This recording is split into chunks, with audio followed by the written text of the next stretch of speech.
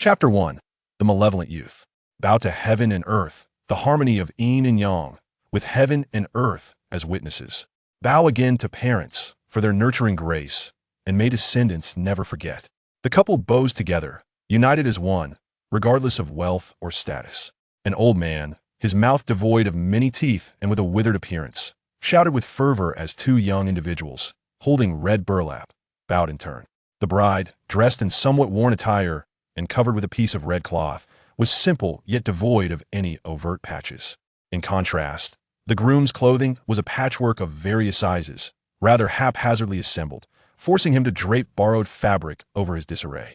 Zhou Yuan stood amidst the clamor of the crowd, devoid of blessings or disdain, only engulfed in confusion.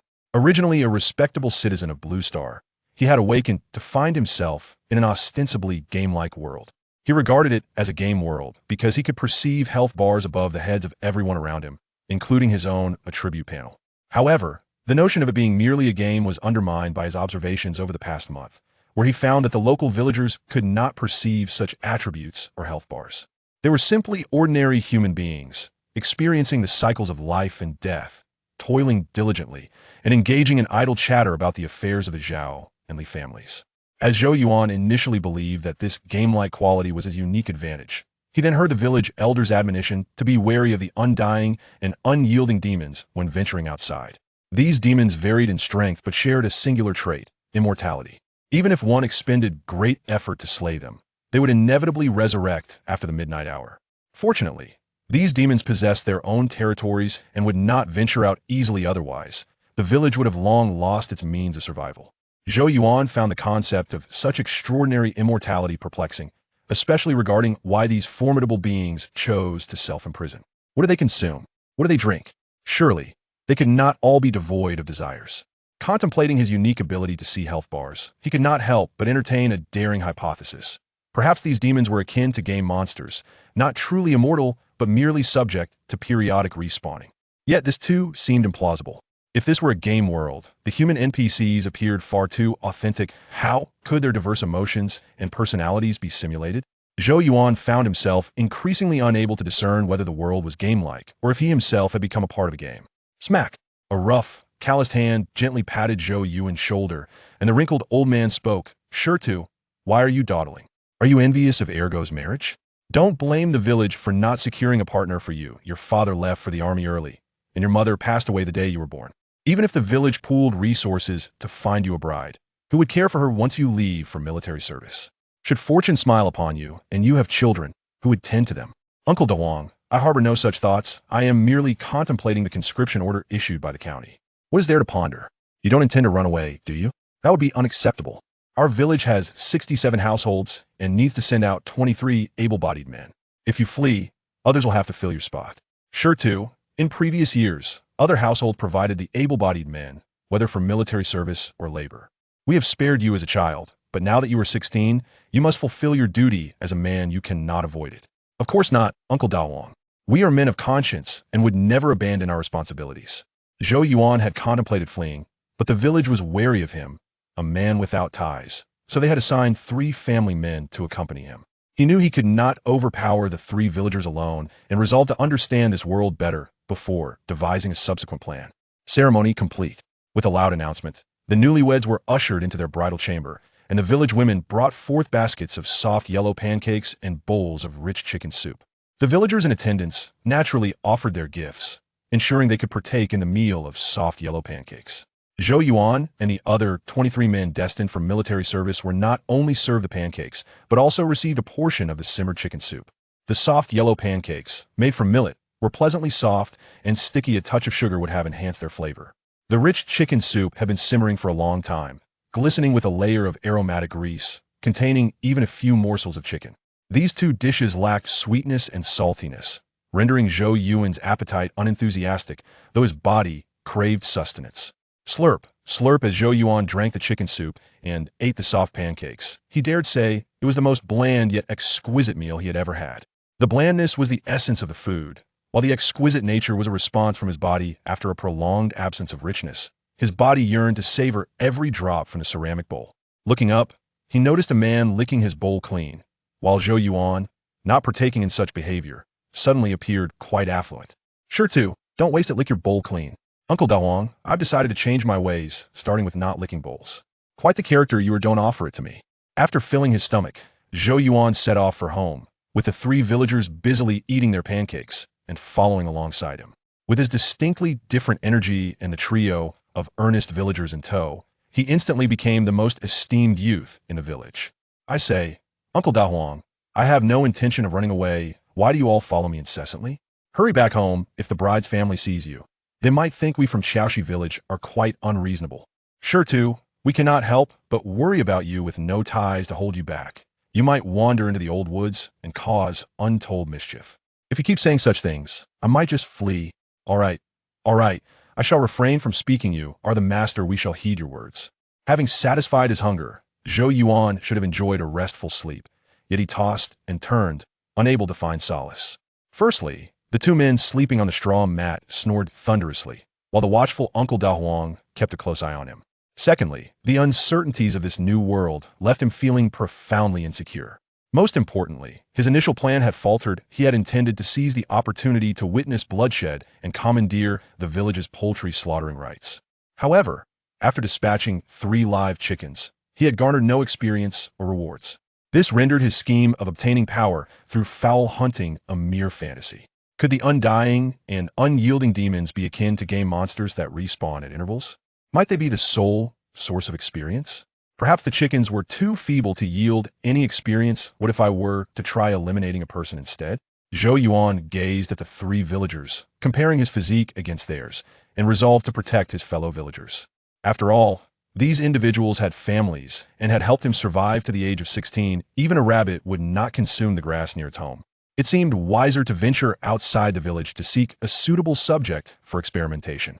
Sure too, why do you keep staring at us? Don't dare to act recklessly. It would be quite the embarrassment for old and young alike to perish on the battlefield, only to fall victim to one of our own. Not all, Uncle Daoist. If you're worried, why not sleep on my bed? I can keep watch for a while. I dare not. Ever since you heard the conscription order, you've been acting most suspiciously. I intend to send my child to the army. I cannot allow you to bring harm upon us. Uncle Daoist, is there truly no trust among fellow villagers? I can't be bothered to argue. I'm going to sleep. Chapter 1. The Sinister Youth. Bow to heaven and earth, the harmony of yin and yang, with heaven and earth as witnesses. Bow to parents for their nurturing grace. May descendants never forget. Spouses bow to each other, united in spirit, regardless of wealth or status. An old man, his mouth lacking many teeth and his skin weathered, called out vigorously as 2 young people, holding red cloth, bowed in turn. The bride wore a somewhat worn outfit, her head covered with a red cloth though modest. There were no obvious patches on her clothing. The groom, however, was in disarray, his attire marred by numerous haphazard patches, hastily covered by borrowed fabric. Zhou Yuan stood amidst the bustling crowd, devoid of blessings or disdain, only engulfed in confusion. Originally a proper individual from Blue Star, he never anticipated awakening in a world that resembled a game. He discerned the presence of health bars above everyone's heads, including his own attribute panel. It was this peculiar nature that led him to believe he had entered a game-like realm. As the local villagers appeared oblivious to such displays, they were merely ordinary humans, living and dying, toiling diligently, and engaging in mundane gossip. As Zhou Yuan considered the notion that the game-like qualities might be his unique advantage, he overheard the village elder's admonition to be wary of the undying demons lurking outside. These demons, some formidable and others feeble, shared a singular trait: immortality. Even if one were to expend great effort to slay them, they would resurrect after midnight. Fortunately, these demons maintained their own territories and rarely ventured out, or else the village would have long been devoid of life. Zhou Yuan found this concept perplexing. How could such extraordinary power reside in the feeble? If these potent and enigmatic demons were self-imprisoned, what sustenance did they require? Surely, they could not all be devoid of desires. With his ability to perceive health bars, a bold hypothesis took root in his mind. Perhaps these demons were akin to game monsters, not truly immortal, but merely respawning at intervals. Yet this theory faltered. If this were indeed a game world, the human NPCs seemed far too realistic, raising questions about the authenticity of their emotions and personalities. Slap! A rough, calloused hand gently patted Zhou Yuan's shoulder, and the wrinkled old man spoke. Sure too, why are you dawdling? Are you envious of Ergo's marriage? Don't blame the village for not aiding you. Your father left for the army early, and your mother passed away on the day you were born. Even if the village were to pay for a bride for you, who would care for her once you enlist? What if fortune smiled upon you, and you had children? Who would look after them? Uncle Daoist, I have no such aspirations. I am merely contemplating the conscription order from the county. What is there to contemplate? You wouldn't be thinking of running away, would you? That would be unacceptable. Our village has 67 households, and we need to send out 23 able-bodied men. If you flee, others must fill your place. Uncle Daoist, in previous years, other households provided the able-bodied men for conscription or labor. We have spared you from this duty because you are still a child.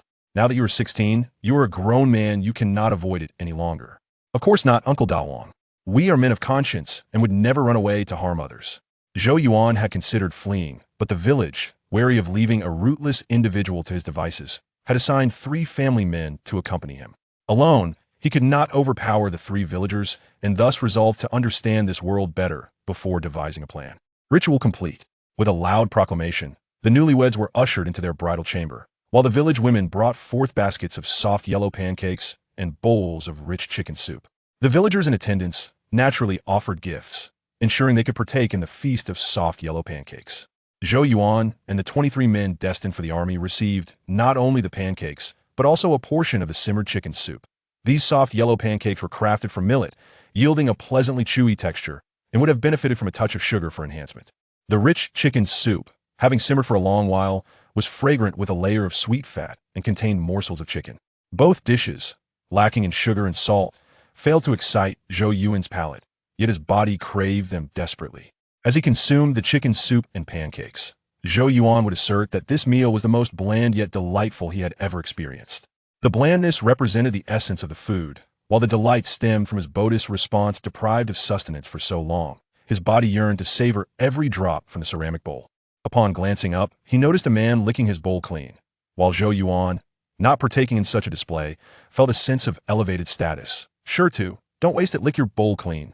Uncle Daoist, I have resolved to change my ways, starting with not licking bowls. How audacious of you, don't offer it to me. After filling his belly, Zhou Yuan turned towards home, the 3 villagers following closely, munching on their pancakes. The stark contrast in spirits, coupled with the presence of 3 earnest villagers, made him the most respectable youth in the village. I say, Uncle Daoist, I have no intention of fleeing. Why do you all follow me incessantly? Hurry back home, lest the bride's family thinks our Bridge West village is cruel. Sure to, we cannot help but worry about you. You, with no ties, could easily wander into the old forest and wreak havoc. Enough, if you continue to speak thus, I might just flee. Fine, fine, we shall not speak of it. You are the master, we shall heed your words. With a full belly, Zhou Yuan should have enjoyed a good night's sleep, yet he tossed and turned, unable to find rest. The reasons were twofold. The snores of the 2 men sleeping on the straw mat echoed thunderously, while Uncle Daoist vigilantly watched over him. More significantly, the uncertainties of this new world left him feeling profoundly insecure. Most crucially, his initial plans had not borne fruit. He had seized the opportunity to kill chickens, hoping to gain experience, but after slaughtering 3 live chickens, he had received nothing in return. This rendered his aspirations of acquiring power through poultry hunting mere fantasies. Could the undying demons merely be game monsters that respawn at intervals? Perhaps they alone can provide experience. It may also be that the chickens were too weak to yield any experience. Perhaps I should test my hypothesis on a person instead. Zhou Yuan scrutinized the 3 villagers, comparing their physique to his own, and resolved to protect his fellow villagers. After all, these individuals had families and had aided him in reaching the age of 16. A wise rabbit would not consume the grass near its burrow. Instead, he would venture beyond the village to experiment. Sure to, why do you keep staring at us? Don't act foolishly.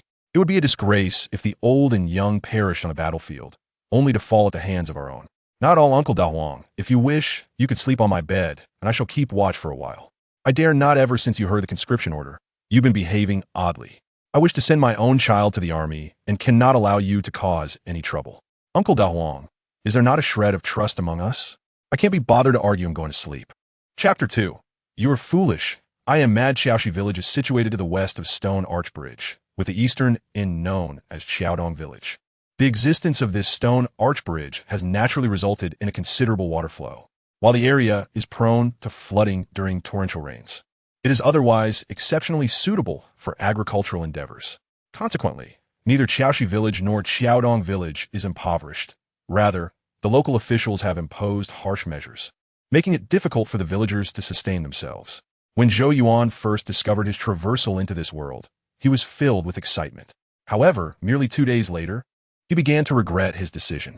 His initial dreams of a life with numerous wives and wealth were quickly dashed by the harsh reality of a meager existence, living on a piece of bread and a bowl of bitter greens.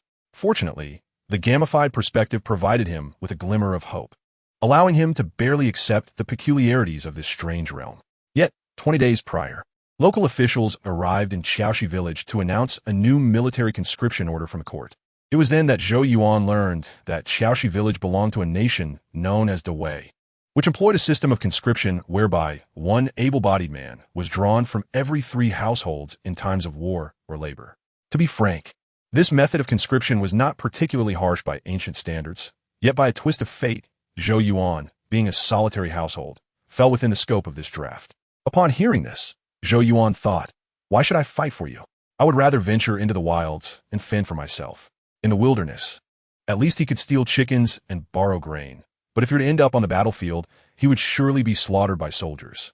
However, he underestimated the wisdom of the villagers. That very day, he and Ergo were assigned 3 local men for protection by the village chief. Zhou Yuan's status as a solitary household meant he had no attachments, while Ergo's situation was not much better. His father had suffered a broken leg while serving in labor duties years ago, leaving Ergo as the sole heir. When his father learned that it was their turn for conscription, he insisted on dragging his injured leg to take Ergo's place. However, the village chief was adamant that this was military service, not labor, and would not allow it. In the end, the villagers pooled some money to exchange for a girl from Qiaodong village to marry Ergo. Now, the villagers hoped that Ergo would make a name for himself in the coming days, leaving behind an heir for the Zhao family before he went off to war. As for Zhou Yuan, he had no thoughts of leaving behind a legacy, and the villagers would not assist this orphan in finding a wife. They feared for the safety of their daughters, and any parents with a modicum of conscience would not relinquish their daughters to a solitary man with no one to care for them. Thus, while Ergo celebrated his marriage, Zhou Yuan sipped chicken soup, and Ergo embraced his bride. Zhou Yuan lay in a room with 3 scruffy villagers. In this comparison, Ergo emerged as the winner, while Zhou Yuan truly seemed unfortunate. With such thoughts swirling in his mind, sleep eluded him, prompting him to rise and test whether Uncle De Huang was still awake on watch. "Uncle De Huang, I've changed my mind. Please find me a wife too. Get lost. What good family would take you? I don't mind a bad family. I've heard that the daughters from bad families are even prettier." "Rubbish.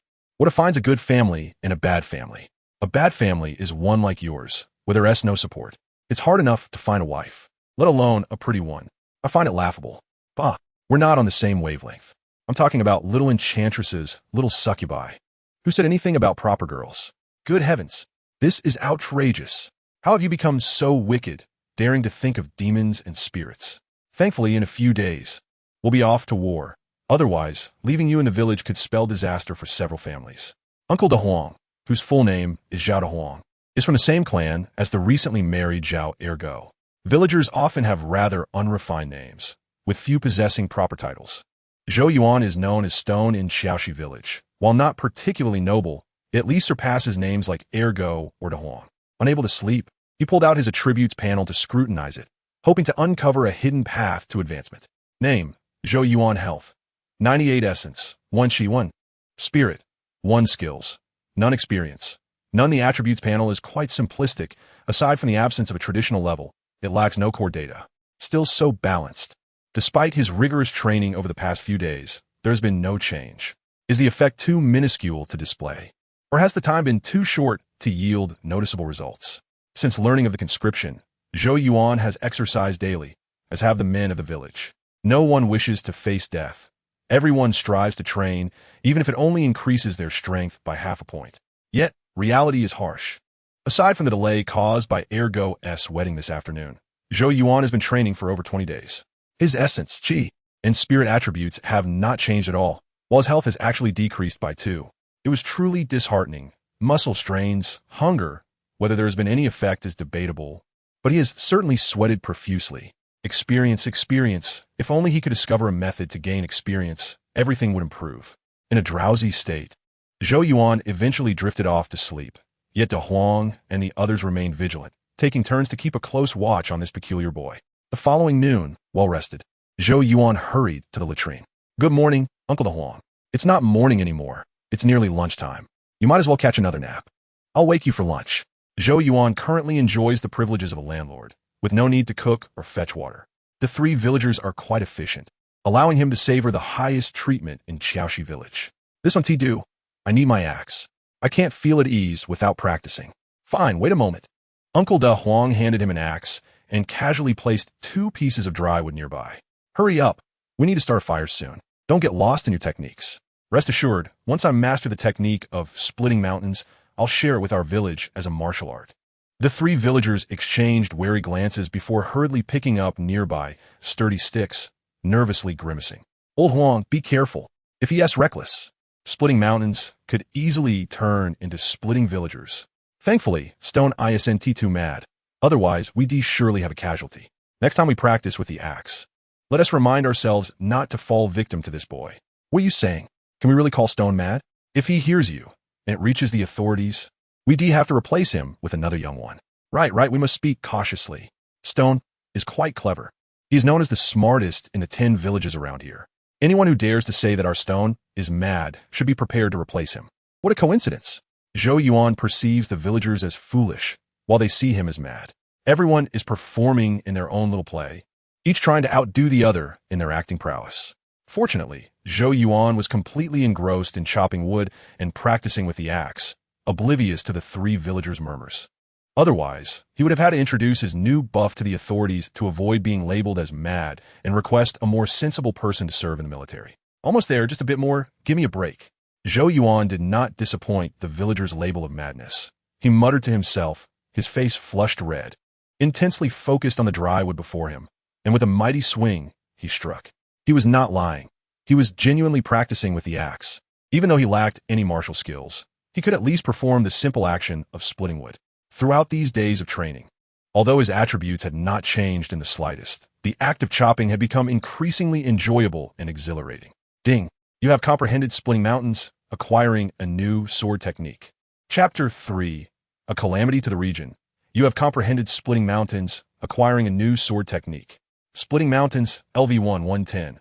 Effect, coordinates the entire body, concentrates strength, delivering a downward strike. As the notification sound rang out, audible only to Zhou Yuan, he felt an indescribable sense of relief wash over him, as if years of pressure had been lifted in an instant. Ha, I've done it. The 3 villagers looked at the exuberant Zhou Yuan, shaking their heads in resignation. What a calamity! Stone was once simple-minded and foolish, yet honest and loyal. He would eagerly take on any hard labor in the village.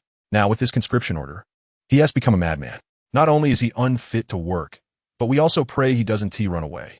They all endeavor to care for this boy, allowing him to live in comfort, hoping to ease his mind and prevent him from descending further into madness.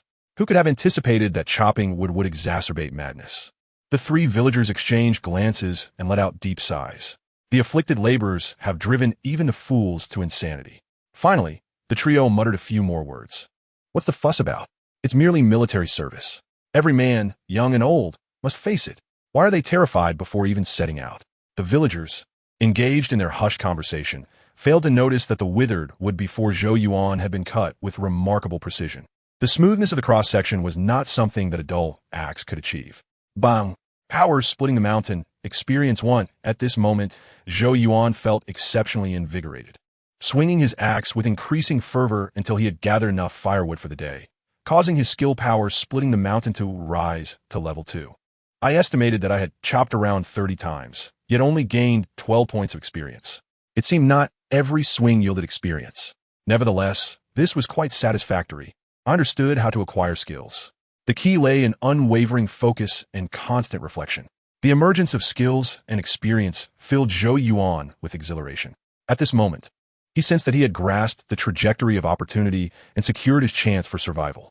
As he prepared to continue chopping wood, aiming to elevate power splitting the mountain to its maximum level, he noticed his hands gripping the axe had begun to tremble involuntarily. Ultimately, he was but a mortal, unable to emulate the tireless essence of a true game character.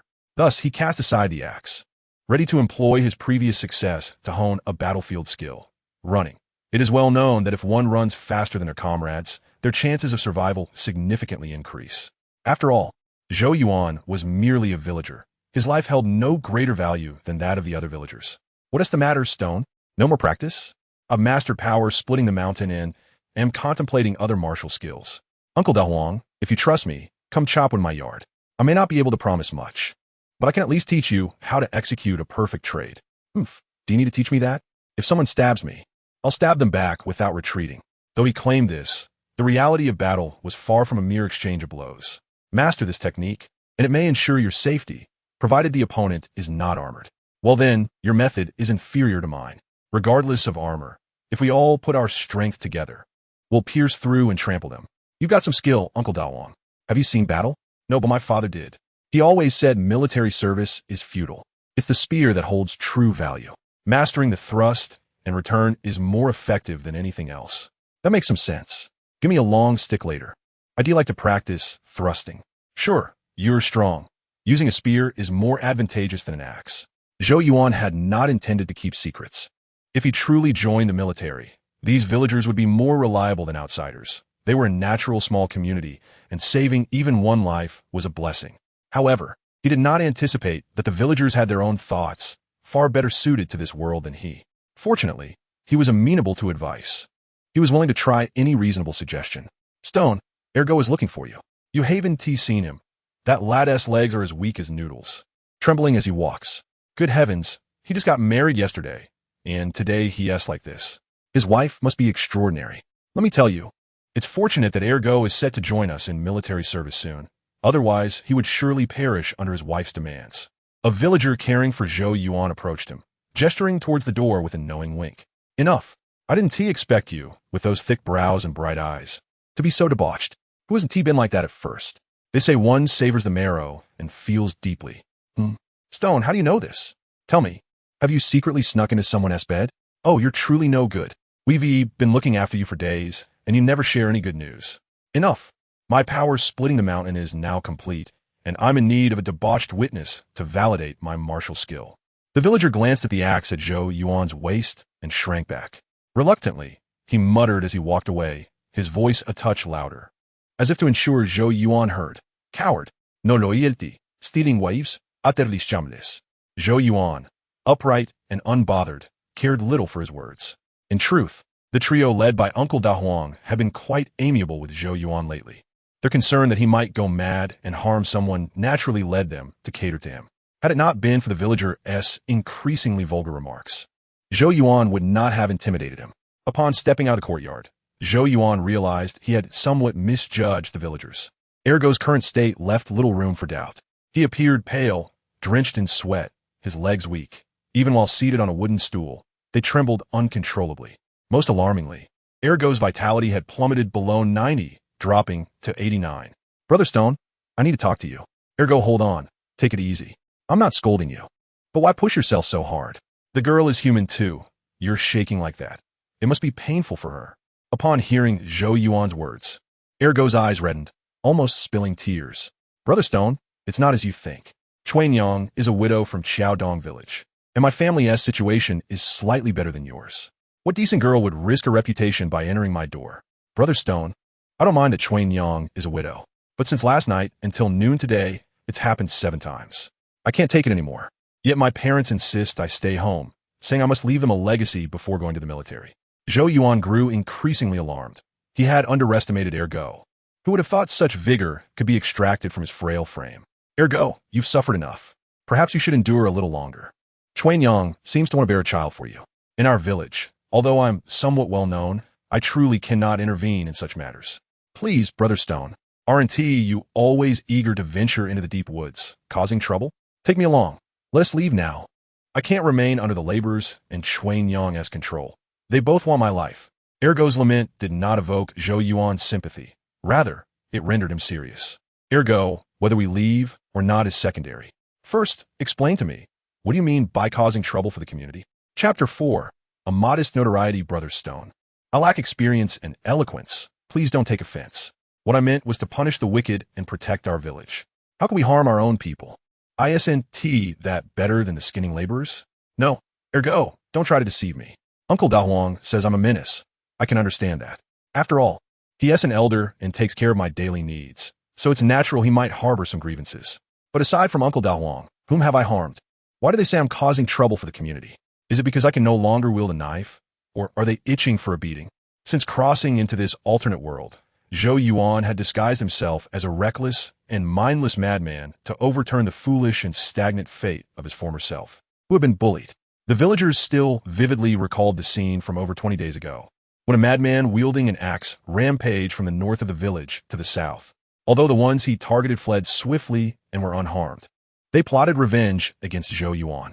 Yet Zhou Yuan was no magnanimous individual. He prowled restlessly near the homes of those who had bullied him.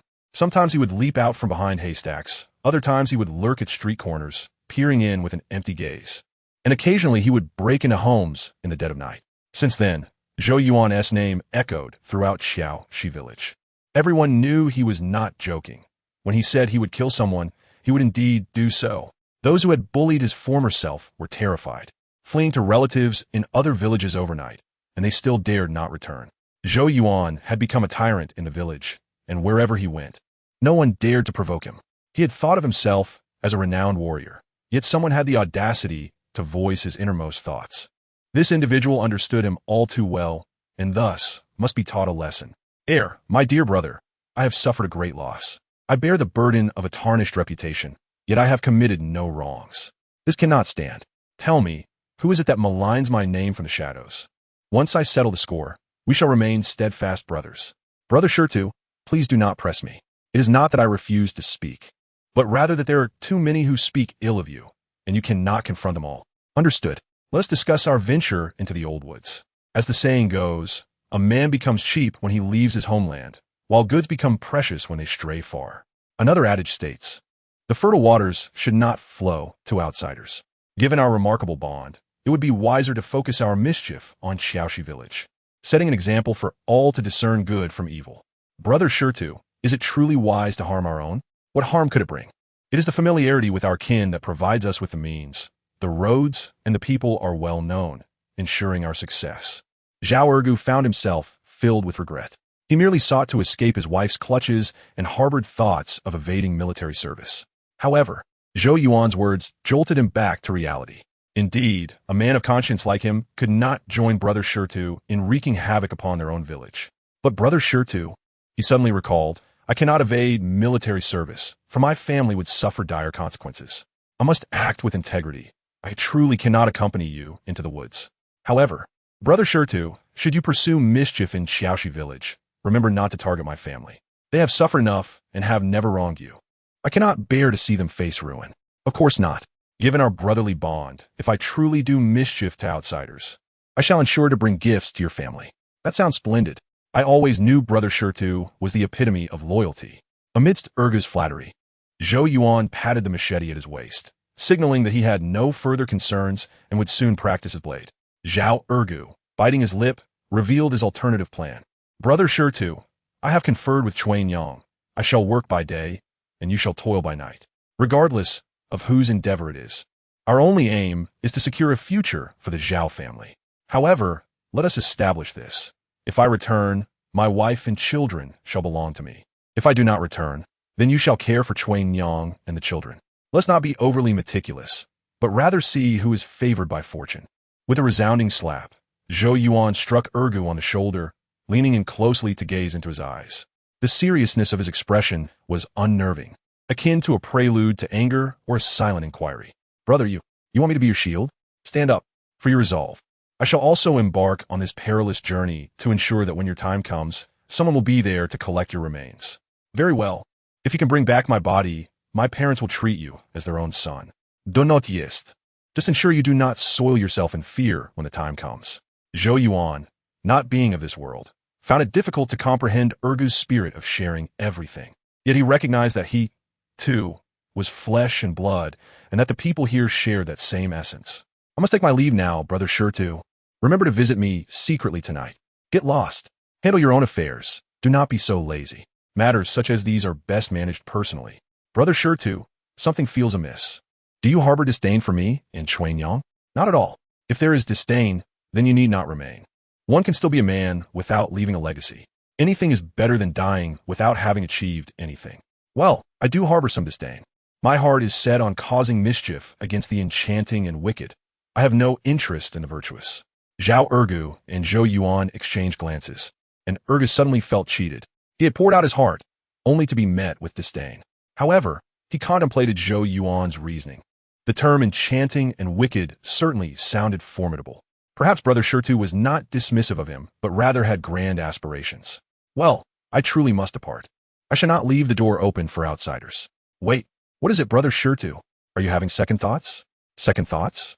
My resolve is unwavering, my intentions unchanging. Aside from a most malevolent of beings, nothing can divert my gaze. Ergu, you have married. You are now a man. I have little to offer you, but I shall give you a name. Should you perish along the way, you shall have a proper marker. That sounds good. Let's call you Zhao Yang, meaning the sun, in hopes of counteracting the imbalance of your family's fortunes. Zhao Yang is certainly a name more dignified than Ergu. If I leave a legacy, I shall bestow it upon my child. If not, I shall keep it for myself. Do as you wish. Now hurry home to fulfill your duties. I have my own training to attend to. Regardless of military service or mischief, it is paramount to hone one's skills first. Zhao Ergu was sent home to procreate, while Zhou Yuan delved into his skills. In this moment, Ergu, the supposed victor, turned into the loser, for he lacked Zhou Yuan's ease and could only march forth with tears in his eyes, utterly exhausted. The ability to cleave through mountains could be honed into a skill. Surely running could be as well. But what are the mundane necessities of eating and sleeping? Perhaps he should try, starting today with smaller, more frequent meals, aiming for only a few morsels at a time, striving for 30 meals a day. Sleep, too, should not be neglected. For every hour of exercise, a half-hour nap would suffice, maximizing his life skills. Let us run. Speed is the essence of survival. Chapter 5. Enlightenment. Since Zhou Yuan began his study of eating and sleeping, his reputation for eccentricity grew even more pronounced. It cannot be blamed on the villagers' astonishment. Zhou Yuan's actions were indeed peculiar. Previously, he spoke recklessly and acted with ferocity, yet at least he communicated normally and lived with some semblance of dignity. Now, however, he treated bread as a treasure, savoring it as if it were a delicacy of the highest order. If that were all, the villagers might have deemed him merely simple-hearted, a man of sincerity. Yet, he did not consume a single meal slowly. Rather, he partook of several mouthfuls at each sitting, eating 20 to 30 times a day. This frequency horrified those who cared for him, leading them to believe his madness had intensified, leaving them confused about his hunger. Shirtu, do not lose your mind. If you overindulge and perish, even the ghosts in the underworld will mock you. If you desire better food, just say so. There is no need to frighten me with your antics. Uncle Daoist, you have lived long enough. You do not understand the heart of those who have not. I am merely being prudent, ensuring I eat well before military service, lest I find myself starving afterward. Yet, you make a valid point. Perhaps tomorrow you should procure something better. Who knows, a few good meals might alleviate my cravings for bread. Bah, what nonsense are you speaking? Who is it that has lived long enough? It is you who has enough life experience. How absurd. If military service offers no sustenance, who will fight for those nobles? The King of Hell does not care for starving souls. A grand military camp cannot lack your share of food. That is not certain. If I were a general, I would send cavalry to raid for supplies, ensuring the enemy is left starving. Where did you learn such misguided notions? We are in military service, not going to war. Do you understand military service? It involves replacing old soldiers, transporting supplies, digging ditches, and cutting wood to repair walls. There is much work to be done. One cannot simply aspire to be a combat soldier without being selected. What a tragedy. I see now why you are unconcerned. It seems the village has many able-bodied men, so you need not be at the forefront. That is the advantage of age. You young lads should take note. Seeing that Zhou Yuan could still engage in normal conversation and had not succumbed to madness, Zhao Daoist breathed a sigh of relief. This peculiar young man, with his warped mind, should be sent to the military camp as soon as possible. Otherwise, he might provoke a disaster. The three villagers tasked with looking after Zhou Yuan initially thought Zhao Daoist had successfully persuaded him. Yet, they were taken aback when Zhou Yuan's words contradicted his actions, as if his mind could not govern his body. Early the next day, Zhou Yuan not only repeated his previous antics, but had grown even more abstract. Brothers, I pondered all night and have grasped the true essence of martial arts. The path of martial arts values the balance between tension and relaxation, stillness and motion. We have all practiced the dynamic aspects, yet it is the stillness that holds greater significance. Consider this, to be both still and restful. Does that not equate to slumber? From this day forth, I shall practice with blades and firearms, embracing sleep at any moment, ensuring the cultivation of a robust physique. The three villagers exchanged glances, momentarily at a loss for words. Alas, Uncle Zhao, I find myself inexplicably swayed by Shidu's reasoning. Have I lost my sanity as well? Bang! Zhao Dao slammed his fist against the villager's chest, his gaze fierce enough to devour. Nonsense! What foolishness is this? Do you understand the essence of cleverness? Have you also turned clever? If you wish to avoid becoming the most notorious clever one in the 10 miles and 8 villages, mind your own foolish tongue. I understand now. I'm the most honest, not clever at all. Uncle Dahu, perhaps we should assign someone else to guard Shurtu, for if this continues, we shall surely be led to ruin. Upon reflection, Shurtu is merely a bit clever. His heart cannot be wicked. Observing the three villagers deliberately distancing themselves, Zhou Yuan realized he had perhaps overdone the medication. His lifestyle had transitioned too abruptly, lacking any semblance of logic. Were it not for the pressing obligation of military service, the villagers would surely distance themselves from him. Alas, hold on, brothers. With a fabricated excuse at hand, Zhou Yuan formally embarked on a path of unorthodoxy. His daily rhythm transformed into a cycle of running, dining, sleeping, practicing with blades, dining, sleeping, practicing with firearms, dining, and sleeping. Were he to confine his training to daylight hours, the three villagers might have managed, but the crux lay in his nocturnal practices. The villagers were perplexed. Do clever folk not require sleep at night? Their trepidation rendered them unable to rest. Little did they know that Zhou Yuan, experimenting with segmented sleep, was equally unaccustomed to this new routine, his mind clouded and sluggish as if submerged in molasses. Yet, the presence of his attributes panel allowed him to monitor his health, and his relentless pursuit of skill invigorated him. With unwavering focus, he swiftly altered his daily habits, gradually entering an extraordinary state, not one of enlightenment, but rather a profound concentration. Entirely fixated on his objectives, his focus soon bore fruit, the initial reward manifesting in his dining experience. You have comprehended nutritional supplementation, mastering a life skill. Nutritional supplementation, LV1, 110. Effect, refined consumption, extracting greater nutrition from food. When ingredients are rich in nutrients, minor life restoration occurs. The ability to acquire nutrition more efficiently and restore a modicum of vitality was nothing short of splendid. The path of skillfully augmenting life capabilities indeed proved fruitful. The emergence of the skill nutritional supplementation endowed Zhou Yuan with a certain capacity for recovery, thereby providing a new assurance for his training regimen. Observing his health bar dwindling to a mere 91, he resolved to seek out some supplements to mend the physical toll wrought by his rigorous training. Sure too. What brings you out at such a late hour? Zhou Yuan's erratic schedule tormented the three villagers to the brink of despair. Ultimately, they resolved that two of the younger villagers would accompany Zhou Yuan in his daytime escapades, while the elder Zhao Dahu would rest during the day and keep watch at night. Uncle Dahu, I have come to a realization. Martial arts practice demands both stillness and movement, as well as an understanding of the synergy between medicine and nourishment. If one neglects to consume quality sustenance to rejuvenate the body, it is akin to depleting one's vitality. You promised to prepare something nourishing for me, yet all I have received thus far is a mere egg. I know you have tried your best, so I have decided to take matters into my own hands, while also preparing something delightful for your digestive system. You rascal, why are you always having these epiphanies?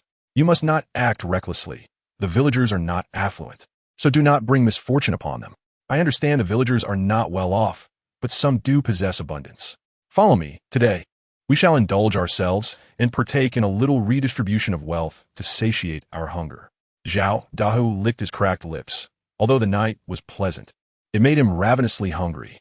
He wrestled with his conscience, yet his body involuntarily followed Zhou Yuan in search of food. As they approached a clay-walled courtyard, Zhao Dahu snapped back to reality. Sure too, this is the home of the village head. We must not act recklessly. Fear not, Oldley has ample resources. I shall merely borrow a chicken, and I will certainly return it in 100 or 80 years. 100 or 80 years. Does that not constitute theft? How can the practice of martial arts be deemed theft? This is merely borrowing. Oldley, in his capacity as village head, has borrowed countless items. What he can borrow, so too can we. Chapter 6. A knight of weakness, though the village head is a resident of Qiaoshi village, he possesses a semi-official status. As such, the villagers generally defer to him and accept his governance. Zhou Yuan, however, is not of this world and is not bound by local customs. Moreover, having been selected for military service, he would not remain in Qiaoshi village for long. Why should he concern himself with the village head's preferences? After a few clucks of a chicken, Zhou Yuan emerged from the courtyard, clutching a chicken with a twisted neck. Uncle Dahu, we are in for a treat tonight. You prepare the chicken, eat with abandon, for I shall bear the infamy. This is all on you, sure too? I had nothing to do with it. Zhao Dahu fumbled to catch the chicken Zhou Yuan tossed, inwardly cursing himself for being so gluttonous, unwittingly dragged into this mischief. Look at you, trembling with fear. If you continue like this, I shall eat it all myself and leave you not even a drop of broth. Do not. Now that we are here, how can we leave you out? Quickly, let us head to the eastern slope. My teeth are not strong, so we will need a clay pot to stew it tender. Agreed. Gather some salt and a large piece of ginger. I shall first go gather firewood. In the darkness, two shadowy figures stealthily traverse from the north of the village to the east, using rudimentary tools to stew the chicken. At this moment, Zhao Dahu suddenly discerned that Zhou Yuan was not truly mad. Rather, this boy was likely leveraging his apparent madness for gain. Sure too, I see now. Although you are peculiar, you are far from foolish. It is just the two of us now. Once we have feasted on the meat, I will request a stick from you. And as I fall, you shall make your escape. In this way, we can justify ourselves. You shall call me uncle, and I cannot treat you as a mere scoundrel. That won't do, Uncle Dahu. I genuinely intend to visit the military camp. What? You still wish to cause trouble, having tarnished your reputation. And now you truly wish to serve? What is your motive? Something is amiss with you. Why this sudden surge of conscience? What do you mean? I have always had a sense of conscience. As the saying goes, the child who cries gets the candy. If I do not stir things up a bit, how would the villagers take care of me? Zhou Yuan's words were a blend of truth and deception. Initially, he did contemplate fleeing.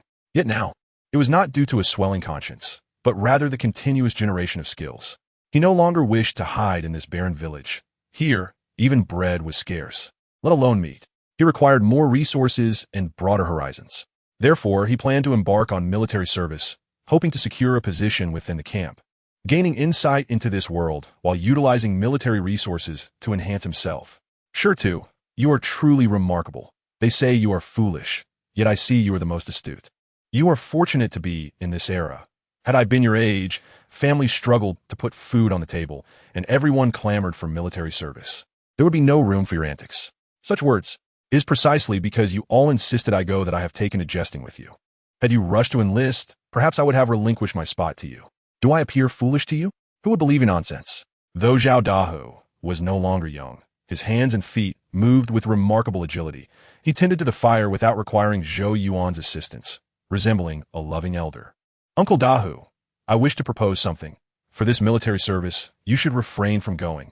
Let your son go instead. At your age, should you collapse on the road, you would truly not return.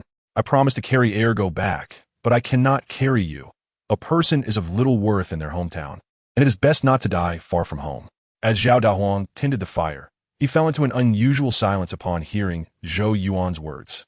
He rubbed his rough hands, hesitating to speak, until only a single sentence escaped his lips. The meat is cooked. You have good teeth, so hurry and eat, or it will become charred. Just leave me a bit of soup. I can no longer handle such greasy fare.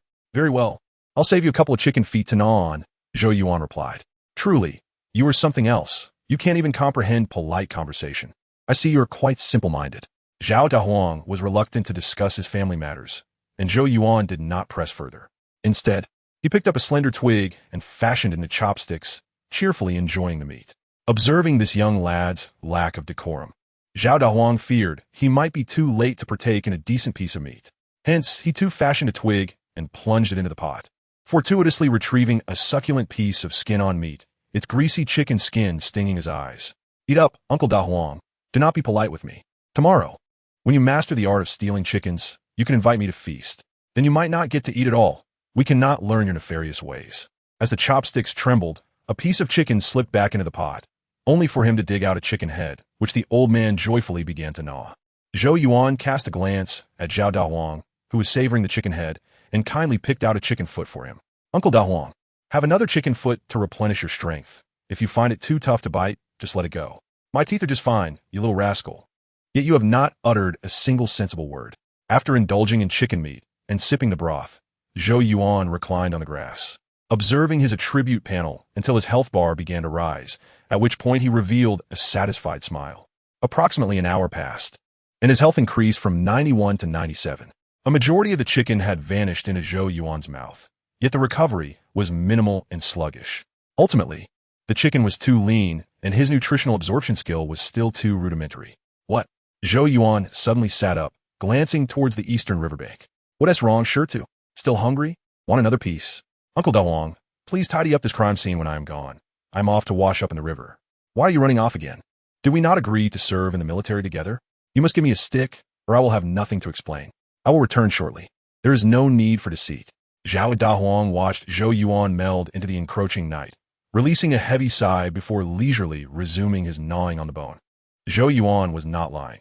He had just inadvertently glimpsed two fragments of health bars moving towards the stone arch bridge.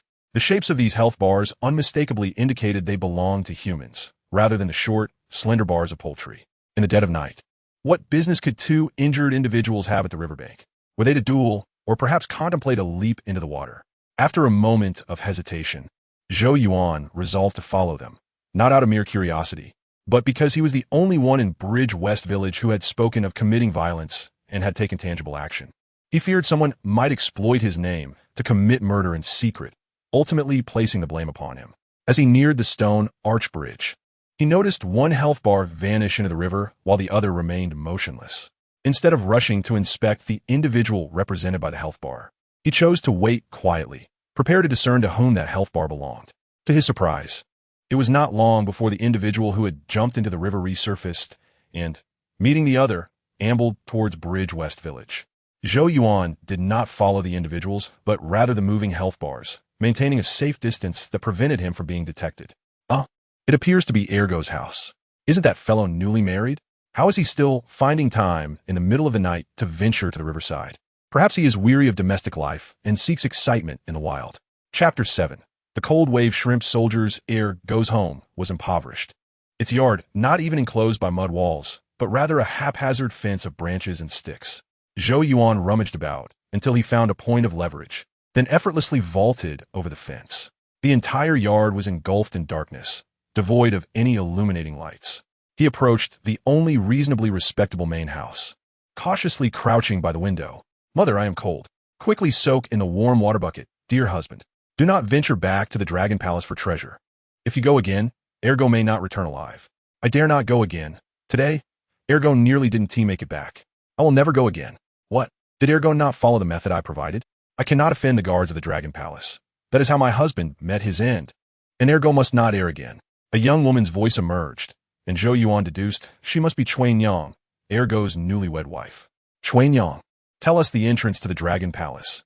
Our family has benefited from your good fortune, so we dare not disregard your words. The size of a person's steps varies. You say one can only take 36 steps, yet Ergo took 32 and drew the attention of the Dragon Palace guards. Fortunately, he ran swiftly and was not greedy, or he would have surely been pierced. Alas, it is also because that fool sure too lacks insight. Had he entered our home, he could have gone down the water for Ergo. In this village, we can only trust sure to, as long as he keeps a back door for us. Our two families shall become one. Father, why speak of such things? It feels embarrassing. Yet you are correct. I trust our family. If I entered another's home, I would not dare speak of the Dragon Palace. I fear they might bury me alive for those pearls. Chuan Yang, lend me a hand, and add some warm water for Ergo. He needs to be thoroughly heated. I'm coming. Zhou Yuan stood outside, taken aback. Did Ergo's family have a fever? The clear sand river beneath the stone arch bridge supposedly contained a dragon palace, and Ergo could actually steal from it? Finally, I am alive again. That dragon palace is indeed not a place for humans. It is freezing to the bone, and a single visit can cost half a life. Father, mother, wife, we have acquired over 20 pearls, which is substantial wealth, but it must remain hidden. When I return from military service, we shall say they are my spoils. If I do not return, when Shirtu returns, you will say they are my relics. Bah, do not speak such nonsense. You will surely return. When you come back, we shall move to the city and live well. That won't do. Father, if we all leave, who will keep track of the markers? If the next heavy rain alters the river's course, future generations will be unable to find the entrance to the Dragon Palace. That is indeed a valid point. We must leave a path for the descendants. When you return with Chuan Yang to the city, I will stay with your mother. After waiting a while longer, surrounded by the family's aspirations for a brighter future, Zhou Yuan quietly departed from Ergo's yard. He had underestimated Ergo. He had not anticipated that this family possessed a measure of cunning. He had thought Ergo genuinely wished to share everything with him, but it seemed he was merely coveting Zhou Yuan's unprotected lineage for his own advantage. Chuan Yang was also a clever woman. Ergo's family had little choice. Should they fall into the hands of family with many brothers, they might truly be in peril over the so-called Dragon Palace. Zhou Yuan was uncertain whether the alleged Dragon Palace was real, but there must certainly be something in the clear sand river that produced pearls, a place where danger was manageable, allowing Ergo's family to reap benefits. As he walked under the moonlight, he soon arrived beneath the stone arch bridge. He beheld a thick layer of waterweed floating atop the river, the water itself somewhat murky, yet flowing at a steady pace. Zhou Yuan removed his clothing, clenching his hatchet tightly in his mouth, and with a splash, dove into the river. He had imagined the entrance to the Dragon Palace would be exceedingly concealed. Otherwise, Ergo's family would not have spoken of taking markers and calculating steps. However, to his astonishment, what was exceedingly hidden for Ergo's family appeared exceptionally conspicuous to him. He observed a black whirlpool upon the riverbed, covered in mud and water plants, clearly marked with 2 lines of blood-red text. Quest: Nest of the Clear Sand General. Recommended challenge level: 15. Recommended number of participants: 5 to 10. Excellent. The challenge level and number of participants were clearly marked. The gamified perspective was once again proving its worth. However, a small issue arose. Zhou Yuan's attribute panel did not display any indication of character level. Is there a bug? What on earth is the challenge level? My gamified system cannot possibly be incompatible with this quest, can it? How could such an inconsistency arise? Zhou Yuan was not perplexed by his ability to perceive the information of the dungeon. He had grown accustomed to the blood bars lining the streets and found no surprise in encountering yet another dungeon portal. However, he could not fathom why the portal bore a challenge level, while he himself lacked any such attribute. Ergo had mentioned that 36 steps marked the safe zone, and though his legs were short, he chose to walk just 20 steps. Zhou Yuan was resolute, as Ergo's family had conducted experiments in this realm, and such a splendid opportunity was too precious to overlook. With a sudden thrust, he plunged forward and made contact with the inky black portal. In the blink of an eye, he found himself in a spacious corridor. Its length was finite, yet its width rivaled that of a 4-lane highway on Blue Star. Most striking was the ground, paved with dark red coral, interspersed with pearls of varying quality, resembling a celestial highway. On either side of the corridor stood 6 grotesque creatures with shrimp-like heads and human bodies, motionless as if they were chiseled from stone, brandishing tridents. Above their heads not only hovered blood bars, but also indicators of their identities. Level 15 cold-tide shrimp soldier. A bone-chilling temperature permeated the corridor, causing the beads of sweat on Zhou Yuan's body to show signs of freezing. The ground was adorned with numerous pearls, prompting the question of why Ergo felt compelled to retreat to the edge of the safe zone. With a crude motion, Zhou Yuan pried at the pearls, finally understanding why Chuan Yang's ex-husband and Ergo had approached the shrimp-headed monsters.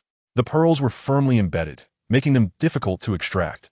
After a while of prying, he had ruined several, with only 2 remaining intact. Strangely, the closer he got to the cold-tide shrimp soldiers, the more fragile the coral floor became, significantly increasing the likelihood of prying out whole pearls. However, Zhou Yuan's purpose was not to collect pearls, but to explore the dragon palace spoken of by Ergo, the dungeon as he perceived it. Thus, after gathering 6 pearls and walking approximately 20 steps, he resisted the temptation to push further. Although the names and levels of these shrimp soldiers appeared akin to mere gatekeeping monsters, they were capable of inducing localized temperature fluctuations. Zhou Yuan, despite his stubbornness, recognized that he stood little chance against them and deemed it unnecessary to provoke their ire by experiencing their attack power firsthand. The last individual who had been so obstinate had lost his wife to another, and Ergo's family owed their gratitude to that unfortunate brother. Nevertheless, refraining from engagement did not prevent Zhou Yuan from estimating the strength of these cold-tide shrimp soldiers. Assuming a game dynamic where the initial character attribute is 1, with each level granting at least 1 attribute point, there was a minimum disparity of 15 attribute points between himself and the cold-tide shrimp soldiers. The estimation of their skills remained elusive. Of course, This hypothesis represented an ideal state. The actual gap could be even more pronounced. Given such strength, coupled with the dungeon's respawn characteristics, they truly embodied the essence of immortal fiends. Chapter 8, Dungeon Experiment. The level 15 dungeon, Nest of the General of Clear Sand, was beyond Zhou Yuan's current capabilities. Yet, this dungeon still held immense value for him. He wielded his crude knife to brutally shatter many pearls, discarding the headscarf onto the ground before turning back to re-enter the dungeon portal. Once he escaped the frigid environment and returned to the clear sand river, the icy waters felt as soothing as a gentle hot spring.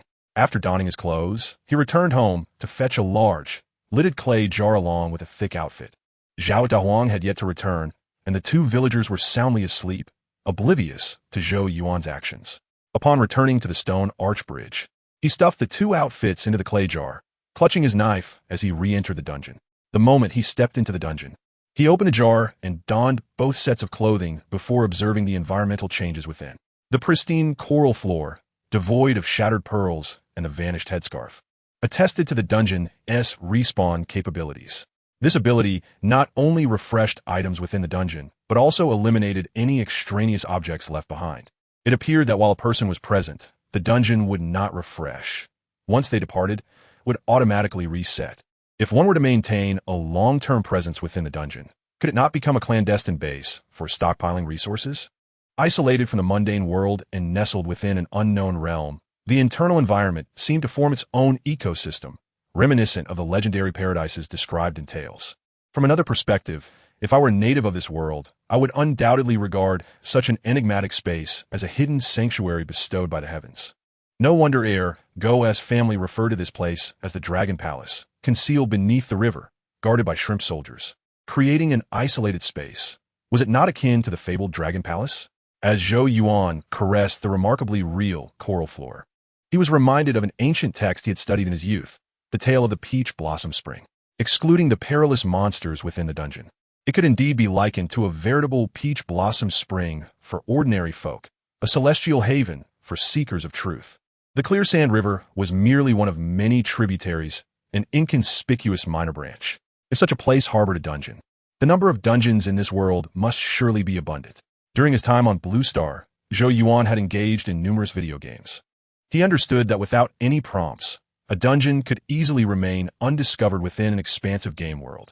However, as the number of dungeons increased, it was inevitable that someone would stumble upon one, just as Chuan Yang's ex-husband had found Nest of the General of Clear Sand, passing the knowledge to Chuan Yang, who in turn related to Go's family. This indicated that certain individuals or factions might perpetuate the secrets of dungeons, treating them as their own sanctuaries.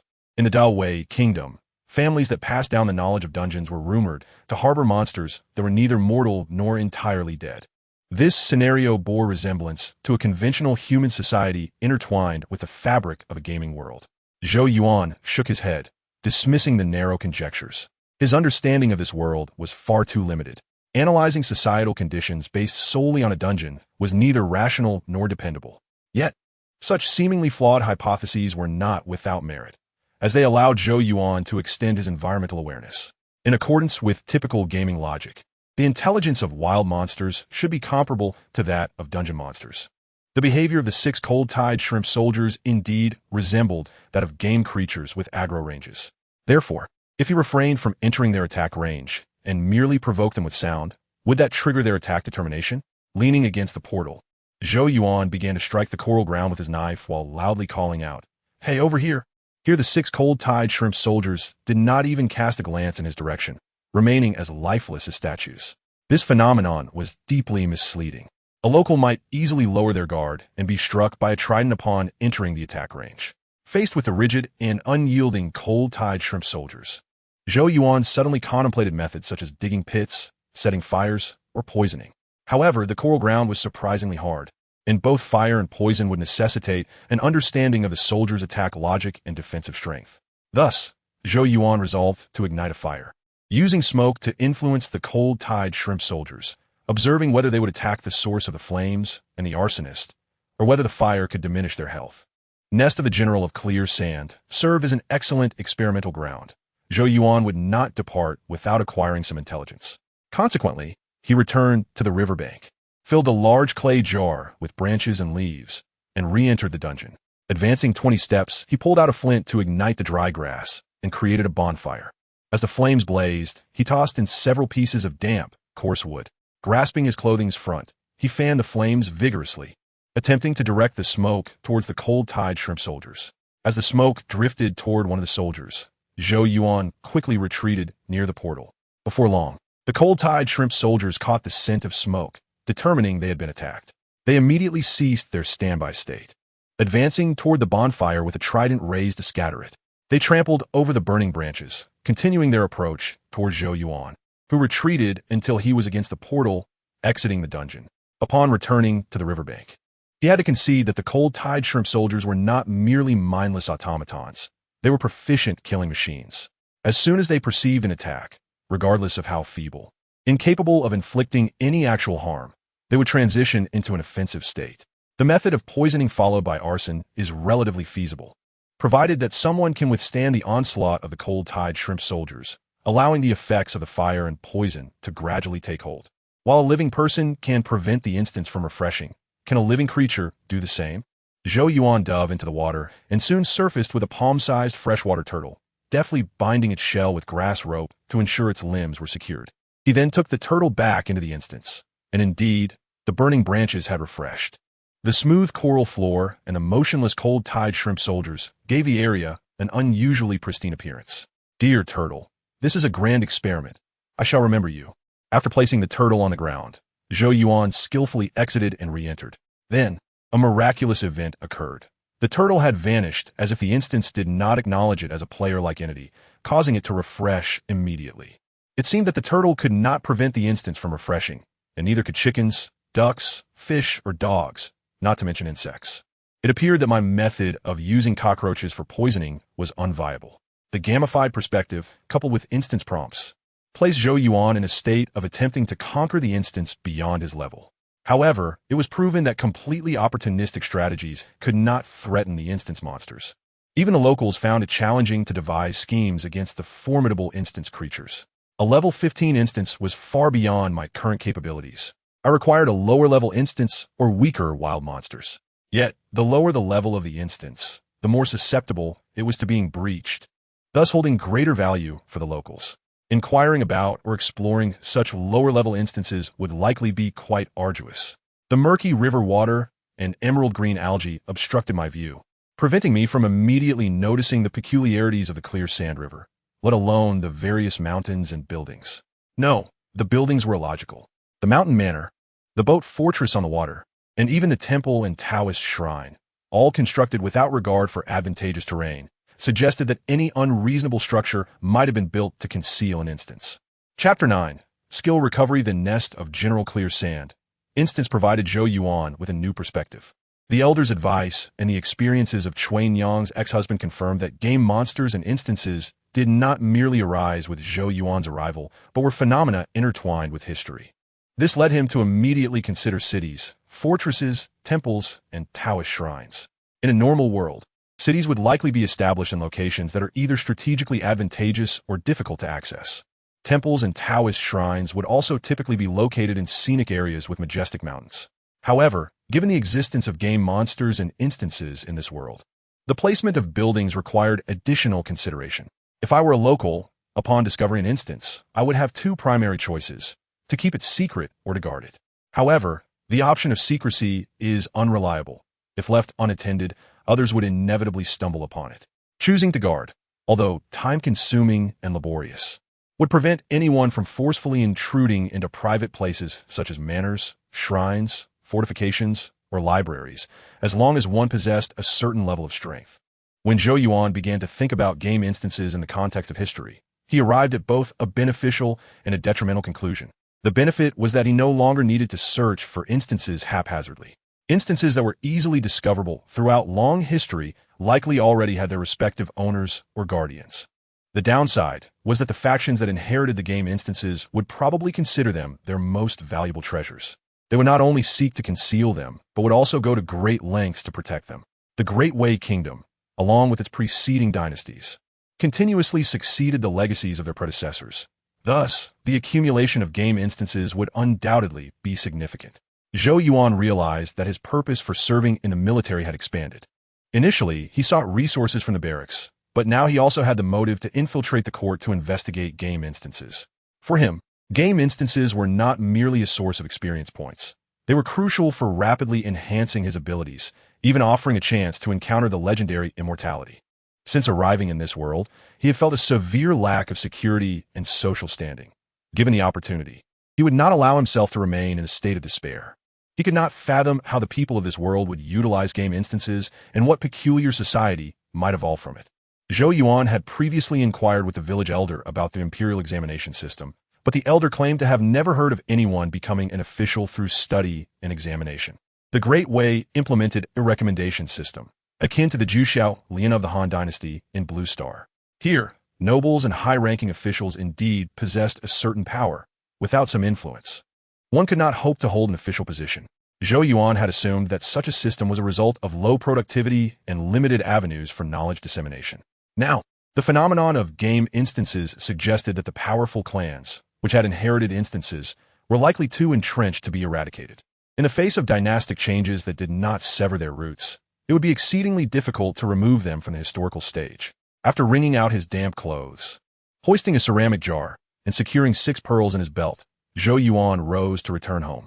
Zhao Daoang, on duty, noticed a shadow pushing open the courtyard gate and eagerly called out, "Stone, still practicing?"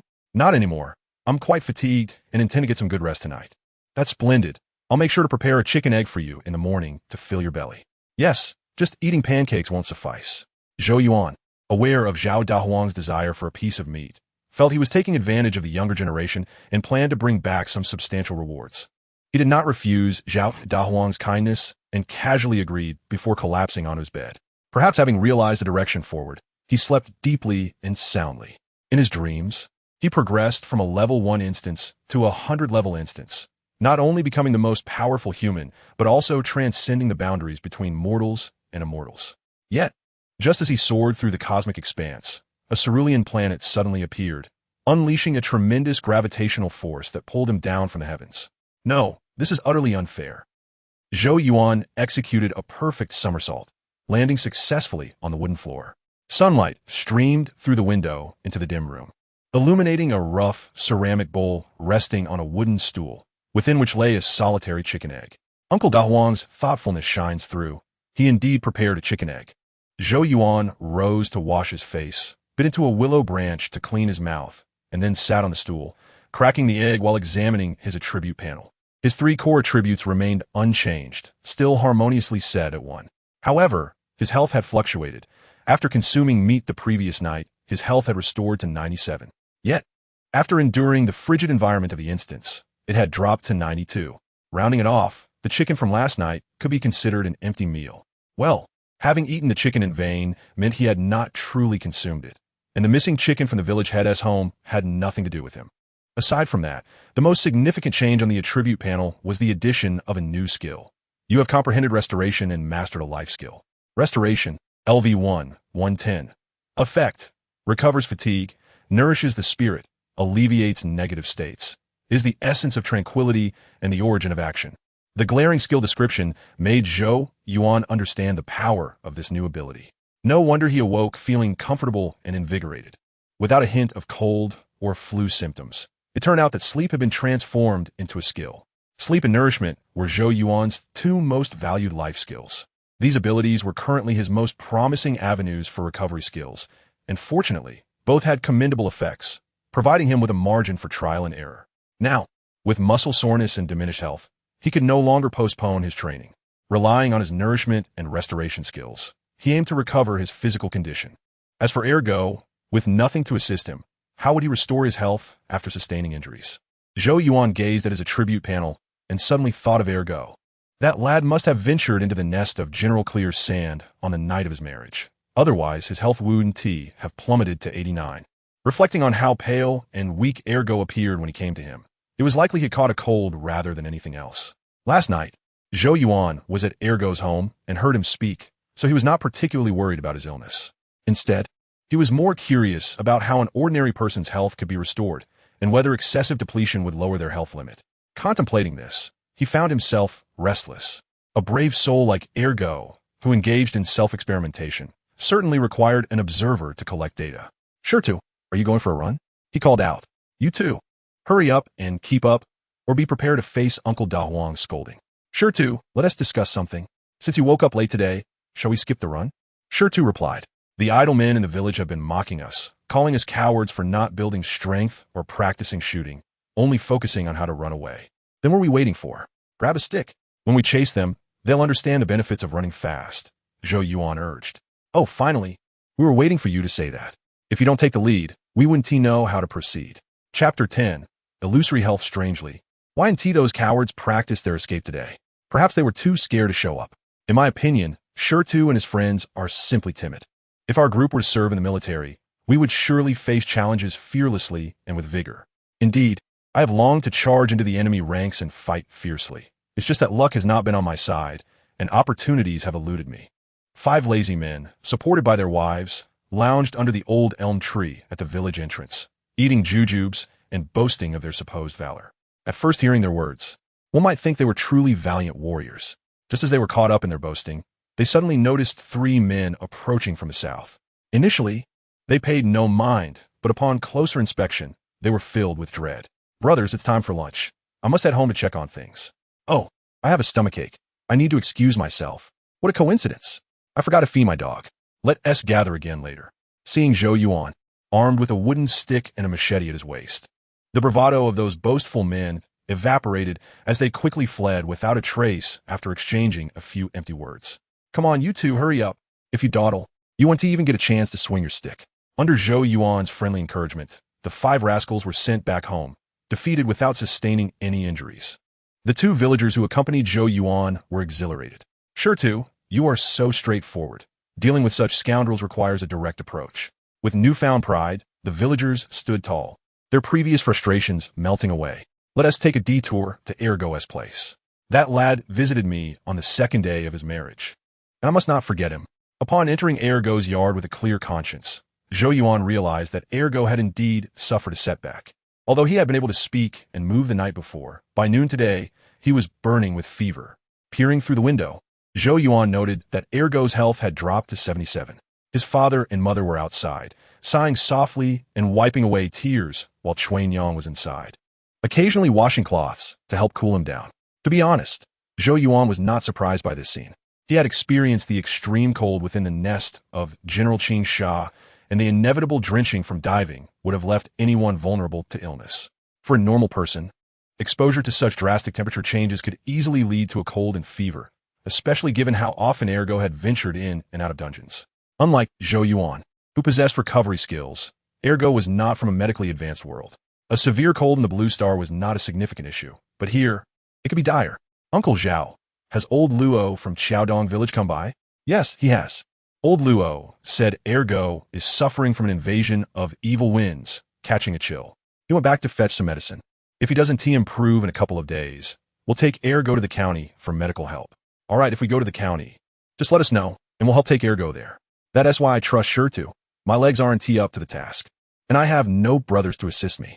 Thankfully, we can rely on Sure to. Although Ergo's family had ulterior motives, aiming to forge closer ties and form a future interest group, Zhou Yuan bore them no ill will. He comforted Ergo's parents while observing his condition. Soon noticing that Ergo's health had declined by another one, now at 76. Coughing intermittently echoed from within the house as the weak Ergo demonstrated the consequences of a normal person's health declining. In most games, even if a character's health dropped below 30, they could still fight on. However, in this harsh reality, rapid health decline had severe repercussions, ranging from loss of combat ability to life-threatening deterioration. This indicated the normal person's health was merely an illusory figure, even without being completely depleted. A reduction of around 40 would render their combat status unsustainable. For instance, while Ergo appeared to have 76 health, seemingly not in dire straits, in reality, it could lead to significant issues within 10 to 15 days. Either the illness would be controlled and gradually improve, or the entire village would gather for a feast and mourning. Ergo's father sighed softly, his lips trembling as he silently prayed for his son's safety. Creak. The wooden gate of the yard was abruptly pushed open by an elderly man with few patches on his clothing, accompanied by a simple young man. Is the water boiling? Hurry and prepare the medicine. My son and I will be staying here tonight. If there is no improvement, we'll head to the city to find the old employer in the morning." The group busied themselves, and at last, Ergo was given his medicine. Now, it was up to fortune to decide his fate. Zhou Yuan, observing the situation, prepared to take his leave, but Ergo's parents, fearing he would refuse to help again, insisted on giving him 2 eggs as a token of gratitude. To reassure them, Zhou Yuan expressed his willingness to escort Ergo to the city, reluctantly accepting the eggs. Although he only received 2, the 2 accompanying villagers were not upset. They shared one, leaving the remaining egg for Zhou Yuan. For them, assisting a neighbor in need was a matter of course. Given Ergo's family as poverty, no one could find fault with them. Zhou Yuan accepted the egg graciously and, while peeling it, approached old Luo to inquire about health-replenishing remedies. "Uncle Luo, do you have any prescriptions for restoring vitality? I would like to order 2 sets." As the one responsible for both accompanying patients and liaising with the county medical hall, old Luo was well compensated. He and his son also had eggs. Upon hearing Zhou Yuan's request, old Luo paused his peeling and scrutinized Zhou Yuan closely. "Sure to, your complexion is rosy, and you appear full of vigor. You don't seem to be in need of vitality restoration. Is there some hidden ailment? Don't be shy. You're still young. It's better to treat it early. Otherwise, it may become a chronic issue, leading to a regrettable life." "Uncle Luo, I assure you, I'm not looking to enlist in the military. I've been intensifying my training recently, which has left me with aches and discomfort." "Oh, I see. I do have a prescription for promoting blood circulation and replenishing energy. However, such remedies are expensive, and you may not be able to afford them. I can only prescribe some common herbs for you." "Fine, I'll give it a try. If they prove effective, I'll order more." Chapter 11. A shot in the dark. Ergo, being a robust 16-year-old, had ample physical resources. After consuming 2 bowls of medicine and sweating profusely, he miraculously began to reduce his fever. The family of Ergo was filled with joy, and the apothecary, old man Luo, found some leisure time to skillfully prepare medicine for Zhou Yuan. "Sure to," he advised, "though this potion is nourishing, moderation is key. Remember, medicine can be poison in excess." "Rest assured, Uncle Luo," Zhou Yuan replied, "I only need it as a temporary remedy. For regular use, I would seek more precious tonics. You seem quite capable. But those esteemed herbs like ginseng, reishi, and Isho Wu are beyond your means." After extracting 12 copper coins from Zhou Yuan's hand, old Luo further instructed him on the proper method to brew the herbal concoction. Confident in his attributes panel, Zhou Yuan boldly experimented with the potion's effects. Old Luo, being a trusted local, had no reason to deceive him. After downing a bowl of the bitter herbal brew, Zhou Yuan noticed a change in his health. Initially, his vitality dipped by 2, only to rebound by 4, ultimately restoring just 2 of his health. Observing his vitality fluctuate from 92 to 90 and then to 94, Zhou Yuan suddenly grasped the concept that one cannot benefit from excess. Although he felt robust and vigorous, such a potion could potentially harm those of frail constitution rather than help them. Zhou Yuan believed in the existence of remedies that were both gentle and effective. Yet old Luo lacked access to such precious tonics or superior recipes. "What is a delicacy for one may be poison for another," he mused. With his skills in dietary supplementation and recuperation, he could harness more of the potion's benefits while mitigating its adverse effects. For him, this concoction served as a restorative elixir, a minor health booster, but for others, it might not be as beneficial. Even if the potion required a little harm to yield a 2 recovery, it was still acceptable for Zhou Yuan. Each batch of herbs could be brewed twice, allowing him to regain 4 of his vitality daily, providing him with a new method of recuperation aside from his usual tricks. With the aid of the tonic, Zhou Yuan intensified his skill training and soon received new rewards. "You have comprehended thrusting spear, mastering a form of spear technique. Thrusting spear, LV1, 110. Effect: the front hand moves like a ring, the back hand like a lock. Energy condenses, and the spear strikes in a line. The essence of the thrusting spear technique revolves around 2 pillars, power and precision. With the formalization of his spear skills, Zhou Yuan transcended the stage of clumsiness, achieving remarkable accuracy. With a bamboo pole devoid of a spearhead, he successfully struck a copper coin suspended from a grass rope. The metallic clink piqued the attention of 3 village men, who initially attributed Zhou Yuan's success to luck. However, as the sounds of clinking continued, they realized that this young man had genuinely mastered something remarkable. "Unbelievable, Da Huang. This time Shurtu has truly grasped it," one exclaimed. I've been practicing with sticks, aiming for the eyes, and hitting the neck is quite an achievement. Yet Shirtu can hit such a small coin. Don't compare yourself to Shirtu. He's had many insights and must have honed his skills considerably. But how could he strike the coin from 5 paces away? While the concept of drawing a straight line may sound simple, its execution is quite challenging. Zhou Yuan's thrusts were not slow and calculated. Rather, they erupted with explosive energy. Achieving precision with such forceful strikes was no less than that of a seasoned practitioner. This lad possesses true talent. If he becomes a warrior, his accuracy could take down several foes. Such a fierce spear is essential. You two should prepare tea and speak kindly. Perhaps Shirtu can teach you a thing or two. Dahuang, why don't you join? At my age, I lack the opportunity to become a warrior. You both should practice diligently. A spear that strikes true is worth more than anything else. The 2 village men took his words to heart. Initially, they bore resentment when chosen to guard Zhou Yuan, but their feelings had shifted. Zhou Yuan's charisma and bravery in driving off idlers, along with his impressive spear work, earned their respect.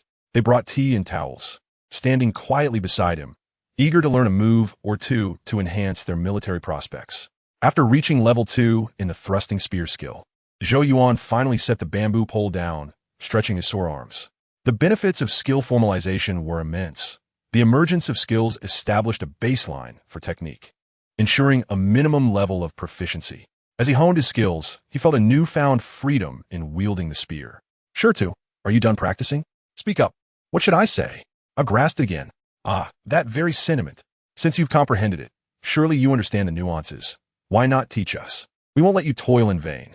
We'll ensure you receive some fine treats like eggs, beans, and fruits. All right, you practice a bit while I observe. Lacking a system that guarantees rewards for effort, rapid skill development was challenging.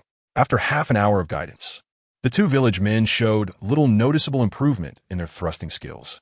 Fortunately, Zhou Yuan's instructions were straightforward and his explanations clear, so even without mastering the technique, they felt they had gained much. The tactile feedback from the thrusting skill was far more pronounced than that of mundane tasks. With the acquisition of new skills, Zhou Yuan's pursuit of running intensified. He compressed his rest periods, focusing solely on running whenever he wasn't honing his skills. Shirtu, running again? Wait for me to get ready, and I'll join you. By the way, how is Ergo doing? He can get out of bed now, and the pain is eased, though he still feels weak and coughs often. As Zhou Yuan passed by Ergo's home, he glanced at him sitting on a wooden stool basking in the sun. His wife was overly cautious, forbidding him from doing anything and urging him to rest. His health bar had risen from 76 to 80, a testament to his youth and resilience. As soon as his illness began to wane, his vitality surged. Take it easy. I have some restorative herbs from old Luo. Once you're well, I'll bring you some to bolster your strength. Seeing Zhou Yuan about to leave, Ergo hurriedly stood from the stool, leaning against the fence to call out, Shirtu, come here. I have something to discuss. What is it, Ergo? Do you have some secret? Shirtu, I nearly lost my life this time. I've come to realize many things. This pearl is Chuanyang's dowry. Keep it safe. If you join the military, it may serve as a bribe for a favorable position. The round pearl sparkled beautifully under the sun, immediately recognizable to Zhou Yuan as originating from the nest of the Clear Sand General Dungeon. It's far too valuable for me to accept, and besides, we are brothers going to war together. Securing a good position is your responsibility. Just take it, Shirtu. My father sold our land and arranged for me to be replaced in the military. Very well. Find a livelihood soon. Take care of yourself. Chapter 12. The value of local kinship. The quota for registered laborers is not immutable. Authorities will filter out the disabled and dismiss those afflicted with disease. While a degree of leniency may be afforded to the disabled, those with sickness are entirely intolerable. The officials will not permit the ill to infiltrate the ranks of able-bodied men, as this is a capital offense in the Daoist, punishable by execution for spreading plague within the military. Hence, affluent young men, reluctant to face conscription, often feign illness to evade service, albeit at a cost. Families seeking substitutes for military service must bear the financial burden. Zhou Yuan could hardly conceive that Ergo's father would sacrifice their ancestral land to secure a replacement for Ergo's military quota. Consequently, Ergo's family found themselves with no viable options beyond seeking work in the city. They were no longer even considered farmers, merely reduced to the status of displaced persons. Their societal standing plummeting from low to abysmally low. It is perhaps the recent grave illness that has altered the mindset of Ergo's family. They are now willing to embrace a measure of risk to safeguard their sole male descendant. However, venturing into the city without any support leaves them uncertain about whether this decision will yield a favorable outcome, hoping merely for a semblance of peace and safety. Ergo, being discreet about his financial matters, believes it prudent to live modestly in unfamiliar surroundings. I am acquainted with Brother Sure too. My father has advised me to apprentice in the city, and Uncle Luo from the East Village has introduced me to a carpenter master. I am capable of enduring hardship. As long as the master does not mistreat me and teaches me the means of earning a living, I shall see to his welfare in his old age. Should I achieve some success, you may invoke my name should you face any injustice. Ergo's willingness to present a perfectly fine pearl as a gift struck a chord with Zhou Yuan. After all, such a gesture carries inherent risk. Had Ergo been a malicious individual, the lives of his family could have been jeopardized. Brother Sure too, will you be able to reclaim your land? Alternatively, you might consider relinquishing your land in exchange for service, allowing us to venture into the city together for mutual support. That route is not feasible for me. As you are aware, the deed explicitly states that I can only reclaim the land upon marrying. The father of my previous incarnation, fearing he would not return from military service, had his private land placed under the stewardship of the village head. Though this arrangement allowed my previous self to grow up safely and receive a portion of grain each year, reclaiming the land has proven quite difficult. After all, my past reputation for foolishness has rendered me unworthy in the eyes of both respectable and disreputable families. Indeed, your prospects for marriage are even bleaker than mine, and your land has likely been appropriated as personal property by the village head. He would never consent to you using his land in lieu of service. By the way, Brother Sure too, forget what I said a few days ago. I wish to take matters of childbirth into my own hands. After a brief farewell, Ergo's family departed hastily, arriving in the city 2 days before the county officials entered the village. The man replacing Ergo in service is named Li Dazhuang, who has 5 sons at home, a classic case of too many mouths and too little land. Zhou Yuan observed that when the officials called for the other strong men, they merely circled them, but when they called for him, they marked a cross. This signifies that his family line has come to an end. As long as he does not return, the service and tax obligations for Qiaoshi village will be calculated based on 66 households. Despite losing their land and moving to the city for survival, Ergo's family still retains their household registration in Qiaoshi village, with future service obligations remaining tied to their name. Everyone, please quiet down. I have something to say. Military service is a decree from the court, not a personal grievance against you from us brothers. Look at the men called for service. Some are young, and some are old. We brothers will assume you have no strong men in your household and will manage accordingly. We value loyalty. We hope you will uphold righteousness. Once you leave this village, do not flee or cause chaos, for if the county office pursues you, it will implicate your families. I will not say more. Select a responsible man to lead. We will pass through several relay stations without entering the county seat, heading directly to the county magistrate's office in Jing'an City. It is reasonable for the laborers not to enter the county seat. They are villagers merely passing through. If any ill intentions arise, it could bring harm to the townspeople. Interestingly, the officials also acknowledge the practice of elders substituting for strong men.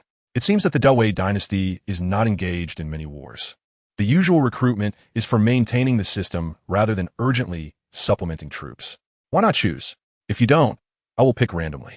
If it were labor service, the village men would surely vie for the leadership role. But since this pertains to military service, the leader is likely to be selected as a soldier, a burden the villagers are reluctant to bear. I shall take the lead. Under the gaze of both the villagers and the officials, Zhou Yuan stepped forward, equipped with a machete and a staff. A brave young man. Very well, you shall be appointed the leader of the Qiaoshi laborers. Zhou Yuan's aspirations diverged from those of the villagers, who primarily wished to return home to farm. In contrast, he sought to devote himself to martial training, enhancing his capabilities. Thus, the leadership position, which the villagers wished to avoid, became a coveted starting point for him. However, Zhou Yuan was unprepared for the fact that he would need to provide his own provisions for the journey. Old Li, the village head, grasped Zhou Yuan's hand, repeatedly reminding him to keep a close watch on the few handcarts belonging to the village. He admonished that nothing could be lost, especially not the grain. Thus, under the guidance of the officials, the villagers set forth, pushing handcarts laden with machetes, earthen pots, and mats. As the leader, Zhou Yuan was spared from pushing carts, instead being assigned to manage 23 villagers. Their journey involved numerous stops, first converging with another group of strong men from Xiaodong village, then heading to Shushi village and Dalingswang to assemble a force of 100 before proceeding to Jing'an City. With a familiar route, the officials ensured that the strong men arrived at the relay station before nightfall. There was accommodation available, a large communal bed, though lacking blankets. It at least provided shelter from the elements, and no fees were charged to the laborers. However, meals would incur a cost. Even the leading officials only requested hot soup, dipping their bread into it for sustenance. Those with prior service experience became invaluable at this juncture. Under their direction, a few young lads scurried out to gather firewood and hay, starting a fire outside the relay station to boil water. Initially, Zhou Yuan perceived this scene as a whimsical adventure of group camping, but when Zhao Dahuang handed him a cold piece of bread, he was jolted back to the stark reality of their situation. Sweet. Good job, Uncle Dahuang. You managed to get sugar. Foolishness. This is a date cake, made with red dates and millet. In previous years, we labored without such provisions. We barely made it to our destination. But this is military service. If we arrive in poor condition and are sent back from the barracks, we must still send forth capable men. You young men are fortunate. After consuming this date cake, you will surely arrive at the barracks full of vigor. After a noisy dinner, the villagers did not require Zhou Yuan's direction. They willingly yielded the communal bed to the elderly and infirm, laying down mats on the ground to sleep. At that moment, Zhou Yuan truly felt the burden of service and the value of camaraderie. Sure too, select a few men to watch over the grain carts. We cannot afford any mistakes. No mistakes, rest assured. Chapter 13. Beasts of the Wild. The arduous journey of sleeping outdoors proved challenging, yet Zhou Yuan found himself gaining from it. After 3 days of travel, his running ability finally became a skill, allowing him to reap benefits while in motion. You have comprehended Swift Steps, mastering a life skill. Swift Steps, LV1, 110. Effect. Energy emanates from the waist, strength resonates with the feet, walking nurtures endurance, running increases speed. The emergence of the Swift Step skill primarily enhanced Zhou Yuan's speed of movement, with the added benefit of nurturing endurance. At this juncture, Zhou Yuan possessed 3 life skills: Nourishment, Rest, and Swift Steps, alongside 2 attack skills, Mountain Splitter and Spear Thrust. Yet, he remained unsatisfied, collecting numerous small twigs along the way, breaking them into finger-length pieces for practice in throwing. Sure too, stop throwing branches at me. If you find yourself with nothing to do, gather some firewood to save us the trouble of searching at the next relay station. Uncle Dahuang, bear with it.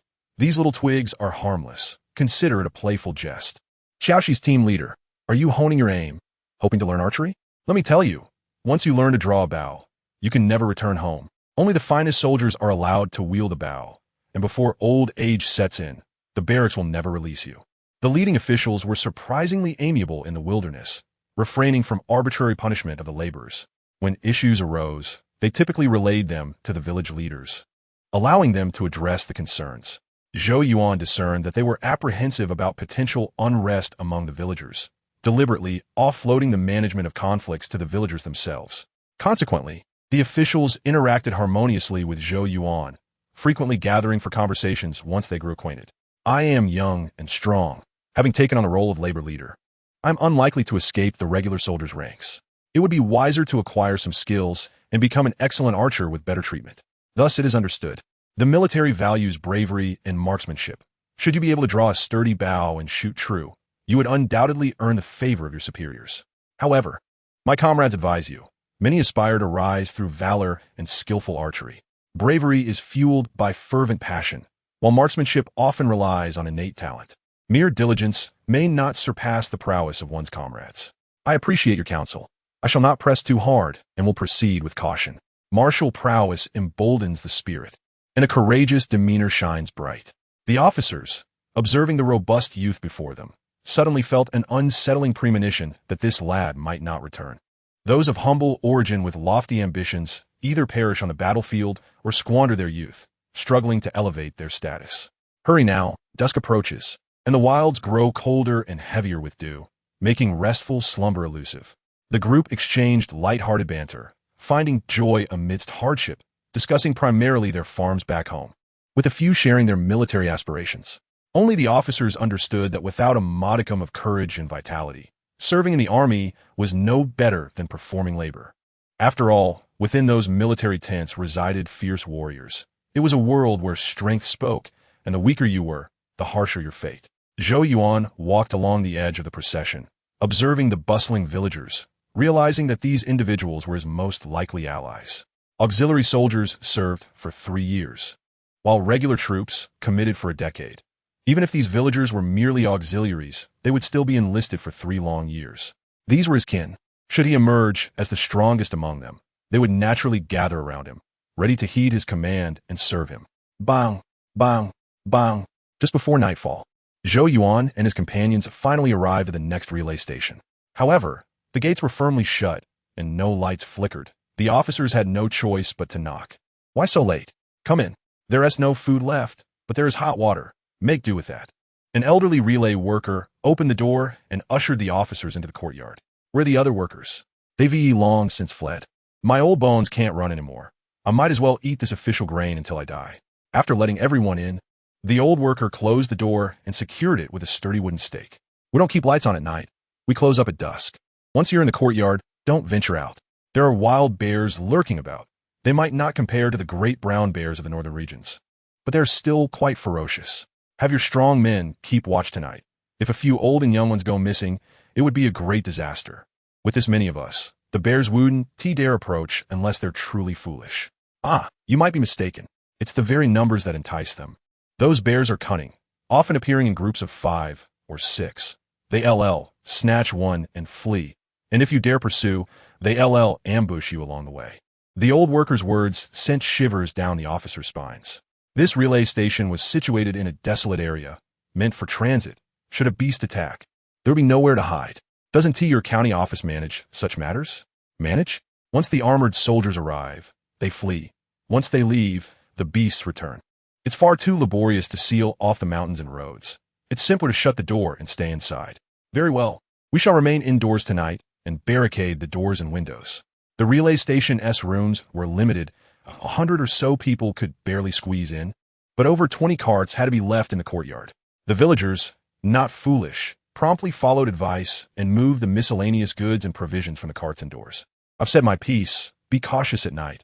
If anyone is harmed, do not blame me. The old relay worker ambled back to his quarters, leaving behind a group of bewildered villagers. What should we do, sure too? By day, we might not fear those beasts, but at night, it's another matter entirely. The men from Chaoshi village instinctively turned the decision-making over to Zhou Yuan, allowing him, their nominal leader, to take charge. Zhou Yuan raised his hand to signal for silence and directed a question at the officers. Big officer, may I borrow your iron spear? Beasts do not discriminate. We cannot all sleep. Someone must remain alert. Of course, take it.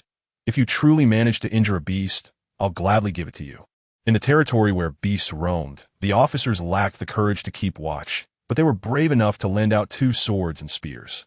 With their assistance, Zhou Yuan not only acquired the iron spear, but also organized a night watch team armed with clubs and knives. The other sturdy men prepared as well, ready to seize their weapons at a moment's notice to drive away the beasts. The cool moonlight and vibrant stars cast a gentle glow, dispelling the darkness of the night. Zhou Yuan and the watchmen hid within a large room, their eyes fixed on the courtyard inside and out. Approximately around midnight, the watchmen began to feel drowsy, yawning frequently. They're coming, 6 bears. Where? We can't see them. Sound the gong to awaken everyone. If we cannot scare them off, we may have to fight for our lives tonight. Zhou Yuan's vision differed from that of the sturdy man. He spotted 6 health bars rapidly approaching the courtyard wall. 2 of these bars even bore labels indicating their level. Level 3 Crescent Moon Bear. Their levels? They must yield experience points. Chapter 14. Experience drops clang. Clang. Clang. As the clear sound of the gong rang out, the watchmen in the other rooms jolted awake, striking their clubs and knives.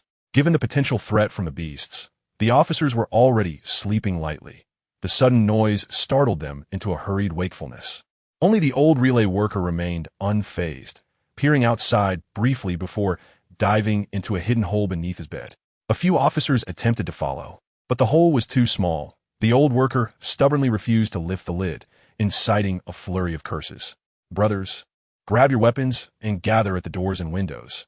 If that beast dares to break in, we'll drive it back.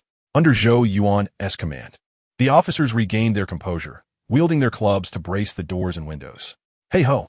Hey, the officers shouted chants, striking their wooden sticks. striving to create a cacophony to frighten the beasts in the darkness. Logically, the sound of over 100 men should be enough to scare off ordinary beasts. Yet the animals outside seemed able to distinguish between soldiers and laborers. Despite the thunderous clamor, the beasts showed no intent to retreat. The night cloaked the bears in a shroud of protection, obscuring their movements from the officers. However, in Zhou Yuan's eyes, the bears' movements were crystal clear. He observed 2 level 3 crescent moon bears approaching the courtyard gate, continuously battering against it. Then, following the earthen wall, they climbed higher. Only when the 2 bears vaulted over the courtyard wall did Zhou Yuan catch a faint glimpse of their features. The 2 black bears stood taller than men, boasting a distinct V-shaped white patch on their chests, with large, round ears and formidable builds. The other 4 bears were smaller, their heads only displaying health bars, lacking any level attributes. They're coming. Quickly light the lamps. Fear not, those beasts cannot possibly be stronger than our 20-odd men. The warm yellow light illuminated the interior. As the anxious villagers panted heavily, sweat pouring forth involuntarily. At that moment, the relay station-S building served as both sanctuary and prison. Merely 6 bears rendered the officers defensive, too fearful to step outside. In this manner, the officers' numerical advantage was severely diminished. Faced with the prospect of relying solely on their immediate companions, they were not contending with 100 men, but rather just over 20 within that room. Get a few men to dismantle the bedboards. We'll use them as shields at the doors and windows. The walls, made of compacted earth, were sturdy and reliable. The black bears would find it challenging to break through. However, the most vulnerable points remained the wooden doors and windows. Bang! Bang! The bears began to batter the door, and the villagers inside gripped their clubs tightly, trembling uncontrollably. Zhou Yuan stood at the front by the window, readying his iron spear for the impending confrontation. A fearsome bear's head suddenly smashed through the wooden window, roaring loudly at the villagers inside, causing them to wail in terror. Steady, steady! Strike its skull, jab its throat. The bear's paws and gallbladder are worth a fortune. If we succeed here, we can turn our fortunes around. Under Zhou Yuan's rallying cry and the surge of fear, the villagers finally erupted, launching a frenzied assault on the black bear attempting to enter the room. Such an attack would only incite the bear's ferocity. The best approach was to hold its head back, preventing it from entering. However, the villagers could hardly maintain their composure. One man by the window, holding a plank, was so frightened that he dropped it and retreated. Zhou Yuan felt a twinge of anxiety, but the power of his skills began to manifest at that moment.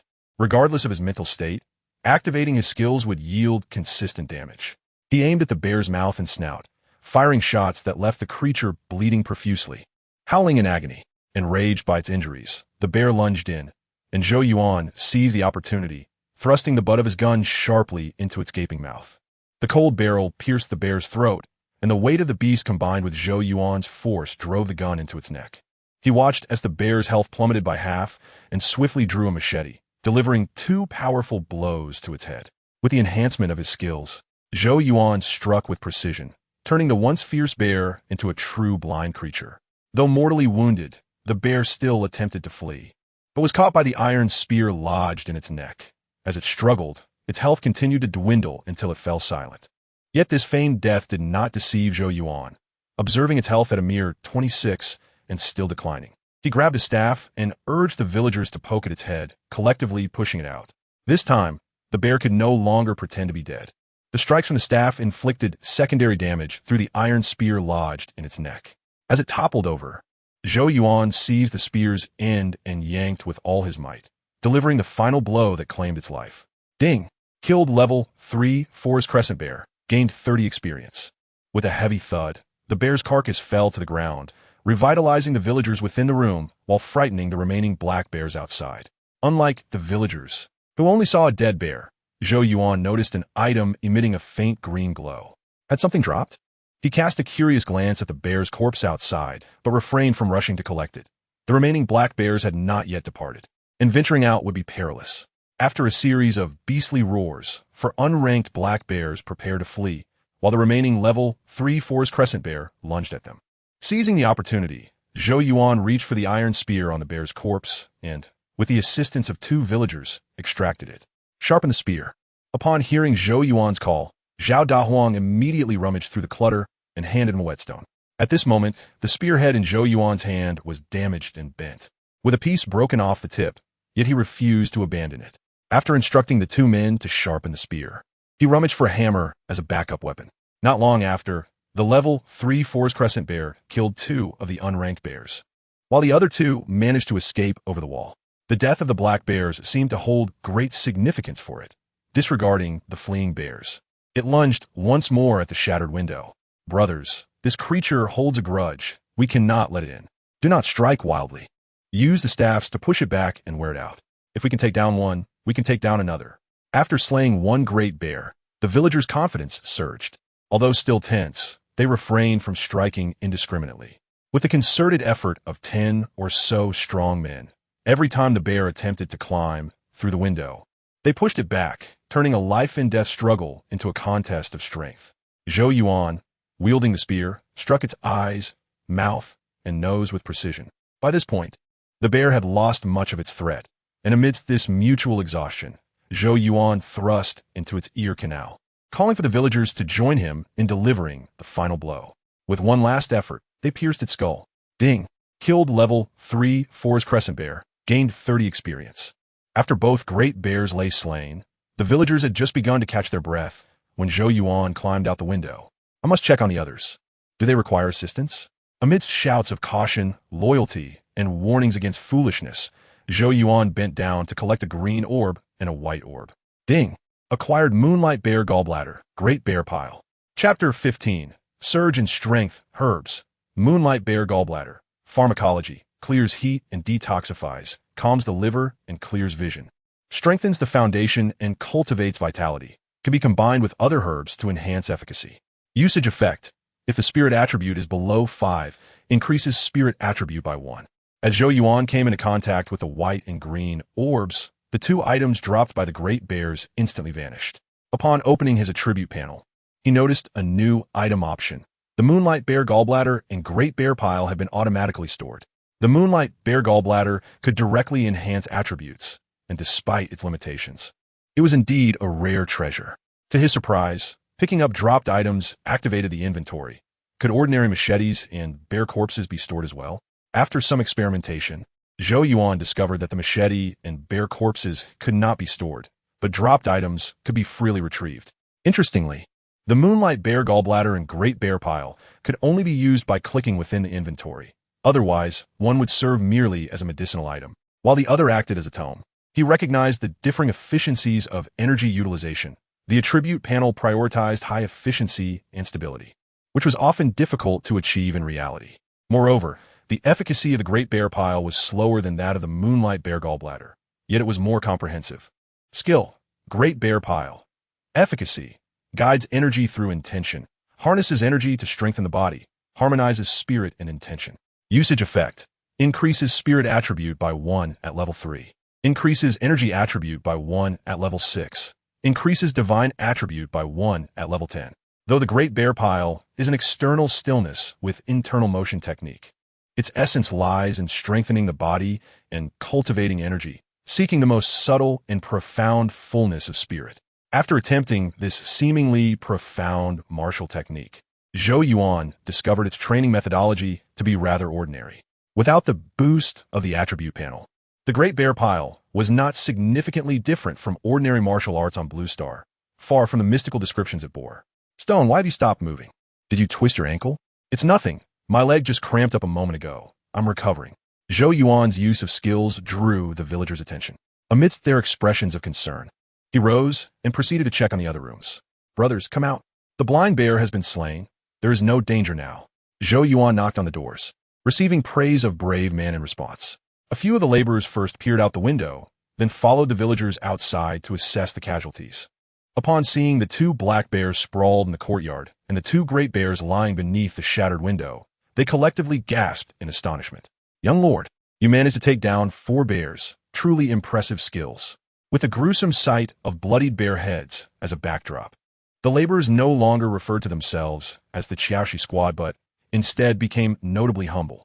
While the laborers failed to perceive the danger, the overseers understood that if they could slay 4 bears, they could easily dispatch them as well. With the bear corpses present, a few injuries were not surprising.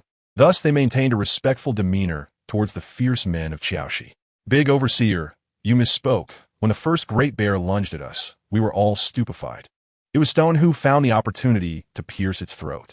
As for the second one, we certainly contributed, but in the end, it was Stone who drove the iron spear through its skull. Ah, I didn't expect the young lord to be so valiant. We have been somewhat negligent. Please forgive us. There is a distinct difference between a group of men slaying a bear and an individual doing so. The former can attribute their success to the unity and bravery of the Qiaoxi men, while the latter is a testament to true courage and heroism. Indeed, this time, the brothers put forth their utmost effort in the bear hunt, with not a single one retreating. Each one of them was a true hero. Without the dedication of my brothers, I would never have had the opportunity to confront the bear. This achievement belongs to all of us. Henceforth, from this day forward, we, the men of Qiaoxi, shall yield to you, sure to. Your loyalty is commendable, and we shall heed your guidance from now on. The officers exchanged glances, murmuring to themselves that this young gentleman hardly appeared to be a reckless brute, though his methods of winning over the local populace were not particularly sophisticated. The valiant man they had just fought alongside was evidently swayed by such tactics. Very well, we comprehend the arrangement. Let it be known that for every great bear, the honor shall be shared between the young lord and the men of Qiaoxi. We may be bold enough to request one of the 2 black bears in the courtyard for ourselves. What nonsense! We all hail from the same village. Those bears do not belong to us. If you desire one, take it, and let the brothers from the other 3 villages have theirs as well. Indeed, the young hero displays great spirit and generosity. Let us not dwell on trivialities. Once the bears are sold, my brothers shall venture into the city to procure some fine provisions for everyone. As the officers jested, they unsheathed their knives and drew their weapons, intending to further mar the bears' bodies to solidify their claims to glory. Just then, an elderly man stumbled towards them, shouting loudly, "Spare the bear. Do not ruin its gallbladder or injure its paws. You old postmen have finally emerged from the cellar. Our spoils are none of your concern. Do not act recklessly, but rather assist in loading the bear for our journey into the city. We shall go directly to the county magistrate, where we can claim our merit and receive our rewards. The magistrate is the only one capable of accommodating all 4 bear carcasses at once. Even if he cannot offer us a fair price, he will not exploit us excessively. Hurry, the fresher the goods, the more valuable they become."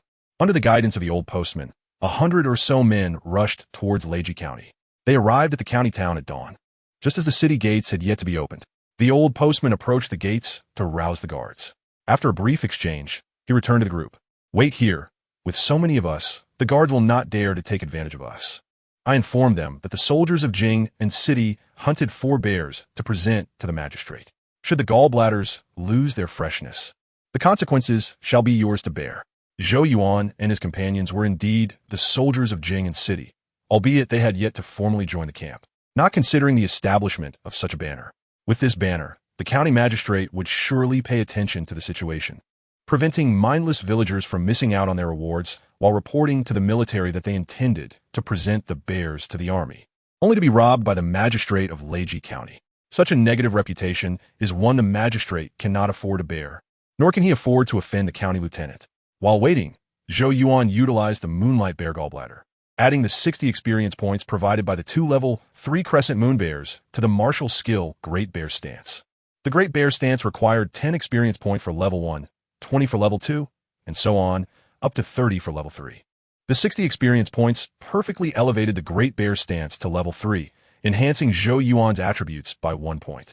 Coupled with the precision attribute effect of 1 from the Moonlight Bear Gallbladder, his attribute values underwent a remarkable transformation, shifting from a balanced 1 in all 3 categories to precision, 3, Qi, 1, Spirit, 1.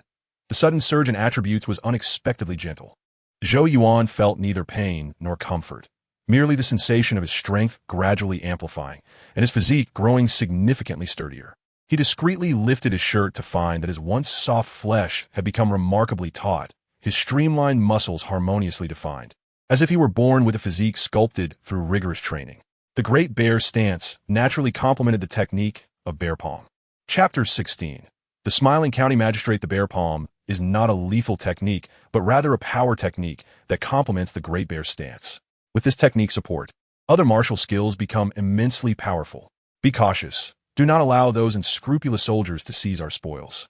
As Zhou Yuan practiced the coordination between the Great Bear Stance and his martial skills, the old postman suddenly beckoned him and a few officers over. After instructing several villagers to guard the bear carcasses, he approached the forefront of the crowd. The gates of the county town had indeed opened, and a middle-aged man in splendid attire approached, accompanied by 6 attendants and over 30 soldiers. Upon nearing the officers, he did not immediately inspect the bear carcasses, but instead inquired with a smile, "Which brave soul led the hunt for the bears? This official must reward him handsomely." His choice of words was notably subtle. Handsomely reward and reward differ by just one word, yet the implied attitude is entirely distinct. At this moment, the old postman dared not speak out of turn, instead glancing at Zhou Yuan alongside several officers. Zhou Yuan, undaunted, stepped forward, clasped his fists in salutation, and spoke. "I am Zhou Yuan of Chaoshi, honored to meet you, my lord. I owe this opportunity to the trust of my brothers, which allowed me to lead the hunt." A fine young man indeed. "I am Zheng Ji, the magistrate of Leiji County. Rest assured, I shall not deprive you of your spoils. Let my physicians and butchers handle those 4 great bears. Come with me. I happen to be going for breakfast, and we shall share a drink." "Thank you for your gracious recognition, my lord." Magistrate Zheng maintained a degree of courtesy towards Zhou Yuan while exhibiting sternness towards the officers, merely nodding indifferently at their flattery. Interestingly, he was exceedingly amiable towards the villagers, dispensing ample provisions to them while they inspected the bears. This led the villagers to believe that the magistrate was indeed a rare and benevolent official, lamenting their misfortune of not living under his governance. While examining the bear carcasses, Magistrate Zheng paid little mind to the damaged pelts, instead scrutinizing the bears' abdomens multiple times. "I have taken note. You shall assist in the butchering of the bears shortly, but I must return first. The officers will deliver some provisions to you. Safe travels, my lord. We shall see you off." As Magistrate Zheng departed, his accompanying scholar, concerned that Zhou Yuan might act thoughtlessly, tugged at him, signaling him to follow. To be honest, Zhou Yuan had no desire to be alone with Magistrate Zheng. The disparity in their statuses was too vast, and the mere presence of the bear carcasses did not warrant a banquet. However, since Leiji County was his domain, Zhou Yuan could not afford to disregard the magistrate's authority, so he accompanied him for the time being.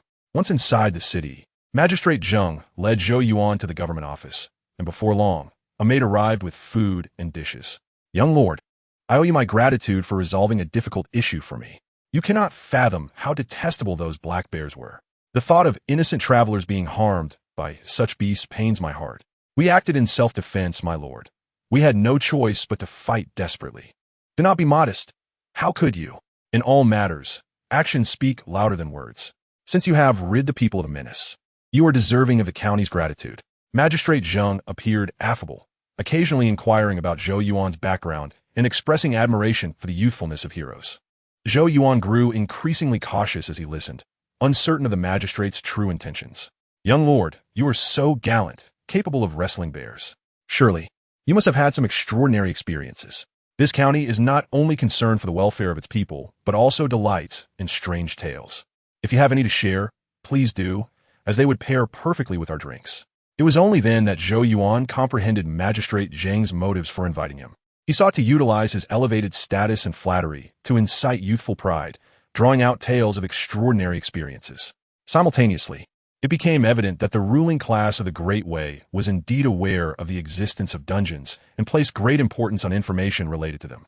Even a mere group of officers slaying black bears could evoke their curiosity. As for extraordinary tales, I have heard the village elders speak of immortal beings and unyielding demons. Yet I have never encountered anything supernatural. Wrestling bears was merely a matter of leveraging our terrain, with my brothers grappling with them while I seized the opportunity to strike at their snouts. Immortality? Once the previously genial magistrate Zheng failed to extract any intriguing information, he lost interest in the conversation. After taking a few indifferent bites, he declared that he had official matters to attend to and departed the government office first.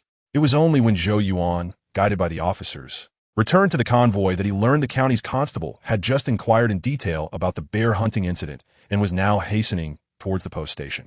The intentions of the laborers to claim credit for their efforts were swiftly exposed, and even the old postmaster's sudden retreat into the underground was questioned. The magistrate, Zheng, truly enforced the law with great rigor. Whoever exerted effort was credited accordingly, unlike the muddled characters found in tales. Indeed, he was a capricious man, meticulous as a fine hair. Zheng's actions made Zhou Yuan acutely aware of the dangers in this world. He required a more formidable stage to assert his strength openly under the sun, or else he would inevitably face suspicion. Fortunately, the incident involving the bear was verifiable, and the testimonies of the villagers were sufficient to offset his uniqueness. By afternoon, the bear's carcass had been dealt with, and Zheng finally arrived, presenting 2 documents. One was for Zhou Yuan, certifying that he had fought a bear in Leiji County. The other was for the men of Qiaoshi village, verifying their collaborative efforts. The county's officials brought rewards, and after distribution, Zhou Yuan received 500 coins, while each Qiaoshi man received 50. The bulk of the compensation was for the bear's procurement. And this time Zheng did not divide it too finely.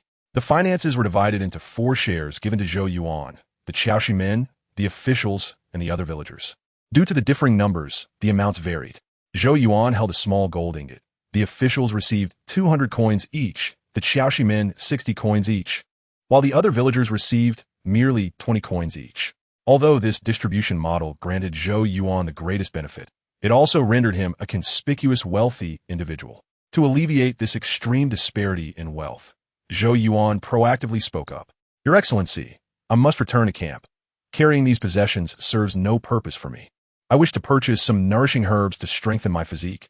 I hope Your Excellency can assist me." "Ah, a man of ambition. Our meeting is indeed fated. I shall grant your request. These are the Ling Shun pills from the Zheng family of Linjiang, excellent for nourishment and health.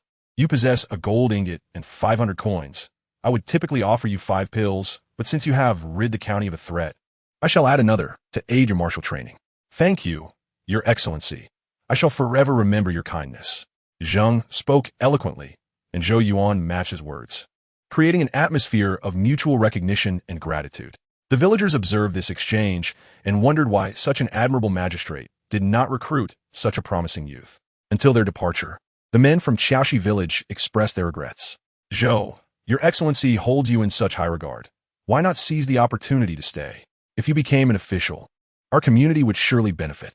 "I cannot stay, nor should I." On the other hand, Zheng's attendants posed similar questions, pondering why a man brave enough to confront a bear would not remain in service. "A lad with such courage ought to fight for our great way. If I keep him, those with minor posts will resent him, and those with significant positions will find no suitable role for such youthful ambition." Chapter 17.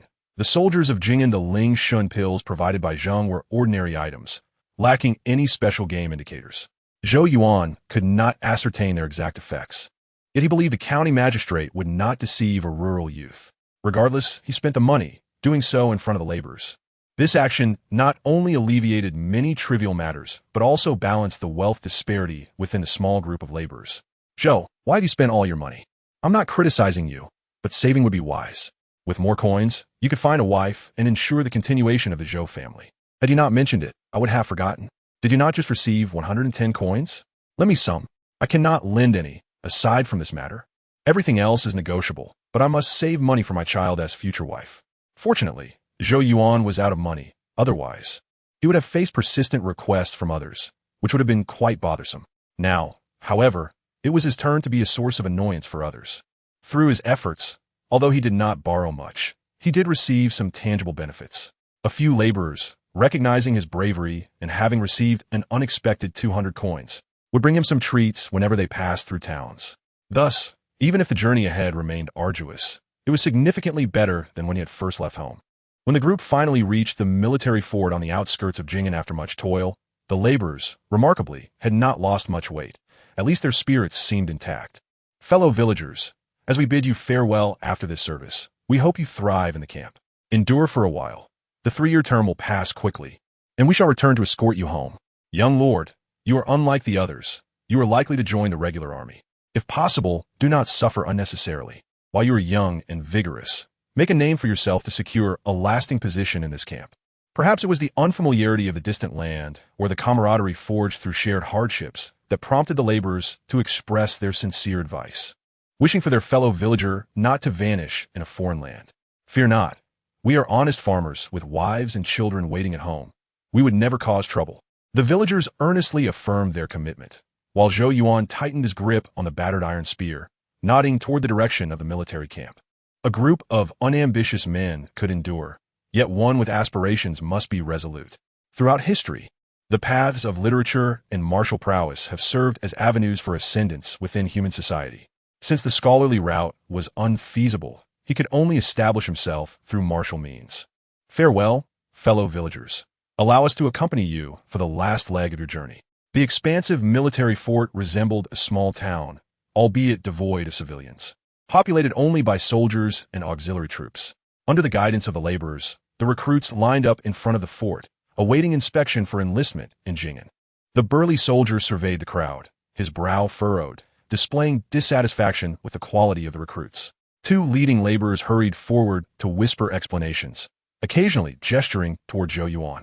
If what you say is true, I shall accept these men. We are but humble folk. We would never deceive the general. You will know the truth upon inspection. The Jing'an recruitment officer, flanked by a dozen personal guards, approached Zhou Yuan. I have heard you are a brave man, daring to confront bears. Present me with the county's certification. Yes. The laborers had previously instructed that all responses in the military should begin with yes. After accepting the document from Zhou Yuan and glancing at the county seal, the officer finally nodded in satisfaction. You may enter the Wu Wei camp and join the regular army. I shall follow your orders. Excellent. Indeed a promising youth. You come from an untainted background, young and strong. Your courage and spirit are commendable. I shall place you in the armored unit to train in archery and weaponry. The armored soldiers focus solely on training and combat, without engaging in other matters. You will select 2 reliable companions from your fellow villagers to assist you. They will receive rations and allowances, benefiting your friends and relatives. Thank you, esteemed officer, for your support. Not so. Ranks among the soldiers are equal, without distinction. I am responsible for selecting soldiers and training. You may refer to me as Officer Ma. Hailing from the Ma family of Qingxi. Remember, the military is strict. Do not address ranks casually. Zhou Yuan understood.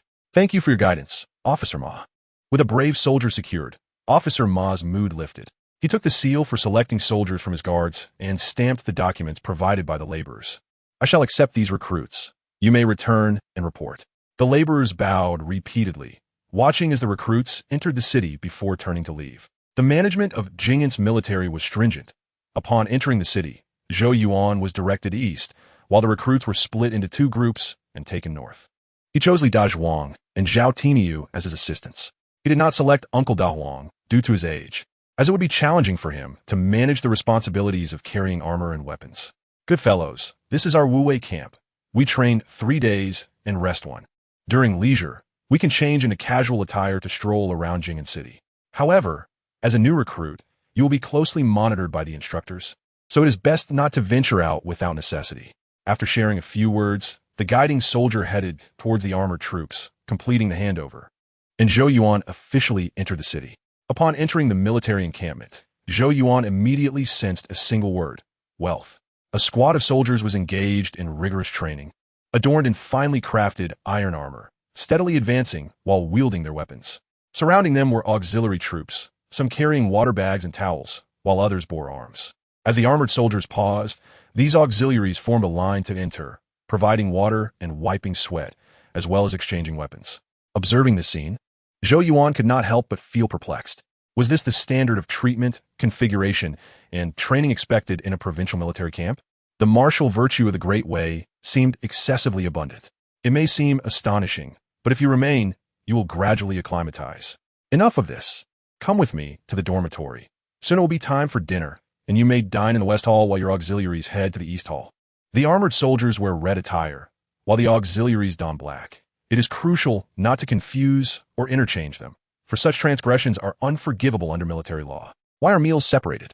We reside in the same camp, yet dine in different locations. Will this not foster resentment? What resentment? If one desires better fare, they should become an armored soldier themselves. In our camp, auxiliaries do not transition into armored soldiers. The trials of the armored soldiers are arduous. Without sufficient meat and medicinal supplements, one may suffer blood in their urine. If one falls victim to exhaustion, how can they stand on the battlefield? You, being young, are at a prime age for nurturing your body. You must eat well and train diligently, lest you be sent back. Upon reaching the dormitory, Zhou Yuan discovered that the conditions for the armored soldiers were indeed exceptional. The spacious room contained 4 large beds, 4 sets of bunk beds, wooden cabinets, armor racks, tables, and chairs. All essentials were present. Hurry and settle your belongings. Accompany me to the supply office for registration. Initially, Armor will not be issued to you, but you may claim a bow, a steel knife, and a long spear. Brother, I have a question. Is our Jing'an army truly affluent? What do you mean by that? The sons of noble families view the humble with disdain, while the children of respectable families regard the affluent with envy. As Zhou Yuan donned the red military uniform and proceeded to the supply office, the supply officer recorded his place of origin, age, and name, issuing him a wooden military badge and informing him to return in a couple of days for his official copper badge. In terms of weaponry, he received a yellow birch longbow, 30 steel-tipped arrows, a refined steel knife, and an iron spear of oak. This configuration alone, especially the yellow birch longbow, is beyond the means of an ordinary household, let alone the subsequent fine armor. Young man, you will train for 3 months and wear armor for 100 days. If you remain in this camp after 3 months, bring your documentation to claim your armor. However, these days must not be wasted. Send an auxiliary to learn how to don armor for warriors and maintain it. Li Dazhuang, you will stay behind. After delivering the equipment back to the dormitory and organizing it on the weapon rack, Zhou Yuan made his way to the west hall of the camp. By the time he arrived, many armored soldiers were already dining. The utensils here were rather rudimentary. Most were coarse pottery bowls, while a select few had more refined tableware. Those with delicate dining arrangements sat clustered to one side of the hall, and passing soldiers kept their distance, creating a clear divide. Zhou Yuan surmised that these individuals were either officers or the so-called scions of noble families. However, it seemed likely that these two categories overlapped, as the offspring of noble families entering the military would naturally seek positions as officers rather than serve as ordinary soldiers. Bring me a portion of food, he requested. Newcomer, you may only take 1 bowl of meat. For everything else, take as much as you like, or else you will be penalized. The fare in the West Hall was not particularly varied, but the key was that there was meat. As he sat down with his meal and a bowl of dark herbal soup, Zhou Yuan still felt somewhat incredulous. The Jing'an army was remarkably affluent, or rather, their logistics system was excessively bountiful. Although Zhou Yuan was a modern individual, he understood that relying on ancient productivity made it challenging to provide ample meat for a local military force. To his surprise, the bowl of meat was substantial. He had expected the bowl to contain a mix of meat and vegetables, akin to modern servings, but instead, it was filled predominantly with meat, with only the soup as a secondary component. In stark contrast, the lives of the villagers in Xiaoxi were indeed dismal. What they could scarcely afford during festivals was commonplace in this military encampment. With an abundance of meat, Zhou Yuan's nutritional supplementation skills could finally be put to use. For others, it was merely indulgence, but for him, it was a means of rejuvenation. The herbal soup, although bland, had a hint of spicy sweetness mixed with medicinal flavors. It seemed unlikely to be a nourishing tonic. Many soldiers glanced at the soup without a second thought, opting instead for the solid food. Upon inquiring with the cook, he learned that the tonic was brewed repeatedly over 10 days, served thrice daily, and today's concoction was intended to prevent heat stroke and alleviate internal heat. As he prepared to wash his bowl at the water basin, Zhou Yuan was briskly attended to by an auxiliary, who whisked it away, making him feel as if he was being treated like a young master. The best part was that enjoying such privileges came at no cost. With a monthly stipend to boot, if one managed to avoid the battlefield, it could indeed be deemed a welfare position. When the new recruits gathered in the afternoon, Zhou Yuan discovered that such benefits were not easily obtained. After the instructors introduced the camp's regulations and their names, they instructed the new soldiers to line up and draw their bows. If it were merely a matter of drawing bows and shooting arrows, the men who made it into the Wu camp would undoubtedly have no issue. However, Instructor Hong demanded that they practice drawing the bow without an arrow. Those who dared to dry fire would be liable for damage to the bow and string, and would have to compensate for it.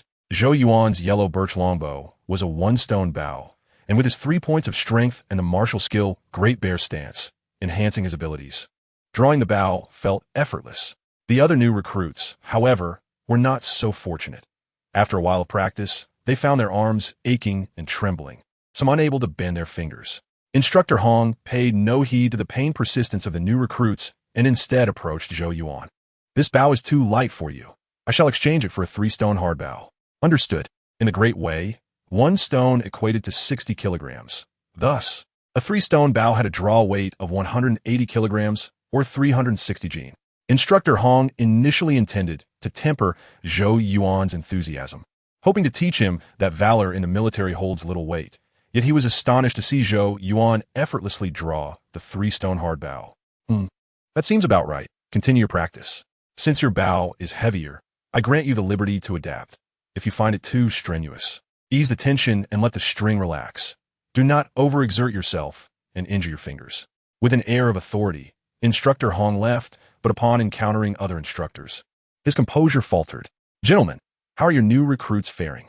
I seem to have acquired an unruly one. What shall we do? That lad is extraordinary. On his first day in camp, he could draw a three-stone hard bow with ease. Though Instructor Hong spoke of trouble, the smile on his face betrayed his delight. How long had it been since a youth of such prowess emerged from the good families of rural households? That was a three-stone hard bow. The arrows shot from it could hardly be called mere arrows. They were more akin to javelins. What is going on, old Hong? How did such a promising talent fall into your hands? Wait here. I shall report to the captain at once, urging him to transfer that lad to the archery division for careful cultivation. Wait. My enthusiasm has not yet waned. At least allow me a couple of days to train him and assess whether he possesses any talent for archery. What if he is merely strong but lacks accuracy? Old Hong, your argument is flawed. Accuracy is cultivated through practice. As long as he possesses strength and endurance, and his sight is not impaired, he will eventually hone his precision. Very well, you go ahead and report. I shall continue training him. Among these recruits, there was but one standout. Had it not been for the captain, I would not even be discussing this with you. Indeed, we must train this lad well, to show those noble scions that good sons can also emerge from respectable families. The captains of the archery division and the Wu camp were not the same. Their requirements for soldiers differed. The Wu camp emphasized courage and martial prowess, while the archery division sought soldiers with exceptional arm strength, stamina, and ideally, a talent for archery. Zhou Yuan had not anticipated that upon his arrival at the Wu camp, he would attract the attention of the archery division's instructor. At that moment, he was still holding the bow, practicing his strength, oblivious to the fact that he was about to receive special attention. As dusk approached, the new recruits began to disperse, with only Zhou Yuan remaining, retained by Instructor Hong. Young man, do you wish to be an ordinary armored soldier? Or do you aspire to become an officer within the camp? Nature appoints officials. Those who can be promoted will not remain as mere soldiers. This is a fundamental truth. You possess the strength to draw a hard bow, and your endurance is commendable. I have recommended you to Lieutenant Li of the archery camp. Your transfer order should arrive within the next few days. With your ability to draw a three-stone bow, you will at least hold the position of a squad leader upon joining the archery camp. Should you possess further talent in archery, the possibility of being promoted to a captain is not out of reach. The captain is the most basic official in our great way, overseeing 50 soldiers, with ranks below being soldiers and ranks above being officials. Once you attain an official title and enter the official registry, this young man would have soared to great heights. How could one not dare to strive for it? I'm grateful for Coach Hong's recommendation. It is an opportunity one have long sought. Do not rush to thank me. The archery camp differs from the martial camp. The former is less prestigious. The martial camp is the elite of the Jing'an army, where soldiers are bold and skilled in combat, often led by scions of noble families. The treatment in the archery camp is somewhat inferior to that in the martial camp. Yet promotions are more accessible. You must contemplate the pros and cons yourself. What is there to ponder? Since you have granted me a military position and an official title, I am eager to serve in the archery camp. For Zhou Yuan, remaining in the martial camp was indeed satisfactory. But joining the archery camp would allow him to converse with the camp's lieutenant, undoubtedly a significant enhancement to his status. Gaining the favor of leadership, along with the skills bestowed by the system, would provide him with a steady path to advancement. Come, follow me. I will assign you a new instructor. The martial camp is located in the east of the city, while the archery camp lies to the west. Although Lieutenant Li mentioned the disparity between the two camps, it evidently pertains to the treatment of soldiers, not the officers. In the new military camp, Zhou Yuan not only received a larger room and more nutritious food, but also bypassed the selection stage, directly acquiring a formal military badge and armor. The armor of the archery camp is a more flexible segmented armor, unlike the heavy iron plate armor commonly used in the martial camp. While the iron plate armor offers comprehensive protection, it is also heavier, whereas the segmented armor allows for greater mobility. After receiving the armor, Zhou Yuan began systematic training under the guidance of an adept archer, swiftly acquiring a new skill. You have learned string control, mastering a form of archery. String control, LV1, 110. Effect, harmonizing breath and spirit, concentrating on the target, enhancing physical coordination, and strengthening mental focus. The skill of string control, developed through systematic instruction, is far more comprehensive than Zhou Yuan's self-taught spear techniques. With professional guidance and ample nourishment, Zhou Yuan embarked on an intense regimen of martial training. The skill of nourishment aided in his recovery, while the skill of recuperation alleviated negative conditions. With the support of these restorative skills, the archery camp witnessed the emergence of a remarkably diligent prodigy. Each day, he began practicing archery at dawn and continued until nightfall, as if he possessed iron arms. Impervious to fatigue, this rigorous training regimen appeared almost self-destructive to the camp's instructors. They attempted to intervene numerous times, but could not alter Zhou Yuan's relentless pace. Eventually, upon realizing that the young man was full of vitality and showed no signs of weakness, they acquiesced to his almost self-imposed training method. This, however, created a sense of despair among the ordinary soldiers of the archery camp, leading them to fall into the illusion that they lacked both talent and effort. When they mustered the courage to emulate Zhou Yuan, they found themselves exhausted within a day, unable to even lift their arms. Ultimately, rather than enhancing their training results, they struggled to maintain their usual practice the next day. It was then that they discovered that effort also had its thresholds, influenced by innate talent. Consequently, many initially spirited soldiers became disheartened, feeling that since fate dictated everything, their efforts in martial training were futile. As the first batch of despondent soldiers emerged, the camp instructors quickly recognized the issue. Lieutenant, Zhou Yuan is not suited for practicing archery in the training field. His presence diminishes the morale of the other soldiers. Oh, what has happened? Has his archery skill surpassed that of the seasoned soldiers in the camp? He has not merely surpassed them. He draws with both arms, hitting his mark with precision. The key is that he wields a 3-stone bow, and should he come close to the target, he could pierce right through it. He is indeed a remarkable talent. While he may have surpassed others, our camp has seen its share of gifted archers. The soldiers whose morale has been affected should strive to improve rather than wallow in self-pity. Lieutenant Li Fu of the archery camp has yet to grasp the severity of the situation. The premise of striving is that there exists room for effort. However, Zhou Yuan has compressed rest periods to an extreme, leaving the ordinary soldiers with no opportunity to exert themselves. Lieutenant, it is impossible to keep up. Zhou Yuan possesses iron arms and practices for 6 hours daily. Even if the other soldiers were to push themselves to their limits, they would still fall short of his training volume. 6 hours? Is his endurance truly that formidable? Indeed, not only is his endurance impressive, but his recovery ability is astonishing. The camp's physician remarked that the lad is as sturdy as a bear, possessing innate robust musculature. The instructor's words greatly pleased Lieutenant Li Fu. He had not misjudged Zhou Yuan, who indeed appeared to be a natural archer. It seemed he had struck gold. However, Zhou Yuan was not yet assigned soldiers. Lieutenant, think carefully. Assigning him soldiers may not cultivate talent, but rather deplete resources. If he demands the same from the soldiers as he does of himself, we may soon lose a batch of elite archers. No, I mean to refrain from assigning him soldiers and instead promote him, allowing him to join the divine archers. Is that appropriate? He is still a newcomer. Promoting him to the divine archers now, sending him into dangerous missions, may be premature. Not at all. If he perceives the camp as filled with mediocrity below him, he will inevitably develop a sense of discontent. Thus, let him join the unit. Even the finest sword must taste blood to reveal its brilliance, or it remains merely an ornate decoration. Understood. I shall discuss this with him in detail. Zhou Yuan, outwardly a mere youth, lacks the rebelliousness and pride often associated with his age. However, Lieutenant Li is unaware of this. To him, Zhou Yuan is a rough gem, requiring careful polishing without excessive pressure. Therefore, he resolved to transfer Zhou Yuan into the team that ventures into the secret realm, allowing him to witness the vastness of the world and the extraordinary, thus realizing his own insignificance. Aiming true with a 3-stone bow. Let's see if he can take down an enemy. Do not let me down. Chapter 20.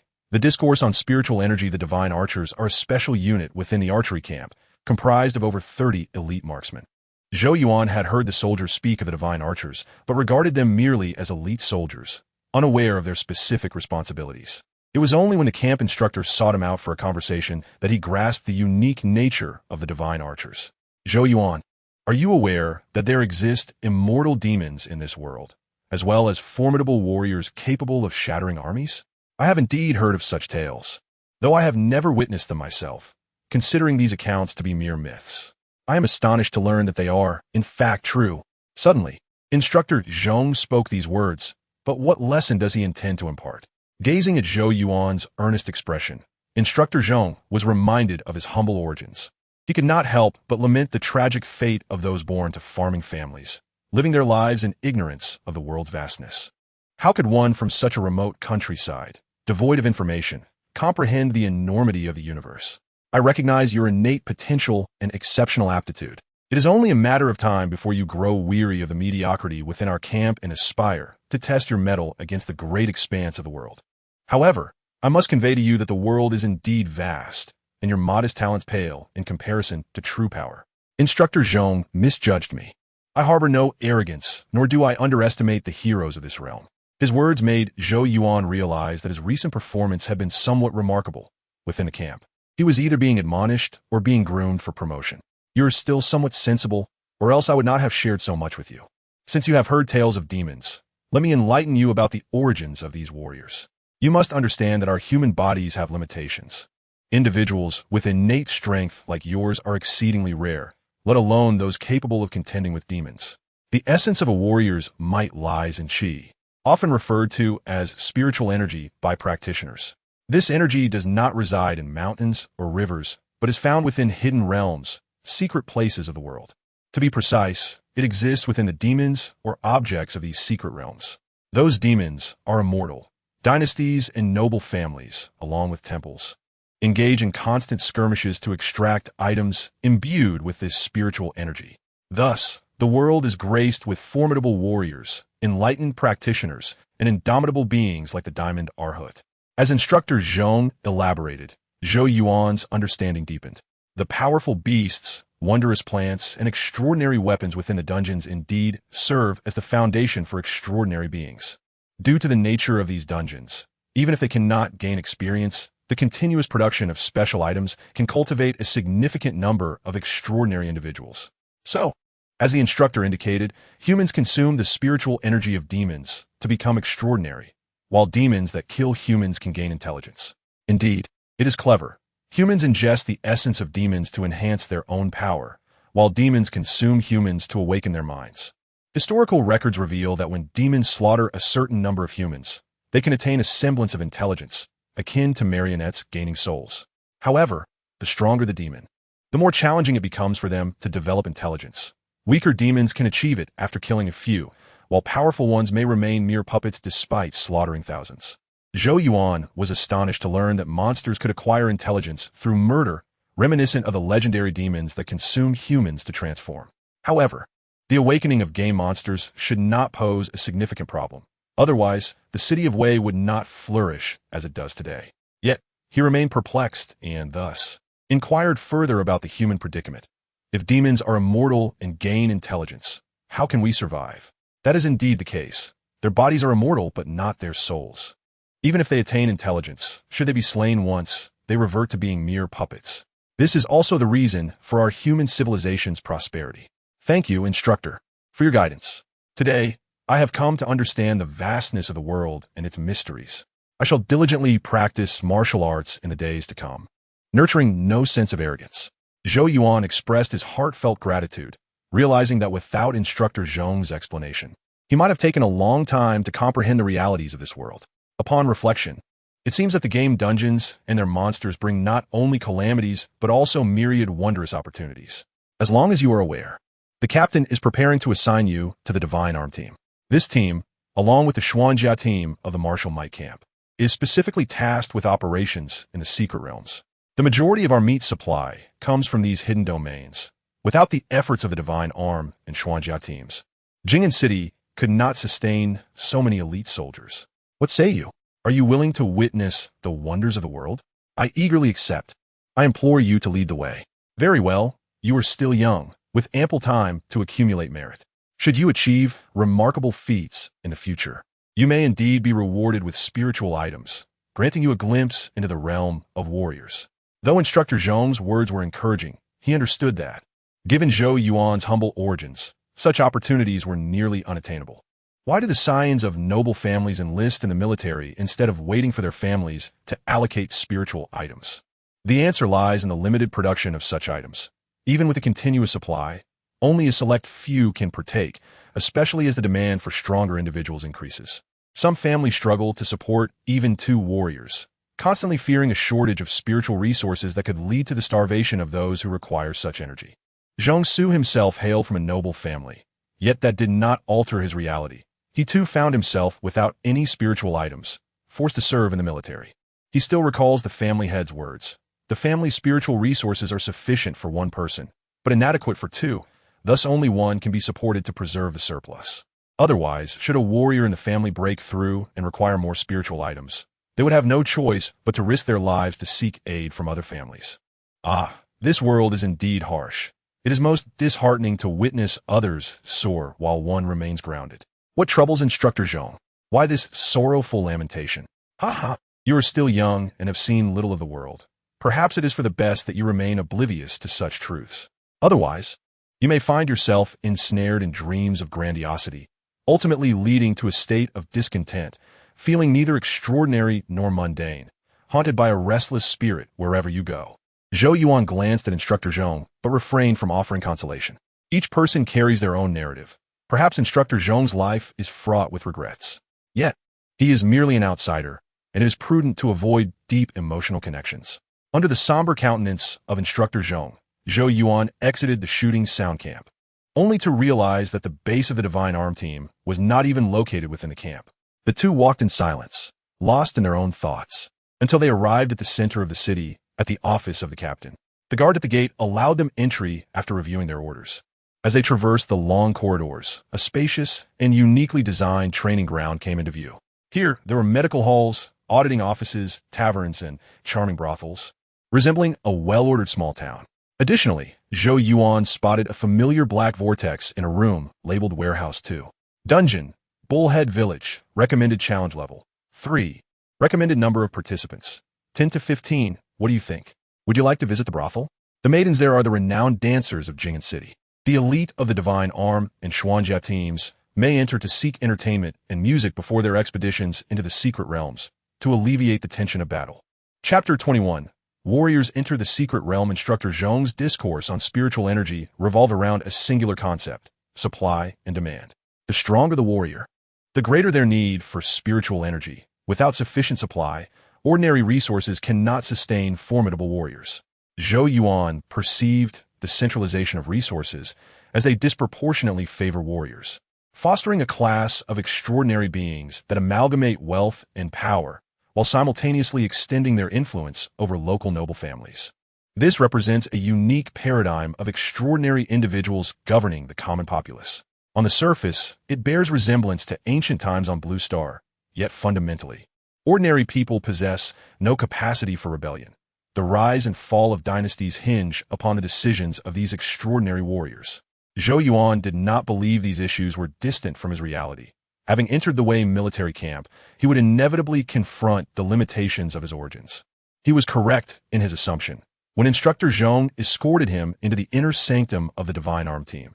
Although the members welcomed his arrival, they inquired about his background. "Brother, what is your bow's draw weight?" 3 stones. "Can you shoot accurately?" "When still, I can hit every shot. In motion, I hit 8 or 9 out of 10. "Excellent. Good sir, what is your origin?" "A humble farming family. Quite modest with your skills. You could not have come from a good family. Strive to slay enemies. If you can kill over 100, you will surely earn an official title and benefits." Members of the Divine Arm team held at least the rank of squad leader, with many occupying higher positions. It can be said that most here were officers rather than mere soldiers. Fortunately, most had ascended through combat, valuing both lineage and capability. Otherwise, Zhou Yuan would truly find it difficult to integrate into a team where officers outnumbered the soldiers. Engaging in conversation with a senior beside him, he observed the members of the Divine Arm team within the inner hall. Their health points were all depleted, with the highest at 93 and the lowest at 86. Most were equipped with 2 bows, one being a 2-stone short bow and the other a 3-stone long bow. As for secondary weapons, they wielded both long and short blades, and their armor primarily consisted of half armor, surprisingly lighter than that of the shooting sound camp. "Brother Wu, is there a significance to our armor?" Why does it seem to diminish rather than enhance our defense? Do not emulate us in this matter. We are seasoned veterans, accustomed to the perils of secret realms, having developed our own combat style. As a newcomer, it is prudent to play it safe. But I can offer you a piece of advice. It would be wise to carry a bow that allows for rapid shooting. The monsters in these secret realms vary in strength, and the 3-stone bow can be taxing to wield for extended periods, while the 2-stone bow is just right for use. Thank you for your guidance, Brother Will. Should I practice any formations? No need. Once we enter the secret realm, you will understand. The turtle of the Xian armor team requires formations. We simply need to shoot accurately and learn to evade. Zhou Yuan complied and chose a 2-stone bow, mimicking the veterans as he placed armor-piercing arrows and bodkin arrows into his quiver. String your bow. Why are you dawdling? As the newcomer, you should take the lead and shed some blood to demonstrate your worth. Due to the bow's tendency to lose power when strung for too long, the camp mandated that combat bows be unstrung during downtime. Hence, Zhou Yuan's 3-stone-long bow remained unstrung. He had anticipated that, despite not undergoing relevant training, he would at least be afforded the opportunity to observe. To his surprise, the veterans welcomed newcomers in such a direct manner. No practice, no observation. Simply thrown into the fray of the secret realm. Is it always this straightforward? I thought there would be training first, followed by an evaluation of our worthiness to remain. Training? What use is training if you come here unprepared? Only those from noble families have the opportunity for training. Commoners must seize every chance to fight. Otherwise, by the time you finish your training, there will be nothing left to gain.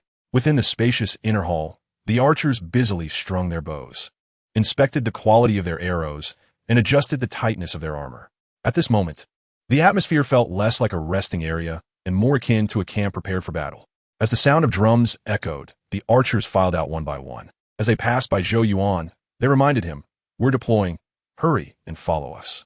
36 archers formed a line of 5 in front of the armory, flanked by over 100 Xian armor soldiers.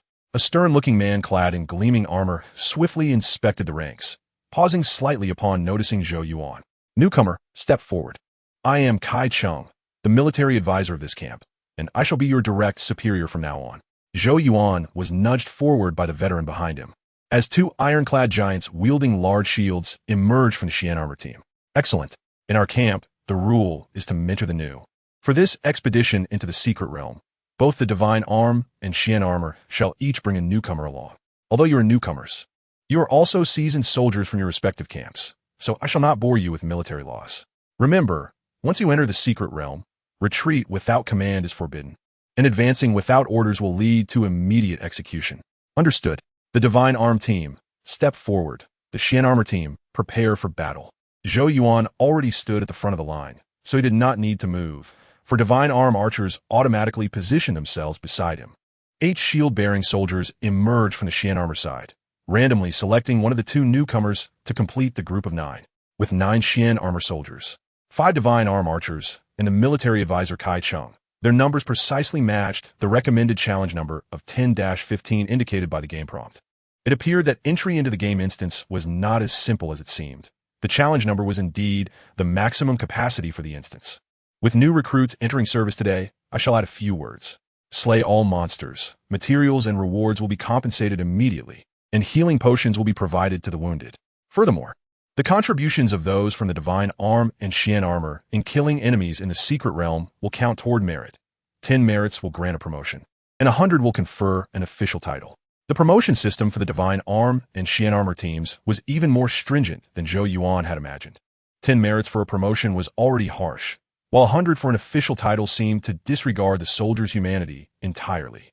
In the annals of history on Blue Star, a feat of slaying 100 foes would warrant a general's title. Here, it barely sufficed for promotion. Having established the rules, let us brothers march into battle together. Under the leadership of military advisor Kai Cheng, Zhou Yuan followed the team into the portal of the instance. In an instant, the world transformed from a fortress camp to desolate wilderness. Looking ahead, he saw 2 small hills on a gentle slope, resembling the horns of a yellow bull against the backdrop of rugged terrain. The Xian armor team advanced in formation, with the divine arm team following suit. Upon Kai Cheng's command, he led the advance with a round shield and spear. It was evident that he was familiar with the area, occasionally prodding the ground with his spear to reveal hidden pitfalls, cautioning the soldiers to steer clear of danger. Not long into their trek, They encounter a village nestled against the hillside. The village, constructed of earth and stone with wooden walls, stood only about 3 meters tall. 2 wooden arrow towers flanked the entrance. Approximately 20 to 30 individuals stood atop the not-so-tall village, some wielding swords and shields, others brandishing long spears, with 6 archers among them. Their health bars displayed their roles as Level 3 Village Bandit Swordsman, Level 3 Village Bandit Spearman, and Level 3 Village Bandit Archer. Raise shields. At this moment, without the need for Kai Cheng's order, the seasoned soldiers instinctively raised their large, leather-covered shields. Thud, thud, thud. The Level 3 Village Bandit Archers displayed remarkable accuracy, landing several arrows upon shields. With a gap opened, the Divine Arm team eliminated the archers. Zhou Yuan switched to his 3-stone-long bow and aimed at one of the Level 3 Village Bandit Archers, striking him and reducing his health by 70. A second arrow finished the job, sending the lightly armored bandit to his demise. Ding! Killed Level 3 Village Bandit Archer, gained 30 experience. Chapter 22. Team coordination. The archers of the Divine Arm team truly proved their prowess, clearing the village walls of Level 3 Village Bandit Archers in no time. During this process, Zhou Yuan received 2 experience notifications, with the second assisting kill netting him 20 points of experience. He advanced 10 steps to clear the archers atop the arrow towers. Military advisor Kai Cheng pointed with his spear, and the Xian armor team swiftly enveloped the Divine Arm team. Each wooden arrow tower housed 2 Level 3 Village Bandit Archers, who, from their elevated position, unleashed a barrage of arrows upon the shield wall, the force of their shots nearly piercing through the leather shields. If it were simply a matter of exchanging fire, the Divine Arm team, despite their lower elevation, would not be suppressed. The critical issue was the shooting ports on the arrow towers, while the other areas were fortified with sturdy wooden beams. Consequently, the Divine Arm team could not eliminate their foes quickly and had to hold their breath and seek opportunities. However, this situation posed no issue for Zhou Yuan. The enhancement from his skills allowed him to shoot with remarkable accuracy, undeterred by the pressing shield wall. Seizing an opportunity, he fired 2 arrows that pierced the arms of 2 archers, significantly alleviating the output pressure on the Divine Arm team. Excellent shooting. The others surround the left arrow tower. The newcomer will deal with the injured archers. The archers with injured arms did not retreat. Instead, they drew short knives, preparing to descend the arrow towers to continue the fight. Zhou Yuan fixed his gaze on the ladder, lying in wait to eliminate the 2 wounded archers. Ding! Killed Level 3 Village Bandit Archer 2, gained 60 experience. Meanwhile, on the left arrow tower, the archers fell one by one under the assault of 4 Divine Arm Archers. The Xian armor team adjusted their formation, preparing for close combat, while the Divine Arm team took to the hill to rain down arrows. No explanations were offered, nor were questions raised. The veterans transitioned seamlessly, and the new soldiers from the Xian armor team needed only to cooperate with their comrades. Zhou Yuan, however, emulated the veterans' movements, climbing the steep hill nearby. Before long, with the sound of wood scraping, the gate of the village opened from within. More than 20 melee bandits charged out of the village, emitting a chorus of battle cries. Zhou Yuan noticed the veterans swiftly exchanging their bows for rapid-fire ones, and he too followed suit, opting for the quicker 2-stone bow. Whoosh, whoosh, whoosh. A relentless barrage of arrows rained down upon the bandits, while the steadfast Xian armor team held their ground with their large shields and long spears. The sounds of gaining experience echoed constantly around them. With armored warriors guarding the front and teammates providing support from behind, this squad of soldiers resembled professional gamers, allowing Zhou Yuan to relish the exhilarating experience of rapid advancement. As bandits fell one after another, Zhou Yuan observed several white orbs descending to the ground. The gratification of gaining experience and the anticipation of dropped items invigorated him, causing his archery to become instinctively swifter. Upon halting his shots, the armored troops surged forward to seize the entrance. After clearing the melee bandits, Commander Kai Cheng did not order a respite. Instead, he commanded the team to swiftly breach the door, disregarding the injured.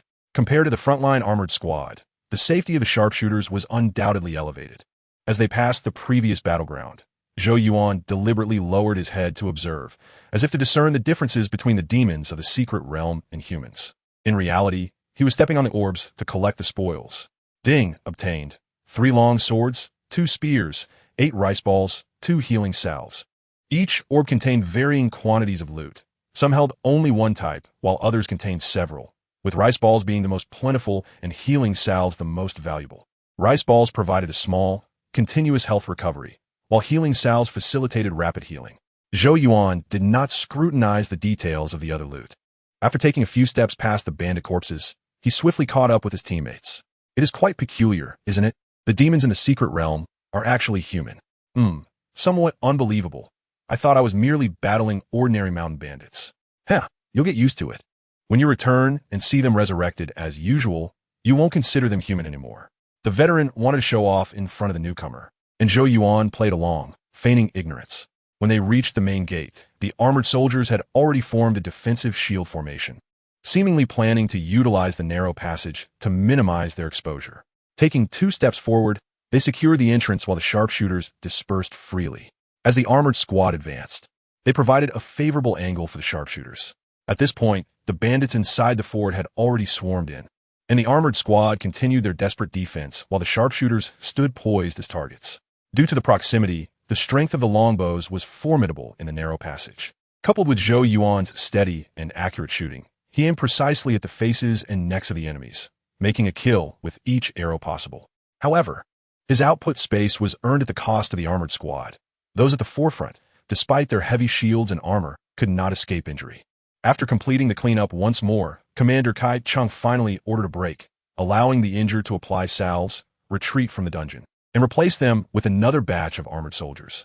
Seizing the opportunity, Zhou Yuan collected new loot, acquiring 6 swords and spears, 12 rice balls, and 3 healing salves. It was time to switch bows. They were about to face formidable demons. As Zhou Yuan awaited the arrival of new teammates, he mentally calculated their previous kill count and realized that they had slain approximately 60 bandits over the course of 2 battles. He glanced at his attribute panel and saw that his experience points had soared to 320. Given the current situation, he prioritized allocating experience points to the skill string control. This substantial allocation instantly elevated his string control skill to level 8, just 2 levels shy of maximum proficiency. String control skill. Level 1 requires 10 experience. Level 2 requires 20 experience. Level 10 requires 100 experience. Indeed, to gain experience, one must engage in dungeon runs. After diligently practicing for so many days, my string control skill had only reached level 4, yet a single wave of monster slaying catapulted it to level 8. Watching his skill level skyrocket, Zhou Yuan felt a surge of excitement. He possessed numerous skills, and the camp offered opportunities to learn swordsmanship, spear techniques, horsemanship, and other martial arts. If he could elevate all his skills to their maximum potential, he would undoubtedly undergo a transformative change. Commander, the 4th Armored Squad has arrived. The efficiency of the Armored Squad's rotation was remarkable. It wasn't long before the second batch arrived at the fort's passage. This time, they wielded hook-spear weapons and carried iron tower shields. By utilizing the dungeon's capacity limit, they replaced some injured members midway with fresh reinforcements, a move Zhou Yuan deemed highly professional. This also simulated the rapid recovery capabilities of a typical player from another angle. The demon fort leader was violent and ferocious. This battle would still be a matter of control. The sharpshooters must unleash their arrows in rapid succession to swiftly eliminate the demon leader. Newcomer, how are you holding up? Can you still endure? Rest assured, Commander, I am naturally robust, and using the longbow earlier didn't exhaust much of my strength. All right, upon entering the fort, take advantageous positions to shoot, while the armored squad forms ranks to meet the enemy. Chapter 23. Demon Fort Leader, Dungeon, Bullhead Fort. Monsters exhibit a sense of martial ethics, or perhaps their inherent judgment logic limits their potential. If they had all rushed out of the fort for open combat, instead of advancing in waves, the armored squad would have been overwhelmed long ago, leaving no room for rotation and rest. Soldiers are not typical players. Their seemingly stable combat state is, in fact, influenced by various factors such as stamina, emotions, and injuries. With their hook spears ready for feigned thrusts and real hooks, they focused on control rather than inflicting damage. As the sharpshooters and armored soldiers crossed the fort's threshold, Zhou Yuan finally glimpsed the interior of Bullhead Fort. It was a stronghold that made full use of the mountainous terrain, with structures built into the hillside, arranged in a tiered manner. The elevation differences, while affecting the movements of the armored soldiers, were quite favorable for the freely firing sharpshooters. In the center of the fort stood a wooden platform adorned with a long pole flying a flag. Black cloth at the base with a white emblem depicting a vividly rendered bull's head. 4 bandits stood guard at the corners. While seated on a wooden chair beside the flagpole was a robust man clad in half armor and a red scarf. His head not only bore a health bar and identity information, but also displayed a crimson skull icon beneath the label, Level 5 Bandit Leader. Zhou Yuan was no stranger to such scenarios. Certain boss-level creatures in games indeed had special identifiers. So, this is the boss. Isn't this a bit hasty? The sharpshooters unleashed a barrage, targeting the 4 surrounding guards. With Commander Kai Chang's commanding shout, the boss battle officially commenced. Zhou Yuan's level 8 string control skill granted him a unique rhythm in bow handling, resulting in swift arrow releases while minimizing energy expenditure. Thus, before the other 4 sharpshooters could eliminate their targets, he had already unleashed a volley of headshots, taking down 2 bandit guards. However, his overwhelming output garnered the boss's ire, as the bandit leader brandished a hefty broadsword and leaped down from the platform, charging straight at Zhou Yuan. The armored squad surged forward to confront the foe, while the sharpshooters dispersed to target the enemy. Commander Kai Chang proved highly reliable, despite the bandit leader's focus being on Zhou Yuan. He proactively engaged with the armored squad to intercept. Bang! The heavy broadsword struck the iron tower shield like a hammer, cleaving a deep gash into the formidable shield. At this moment, Zhou Yuan could no longer concern himself with the other sharpshooters. He ascended to a high vantage point, unleashing a relentless hail of arrows. The piercing arrows from his 3-stone longbow flew with precision, aimed directly at the bandit leader's head. Remarkably, the leader's skull was exceptionally resilient, and the arrows failed to penetrate, merely tearing flesh or embedding into the bone. In the face of such a crushing blow, the bandit leader was infuriated. Disregarding the armored squad nearby, he turned to pounce on Zhou Yuan. Hook and lock. Understood. 10 hook spears began to exert their influence, as the armored soldiers strained with all their might to pull the bandit leader back. This tug-of-war shifted the tide of battle. The bandit leader's target of wrath shifted to the armored squad behind him, and he retaliated with a powerful slash. 2 armored soldiers staggered back from the blow, struggling to maintain their grip on their tower shields, while their comrades rushed to fill the gap, re-establishing the defensive line. In that moment, although the bandit leader remained formidable, he had already lost the advantage. The rhythm of battle had shifted in favor of the armored and sharpshooting teams, leaving the bandit leader with minimal room to retaliate. Indeed, in the next moment, the bandit leader charged at Zhou Yuan once more, and the armored squad readied their hook spears to drag him back. As the bandit leader began to raise his heavy sword for a counterattack, the armored squad positioned their tower shields in preparation for defense. Notification: defeated a level 5 bandit leader, gained 200 experience points. The terrifying force did not descend as anticipated. Instead, a heavy thud echoed through the air. Bang! The bandit leader, whose head had been pierced like a hedgehog, collapsed to the ground, leaving the fervently fighting Xuanjia team momentarily at a loss. This was unusual. Typically, it would take 5 or 6 pulls, injuring several Xuanjia soldiers. Why was it so effortless today? Had the demon bandit leader learned to feign death? Amidst the confusion, only Zhou Yuan and the military officer Kai Chang understood the cause of this anomaly. Zhou Yuan, capable of seeing health bars, knew precisely when the boss would fall and how many arrows could strike true. Kai Chang, with his wealth of experience, attributed the battlefield's variables to the newcomers. Newcomer, what is your name? How many arrows did you shoot at the demon bandit leader? With a swift motion, Zhou Yuan descended from the high ground, responding to Kai Cheng's inquiry as he approached the Xuanjia team. Reporting to the military officer, Zhou Yuan, shot 18 arrows, all of which found their mark. What an exceptional archer. If you were a Xuanjia soldier, your valor would qualify you to lead the Secret Realm expedition. Kai Cheng did not belittle the archer. Rather, he understood that a Secret Realm leader must embody fearlessness, as the Xuanjia team bore the brunt of all damage. They required a fearless commander to inspire their fighting spirit, one who would lead them into battle without hesitation, creating space for the Divine Arm team to unleash their offensive. Thank you for your praise, military officer. It is not my valor, but rather the indomitable spirit of the Xuanjia soldiers that deserves recognition. It is rare to find one with such bravery, who is humble and aware of camaraderie. You are indeed a promising talent. Zhou Yuan approached the corpse of the bandit leader, bowing in respect, seemingly expressing gratitude for the efforts of his comrades. In reality, he discreetly stepped on a nearby blue orb, completing the collection of dropped items. Notification: acquired 8 styles of breaking edge 1, golden silk heavy sword 1, jade true powder 3. Martial skill: 8 styles of breaking edge. Description: the sword possesses 8 colors. capable of slashing, cutting, lifting, chopping, sweeping, striking, blocking, and hanging, with 8 methods derived from 8 edges. Herb, Jade True Powder. Effect, soothes wind, calms spasms, alleviates pain. Nourishes energy, consuming it can clear meridians and nurture internal energy. Usage, quickly restores a small amount of true energy and removes 1 negative pain state. The 8 styles of Breaking Edge and Jade True Powder were both excellent items, while the Golden Silk Heavy Sword was rather mundane. Merely a hefty steel blade adorned with golden threads. As Zhou Yuan perused the information on the dropped items, Kai Chung calculated the contributions to the defeat of the demon bandit leader. The other 4 divine armed soldiers collectively shot 21 arrows, averaging 5 per person, nearly outdone by Zhou Yuan alone. This caused embarrassment among the 4 veteran divine armed soldiers and elation among the Xuanjia team. Zhou Yuan, would you dare to remain in the secret realm? With your swift bow, you could help reduce the damage to your comrades. If it aids my comrades, how could I decline? A single dungeon exploration had yielded bountiful rewards for Zhou Yuan. Just as he contemplated finding an excuse to run the dungeon a few more times, Kai Chung presented a perfect rationale. Very well, for the next few days, do not leave the camp. We shall take advantage of your archery skills to enter the demon's secret realm multiple times.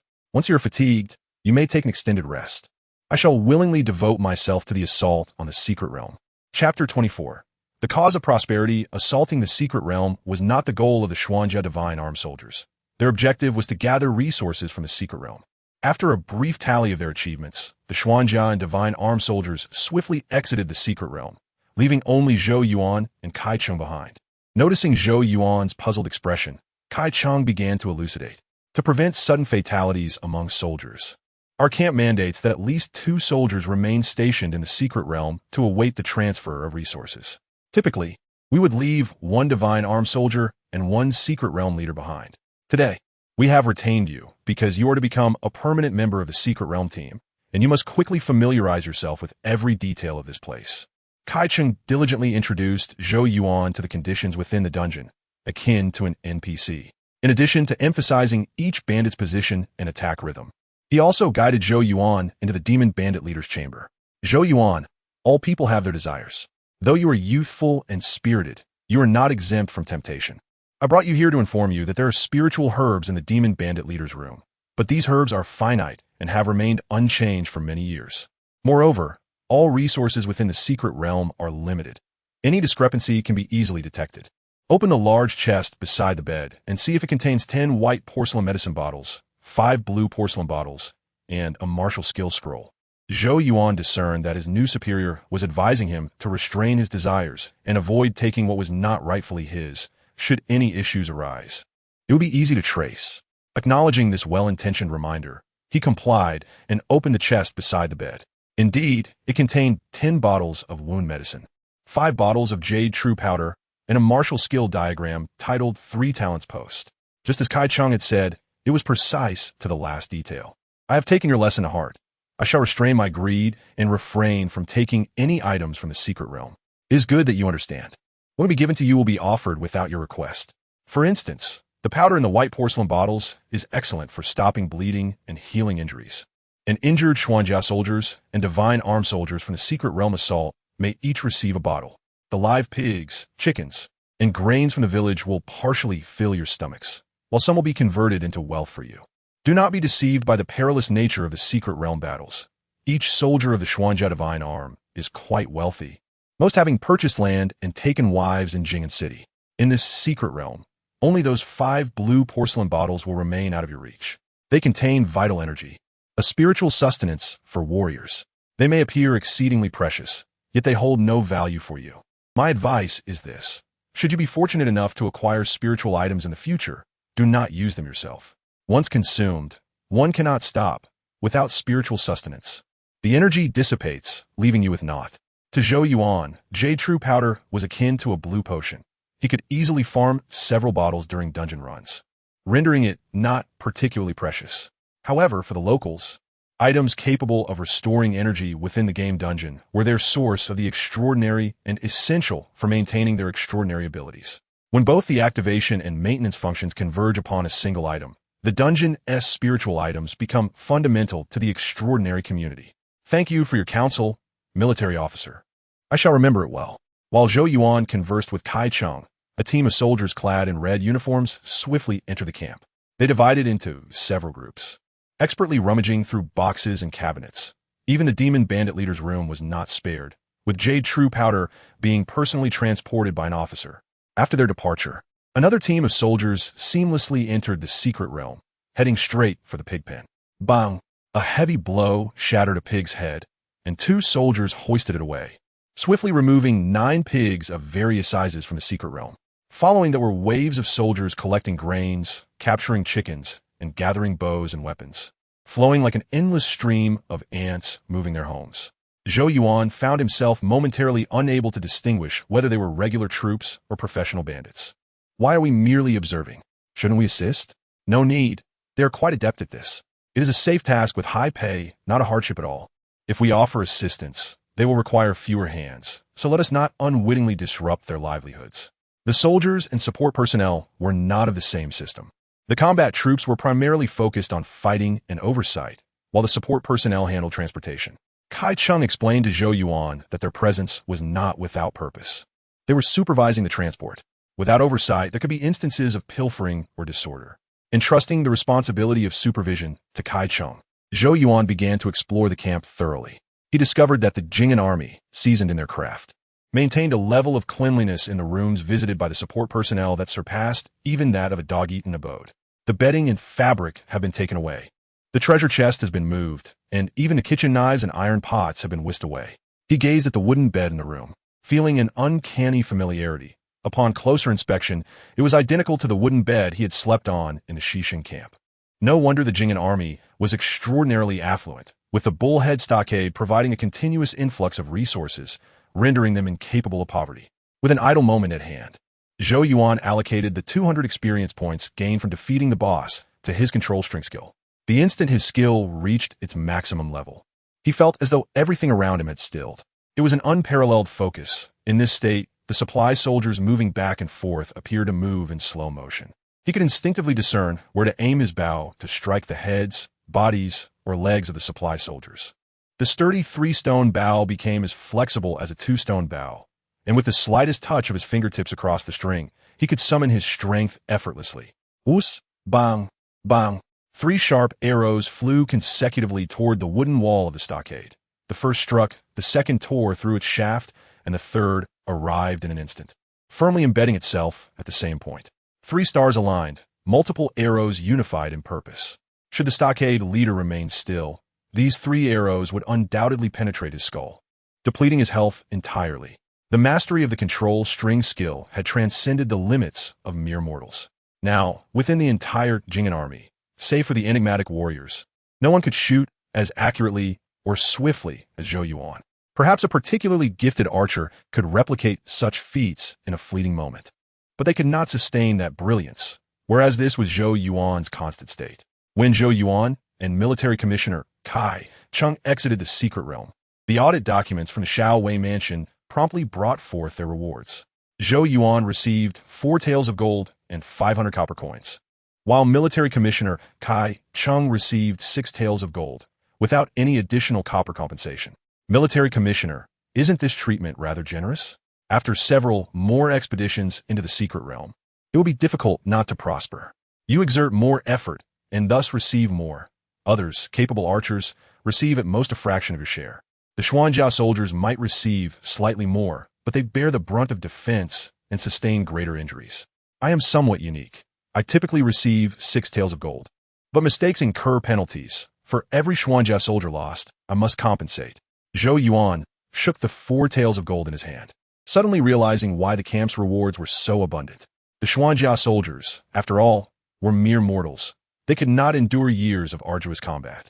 It was likely that after a year of intense battles, they would be physically drained and mentally exhausted, making it impossible to cultivate a spirit for bloodshed without substantial financial support. Chapter 25. Jing and Xiao Wei Zhou Yuan was promoted from the Shichong of Xisheng to the commander of the Divine Arm Squad. An expedition into the secret realm had elevated him to the pinnacle of the soldiers, and the next step would be to attain an official title and a military rank of Duke. Military Commissioner Kai Cheng was a competent leader. He not only charged into the fray as a tank, but also judiciously allocated military merits during rest periods. However, he also had his own biases, showing a distinct preference for the Xuanjia team. Yet, none of the members of the Divine Arm Squad, including Zhou Yuan, could accuse Kai Cheng of exploiting his position for favoritism. 7 Xuanjia soldiers, each with varying injuries, were receiving treatment from the military physician in the pharmacy. Some had fractured arms, while others bore cuts and lacerations. One brave warrior who had shielded against a powerful blow from the Demon Stockade leader had a swollen wrist and a fractured forearm. Fortunately, the healing ointment produced in the secret realm was remarkably effective. Otherwise, these Xuanjia soldiers would struggle to regain their combat readiness swiftly. As the direct supervisor of the Xuanjia team, Military Commissioner Kai Cheng did not immediately approach to offer condolences. Instead, he stood by the storeroom, seemingly waiting for someone. Zhou Yuan looked from a distance and indeed spotted a formidable general clad in armor and draped in a black cloak, standing in the corridor of the mansion. The general seemed to sense Zhou Yuan's gaze, and a faint smile broke through his icy demeanor as he nodded slightly in acknowledgement. Zhou Yuan, do not show disrespect to the Xiao Wei. He is a formidable warrior, with perception far exceeding that of ordinary folk. Your sharp eyes as an archer could easily provoke a misunderstanding with the Xiao Wei. I have learned my lesson. Is the military commissioner waiting for the Xiao Wei to finish offering condolences before going to comfort the Xuanjia soldiers? You are astute. It should be so. The Xiao Wei is a warrior, and the divine armed Xuanjia soldiers fight to provide sustenance for the spirit. It is only right that he personally expresses his concern. My timing is inconsequential. At most, I can soothe their spirits, but the Xiao Wei can provide them with tangible benefits. Military Commissioner Kai Cheng was correct. After the highest-ranking officer in the camp made his appearance, the injured Xuanjia soldiers were filled with joy. The Jing'an Xiao Wei was also very considerate of his subordinates. With a wave of his hand, he granted 15 days of leave to the lightly injured and 2 months of paid leave to the severely injured. The man with the fractured arm immediately prostrated himself, requesting permission to return to the city to be with his wife and children. It goes without saying that he received approval. Once his condition stabilized, he could ride the supply cart back to the city for recuperation. After the Xiao Wei concluded his visit, he nodded toward the storeroom before departing with his attendants. Once that tall and imposing Xiao Wei had left, Zhou Yuan asked in confusion, Military Commissioner, since the Xiao Wei is such a formidable warrior, why does he not personally lead the assault on the secret realm? Zhou Yuan, a warrior exudes an aura of energy. Every move they make is imbued with spiritual essence. While it is indeed simple for the Xiao Wei to attack the secret realm, the energy expended must be replenished by the resources from the secret realm. Our Jing'an army is not a noble clan. The spiritual resources produced in the secret realm must be submitted to the court regularly and in fixed quantities. The remaining resources must be allocated for the Xiao Wei's cultivation and wartime reserves. How could they be used for assaulting to replenish energy? Kai Cheng's explanation illuminated Zhou Yuan's understanding that extraordinary warriors could not generate spiritual energy on their own. They required replenishment after each battle. While factions with abundant spiritual resources could afford such consumption, those in areas with limited resources could not sustain these energy-consuming behemoths. For instance, the Jing'an army had a warrior Xiao Wei stationed, yet they could not easily deploy this formidable force. Follow me. I will go comfort the soldiers, and you can accompany me to make an appearance. Once the brothers know of your camaraderie, you can submit a request for a new residence. Under the guidance of Military Commissioner Kai Cheng, Zhou Yuan visited the injured Xuanjia soldiers. During the visit, he garnered much praise, as they expressed their eagerness to fight alongside him again once they recovered. It was evident that the Xuanjia soldiers had a high demand for capable archers. These tanks, unable to enhance their defensive capabilities, wished for archers to sprout additional arms, swiftly eliminating the demons of the secret realm. Consequently, the members of the Divine Arm Squad might find themselves under increased scrutiny. Previously, when Zhou Yuan was absent, they were unaware that an archer could unleash rapid shots with a 3-stone bow. Now, with Zhou Yuan raising their expectations, the previously protected Divine Arm archers would have to face the pressure of competition. Rest assured, brothers, I will be stationed in the secret realm for some time. You possess the shield of valor, and I wield the bow of swiftness. We should support each other. Having shared the battlefield, these men shared a natural bond, and their conversation was lively. After agreeing to a celebratory feast, they allowed him to leave.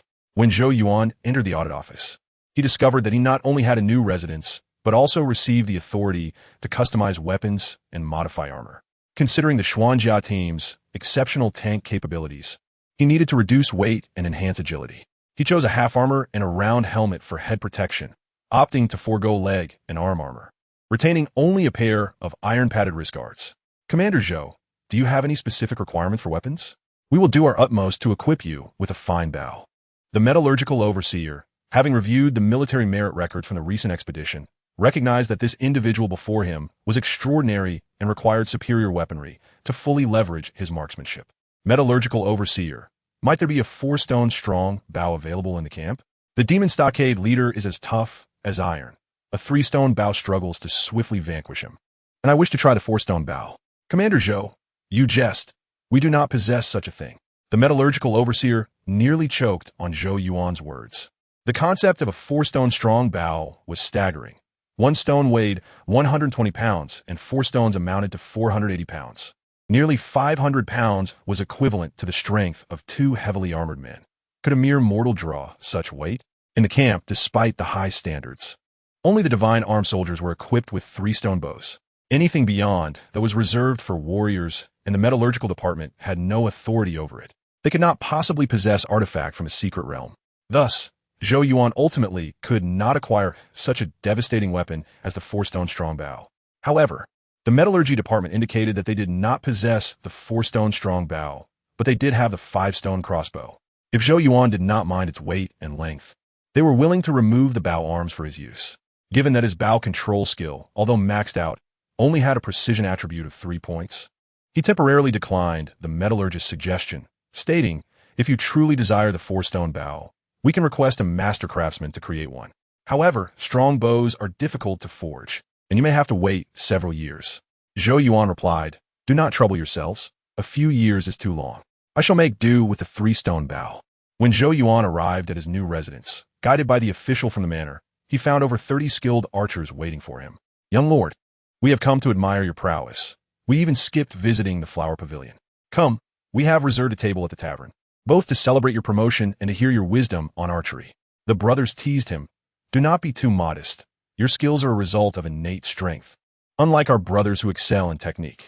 Do not be humble. In our divine arm squad, it is all about skill. You are stronger than us, and we respect you. We ask that you teach us and help us sharpen our skills.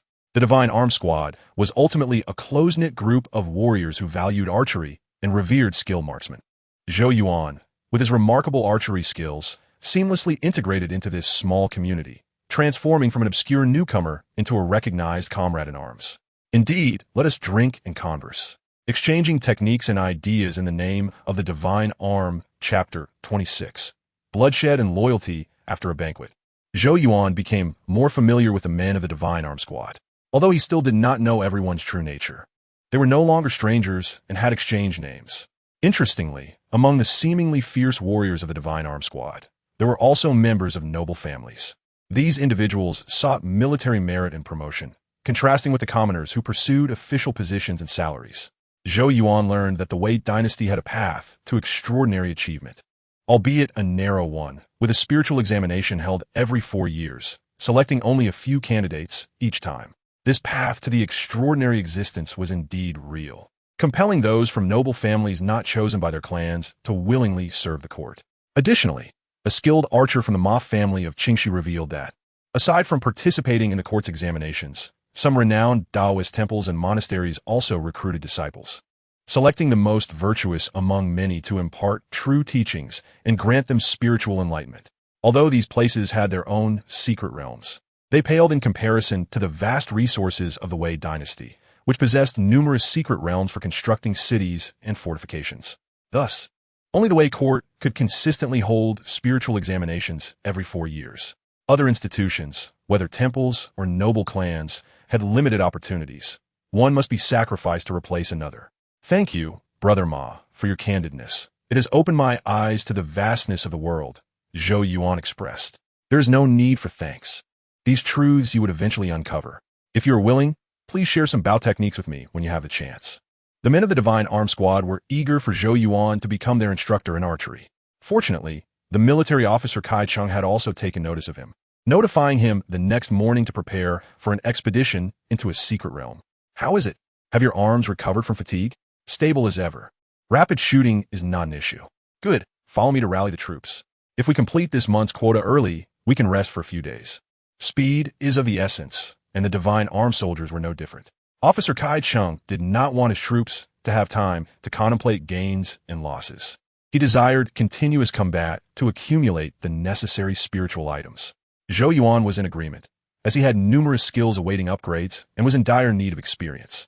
The sound of drums echoed through the training grounds, and the divine armed soldiers quickly assembled at the storeroom, awaiting orders. Just yesterday, Zhou Yuan was among them.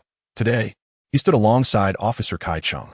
Many soldiers had yet to hear of his marksmanship and assumed he was merely a noble seeking military merit. Divine Arm Team 4. Divine Arm Team 5. Step forward. Brothers, follow me into battle. Upon re-entering the Bullhead Village dungeon, Zhou Yuan felt entirely different. While he had been somewhat anxious yesterday, today he was filled with confidence and composure. With his maxed-out bow control skill and a thorough understanding of Bullhead Village from the previous day, he possessed the ability for long-range shots. Now, with a mere glance, he could assess the drop zone and accurately eliminate enemies on the walls with his projectiles. Raise your shields. Prioritize the archers. As soon as Officer Kai Chung gave the order, Zhou Yuan swiftly loosed 3 arrows, taking down 3 enemy archers. He did not hog all the glory, leaving 3 additional archers for his teammates. When they reached the wooden arrow tower, without needing further commands from Officer Kai Chung, he fired 4 arrows, piercing the arms of 4 enemy archers and completely neutralizing the threat from afar. Due to the overwhelming number of enemies during the battles outside the village and the narrow passage at the entrance, Zhou Yuan unleashed a flurry of rapid shots, claiming 20 kills. Officer, today went exceedingly smoothly. Most of the brothers sustained no injuries. Shall we change our gear and not rotate the soldiers? At that moment, a sense of ease enveloped the soldiers. They had never anticipated that the perilous and treacherous dungeon battles could become so seamless. The soldiers of the Divine Arm assumed today as performance was due to the exceptional skills of their archers. However, Officer Kai Chung and several archers were aware that a genuine marksman had joined their ranks, one with extraordinary talent. Change is necessary. We cannot abandon protocol, or else the waiting soldiers may grow complacent. If we continue the fierce battles, they might sense a lack of urgency and develop fear. Understood. The soldiers of the Divine Arm promptly complied, quickly exiting the dungeon to allow another team equipped with hooked halberds and iron shields to enter. Zhou Yuan, your marksmanship is nearly superhuman. In the future, temper your prowess. Do not allow the soldiers to develop a dependency. In the event of true bloodshed, their morale could easily crumble. Moreover, the number of expeditions into the secret realm is limited each month. If we increase efficiency and output, the court may perceive us as having room for improvement. When that time comes, a formal decree could lead to soldiers lacking even rest, resulting in relentless battles and heavy losses. Officer Kai Cheng's intention was clear. One must not push themselves to the brink in the pursuit of glory, for once they surpass their peak, they may suffer dire consequences. Another critical point that Officer Kai Chung did not mention was the issue of loyalty. If, after each expedition, no soldiers were injured, how could the martial officer, Jingyan, understand that the soldiers fought valiantly to sustain him? In that case, would he continue to treat them generously? Perhaps not. Without bloodshed, how could one earn gratitude? Thank you, officer, for your guidance. I will be mindful of my shooting frequency to avoid disrupting our established combat rhythm. I'm glad you understand. As your direct superior, I must ensure you receive fair treatment. Fighting bravely is part of the duty, but stability and fair compensation are essential for the survival of the soldiers. Once the second team of armored soldiers arrived, Zhou Yuan moderated his shooting rhythm, refraining from seeking opportunities to unleash a barrage of arrows to deplete the boss's health. Consequently, this team still suffered a few injuries. When the boss, the enemy leader, fell, the victorious soldiers erupted into jubilant cheers. They rejoiced in their triumph and worth, reveling in their valor as warriors of bloodshed. Indeed, if we return without shedding some blood, how can we rightfully bear the name of the blood-wrought Divine Arm? In this dungeon expedition, although Zhou Yuan did not unleash his full power, he preserved the value of loyalty that the Divine Arm soldiers relied upon for their survival. Officer Kai Chung regarded him as a sensible young man and took the opportunity to discern some of the camp's rules. Nonetheless, his gains from his dungeon run still surpassed the last. Previously, he had earned a total of 520 experience points, 5 healing potions, 3 jade pills, and various other items. This time, he gained 780 experience points, 9 healing salves, 3 jade true pills, and a greater assortment of miscellaneous items compared to last time.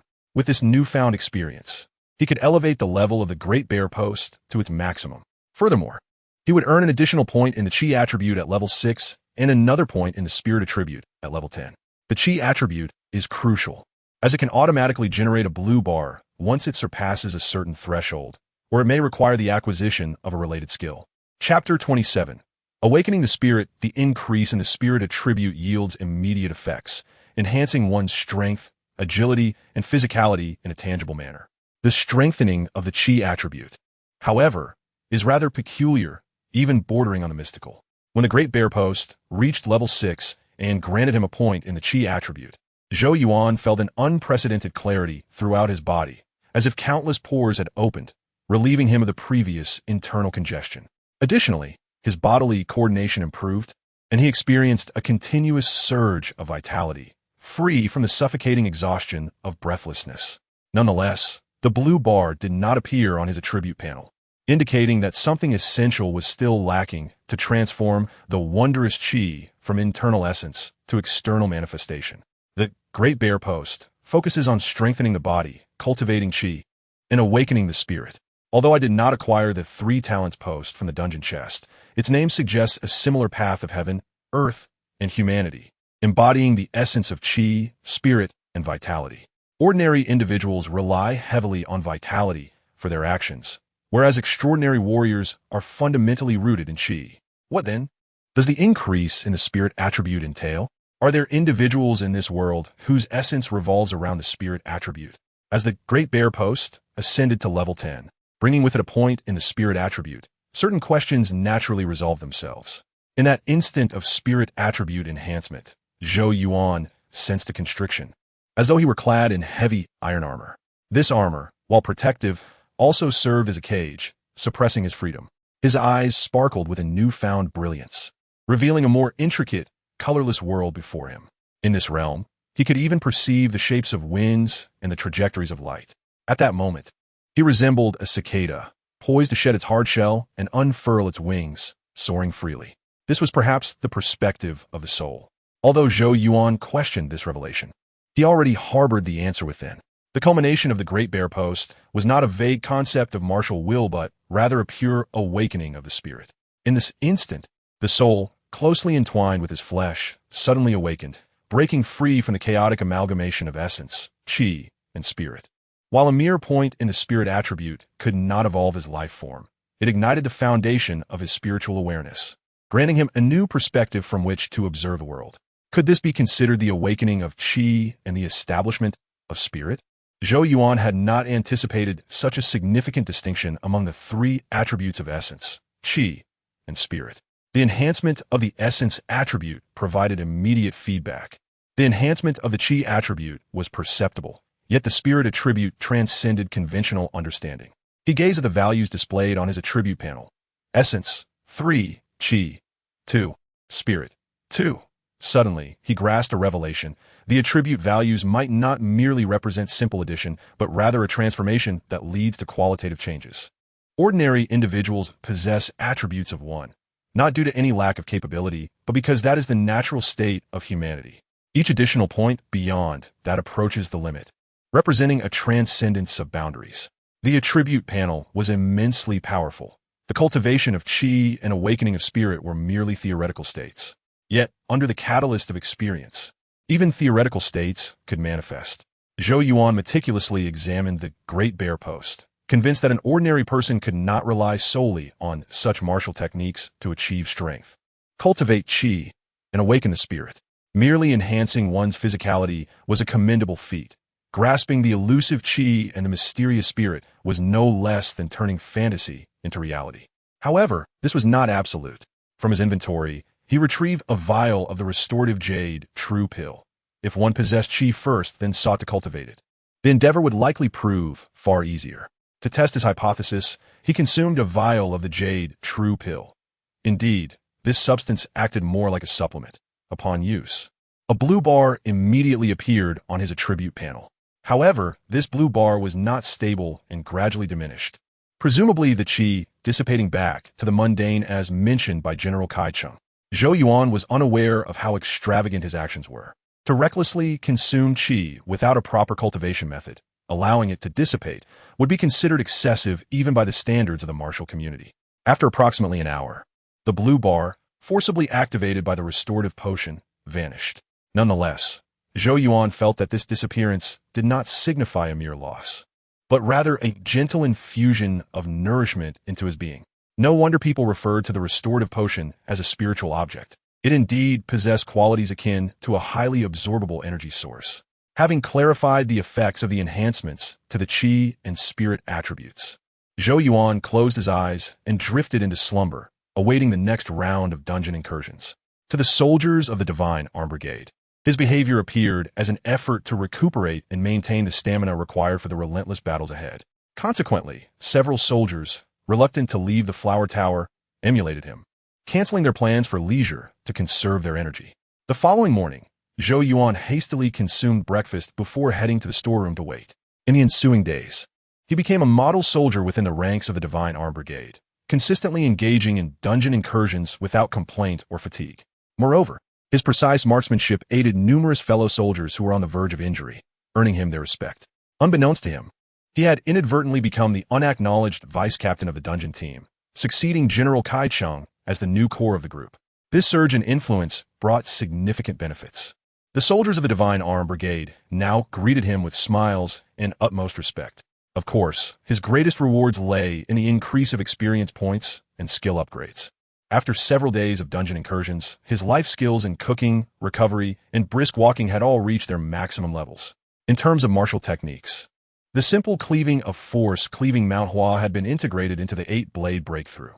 As experience accumulated, his martial techniques, including blade, breakthrough, and spear thrust, also reached their maximum levels.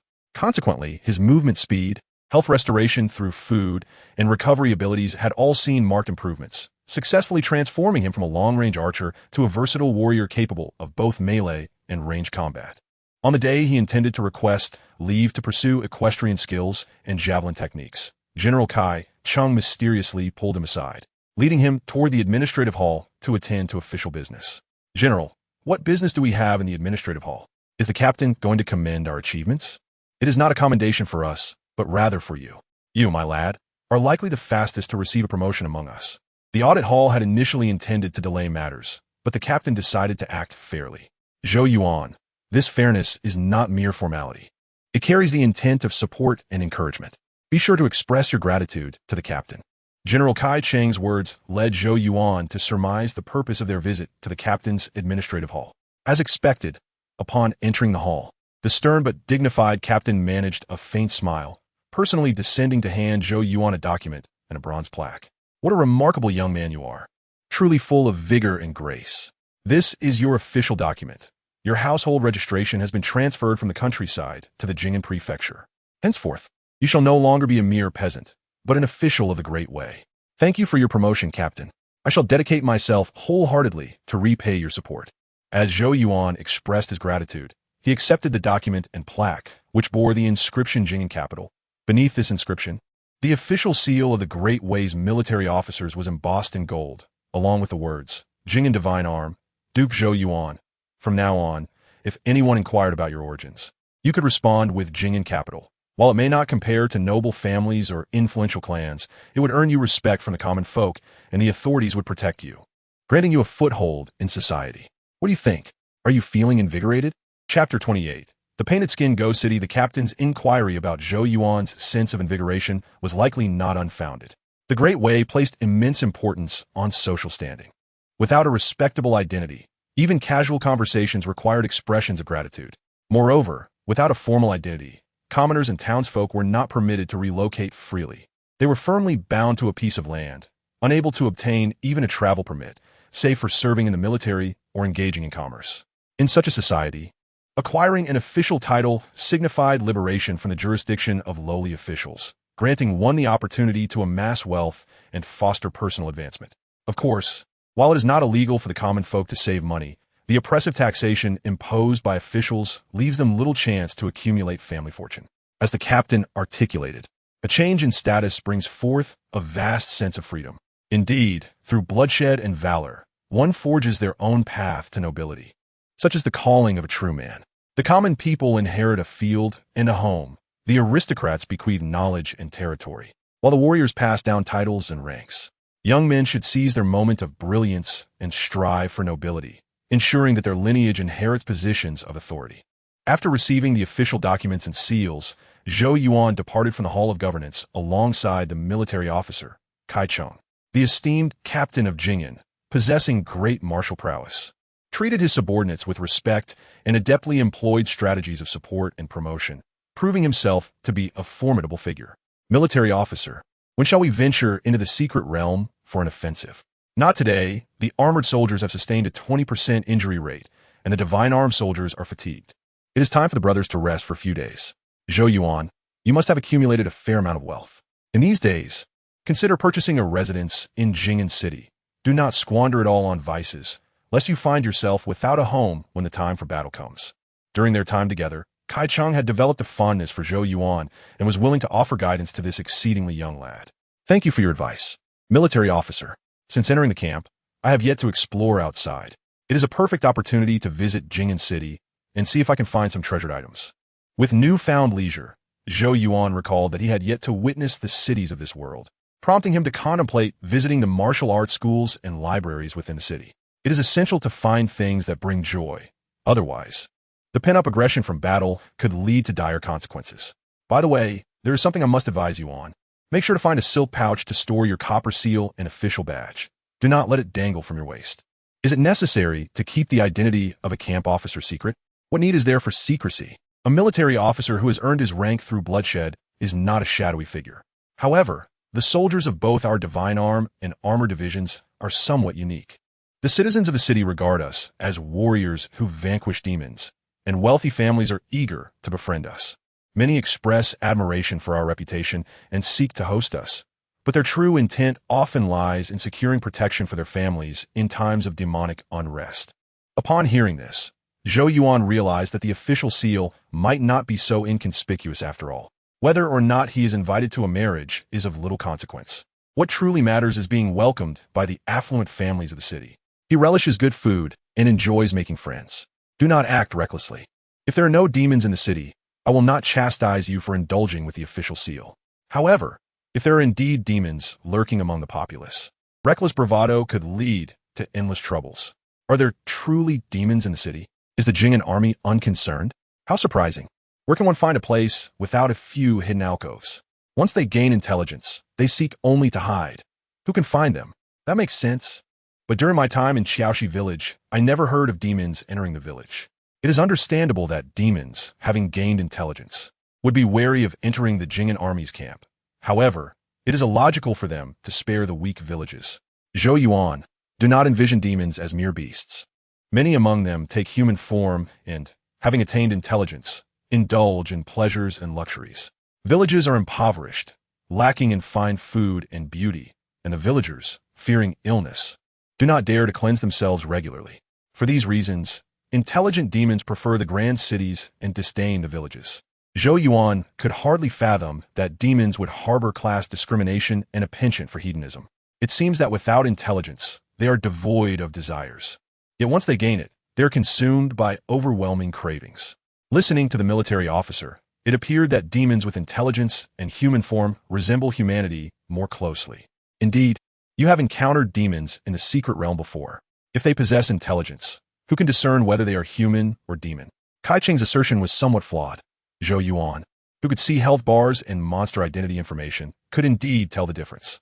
However, he chose not to reveal his unique abilities, wary of attracting undue attention from those who might view him as a curiosity. Come, I will accompany you, allowing you to witness the vibrant world beyond the camp. As Kai Cheng also intended to return to the city to join his family, he brought Zhou Yuan along. To Zhou Yuan's surprise, Kai Cheng had personal guards, elite soldiers from the Wu camp. Accompanied by 10 loyal guards, they reached Jing'an City in a remarkably short time. This city dwarfed the military fortress of the Jing'an army. The open city gates were bustling with pedestrians and carriages, while merchants flowed in and out incessantly. Upon entering the city, Kai Cheng quickly returned to his residence with his guards, leaving Zhou Yuan with an address and advising him not to stay at an inn, but rather to come to his home for the night. Thus, freed from the constraints of military discipline and armed with an official seal, Zhou Yuan enjoyed a temporary sense of liberty. Yet, he could not feel joy, for he had discovered a grave issue. Kai Cheng had not deceived him. Demons indeed revel in pleasure. While strolling along the bustling streets, he noticed among the beckoning, alluring courtesans several with health bars and identity information. Level 6 painted skin green slave, Level 5 painted skin courtesan, Level 8 painted skin dancer. This was no mere brothel. It was likely a den of demons. If it were only this, it would not be a significant concern. The Divine Arm armored soldiers, along with the martial officers, could easily sweep away these painted skins dwelling in the city. Yet, even some women leisurely riding in carriages or entering the mansions of the wealthy bore similar issues. Level 10 painted skin lady, Level 9 painted skin concubine, Level 7 painted skin young miss. Furthermore, there were even varieties like Level 6 painted skin beggar, Level 6 painted skin official, and Level 5 painted skin server. As Zhou Yuan wandered further, he increasingly sensed that Jing'an City was far from ordinary. It was difficult to discern whether the human populace was simply powerful enough to conceal the demons or if the painted skins were secretly parasitizing the city. He had previously pondered a question. Since demons can consume humans to gain intelligence, would they, upon gaining intelligence, assist their subordinates or kindred in achieving the same? The situation in Jing'an City confirmed the existence of this possibility. It seems the court, aware of this potential, has sealed off crucial secret realms and military forces within the confines of their fortresses. When Zhou Yuan next encountered the Level 8 painted skin physician stationed at the medical clinic and the Level 7 painted skin scoundrel lurking in the alleys, he realized that nearly all professions capable of causing untimely deaths in Jing'an City bore the presence of painted skins. Although he had not visited the city's prison, he surmised that painted skins likely existed among the jailers as well. Truly, this was a city of painted skins, with a high probability of undiscovered demon lairs lurking nearby. Wait a moment. Could Kai Cheng's wife also be among them? I must investigate. Chapter 29. Gifted martial techniques intelligence is indeed remarkable.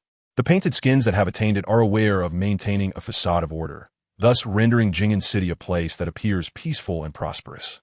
Although this city is fraught with dangers, there are no signs of chaos or extermination among its inhabitants. The painted skins are cunning. They transform into various human forms, integrating into the city while concealing their true nature. Zhou Yuan casually entered a gift shop and requested the attendants to help him select some presents. After paying a little extra, the shopkeeper agreed to deliver them to the Yao Wu Fong, the residence of military officer Kai. In this manner, Zhou Yuan acquired a living map of the city. The shopkeeper, while hurrying along, introduced him to various aspects of the city. For instance, beggars are the most malevolent. Scoundrels are cowardly, brothels abound, and the best entertainment lies within the elegant residences, where one can enjoy tea and music and leisure. The courtyards of these elegant homes are the true refined places in the city. If you wish to indulge, remember to seek me out. I can assist you at a lower cost than those who typically charge for such services. Upon arriving at the military officer's residence, the shopkeeper did not accompany Zhou Yuan inside, fearing the gatekeeper would deem his sincerity insufficient. The shopkeeper, accustomed to assessing individuals by their clothing and demeanor, perceived Zhou Yuan as a warrior, assuming he was there to solicit favors. Here, take a few coins for tea along the way. Such generosity. It is said that warriors value righteousness. Today has been an eye-opening experience for me.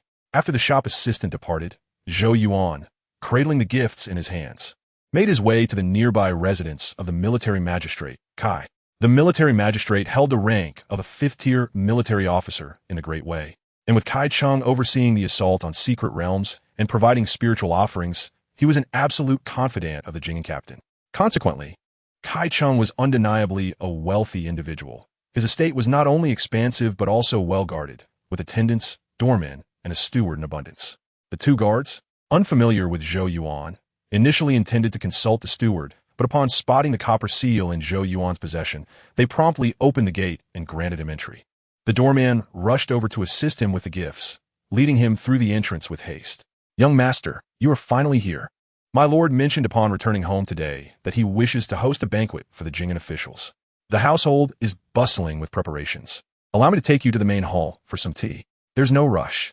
I have been wandering the city for half the day and am in need of a brief respite." Kai Cheng's residence was indeed immaculate. The servants and maidens bustling about were all ordinary people, devoid of any supernatural appearances. Zhou Yuan's visit to Kai Cheng's home was not merely due to the latter's official standing.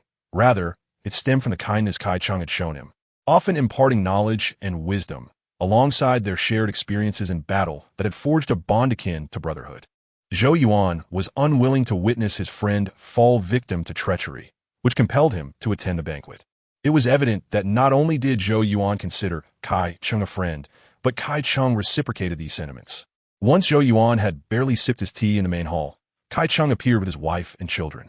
Although the martial culture of the Great Way was open and warrior-like, the introduction of one's family still held significant importance. For ordinary individuals, it signified a strengthening of ties between two families, while for warriors, it added a layer of meaning, indicating mutual recognition and the understanding of each other's comradeskin, especially in the event of a tragic loss in battle. My husband remarked upon his return that Jing'an boasts a fine young man, Kai Cheng's wife noted.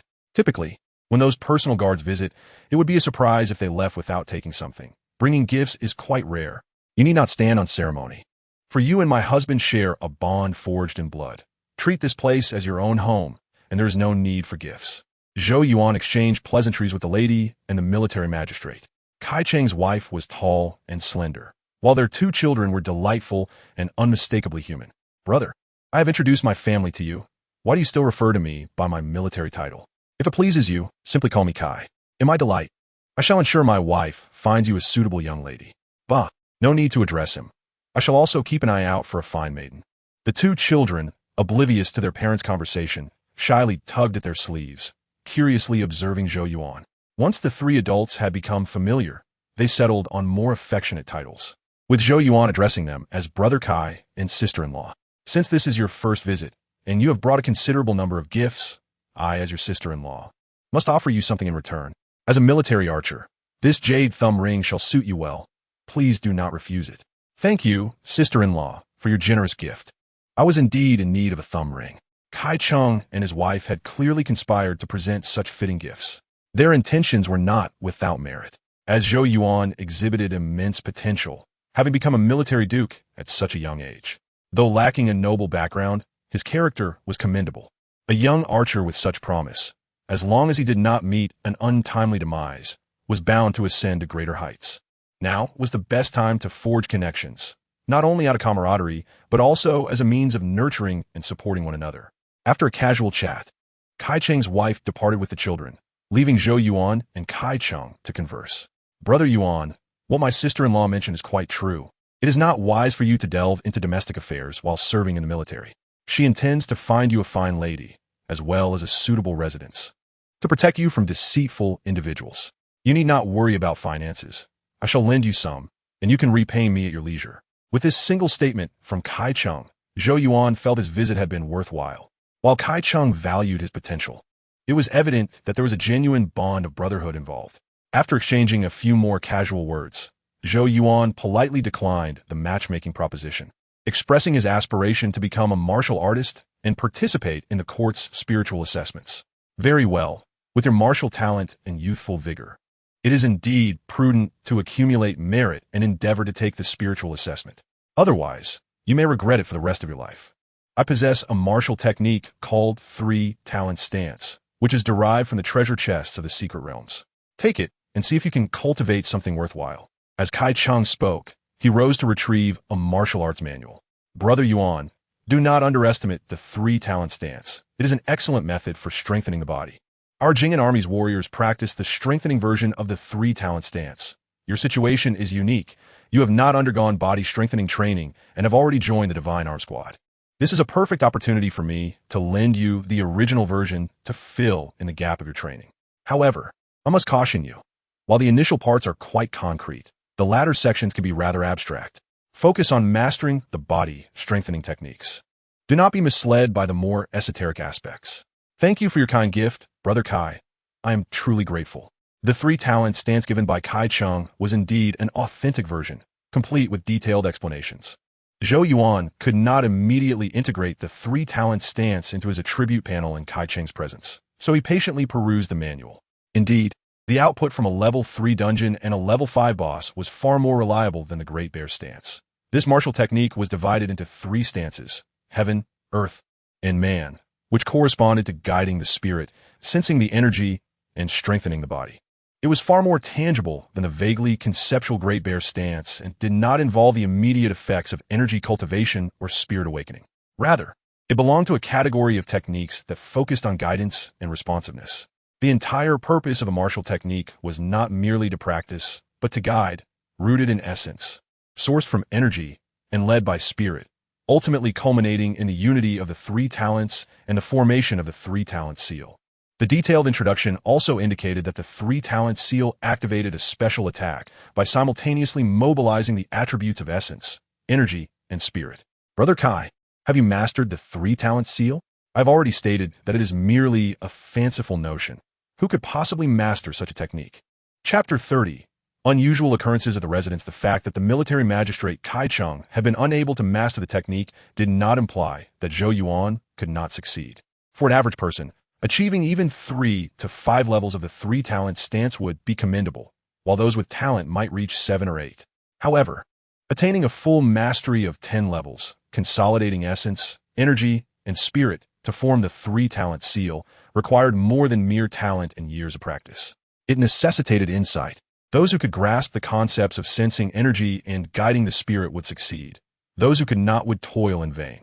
Nonetheless, these requirements pertained to typical practitioners. Zhou Yuan faced no such limitations. As the evening banquet commenced, Zhou Yuan and Kai Cheng engaged in a spirited contest of drinking. Naturally, Kai Cheng's personal guards aided him in pouring Zhou Yuan strong liquor. However, with his maxed-out nourishment skill, it was nearly impossible to intoxicate him.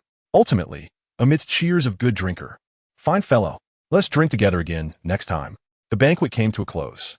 Kai Cheng's wife had already arranged for servants to carry each inebriated man into their rooms to rest. Only Zhou Yuan remained sober, and under the guidance of a servant, he returned to his guest room. Once in his quarters, he no longer needed to conceal his intentions.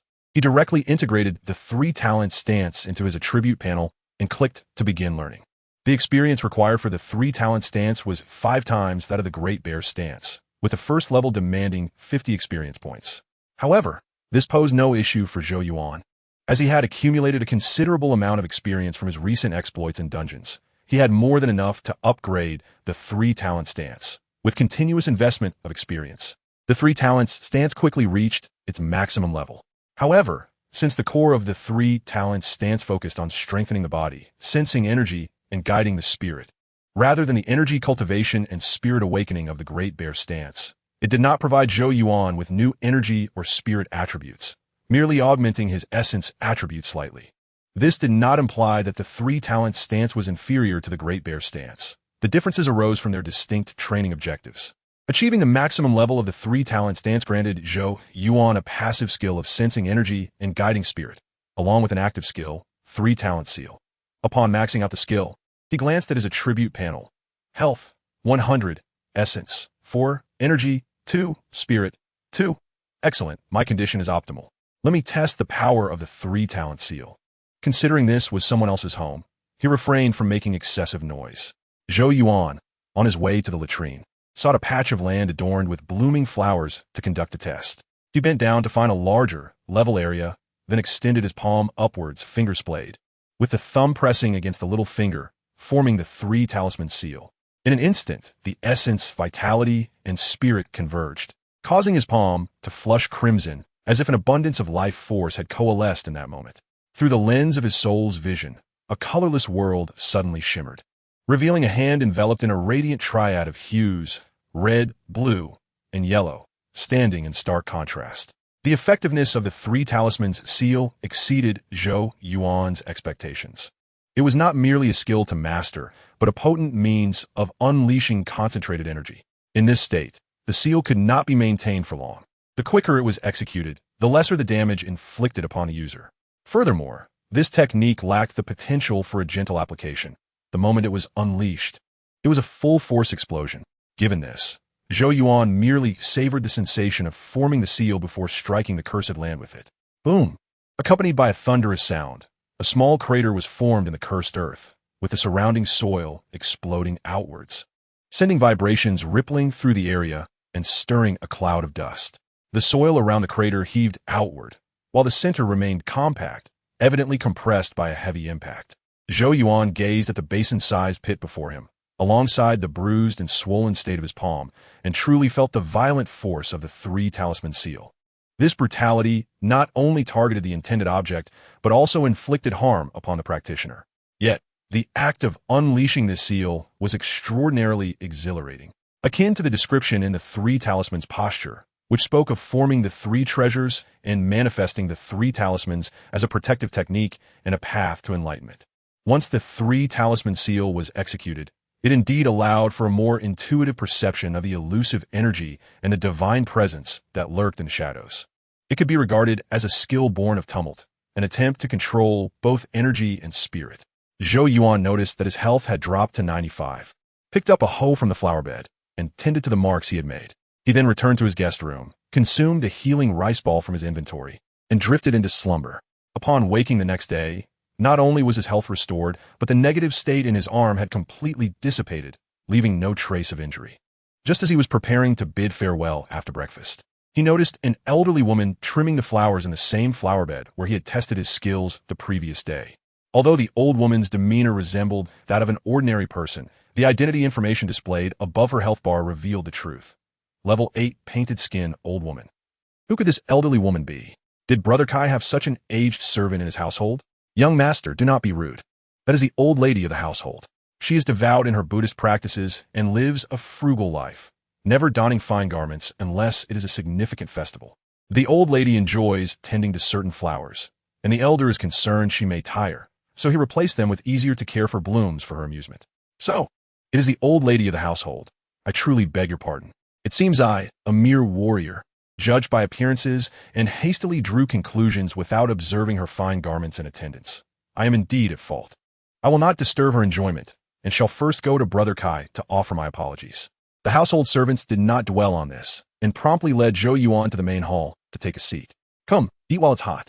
Do not wait for those lazy fellows. They probably indulged too much in drink yesterday, and will take half a day to rise. Kai Cheng appeared quite pleased, and Zhou Yuan understood the hierarchy within the household. If the old lady were to voice any concerns, he would receive no gratitude, but rather face severed ties. Thus, he refrained from hastily disclosing his findings. Since the painted-skin demon was concealed within the military's Sima residence, it would not act recklessly. Otherwise, Kai Cheng's family would have perished long ago. Brother Kai, I encountered the old lady of the household upon my arrival. But should we wait for her to take her seat before dining? No need. My mother consistently adheres to a vegetarian diet, avoiding meat and fish. She cannot partake in our meals. I see.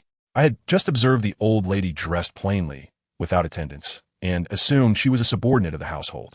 Please forgive my misunderstanding, Brother Kai. Do not blame yourself. No one could discern that my mother is the mistress of the household. Since my father passed away, her demeanor has changed significantly. At times, she goes days without uttering a word. However, after years of tending to flowers and plants, she has improved. Yet, she remains steadfast in her refusal to amass wealth, engaging in prayers and rituals to seek blessings and atone for my father's sins, claiming we have shed too much blood and seldom reap virtuous fruits. Unbeknownst to Zhou Yuan, while he conversed with Kai Cheng, the painted-skin old woman had also called for the servant who had guided Zhou Yuan. Was that person a friend of Cheng? What did he say to you? Old lady, that was Zhou Yuan from Jing'an, a close comrade of the elder. He mistook your simple attire for that of a household subordinate, and has gone to apologize to the elder. Apologies should be directed at me, not to Cheng.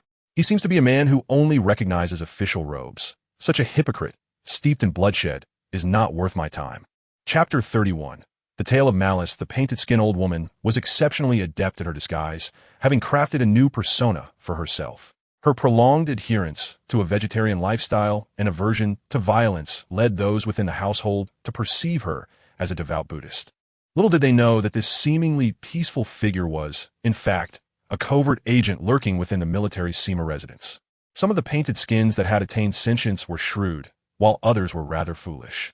Yet, they understood who truly posed a threat in Jing'an City, or rather, who could expel the demons plaguing the populace. Such matters did not require deep contemplation to identify the warrior lieutenant and his renowned troops, the divine armored warriors. Consequently, monitoring the movements of the warrior lieutenant and the divine armored warriors became paramount.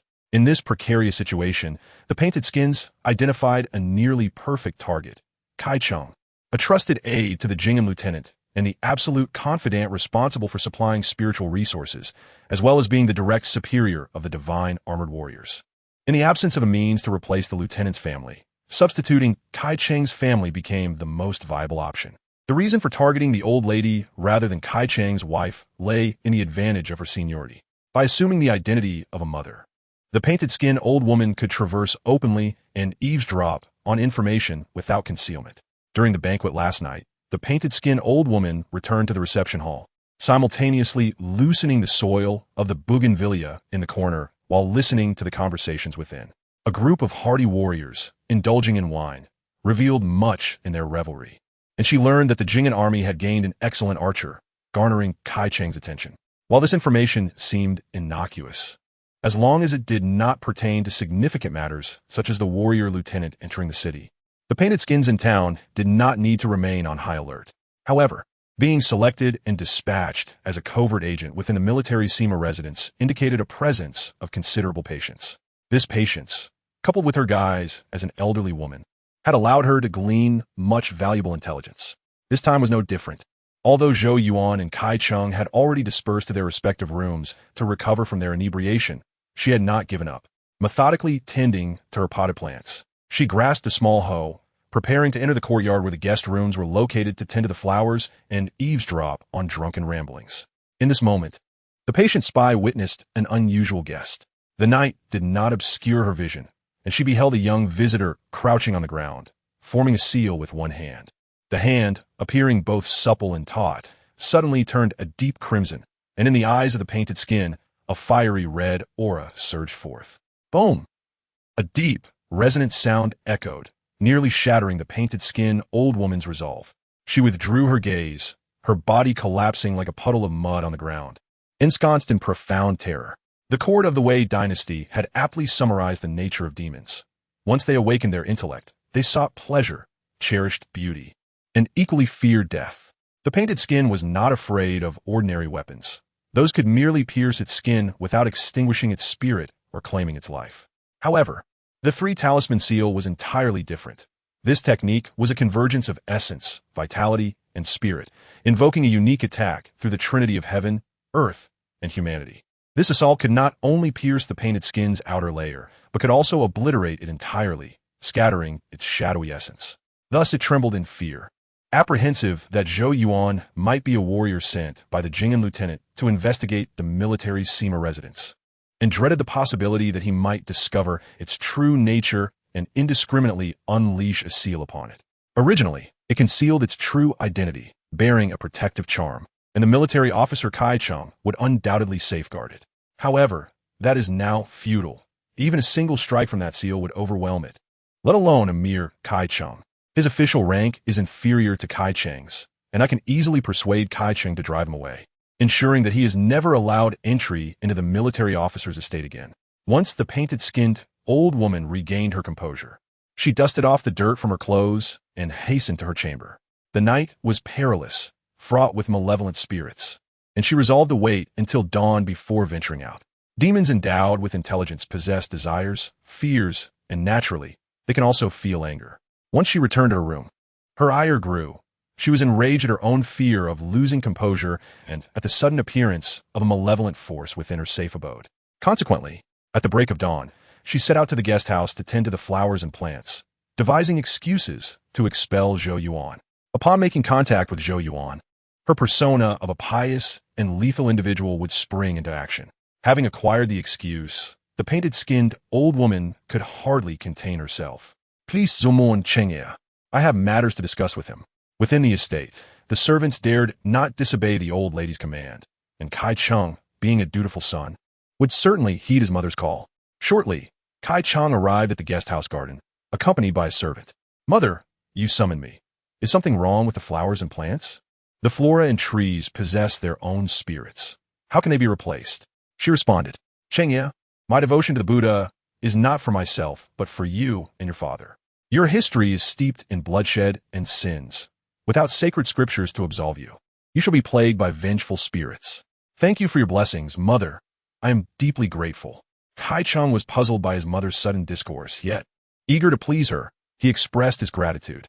Our family's Buddha statue has been consecrated, and the Buddha's spirit resides within. Though you may not perceive my bloodlust, you must not allow it to taint the sanctity of our home. Alas, my bloodlust is a result of duty. I have never killed recklessly. I care for my comrades and do not harbor enmity, fearing it would disturb your prayers. Due to his father's passing and the demands of military affairs, Kai Cheng felt a sense of guilt towards his mother and family, striving to accommodate their feelings. You are my son. How could I blame you? I speak of Zhou Yuan from Jing'an. His hands are nearly stained crimson with bloodshed, and he is a formidable individual. Together, this malevolent aura threatens to disrupt the sanctity of our home. Mother, I know Zhou Yuan is your sworn brother. It is difficult for you to turn against him. I do not impose, but if you could persuade him to leave, that would suffice. Should he wish to remain close, you may meet him at an inn or tavern, as long as he does not set foot in our home. Otherwise, it would jeopardize your prayers, and I could not bear the thought of you suffering.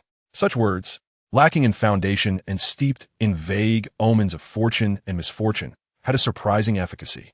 The painted-skinned old woman's guise was well constructed, and her unique identity meant that Kai Cheng, with any semblance of filial piety, would comply with his mother's wishes and see his friend off.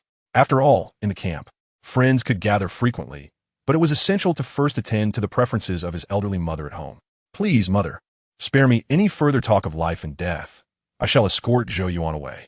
In the future, should there be a reunion, I will arrange for him to stay at a different residence, ensuring he never returns to the estate. Good child, with your words, I am at ease. Upon returning to the main hall, Kai Cheng sat awkwardly for a moment until Zhou Yuan inquired about the situation. He then reluctantly disclosed the circumstances at home. I see. Brother Kai, there is no need for concern. We are sworn brothers. How could trivial matters at home create distance between us? I intend to explore the city and witness the splendor of Jing'an. Do not trouble yourself with seeing me off. Spend time with your family instead. Good brother, should you encounter any trouble, mention my name, and Kai Cheng shall come to your aid without hesitation. Chapter 32. The Seal of Evil Spirits. After leaving the military officer's estate, Zhou Yuan sought refuge in a tea house. As he sipped his tea and reflected on his experience at the military officer's estate, the reasons behind the events became clear. Kai Cheng had no reason to deceive him or fabricate tales about his mother. There were many painted skins in the city, none of whom seemed keen on driving him away.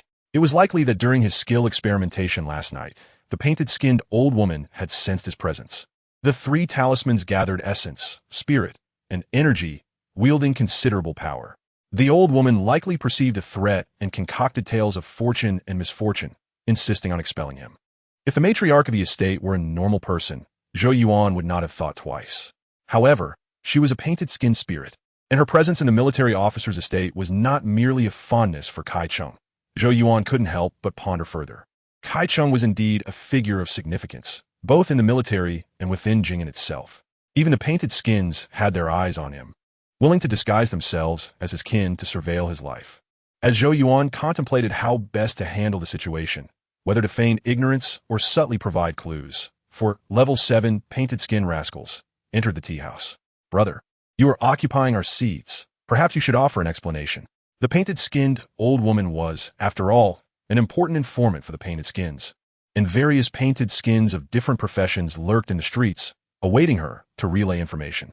Shortly after Zhou Yuan departed the military officer's estate, the painted-skinned old woman passed on her findings to a painted skin merchant. Thus, the 4 painted skin rascals had followed him to the tea house, seeking to test Zhou Yuan's prowess. If he proved weak, they would eliminate him. If he were strong, they would adjust their strategy to monitor him. However, the 4 painted skin rascals were astounded when Zhou Yuan, before they could finish their taunts, simply departed the tea house. Hey, don't run away. You must give us an explanation. In a crowded area, it seemed humans held the advantage, ideal for evading danger. However, this was a misconception. Zhou Yuan knew that the painted skin rascals would not hesitate to commit murder, and if necessary, they could be apprehended by the painted skin enforcers that might arrive. Even in prison, there could be painted skin jailers to aid them. They were not to be easily subdued by the authorities of Jing'an, should they harbor any illusions. Believing that the throngs of people would deter them from acting, they would be gravely mistaken. If the painted skin rascals were to display their fists and feet, there would be no shortage of onlookers. Should they brandish weapons, the crowd would scatter. Thus, Zhou Yuan paid them no mind, descending the stairs and melding into the throng. He is there. Do not let him escape. The Black Tiger gang is on the move. Bystanders, step aside. The four painted-skin rascals pursued closely, with a painted-skin courtesan brazenly directing them, while pedestrians hastily avoided their path. The young women of the flower houses urged the painted-skin courtesan not to meddle in their affairs. At this moment, the city seemed divided into two factions. One comprised the oblivious humans, each tending to their own affairs, while the other consisted of the painted skins, fully aware of their intentions. Zhou Yuan glanced at his inventory: 112 healing potions, 35 J pills, and 237 rice balls. In terms of weaponry, he possessed over 60 swords, spears, and shields, 20 sets of leather armor, and 13 bows and arrows, all acquired from dungeons. Have you mistaken your identities? I am a boss here, with ample restorative potions, multiple max-level skills, and a high-damage 3 talismans. Zhou Yuan was, in fact, more formidable than the dungeon boss, the level 5 bandit chief, boasting greater health and damage output, with skills that outclassed his counterparts. The 4 level 7 foes stood no chance against him, while the outcome against those above level 10 remained uncertain. He was confident that with the healing potions, he could hold his ground. Run! Are you not so adept at fleeing? Why are you not running now? The 4 level 7 painted skin rascals found themselves cornered in an alley and noticed Zhou Yuan brandishing a knife, seemingly intent on eliminating them in this secluded street. Daring to draw a blade is quite rude. Take care of my attire. If it is damaged, I shall surely flay your skin to mend it. Do you know who I am? He laughed. Do you really think we care who you are? This is not your military stronghold, a mere Jing'an, yet they truly believe we dare not take action against you. Let me see how resilient your skin truly is. Zhou Yuan initially intended to extract some information, but the deceitful beings did not grant him that opportunity, drawing daggers and skinning knives from their cloaks as they closed in. It appeared there was no room for negotiation. Nevertheless, he resolved to spare one for questioning. Zhou Yuan's words elicited laughter from the 4 deceitful beings. Could it be that he had grown foolish from his time in the military? Unarmed and without allies, a couple of strikes would surely spell his demise. Where did he find the audacity to confront them? Clearly, the order for them to attack Zhou Yuan did not include any mention of his potential prowess as a warrior. They were simply instructed to kill. In an instant, as the 4 deceitful beings surrounded him, Zhou Yuan consumed a vial of restorative essence. With a swift motion, he executed the sweeping the army from the 8 styles of breaking edge with his right hand, while his left hand formed the 3-talent seal, striking one of the deceitful beings squarely on the head. With his 4 points of precision, Zhou Yuan's blade was swift and powerful, sending 2 of the deceitful beings crashing to the ground. They were not as formidable as level 7 monsters. Their combat abilities were akin to those of bandit knife wielders encountered in dungeons. It seemed that their skin not only served as a disguise, but also constrained their true strength. No, the battle erupted in an instant, and the enemy faltered just as quickly. By utilizing the restorative potion, he temporarily activated his blue bar for enhanced attacks, fully harnessing the essence of the 3-talent seal, which drew power from strength and energy. At the moment the 3-talent seal was activated, Zhou Yuan's left palm glowed a deep crimson, igniting a visible flame of blood energy. Bam! The blood flame-infused 3-talents seal slammed into a level 7 deceitful being. In the next moment, the being exploded like a balloon, its shattered skin scattering in all directions. A dark specter emerged from the shredded facade, losing a significant portion of its health. With a wail, it swiftly darted towards the shadows in the corner. Indeed, the skills supported by the blue bar were formidable. The blood flames ignited by the 3-talent seal burned relentlessly, consuming its ethereal form. Ah, it hurts so much. Give me your skin, I beg of you. All this transpired in the blink of an eye during their confrontation. The 4 overconfident, deceitful beings were utterly unprepared for the fact that, after just one exchange, one of them had sustained severe injuries, perhaps even mortally so. You are a warrior. I am not. Do not speak nonsense. You know too much. Zhou Yuan interrupted the deceitful being, having shattered its disguise and revealed the hidden specter within. How had a narrative shifted to imply that they were the ones with too much knowledge? Bam! Another deceitful being was obliterated, the wailing of a spirit and the soul-devouring flames terrifying the remaining 2. Do not come closer. Help! A murder is happening. Chapter 33. Inhuman, yet human, the deceitful beings appeared fierce, yet their will was fragile. Though their levels were not low, Their fighting spirit paled in comparison to that of the armored soldiers of Jing'an. This was not due to their inferior combat strength, but rather because, from the moment they gained sentience, they had been positioned as predators. They had witnessed human screams for mercy and had unleashed their own cruelty. But they had never experienced a desperate, life-and-death struggle. Sentience granted them the ability to think, but it did not endow them with unwavering conviction. In their mindless state, they fought fearlessly. Upon gaining awareness, they transformed, acquiring consciousness and, with it, trepidation. Thus, when they witnessed a companion burst apart, they were gripped by fear, instinctively calling for help like humans. Run, flee, go find the officials and capture this fiend. The deceitful beings had disguised themselves as humans for far too long, or perhaps, since their sentience emerged, they had lived like humans, their actions inevitably influenced by human behavior. In that moment, they only wished to escape the desolate alley and cry out for help in the streets, believing that Zhou Yuan would refrain from violence in plain view of the public. But they were mistaken. When confronted with ferocity, humans would scatter, unwilling to aid strangers in trouble. Moreover, Zhou Yuan possessed a maximum-level speed skill, allowing him to move considerably faster than these deceitful beings. Bam! Another explosion. The spirit's wails echoed, and the soul-devouring flames clung to yet another victim, sizzling as if it had come into contact with grease. Help! A murder is happening. The last remaining level 7 deceitful being had barely escaped the alley when a powerful hand yanked it back. Tears streamed down its face as it desperately clawed at the brick wall, crying out for help to passing merchants. Yet, the assailant in the alley showed no intention of letting it go, exerting force that crushed its fingers, blood like black mist oozing from the injury. Do not act rashly. The officials are on their way. Bam! Accompanied by a resounding crash, a robust youth emerged from the alley. Indeed, there were no coincidences in this world. The blustering old man was merely a level 6 deceitful merchant. Old man, selling dates? Let me have one to taste. If it's sweet, I'll buy some. You. I will not do business with you. If you wish to eat, take them all. Do not endanger my life. What nonsense are you spouting, old man? I'm a gentleman. How could I harm you? Have your eyes deceived you, mistaking me for a villain? Come, take a look. Is there anyone in this alley? I merely came here to relieve myself, and I cannot allow you to tarnish my reputation. Zhou Yuan seized the deceitful merchant and dragged him into the alley, causing the merchant to tremble in fear, pleading for mercy. Please spare me. I have seen nothing. I have a family to support. If you keep talking nonsense, I will truly lose my temper. Look, this alley is quite clean. We're the wrongdoers. The 4 spirits hiding in the shadows wailed continuously, their essence scorched by the soul-devouring flames. Save me, brother. Please give me a piece of skin. It hurts so much. Under Zhou Yuan's pressure, the deceitful merchant did not dare to glance at the spirits, merely surveying the alley and nodding vigorously. Yes, good sir. I must have been delirious. There is nothing here. You are definitely not a villain. Have you seen clearly? Have you seen clearly? In broad daylight, I would never mistake it. That is good. You may leave now, but do not wander into alleys in the future. If you encounter true villains, it could end badly for you. Indeed. Thank you for your guidance, good sir.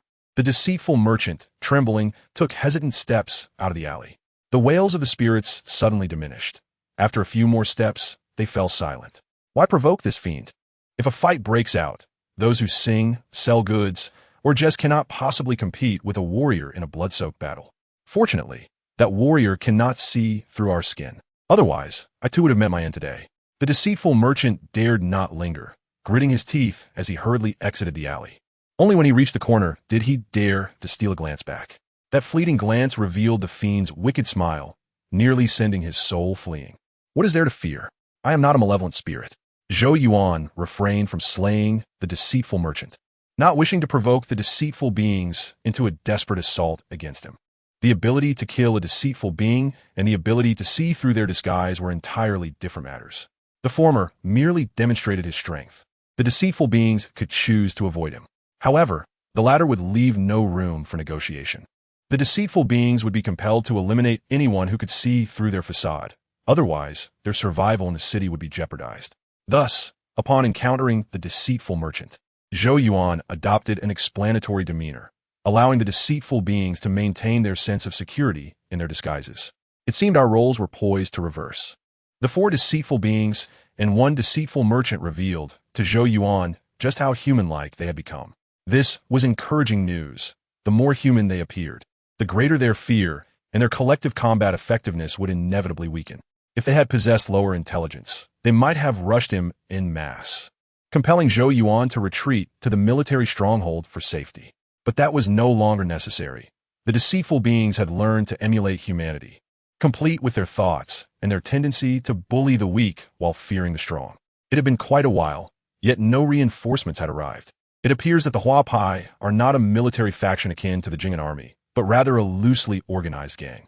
Zhou Yuan emerged from the dark alley, climbed onto the roof of a nearby courtyard, and lay there for about half an hour without witnessing any Huapai team entering the alley. Had it been the soldiers of the Jing'an army who were slain, the nearby patrols and armed camps would undoubtedly have reacted swiftly, instituting a state of martial law. The Huapai evidently have only adopted the lifestyle of the residents of Jing'an City, failing to grasp the military's readiness for battle, a formidable weapon. After all, who would choose to suffer through rigorous training when one could enjoy the comforts of the city? After waiting for a while and realizing he could not gauge the Huapai's collective response, Zhou Yuan opened his attribute panel to inspect his gains. The 4 Huapai ruffians had provided him with 280 experience points, averaging 70 points each. Additionally, he acquired a special item, Huapai Ruffian, 2 units of wane accumulation liquid, and 4 skinning knives. Item, Huapai Ruffian. Usage, the Huapai can transform into a ruffian but cannot alter height or weight. Note, sustaining heavy blows or cuts will damage the Huapai, which can be repaired using wane accumulation liquid. Item, wane accumulation liquid. Description, a fluid formed from the essence of shadows, resembling blood and flesh, filling the skin. Usage, quickly restores a small amount of true energy, stacking with the wane cold state, alleviating the effects of continuous blood loss while mitigating faintness and seductive negative statuses. The effects of the Huapai item are somewhat unique, and the wane accumulation liquid is also fairly effective. However, this substance is merely an item and not a medicine. One must be prepared for the chilling effects it induces.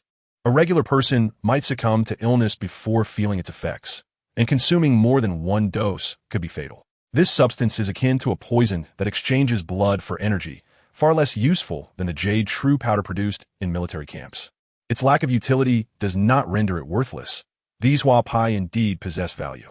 As long as they hold value, martial artists, noble families, and the court will likely take the initiative to exorcise demons. Chapter 34. Emotion as a Puppet in the Evening. Zhou Yuan made his way to an inn near Yaowu Square. This location is in close proximity to the military commander's residence, allowing him to seek refuge there in the event of a sudden attack. The connection through Kai Cheng proves advantageous, linking him with the formidable soldiers and the Jing'an lieutenant. In such a position, should he encounter danger, even a mere intrusion by demons would draw the attention of the Jing'an army. With the bonds of bloodshed and camaraderie backing him, even a high-ranking officer like the Jing'an lieutenant would feel compelled to protect his trusted allies. Having wandered the city for an entire day without provoking the Huapai, Zhou Yuan pondered whether they had completely abandoned their intentions. Meanwhile, the Huapai in Jing'an City were engaged in discussions about him. At this moment, in the eastern part of Jing'an City, within the estate of the county magistrate's assistant, Luo Ying, a literary gathering was underway. The refined gentlemen present were not discussing the beauty of prose, but rather the newly appointed Jing'an commander, Zhou Yuan. It has been confirmed that Zhou Yuan hails from Qiaoshi village in Shangle County and began his military service in the 13th year of Hongya. The county archives record that he fought bears and excelled in marksmanship, first serving in the Wu Wei and Xisheng camps before joining the Divine Arm, demonstrating killing prowess. Within a mere month, he advanced from a squad leader to a commander, ultimately appointed by the Jing'an lieutenant. The learned Huapai scholars, having mingled with bureaucratic affairs for years, had become adept at analyzing policies and interpreting information. Yet, even they found Zhou Yuan's rapid rise through the ranks astonishing. How could this country bumpkin possess such extraordinary abilities upon entering military service? And why was his promotion so swift? If left unchecked, it would not be long before he commanded troops in the camp. However, rather than suppressing him, the Jing'an lieutenant actively promoted him, leaving the Huapai perplexed. Indeed, from his promotion trajectory, it aligns well with the profile of a covert operative. Additionally, martial artists rely on spiritual resources for energy replenishment, and his entry into the military would ensure a steady supply of spiritual sustenance. While the reasons behind the court's dispatch of martial artist spies remain unclear, discovering his identity is a fortunate turn of events. Henceforth, as long as we enhance our vigilance over him, our plans will remain unthreatened. The Hua Pai scholars, in their analysis, attributed all inconsistencies to the Wei dynasty. It is no wonder their reasoning falters. Zhou Yuan's background is exceedingly clean, his ascent from peasant to official resembling a blank slate thrust into Jing'an City. Certainly, such rural sons exist, yet few ascend so rapidly, let alone wielding the power to subdue demons. Could it be possible that his father sent a secret missive to the court, prompting them to dispatch a spy to investigate in Jing'an City? Absolument impossible. His father is surrounded by our people and has his mother with him. He has no opportunity to convey any messages. Moreover, if the court truly received a secret letter, it would not be Zhou Yuan entering the city, but rather the Jing'an lieutenant accompanied by his elite soldiers. Indeed, I was mistaken. Given the authority of the Wei dynasty, commanding the Jing'an lieutenant and a local martial artist to exterminate demons would be a trivial matter. There is no need for us to engage in any spy games. Although the Hua Pai scholars held modest positions, they were well versed in the bureaucratic machinations of the county, understanding how martialistic the Wei dynasty truly is. Knock, knock. Knock. County Magistrate Assistant Luo Ying furrowed his brow, tapping the table a few times before making a resolute decision. I shall assign Man Ning to engage with Zhou Yuan, ideally facilitating a romantic entanglement to bind him through emotion. In this way, we can firmly control that fierce youth, preventing him from causing disruption. How can this be achieved? Man Ning, with her nurturing beauty, is as graceful as a celestial being. Such allure should be reserved for the prominent families of the city, not squandered on a spy. There are priorities in this matter. Zhou Yuan is sharp. We must first secure him before strategizing future developments. Luo Ying's conclusion silenced the other Hua Pai scholars, who saw no issue with the notion of marriage as long as it served their interests. With the main agenda settled, the scholars ceased their serious discussions and summoned a group of maidens to dance in the hall, indulging in pleasures of the senses. Midway through the festivities, Luo Ying retreated to a secluded courtyard within the estate. Mother, I wish to use Man Ning to ensnare that infatuated youth, transforming him from an enemy into a puppet. A beautiful woman diligently attended to a young man lying sick in bed, her demeanor reminiscent of a gentle maiden caring for her beloved. Yet the youth exhibited no appreciation, oscillating between weeping and laughing uncontrollably. Ha ha ha, the status and identity are of little consequence. The nature of demons morphs into the greed of the human heart. May the evil spirits strip me bare, that I may transform into a demon and consume you, devouring all wickedness. The Lang is rambling again. Luo Ying, please send for a bowl of calming soup from the kitchen to ease your father's discomfort. Understood. After receiving her orders, Luo Ying closed the door behind her, the echoes of the youth's raving and howling reverberating behind her. The cacophony irritated her, akin to witnessing a frenzied dog that one could not put down. Alas, such a wretch! What right does he have to be our father? Were it not for that skin, I would have flayed him long ago to teach him that while demons exist in this world, they cannot act as they please. Unbeknownst to Zhou Yuan, the Hua Pai were concocting a performance aimed at ensnaring his youthful fervor, weaving a web of emotion to transform him into a loyal hound, a puppet of affection. Fortunately, he possessed the ability to discern health bars and monster identities. No matter how flawless the guise, it could not cloud his judgment. Bong Jinan Commando. I have procured the Daoist scriptures and Buddhist texts you requested, totaling 320 coins. Would you prefer to settle the account with us? Or should we visit the military commander's residence to reconcile? Do not rush. Who would carry over 100 coins when venturing out? Allow me to provide you with a receipt. You may send someone to retrieve it from the military fortress. To compensate for your trouble, I shall add an extra 100 coins for travel expenses. The official seal proves to be remarkably useful. Once Zhou Yuan's finances were depleted, he utilized an official stamp to convert it into a form of currency. During the day, he entrusted the innkeeper to procure books on Buddhism and Taoism, and within just a few hours, they were delivered. The esteemed guest may take his time, the innkeeper remarked, while I attend to the needs of other patrons. After the innkeeper departed, Zhou Yuan eagerly perused the Buddhist and Taoist texts, hoping to uncover some applicable skills. It soon became evident that these texts were not mere fabrications. Alongside various philosophies, they contained substantial knowledge. From a Songha Chongxing Jing, he discovered a method of breath control, and from the Dajin Yaoming Wang Jing, he found a set of demon-slaying spells. While other scriptures also recorded incantations, they primarily focused on application rather than practice, making it unlikely for them to yield skills. Thus, Zhou Yuan set them aside and chose two relatively complete texts for his skill conversion experiment: the Songhe breathing method and the Ming Wang demon-slaying spells, eager to test whether the mystical incantations could manifest into reality. Chapter 35. The play of painted skins. The bustling city of Jing'an stands in stark contrast to the enclosed military fortress. Here, a myriad of professions and diverse crafts abound. Had Zhou Yuan been willing to invest more time, he might have been able to cultivate several skills. However, he placed greater value on the widely circulated Buddhist and Daoist classics and the systematically organized medical texts. Unlike the medical theories that require meticulous instruction, the Buddhist and Daoist scriptures, aimed at enlightenment, were more accessible. Zhou Yuan invested merely 320 coins to gain access to the profound incantations. While he was uncertain how much genuine essence remained in these texts that claimed to be foundational, he was undeterred in his quest for knowledge. Interestingly, in addition to the Songhe Changsheng Jing and the Dajin Yaoming Wang Jing, he also discovered a volume interpreting the cosmos, known as the Shanhai Ji. Its opening verse reads, "In the primordial chaos, the heavens and earth were clear. The 4 seas and 8 wildernesses concealed myriad phenomena. Mysterious herbs and spiritual medicines sprouted everywhere, while demons and monsters shunned human paths." This poem, seemingly enigmatic, indeed elucidated certain cosmic phenomena.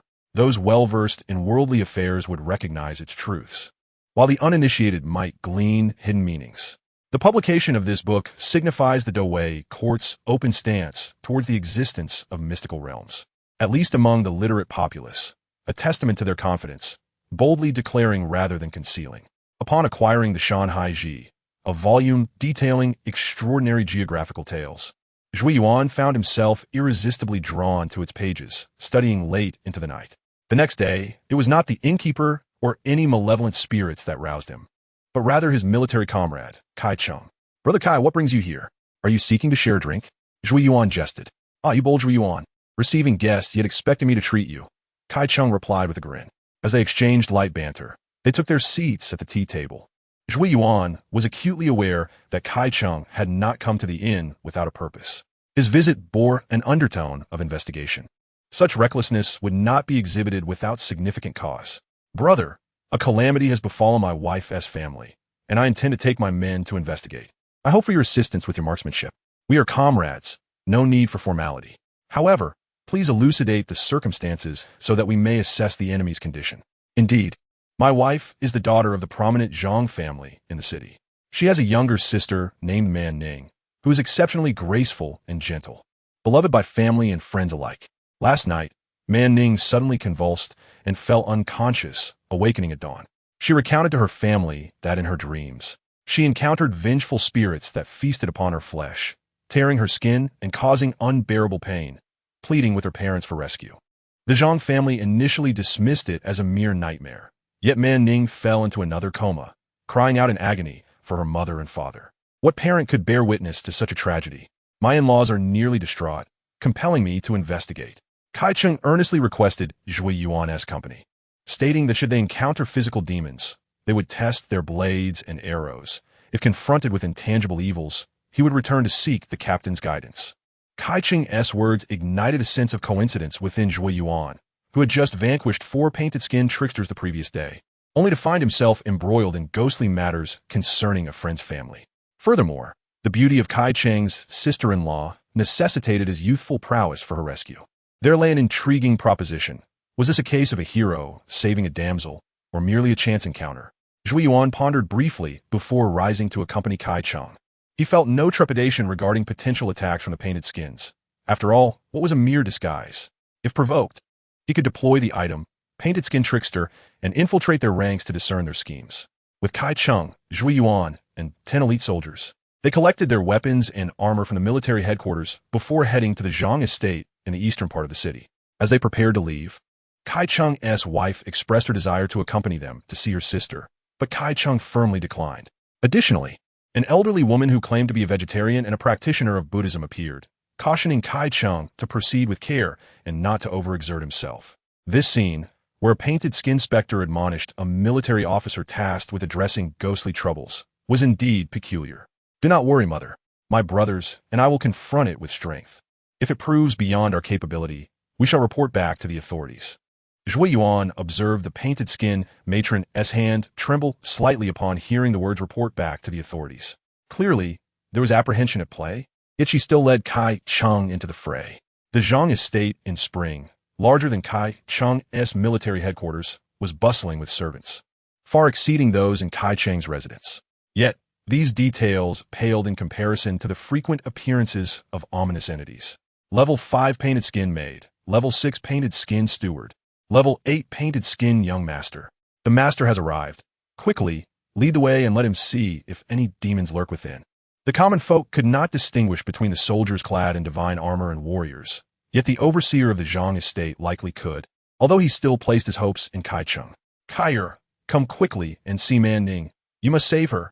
The anxious father-in-law had scarcely begun to act when he promised generous rewards. Crossing through a threshold, Zhou Yuan and the 10 elite soldiers were taken aback, though for different reasons. The 10 soldiers were mesmerized by the beauty of Zhang Man Ning and her exquisite, sorrowful demeanor. In contrast, Zhou Yuan was astonished to encounter a named elite entity, Level 15 painted skin Man Ning. Kai, have you discerned anything? Before the elder Zhang could finish his sentence, 3 shadows emerged from beneath the painted skin Man Ning's bed. Level 5 Yin spirits. They clawed at her body, causing her to emit feeble groans. This skin is mine. Do not fight me for it. Nonsense. I discover it first. Step aside. Do not tear my skin. Otherwise, I will eliminate you both. The 3 Yin spirits engaged in a fierce battle, creating the illusion of an inability to strip the human skin. Naturally, Kai Cheng and the 10 elite soldiers could neither perceive the Yin spirits nor hear their spectral utterances. At that moment, all concealed painted skins in the Zhang estate, including the feigning painted skin Man Ning, awaited Zhou Yuan's intervention. Hurry and act. Can you not see the Yin spirits from yesterday that you vanquished? Quickly, take action against them. The beautiful maiden was tormented by malevolent spirits, yet he remained unmoved. How could he be so indifferent? Was he not human? This was a court spy, his heart as hard as iron, ready to execute a counterplan. After a brief exchange, the Level 8 painted skin young master seemed to recall something and rushed toward Kai Cheng. Brother-in-law, do you not possess the divine elixir bestowed by the captain? Quickly, bring it forth. It may reveal something. Without hesitation, Kai Cheng removed a pendant from his neck. It was a small copper flask, barely the size of a fingertip. He uncapped the flask and dripped 2 drops of the green liquid into his eyes. Indeed, malevolent spirits were at play, and Zhou Yuan received the potion. Chapter 36. The unveiling of the dagger. Kai Cheng, the military commander, remained remarkably composed. Upon discovering the presence of malevolent spirits, rather than charging forth in a frenzy, he gathered his comrades. Zhou Yuan took the divine liquid and, after letting a drop fall into his eyes, swiftly drew his bow to release 3 arrows in rapid succession. Whoosh, whoosh, whoosh. Brother Kai, this won't do. The arrows cannot pin them down. The painted skin butler, observing that the plan was set in motion, quickly interjected, My lord, I have heard that the blood of evil spirits can annihilate malevolent entities. Hearing this, Kai Cheng sliced his palm, covering the blade with blood, and swung it down. Several malevolent spirits recoiled, as if encountering something dreadful. Yet, despite this, they remained unwilling to relinquish their perfect skin, circling Zhang Manning's bed incessantly, severely hampering Kai Cheng's efforts. Is that so? I shall give it a try, Zhou Yuan said, cutting his arm and rubbing the blood on his palm to redden it. Then discreetly formed the 3 talisman seal. Without consuming the blue potion, his palm lacked the fiery blood effect. Yet the blood on his hand concealed any signs of the seal as potency. As Zhou Yuan approached, the 3 Level 5 malevolent spirits continued to feign bravado, secretly taunting him. However, the Level 15 painted skin Manning, lying on the bed, began to panic. She was not an ignorant spirit and was aware of Zhou Yuan's prowess in battle. She was deeply concerned for the young warrior and instinctively prepared to cast a seal on him. Do not fear, do not fear. Zhou Yuan of Jing and doesn't he know my true nature? He should protect me and not harm me. This exquisite guise of mine is nothing short of perfection. So long as he remains human, he cannot help but be enamored by my charming and delicate form. Brother, assist me. Kai Cheng's fierce shout interrupted the painted skin Manning's self-reassurance, presenting a genuine threat to the 3 Level 5 spirits. The bloodied crimson hand, appearing to wield a blade, was in truth forming seals to strike. Even without the enhancements from a blue bar, the three talisman seal retained its formidable strength. The malevolent spirit struck by Zhou Yuan's seal instantly lost a third of its vitality, shrieking in agony. Run! This fellow possesses true skill. The three spirits, no longer daring to encircle the bed and provoke the great demon atop it, cried out and attempted to flee. At this juncture, the act was effectively concluded, and it was time for the painted skin Manning to awaken, captivated by the young warrior, developing feelings in the process. However, Zhou Yuan was decidedly unromantic, acting contrary to expectations. Do not flee. Take another strike for me. At this moment, the ordinary inhabitants of the Zhang residence admired Zhou Yuan's bravery, yet the painted skins felt unease. As anticipated, Zhou Yuan moved with astonishing speed, dashing out of the painted skin Manning's chamber in the blink of an eye. By the time the painted skin Manning opened her eyes as expected, there was no sign of the young warrior, only a group of burly soldiers, including Kai Cheng. Thank you, my parents, for the rescue. Good child, quickly lie down. Have the demons departed? Your well-being is our greatest fortune. Father, though the demons have left, I fear their return. This ordeal has left my heart shattered and my courage faltering. I hope for a brave warrior to guard me closely. Though Zhou Yuan was no longer present, the painted skin Manning's role must continue. Upon uttering these words, even Kai Cheng felt a stir in his heart, let alone the other guards. However, the esteemed Lord Zhang was no ordinary man. He immediately grasped the underlying meaning of his daughter's words and swiftly excluded Kai Cheng from consideration. My son, I have come to realize that no family is more important than safety. That Zhou Yuan of Jing and dares to battle vengeful spirits is indeed a valiant warrior. I shall speak with him shortly and request him to remain as a protector for a time. The hearts of the burly men shattered. How could this delicate young maiden be left in the hands of Zhou Yuan, a young man full of vigor? Kai Cheng too felt a tremor in his heart, thinking, oh no, that lucky fellow has struck gold. In the courtyard, the painted skins felt relieved that the first act of their drama had progressed, albeit with some unexpected twists. However, the other three level 5 malevolent spirits could not share in this relief. In fact, they could not even gather. After Zhou Yuan chased them out of the courtyard, he activated a vial of jade essence to restore his blue bar, evading the gaze of several servants, and swiftly dispatched the three malevolent spirits. This ruthless demeanor instilled terror in the hidden, painted skin among the servants. Lord Zhou, my master requests your presence in the main hall for a discussion. The painted skin butler, suppressing his fear, stepped forward to invite this formidable individual to the side courtyard. He did not, however, endorse the day as performance. While utilizing the tale of vengeful spirits may have been expedient, it also posed certain risks. Yet the plan had already been set, leaving him no choice but to comply, doing his utmost to patch things up and prevent Zhou Yuan from uncovering any discrepancies. Butler, why does your estate harbor malevolent spirits? Is there a reason for this? If the root cause is not eradicated, the vengeful souls may linger. Faced with Zhou Yuan's inquiry, the painted skin butler merely forced a smile, stating that the servants should not discuss the matters of their masters. Lord Zhou, this way please. Upon returning to the main hall, Zhou Yuan's eyes were immediately drawn to the feigned frailty of the level 15 painted skin Manning. Cousin Zhou, my daughter was nearly killed by a vengeful spirit. Fortunately, my son-in-law Kai Cheng and you lent your assistance. I should reward you handsomely for your help, but my daughter is so terrified that she can hardly sleep. May I ask you to stay and watch over her for a few days, ensuring her safety and well-being? Me? Why not the military commander? He possesses the divine liquid and is a relative in your household, making him far more suitable than an outsider like me.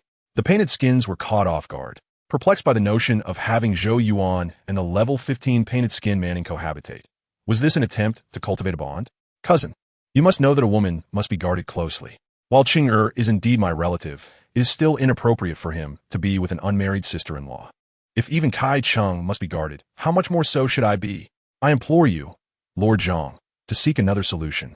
You, young man, lack understanding. You hold an official position, and my family is prominent. It is a match of equal standing. After this ordeal, I seek nothing but the safety of our children. You are unmarried, my daughter is unmarried. You are exceptionally brave, and my daughter is stunningly beautiful. Should you support each other, it would be a remarkable tale. Father, please cease speaking. The painted skin Manning's pallid cheeks suddenly flushed with an unnatural hue, truly a picture of bashfulness, captivatingly enchanting. She turned to Zhou Yuan, tears unexpectedly streaming down her face. Manning wishes to live. My lord, save me. This heart-rending lament, coupled with her tearful, hopeful expression, pierced the hearts of all present. Only Zhou Yuan remained unmoved, resembling a stone, even frowning as if confronted with a dilemma. "Cousin, why are you so heartless? My daughter is now 15, in the prime of her beauty. How could she suffer unjustly? What troubles do you have that you cannot share? If you truly do not wish to, the Zhang family would never force you. Thank you for your kindness, Lord Zhang, but I have ambitions in the military. It is difficult for me to stay in the city to care for your daughter." Zhou Yuan's response left Kai Cheng beside him dumbfounded, stirring doubts within his heart. Could Zhou Yuan really be so foolish? There were hardly any women as beautiful as Manning throughout Jing'an County. Why would he refuse? Did he really have such steadfast ambitions regarding the spiritual awakening examination? Indeed, his strength was not without reason. This conviction matched his talent. What cruel heart you have. My lord, will Manning still wait for you? Chapter 37. Further complications. The painted skin Manning played her role splendidly, conveying a sense of longing for rescue and a desire for companionship. Were it a typical young warrior witnessing such ardor and beauty, he might have felt some stirrings in his heart, perhaps believing it to be fate or love. Yet Zhou Yuan was different. He was uncertain if he could defeat this level 15 elite creature, and thus had no inclination to indulge in theatrics. Consequently, the painted skin Manning's fervent declarations of love ultimately failed to retain Zhou Yuan's presence. "My son, there are many outstanding young men in the county. That lad is a simpleton. Let's find someone better." "Father, I do not want anyone else. I want him." The daughter had fallen in love at first sight, and could not tolerate empty talk from others. She wished to wait for her beloved to change his mind. He was the only one for her, and she would not marry anyone else. What a fateful bond, if not for my daughter's infatuation. How could a mere Jing and county ever enter our family halls? He is still not satisfied, persistently refusing. Such a foolish boy is best left aside. My daughter shall wait a while longer. In time, she will forget. Unforgettable. How could one dare to forget? With a respectful send-off from a Zhang family, Zhou Yuan and his companions gradually distanced themselves. Only a young woman, leaning against the crimson doorframe, gazed longingly into the distance, embodying the sorrowful demeanor of a heartbroken maiden bidding farewell to her beloved. Zhou Yuan glanced back, perceiving ulterior motives and emotional entanglements, while the soldiers around him interpreted it as profound affection and pure love from the girl. His brother, cold-hearted, is not too late to reconsider. If you leave and later regret it, re-entering the Zhang residence will be a daunting task. Brother Kai, do you truly believe that a fleeting encounter can ignite mutual feelings? I do not, yet my sister-in-law, Bu, is kind-hearted. She seeks nothing from you, and what could you possibly desire from her? That is hard to say. What if someone covets my appearance? Nonsense. Though you possess a noble bearing, there are plenty of handsome scions from esteemed families. If Manning were to judge by looks, she would have already been wed. Kai Cheng remains oblivious to the fact that the enchanting Zhang Manning is, in truth, a deceptive spirit. As he himself stated, his sister-in-law's beauty complements her charm, endearing her to friends and family alike. Such allure can indeed deceive and obscure flaws. Consequently, the accompanying soldiers believe that Zhang Manning harbors affections for Zhou Yuan, driven by genuine love rather than ulterior motives, not to mention Kai Cheng's familial bias. Zhou Yuan, I once thought you ambitious, yet I did not realize your resolve was so unwavering. As your superior and Manning's elder brother, it is not my place to meddle in the affections of a younger generation. However, I must advise you, resisting temptation is wise. Your rank is modest, and you reside in the military camp. Should you leave a captivating beauty alone in an empty house, it may bring misfortune rather than fortune. Brother Kai, you know me. Beauty holds no benefit for me. Upon reaching Yaofang, Zhou Yuan and Kai Cheng parted ways. They returned to the military commander's residence, while Zhou Yuan headed back to the inn. The goods promised by the Zhang family will be delivered directly to the military commander's residence. Kai Cheng mentioned he would take Zhou Yuan's share to the barracks to avoid paying interest to the moneylender. Thus, this matter appeared to be concluded on the surface. But Zhou Yuan suspected that the deceptive spirits would not relent. As long as he remained in the city, they would undoubtedly instigate disturbances to manipulate his actions.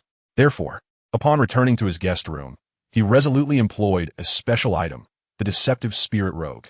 He was eager to see if, once clad in this guise, the spirits would still recognize him, and what they would do upon losing their target.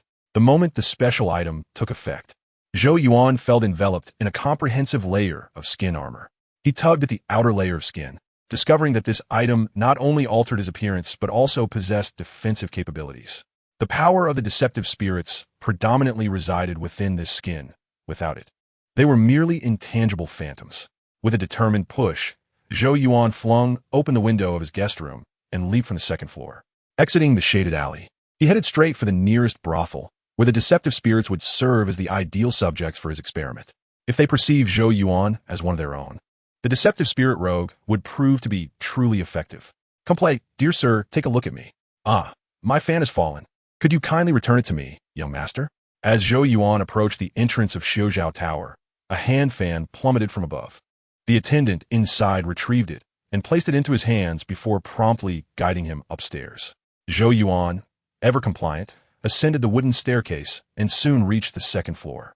A stunning 5-level deceptive spirit beauty rushed towards him, reminiscent of a lovesick maiden finally encountering her suitor. "You rogue, what brings you here? Does your mother have a message?" "Good sister, my mother is well. I merely longed for you." The deceptive spirit beauty's reaction confirmed to Zhou Yuan that they possessed a means of recognizing kinship and regarded him as one of their own. Consequently, he reached out to pinch the deceptive spirit beauty, discovering that her texture felt indistinguishable from that of a real person. "You scoundrel, if you desire, come to my room tonight. While the guests rest, I shall feed you a few morsels." "Good sister, we are family. Why must we wait for an opportunity to feast? Why not let me wear your sign for a day?" "Ha! You worthless creatures possess neither wealth nor vitality. What profit is there in amusing myself with you? Begone. Do not obstruct my business." Although Zhou Yuan was expelled, he gathered ample intelligence. The deceptive spirit beauty, in terms of sensation, strength, and charm, was identical to an ordinary person. Such realism rendered it nearly impossible to distinguish between genuine and false, explaining how they could blend seamlessly into city life. After exiting Xiuzhou Tower, he initially intended to visit Chunrongfang to observe the next moves of those deceptive spirits. However, before he could leave the marketplace, he spotted several scions accompanied by 20 or 30 servants marching towards the inn where he had previously resided. "Where is Zhou Yuan of Jingen? Yi Amwan Li, son of the county official. You military man are utterly ignorant. Upon entering the city, you should have paid respects to the higher-ups. Yet you require us to come personally to summon you." This marked Zhou Yuan's first encounter with the arrogance of the gentry. Kai Cheng was an exception, having earned his rank through blood and battle, and thus could not be considered a regular noble. The county official's son, Wang Li, was evidently seeking trouble. His father likely remained unaware, or else he would not permit his foolish son to provoke a military officer. Given that the Daoist dynasty prioritized martial prowess, the county official, despite his title, was merely a 5th-rank civil servant. This rank was equivalent to Kai Cheng's military command, providing no basis for provoking a formidable warrior within the military fort. Moreover, the Jingen district maintained a legitimate 7th-rank military officer, due to differing affiliations. Even a county official could not act arrogantly, let alone his son. Zhou Yuan, undeterred, retorted, "Come forth and face me." The innkeeper appeared to plead desperately, yet he dared not take a single step forward. When the guest room door was violently thrust open, the innkeeper was left utterly stunned. What the predicament? His modest establishment had inadvertently sparked a conflict between the literati and the marshal. Wang Li, the county official's son, was nothing but a reckless fool, likely manipulated by others. Several accompanying scions also sensed the gravity of the situation. They were all individuals of status and should have first convened for discussion rather than recklessly antagonizing one another. "Brother Wang, let us retreat. Should this continue, the military officers in the barracks may take offense. After all, they wield blades and armor, while you, adorned in fine silks, may find yourself at a disadvantage. I care not. For Munning, I am willing to do anything. Why would Munning take an interest in that dull martial man? My heart is in anguish. How could I not be enraged? Even more infuriating is his audacity to reject Munning. How could he deem himself unworthy of her?" Chapter 38. The skin of the spirit god. The behavior of Wang Li, son of the county official, was profoundly contradictory. He yearned to possess Zhang Munning, yet could not accept anyone else rejecting her. To most observers, he appeared as a lovesick young man, ensnared by his feelings and spiraling into madness, leading to his reckless conduct. However, to Zhou Yuan, this county official's son represented a veritable source of intelligence, his very state serving as evidence of the deceptive spirit's menace. For a top Wang, Li's head not only hovered a health bar, but also special identity information, 2-level emotion puppet Wang Li. This constituted the weakest foe Zhou Yuan had encountered since his arrival. He even suspected that a mere slap might cause Wang Li to yield experience points, leading him into eternal slumber. Yet this arrogant, pitiable creature provided Zhou Yuan with valuable insights. Emotion puppet, a fitting name, for emotion precedes the puppet, signifying cause. The puppet follows emotion, indicating effect. Lured by feelings, when infatuation becomes excessive, does one ultimately transform into a puppet? Zhou Yuan remained uncertain of the accuracy of his speculation. Yet Wang Li's condition had confirmed much. The character puppet indicated that he had lost his capacity for self-determination. The crucial aspect was his low level, let alone the 15-level deceptive spirit money. Even a 5-level deceptive spirit beauty from the brothel could easily overpower him. It became evident that the deceptive spirits possessed not only the ability to craft disguises, but also the power to manipulate others. Zhou Yuan reflected carefully and realized that he had not encountered any other emotion puppets in the city over the past 2 days, and none of those entering or exiting the brothel bore such markers. It seemed that ordinary deceptive spirits lacked the capacity to create emotion puppets, reserved for only the most powerful among them, who possess such enchanting and manipulative abilities. Zhou Yuan, where are you? Why do you not dare to meet me? Do not pull me away. I await an explanation from him for the sake of money. Zhou Yuan was not adept at dealing with such people. Rather, he excelled at digging a pit for them to remain tranquil forever. However, although Wang Li was rather irksome, his transgressions did not warrant death. Thus, Zhou Yuan paid little heed to this resentful individual and turned towards Chunrongfang.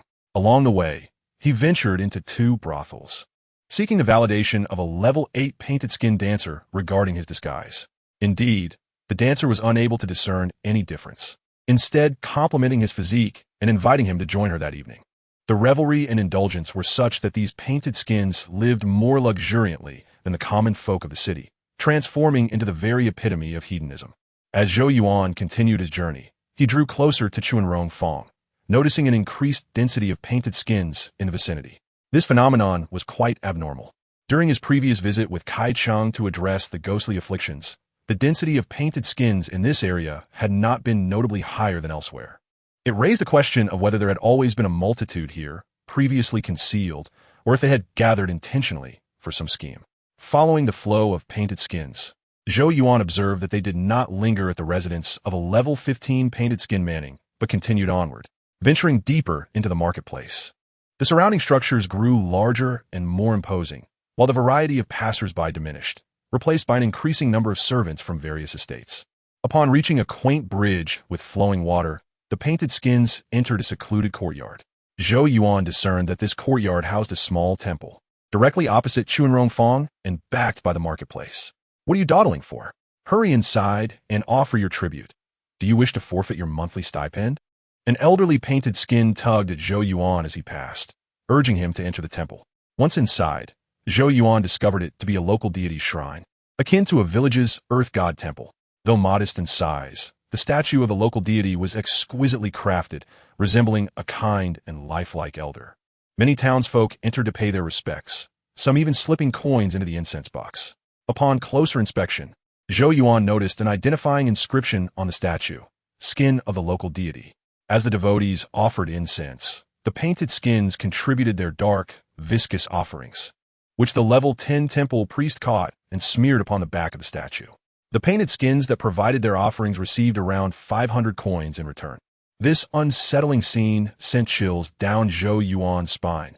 While it was not surprising that the painted skins adorned the local deity, the fact that the skin bore the name of the deity was peculiar. Or the painted skins plotting. Was the skin they presented crafted by them? Or was it truly something extraordinary? The machinations of the painted skins surpassed Zhou Yuan's expectations. He could not believe they would provide an offering without reason. This skin must possess some mystical quality. Verifying the truth would not be difficult, as this item bore a description akin to a dropped item, likely eligible for inclusion in his inventory. Once it was in his possession, he could examine its details and uncover its secrets. With this thought in mind, he proceeded to act.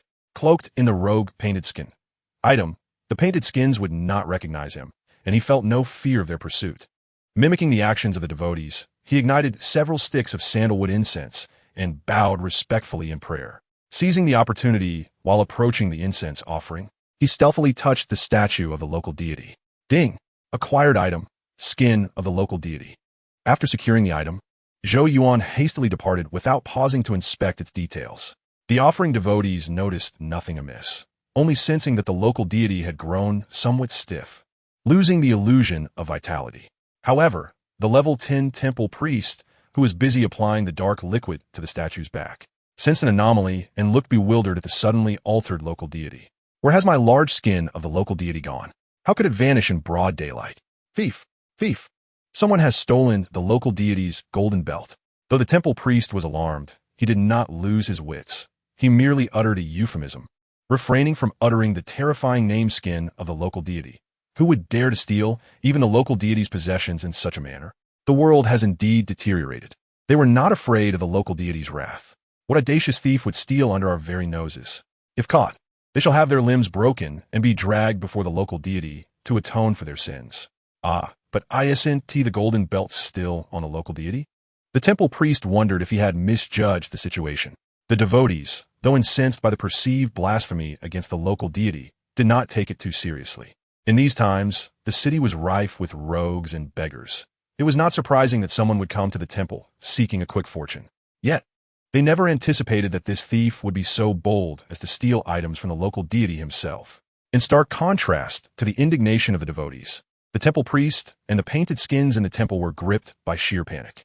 A grave misfortune had befallen them. Losing the skin of the local deity could lead to dire consequences. More critically, they had no clues to pursue, let alone identify the thief. What a calamity! Why must it be that particular item? With their mother's wrath looming, they knew that without the skin of the local deity, there would be no means to sustain their father's fate. Chapter 39. The Theory of Fate. Item. Skin of the local deity. Description. In the West Market, there exists a deity known as Fong, small yet benevolent, a spirit of good fortune transformed from the essence of a deceased virtuous individual. His friends, witnessing his plight within a shrine, opened his coffin, took his skin, and fashioned earthly garments, bringing the deity great joy as he re-entered the mortal realm. One day, while wandering, he saw a faithful believer drowning, their lonely soul scorched by the sun, and he cried out, "Enter my garments, and shield yourself from the sun." Years passed, and the deity's spirit dissipated, leaving only the garments behind. Effect: the divine garment is impervious, safeguarding the spirit and blood. It can be nourished with dark liquid and repaired with the incense's essence. Upon use, it provides a continuous minor restoration of health and mana. The effects of the skin of the local deity were remarkably powerful. Even those without an attribute panel could not benefit from the continuous restoration. Merely based on its description, safeguarding the spirit and blood indicated it was indeed a precious and unique artifact, not to mention its impervious divine garment attribute. This item was likely connected to the origins of the painted skins, and Zhou Yuan feared he had unearthed their roots. While the introduction of the skin of the local deity was not one of conspiracy or deceit, but rather a gentle and warm tale, it contained substantial information, particularly the phrase about taking its skin, crafting it into garments, and re-entering the mortal realm. This description mirrored the situation of the painted skins perfectly, albeit with differences in the quality of the garments and the nature of the spirits wearing them. Zhou Yuan was indeed correct. He had struck at the very core of the painted skin's existence. At that moment, within Chuanrong Fong, the temperature in the residence of the district official, Lord Luo, dropped several degrees. All the servants, including the painted skin maidservants, trembled with trepidation, hoping their master would not unleash his fury upon them. Lord Luo, given the current circumstances, it would be prudent to explain the situation to Mother at once. Otherwise, when she seeks retribution, we may all suffer the consequences. Am I not aware that this matter requires Mother's decision? However, recently, she has faced numerous challenges, and her temper has been fraying. If we report the inexplicable disappearance of the skin of the local deity now, we risk incurring her wrath. What then shall we do? Reporting now gives us a semblance of hope. If Mother were to use the skin of the local deity, only to learn later of its loss, we would surely face dire consequences. It seems we cannot escape our fate. We, the hidden demons of the secret realm, have enjoyed a life of opulence. It is indeed a tremendous fortune. Why does Mother insist on following the words of that human sorcerer, insisting on taking Luo Xing's fate? The heavens have their reasons. Those who defy the natural order shall inevitably face retribution. Lord Luo Ying had lived in the city for over 20 years, having adopted the Confucian scholar's philosophy of celestial human interaction, which influenced his thought processes. He believed that the universe is orderly, and only by aligning with celestial could one thrive in this world. Otherwise, one would eventually lose their wits and be driven back to the secret realm. Yet, he was not the painted skin as demonic mother, and most often, he had to obey orders. At this juncture, what good were words from Lord Luo? It was imperative to search the entire city while the skin of the local deity had only recently gone missing. If the thief were to escape the city, even with Mother-S prowess, retrieving the divine garment would become exceedingly difficult.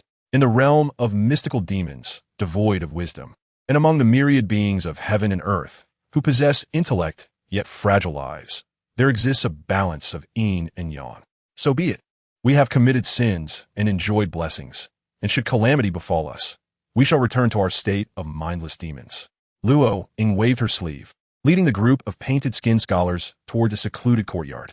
There resided not only their mother, but also the monarch who held sway over their lives. To address her as mother was merely to foster a sense of kinship, without any expectation of genuine maternal affection. Ding ding. Mother is well. Luo Ying seeks an audience. The tightly shut door opened of its own accord, revealing a graceful woman attending to a young man resting on the bed, massaging his feet and legs. Wait, your father has just fallen asleep. Let's converse outside. The graceful woman carefully set down the young man's legs, tucked him under a light blanket, then donned her shoes and stepped outside. Speak, for your gathering here is unlikely to herald good news. Mother, we seek atonement. Today, before the temple steward and the guards, the garment of the city deity suddenly vanished without a trace. Our negligence was not at fault. It was simply unpreventable. One moment, the steward was wiping away the accumulated yin essence from the divine garment, and the next, it inexplicably disappeared. A chilling crack echoed from the graceful woman as she clenched her hands, her cheeks trembling, as if she were enduring great restraint. Several painted skin scholars knelt, while the graceful woman glared furiously. Silence enveloped the scene. No one dared to utter a sound, fearing the wrath of their mother might strip them of their skin and soul. After what felt like an eternity, the graceful woman reluctantly waved her hand. Alas, it is fate. It is not your fault. Find a carriage to take me through the city. If by fortune I recover the divine garment, you shall share in the merit. If not, we must devise a remedy. We shall obey. Although the graceful woman absolved the painted skin scholars of blame, she still emphasized the need for a remedy. The scholars, unwilling to dawdle, commanded the servants to bring 3 horse-drawn carriages, preparing to personally escort their mother through the city. Ignoring their attentiveness, the graceful woman turned back into the room and lay on the bed. My dear, I wish to spare your life. Hence I acquiesced to your every whim. Initially, I intended to claim your fate, allowing me to be reborn while you donned the divine garment and accompanied me. Yet now, with the garment lost, I can no longer play the benefactor. I fear my true nature may surface and jeopardize your life. Tell me, if your fate as the shepherd in the temple is false, and I cannot draw upon the power of heaven and earth to sustain myself, then have I not squandered my efforts in transforming emotions into puppetry? To my surprise, even this demon has begun to believe in the fate espoused by the practitioners, greedily seeking a way to escape the confines of the mystical realm and retain its intelligence. If this world permits mindless, immortal demons, why then should it not accommodate intelligent, eternal ones? The graceful woman caressed the young man's face, lifting him into her embrace. She had already lost the divine garment and could not afford to lose Luo Xing, the one with a destined fate. Otherwise, she too would lose her purpose, becoming one of those indulgent, pleasure-seeking painted skins who disregard the morrow. My dear, why are you so foolish? You clearly perceive my essence. Why do you not comprehend the virtue of patience? Indeed, the practitioner spoke truthfully. A shepherd in the temple is resolute and bold, unacquainted with the art of yielding and retreating. The painted skin mother still recalls how, upon marrying into the Luo family, she painstakingly altered her attire to please her beloved. Little did she anticipate that her husband, Luo Xing, possessing an innate ability to discern yin and yang, would draw his blade upon discovering a hidden ghost lurking beneath their table, truly a valiant man. From that moment on, the ghostly mother cast aside her initial infatuation. She sought the practitioners and diviners to examine Luo Xing's peculiarities.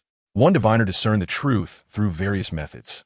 revealing that Luo Xing bore the fate of the shepherd in the temple, aligned with fire and metal, capable of discerning yin and yang. Consequently, the painted-skinned mother became acquainted with the diviner's theories of fate and transformation, igniting her desire to enhance her own fate, to ensure the immortality of the demon while preserving human intelligence. Mother, the carriages are prepared. Please proceed. The painted-skinned scholars bowed respectfully as the petite painted-skinned mother cradled the tall, slender youth and exited the house. The divine garment is my mentor. Those who covet my mentor shall leave a trace. They cannot escape. Chapter 40. Seeking refuge in the camp. Ultimately, the painted skins were not the true rulers of Jing'an City. Even as they exercised their power to seal streets and patrol the city, significant loopholes remained. Upon seeing the divine garment's introduction, Zhou Yuan slipped away through the eastern city gate, departing from the mingling of humans and spirits in Jing'an City. He did not even take a carriage, relying solely on his top-tier agility skills to sprint towards the military fortress. Along the way, he removed the item, painted skin scoundrel, restoring his appearance, and returned to the military camp before dusk. To his surprise, the camp was under strict lockdown. Even he, a military officer, faced scrutiny. The Jing'an district requires blood verification. The blade is thin yet sharp. It draws blood without pain, sparing our brothers any difficulties. Zhou Yuan received the exquisitely crafted dagger, which turned out to be a secret realm treasure, evil-breaking short blade. He followed the instructions, making a cut on his left forearm and right upper arm, blood flowing crimson. Identity verified. Please enter the camp. An old guard at the gate wiped the blood from the dagger and tasted it before allowing Zhou Yuan entry. This effectively blocked any painted skins from infiltrating the military camp. It seemed the Jing'an officers were indeed aware of something. Where is Zhou Yuan of Jing'an? The officer requests your presence. As Zhou Yuan stepped into the officer's residence, prepared to report back to the Jing'an officer, he noticed the officer's personal guards searching for him everywhere. Here is Zhou Yuan. My brothers will guide you. Under the escort of the guards, Zhou Yuan re-entered the Jing'an officer's command hall. The cold-faced officer sat in a commanding position, gesturing for the guards to provide Zhou Yuan with a chair. Zhou Yuan, why have you returned to the camp so suddenly? Are you weary of the city? Zhou Yuan sensed the gravity of the situation. It was evident that the Jing'an military had spies within the city. Otherwise, a high-ranking military officer would not engage him in trivial matters. Thus, he resolved to present some substantial information, curious about what the Jing'an officer wished to hear. Reporting to the officer, since my entry into the city 3 days ago, I have encountered unusual events and dared not linger. Hence, I returned to the camp to report. What unusual events? Pray tell. Reporting to the officer. On the first day of my wanderings, I encountered nothing of note. On the second day, I was accosted by scoundrels outside the military commander's residence and led them into an alley to teach them a lesson. To my surprise, those scoundrels were not human.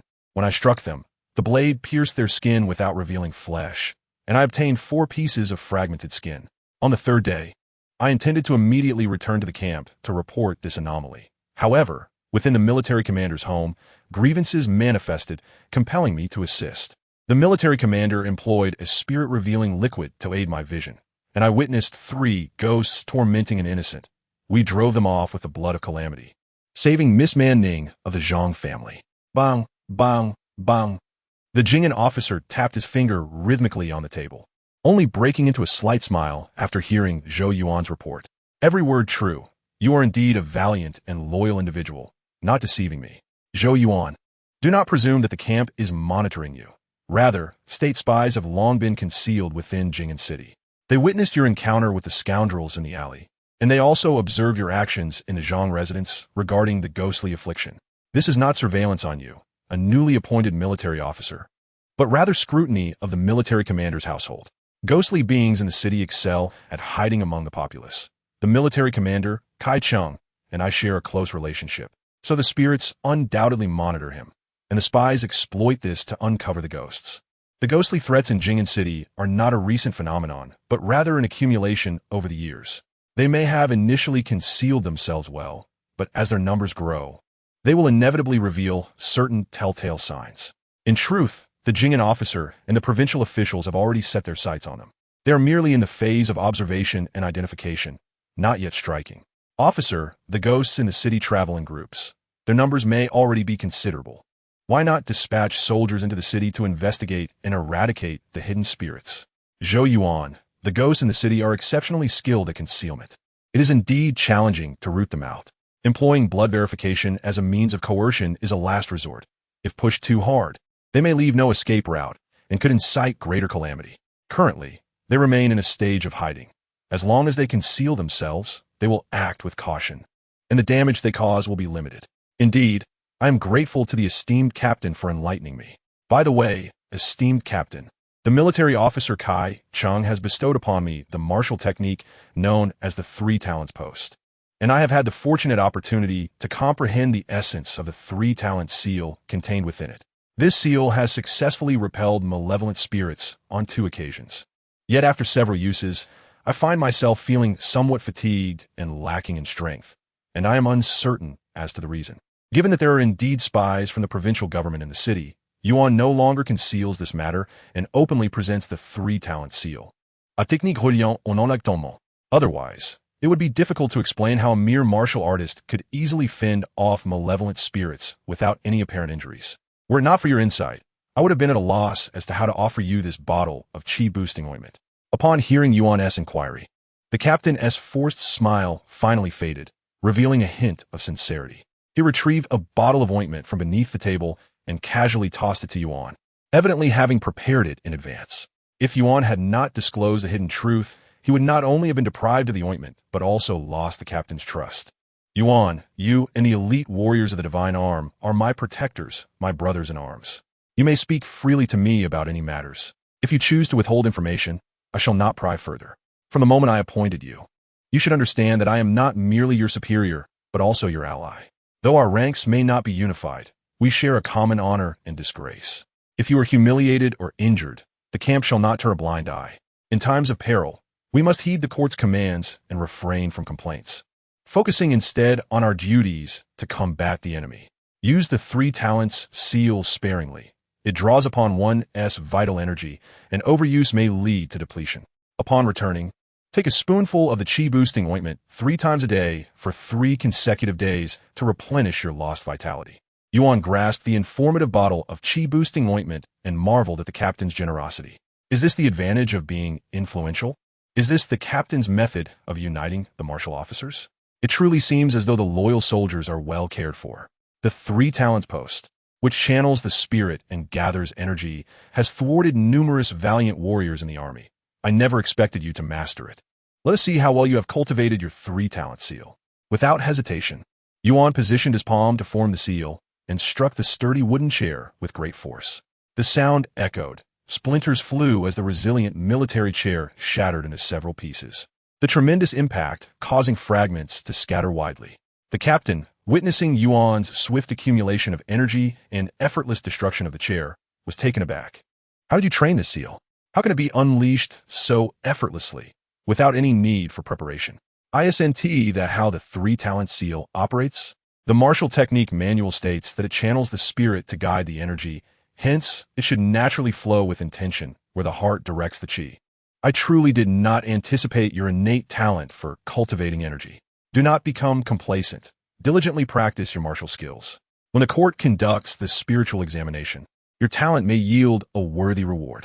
Thank you, esteemed captain, for your guidance. It was only after Yuan departed that the captain let out a deep sigh. The world is filled with exceptional talents. Who would have thought that a rural youth could emerge as a dragon among men? Fortunately, he is loyal to me. With such bonds, even if he is not selected as a fierce warrior, he will still serve as a valuable ally. Chapter 41. Preparing for war. Upon returning to the military fortress for refuge, Yuan left the painted skins of Jing and City in a predicament. They had unexpectedly received orders for a curfew patrol and began to carefully observe all suspicious individuals around them. However, Jing and City, being the seat of the county government, was bustling with merchants, county officials, students, and entertainers, making it exceedingly difficult to identify a suspect among the throngs. Moreover, the painted skins could not completely seal off the city gates. Yet, under the oppressive pressure from the painted skin matriarch and the painted skin scholar, they found themselves unable to remain uninvolved. Thus, the atmosphere within Jing and City gradually grew peculiar. Ruffians patrolled, noble women strolled, dancers reveled in spring, and even the county officials altered their behavior, delving into various markets to gauge public sentiment. As the saying goes, in times of crisis, remain calm. Great matters will be accomplished. Amidst the unusual behaviors of the painted skins, the provincial spies began to identify several factions and groups within the city. General, merchants, dancers, ruffians, and physicians in the city are exhibiting abnormal behavior. County officials and aides are also acting improperly. I have detailed the names of the aides here, and the ruffians are countless. I recommend a thorough reassessment. On July 12th of the 13th year of Hongya, the captain received a confidential letter from the provincial spies. Upon reviewing the extensive list of aides, he was quite pleased, regardless of whether any were wrongfully accused. The fact that the aides listed could be manipulated by the painted skins marked the end of their bureaucratic careers. This list represented not only a potential achievement, but also an opportunity for the court to extend its favor. By apprehending this group of county aides and dismissing the lower-ranking officials, new positions could be filled by aspiring youth. As for any resentment from those affected, that was never a concern of the court. The Great Way is a state governed by martial prowess, and the officials in the court would only show leniency regarding military matters. Ordinary officials would not be treated with such consideration. Excellent. The provincial spies are indeed efficient. Once these treacherous beings are expelled, Jing and County may be able to conduct an examination to select aides benefiting the people. As the captain marveled at the provincial spies' effectiveness, his personal guard delivered another confidential report. Captain, the activities of malevolent spirits in the city have become increasingly erratic, even daring to seal off streets for patrols. We have conducted thorough investigations over several days and identified numerous suspects across various professions, particularly in the brothels and theaters, with county officials acting as accomplices. These two factions are linked through city gangs and apothecaries, forming a formidable organized band of thieves. We await your command. This report was crafted in an encrypted format by the Jing and Army's own intelligence operatives. After reviewing the military report, the captain pondered how to respond, only to receive another letter from the county office. The information provided was entirely different from the previous two reports. Written by the county magistrate, it stated that the officials were acting independently and the commanding officers could not impose restrictions, fearing that the order might lead to irregularities among the lower-ranking officials. The magistrate requested that Captain Jing and lead the troops into the city to enforce the curfew. I see you no longer wish to conceal your intentions. Believing you have the ability to manage Jing and on your own, convey my orders. Summon the martial artists from the various counties to the camp, and command the troops of the Wu Wei, Shisheng, and Shaoqi to prepare for battle. Enforce a strict policy of no exits for our soldiers, and dispatch swift riders to the provincial government to request reinforcements. Inform the court that the malevolent spirits are no longer concealing themselves, their ambitions growing bolder as they plot against the county city. I, Captain Jiangran, am prepared to act according to the law and enter the city to quell the malevolent spirits, demonstrating the court's authority. With a swift order, the command spread throughout the 3 military camps, and the soldiers busily readied their weapons for battle. The auxiliary troops began to assemble, preparing to transport supplies for the military. The entire fortress swiftly sprang into action before Yuan. This war machine was warming up, and the time for engagement was drawing near. Captain S. orders: open the armory and procure chi-boosting materials for the martial artists of the counties, as well as secret treasures to equip the brave soldiers. The bustling commands of the captain's personal guards and the gathering of various martial officials, along with the continuous flow of specialized wooden crates from the armory, made Yuan acutely aware of the gravity of the situation. The painted skins were likely becoming increasingly erratic. Their excessive actions led the captain to believe they were serious. The crucial point was that the captain was even more ruthless and powerful than they imagined, and once he took matters seriously, the situation escalated rapidly. Where's the esteemed General Zhou Yuan? Here I am. Do you have orders? By the captain's command, you are to temporarily oversee the Divine Arm Squad, leading 3 secret treasure bows, 60 anti-evil arrows, 300 blood arrows, and 20 divine elixirs. A contingent of 20 valiant warriors equipped with arrows and medicine shall serve as your guard. Yuan accepted the command and immediately directed the soldiers to prepare for battle. The Jing'an army was not an independent warlord, but a garrison under the Great Way Court. Although their supply of spiritual materials was not abundant, the court would not neglect them, instead providing sufficient military equipment for battle. At the moment Yuan was appointed to oversee the troops, Kai Cheng was still comfortably enjoying his home life in Jing'an City. In this moment, he, as the military officer, suddenly became insignificant under the strict commands. No one would dare disclose any information to him. Even so, the painted skins in the city sensed that something was amiss. This anomaly does not stem from their capability to investigate the comings and goings of individuals across the counties or from having spies lingering in the military camp.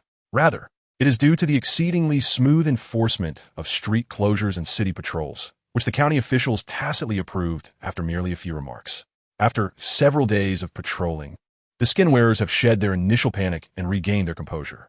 Mother, due to the loss of the clothing of the deity, we have dispatched numerous kin to investigate, some competent and some not, inevitably exposing certain issues.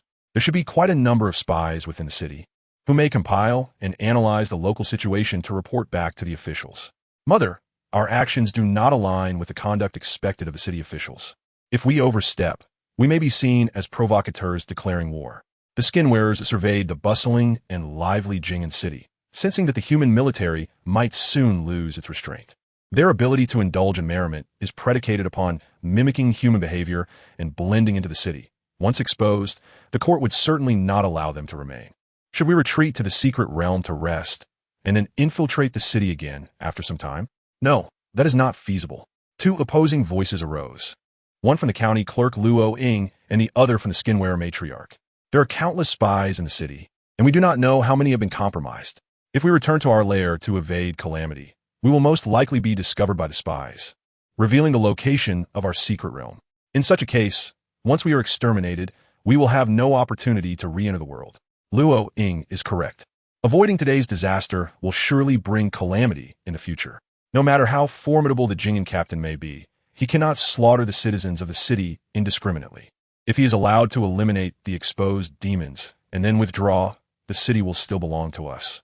Mother, you are wise. We request a halt to the street closures and city patrols, allowing our kin to once again blend into the populace. The skin-wearer matriarch shook her head, gently stroking the tall, slender youth in her arms, and sighed softly. In just 3 days, it will be the Ghost Festival, a day when the gates of the underworld swing wide open, and it will also be my time of peril. Let them attract the attention of the Jing'an captain. I shall bring them into the human realm to enjoy years of joy, and some repayment must be made. Chapter 42. The Ghost Festival on the 15th day of the 7th month. The Festival of the Dead, the Yuan Pen, a time for the living to honor the deceased. Burning paper offerings, honoring the souls, releasing river lanterns to convey thoughts of remembrance. On July 12th, the 13th year of the Great Wei Dynasty, Captain Zhang Yuan of Jing'an issued military orders for preparedness, and within 2 days gathered 13 martial artists from various counties. By July 15th, the day of the Ghost Festival, without waiting for reinforcement from the state, Captain Zhang led 3,000 troops into Jing'an City. Among the army were 500 soldiers from the Wuwei camp, 300 from the Xishan camp, 300 from the Xiaoqi camp, 1,800 auxiliary soldiers, and over 100 from the Divine Armored camp. Zhou Yuan gazed at the treasure of the secret realm in his hands, sensing that a grand battle was imminent. Weapon, tiger shooting bow. Description, the sign at the door showcases intricate skills, inviting the bowman. The lantern riddle is also a tiger. Solving the riddle is to shoot the tiger. Effect, the bow draws 5 stones, 600 pounds. Once a target is locked, it carries a concealment-breaking effect. Those struck will undergo a concealment-breaking judgment. Note, the lower the target's health, the lower the level, the stronger the concealment-breaking effect. Weapon, evil subduing arrow. Description, wealth is the source of life. Evil is the source of harm. Subduing evil wards off calamities, dissolving disasters. Effect, subduing evil drives away demons, eliminating spirits, purifying the aura, capable of directly attacking ghostly beings, inflicting additional damage on malevolent spirits. The combination of the tiger shooting bow and evil subduing arrows is particularly effective against skin-wearing demons. The presence of such specifically targeted weapons in the Jing'an army's armory demonstrates that Captain Jiang had long prepared for the extermination of demons.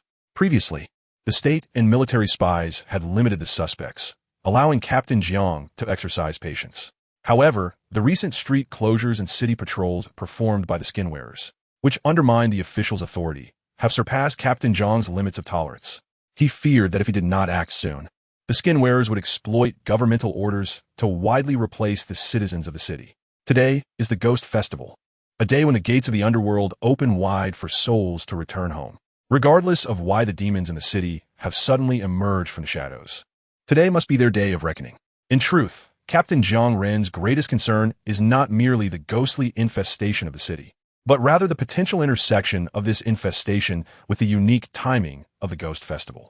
According to the records in the legal texts of Wadu Town, the Ghost Festival is a day for the Yin spirits, when, during the 15th day of the 7th month, they are freed from the secret realm. This implies that on the day of the Ghost Festival, the secret realm will temporarily lose its hold over the Yin spirits, allowing them to freely enter the human world. Historically, Jing'an City has never experienced a calamity of Yin spirits, but the recent disturbances among the city's demons, combined with the approach of the Ghost Festival, leave Captain Jiang no choice but to take this matter seriously. Thus, he not only summoned martial artists from the various counties, but also sent a request for aid to the governor of Huizhou. Had the reinforcements from Huizhou arrived, Captain Jiang would not have hesitated to besiege the county city, forcefully severing the connection between the Ghost Festival and the city's demon infestation. His orders were for Zhou Yuan to hold the military flag, commanding 100 light cavalry to control the city gates and welcome the central army into the city. Understood. Zhou Yuan, capable of wielding the 3 talismans and possessing martial abilities akin to those of warriors, was indeed suitable to serve as the vanguard of the central army. Upon receiving the order, he mounted his horse, entered the Xiaoqi camp, and rallied over 100 light cavalry to charge towards Jing'an City. As the galloping light cavalry reached the vicinity of the county city, the guarding soldiers finally sensed something amiss. Expecting these officers, tasked with maintaining order and patrolling the gates, to react swiftly was unrealistic. The panicked crowd hurriedly cleared the official road, while the frightened soldiers attempted to drive away the citizens within and without the city gates. Eager to close them, whoosh whoosh, 2 heavy arrows pierced through the wooden bolts in the soldiers' hands, startling them into dropping their wooden door bolts onto the ground. Captain Zhang's orders were clear. Open the southern city gate and welcome the central army into the city. The remaining 3 gates were to function normally. Anyone inciting panic under false pretenses would be executed. Fool! Do you not see what flag this is? Do you intend to keep our Jing'an army outside the city? Though Zhou Yuan had shot 2 arrows to prevent the city guards from closing the gates, he maintained a facade of formality. The accompanying light cavalry, however, did not hold back, openly scolding the guards, leaving them bewildered. Do not be angry, General. We are all brothers here. We simply did not receive orders from the county office. How could we not fear seeing cavalry charging in? The city guards, realizing they were dealing with their own men, hurriedly straightened their leather armor and rushed out to explain, hoping the soldiers would not hold it against them. Military orders are here. Hasten to notify the county governor and the county magistrate. The Jing'an army is ordered to enter and secure the city. Zhou Yuan tossed a black token inscribed with red characters to the city gate commander, ensuring that he would report to the officials and avoid being punished for releasing the gates without authorization. All right, General, please wait. I will go seek our supervisor Chu. After a commotion, the citizens near the southern city gate calmed down. For them, the arrival of the Jing'an army was not something to fear, as many of their men served within its ranks. Thus, the Jing'an army was essentially their own, albeit one that trained with weapons while they busied themselves with their livelihoods. Particularly, the military officers often purchased homes within the city and took wives, greatly enhancing the sense of community among citizens. Therefore, when the central infantry and auxiliary troops arrived, some citizens even dared to exchange a few words with them. The familiar process prompted the military officers to immediately organize the auxiliary soldiers to secure the official roads, allowing the central army's troops to enter the city first. Zhou Yuan, is there anything unusual in the city? Reporting to the captain, all is well in the city. The local ruffians who were patrolling the streets dispersed as soon as they saw the cavalry entering. They still know to hide. It seems the situation is not entirely out of control. Captain Zhang Run rode into the city, first meeting with the county governor and magistrate, before dispatching troops to take control of the 4 city gates. The soldiers on guard continued to adhere to the principle of allowing passage, not overly concerned that the demons in the city might seize the opportunity to flee. Captain Zhang's priority was to ensure that no major disturbances arose on the day of the Ghost Festival. If the demons left the city, it would align perfectly with his intentions. The Jing'an army began to enter the city in the morning, while the replacement of soldiers for guarding duties was only completed in the afternoon. Subsequently, Captain Zhang Run divided 8 small teams, each led by martial artists from the respective counties, to execute the demon extermination orders. Due to his martial skills, Zhou Yuan was also assigned 5 divine arm archers, 20 armored soldiers, and 50 auxiliary soldiers to carry out the command to drive back the demons. The Black Tiger Gang? It appears that the spies in the city are more concerned with factions than individuals. The military order received by Zhou Yuan was to investigate the Black Tiger Gang. However, the documents lacked specific names, only noting that numerous members of the gang exhibited irregularities and should be apprehended for blood testing. The entire operation focused on the mid-sized factions in various districts, sparing the hidden skin changers among the common folk and the officials of the county. Captain, are we not to conduct a thorough investigation? Without the cooperation of officials, it is impossible for the supernatural entities to patrol the streets. If we cannot conduct a detailed inquiry, we should dismantle the mid-tier only. The upper echelons profit from avoidance, while the lower ranks fear confrontation and excel at evasion. By targeting the mid-tier, we can instill a sense of caution, preventing them from uniting in resistance. Zhou Yuan, the martial artists of the counties have their own codes. Your youth and vigor should not lead you astray. Those guilty should be handed over to the auxiliary troops for capture. Refrain from seizing the opportunity for slaughter. Otherwise, when rivers run red with blood, we, the enforcers, will become the bloodthirsty demons in the eyes of the people. If it comes to that, we would be worse than a group of skin changers, and it would be better not to enter the city at all. Zhou Yuan received the directive to only execute those who resisted or attempted to flee, while capturing and interrogating those who surrendered. Chapter 43. Slaying the specters, the swift arrows locked onto the skin changers, with a combination of the tiger strike bow and demon-subduing arrows easily piercing their skins, pinning the malevolent spirits. Ding killed level 7 skin changer Rogue X5, gained 350 experience points. In accordance with the Jing'an military orders, a thorough investigation of the Black Tiger Gang was to be conducted. Those who resisted or fled would be slain without mercy, while those who surrendered would be captured and interrogated. Zhou Yuan fired 6 arrows, killing 5 skin changer rogues who attempted to resist and piercing the chest of an escaping leader of the Black Tiger Gang, creating a gaping hole the size of a fist. Such a gruesome scene left the remaining members of the Black Tiger Gang in shock. The 2 remaining skin changers, who did not resist, even lost the will to flee. With the city overrun by malevolent entities, devoid of human flesh, only empty skins remained. You are to stab yourselves to prove your identity and flush out any hidden demons. Terrified, the members of the Black Tiger Gang drew their daggers, slashing their own arms to showcase their bleeding wounds, desperately proving their humanity. General, I will bleed. I am human. General, I bleed. My brother serves in the camp. Our family is undoubtedly human. Those 2 cowards do not dare to cut their arms. They must be demons. We brothers will assist in capturing them. The Black Tiger Gang, accustomed to brawling, found that a simple cut could prove their identity, which seemed exceedingly advantageous. Observing the 2 skin changers who dared not harm themselves, they initially reacted with instinctive panic. However, realizing their numbers and the presence of elite soldiers forming a barrier, they conceived the notion of bullying the weak and began to encircle the 2 skin changers. New ear. The 2, let us ask why you possess such fine skins without any wounds. It turns out you are filthy demons who have harmed countless people to acquire your skins. Wu Laolu, if it were not for the presence of the official army, I would skin you alive right now. We demons harm others as a matter of course. You, a human, are more malicious than us demons, truly a vile creature. The 2 encircled skin changers were nearly at their wits' end. One stepped forward to counter Wu Laolu, while the other knelt in fear, begging for mercy. Whoosh whoosh. 3 heavy arrows flew towards the 2 skin changers and the imposing Wu Laolu. The demon-subduing arrows pierced their skins, shattering the specters, while a standard armor-piercing arrow struck Wu Laolu's head, instantly pulverizing a portion of his skull, splattering a mixture of red and white. This gruesome demise instilled an extraordinary fear among the Black Tiger Gang.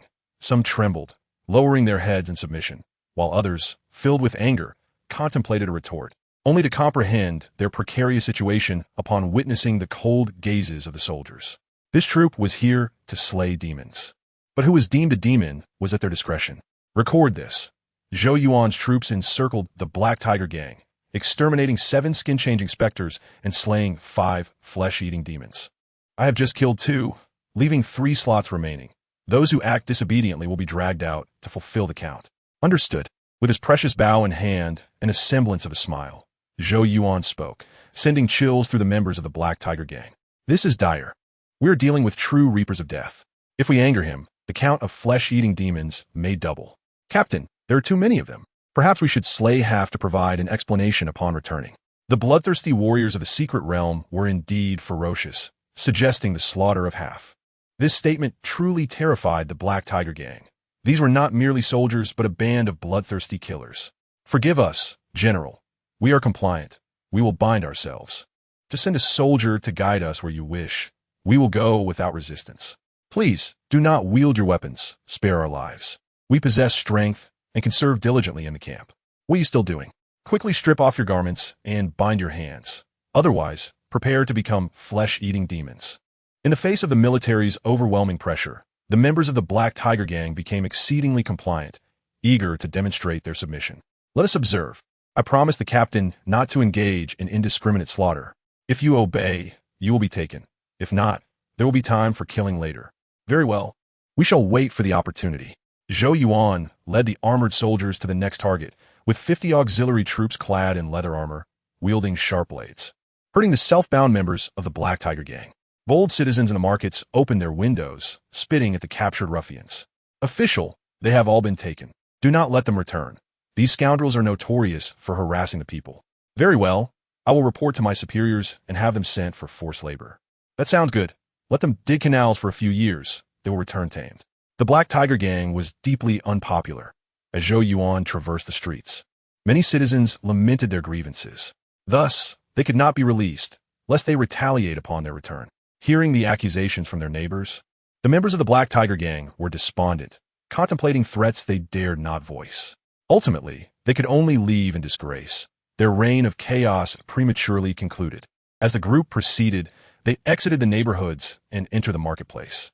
Upon seeing the armored soldiers, the citizens hurriedly cleared the streets. The soldiers surrounded the embroidered tower to investigate for hidden demons. At Zhou Yuan's command, 40 auxiliary troops swiftly encircled the front and back doors and windows of the tower, while the armored soldiers advanced with shields. "Sir, General, what is happening?" "We at the embroidered tower conduct legitimate business with official documents. In accordance with Jing'an military orders, we must conduct blood tests on all suspicious targets, as demons disguise themselves in human skins and harm the populace. Since you are the first to approach, you shall be the first to undergo examination." Zhou Yuan gazed at the level 10 skin changer before him. What a fortuitous encounter. Since fate had brought them together, there was no chance of escape. "General, you jest. We are delicate ladies, unaccustomed to the pain of blades. Moreover, damaging our appearances would disrupt the market. Perhaps you could send your brothers inside to rest, and I can employ some clever methods to verify our identities. I possess certain skills that may interest you." The skin changer, inadvertently shedding her outer garment, revealed her voluptuous and alluring figure, attempting to press closer to Zhou Yuan. He swiftly retrieved a demon-subduing arrow from his quiver, while preparing to form a seal with his other hand. To stab for blood or to take up arms, one must choose. "But you are different. From the moment you entered, I sensed your unusual nature. You are likely to face the blade." Realizing Zhou Yuan was not swayed by her charms and was instead on guard, the skin changer understood she could not escape this time. Resolutely, she drew a dagger from her waist and lunged toward Zhou Yuan, exclaiming, "Die, you dog of an official!" With a resounding crash, the chaotic triad seal shattered the guise of the painted flower lady, and the exorcism arrow swiftly followed, mercilessly pinning the specter to the floor. Zhou Yuan raised his hand and executed 2 more triad seals, completely depleting the painted flower lady's health bar. Ding! Slain level 10 painted flower lady. Gained 100 experience points.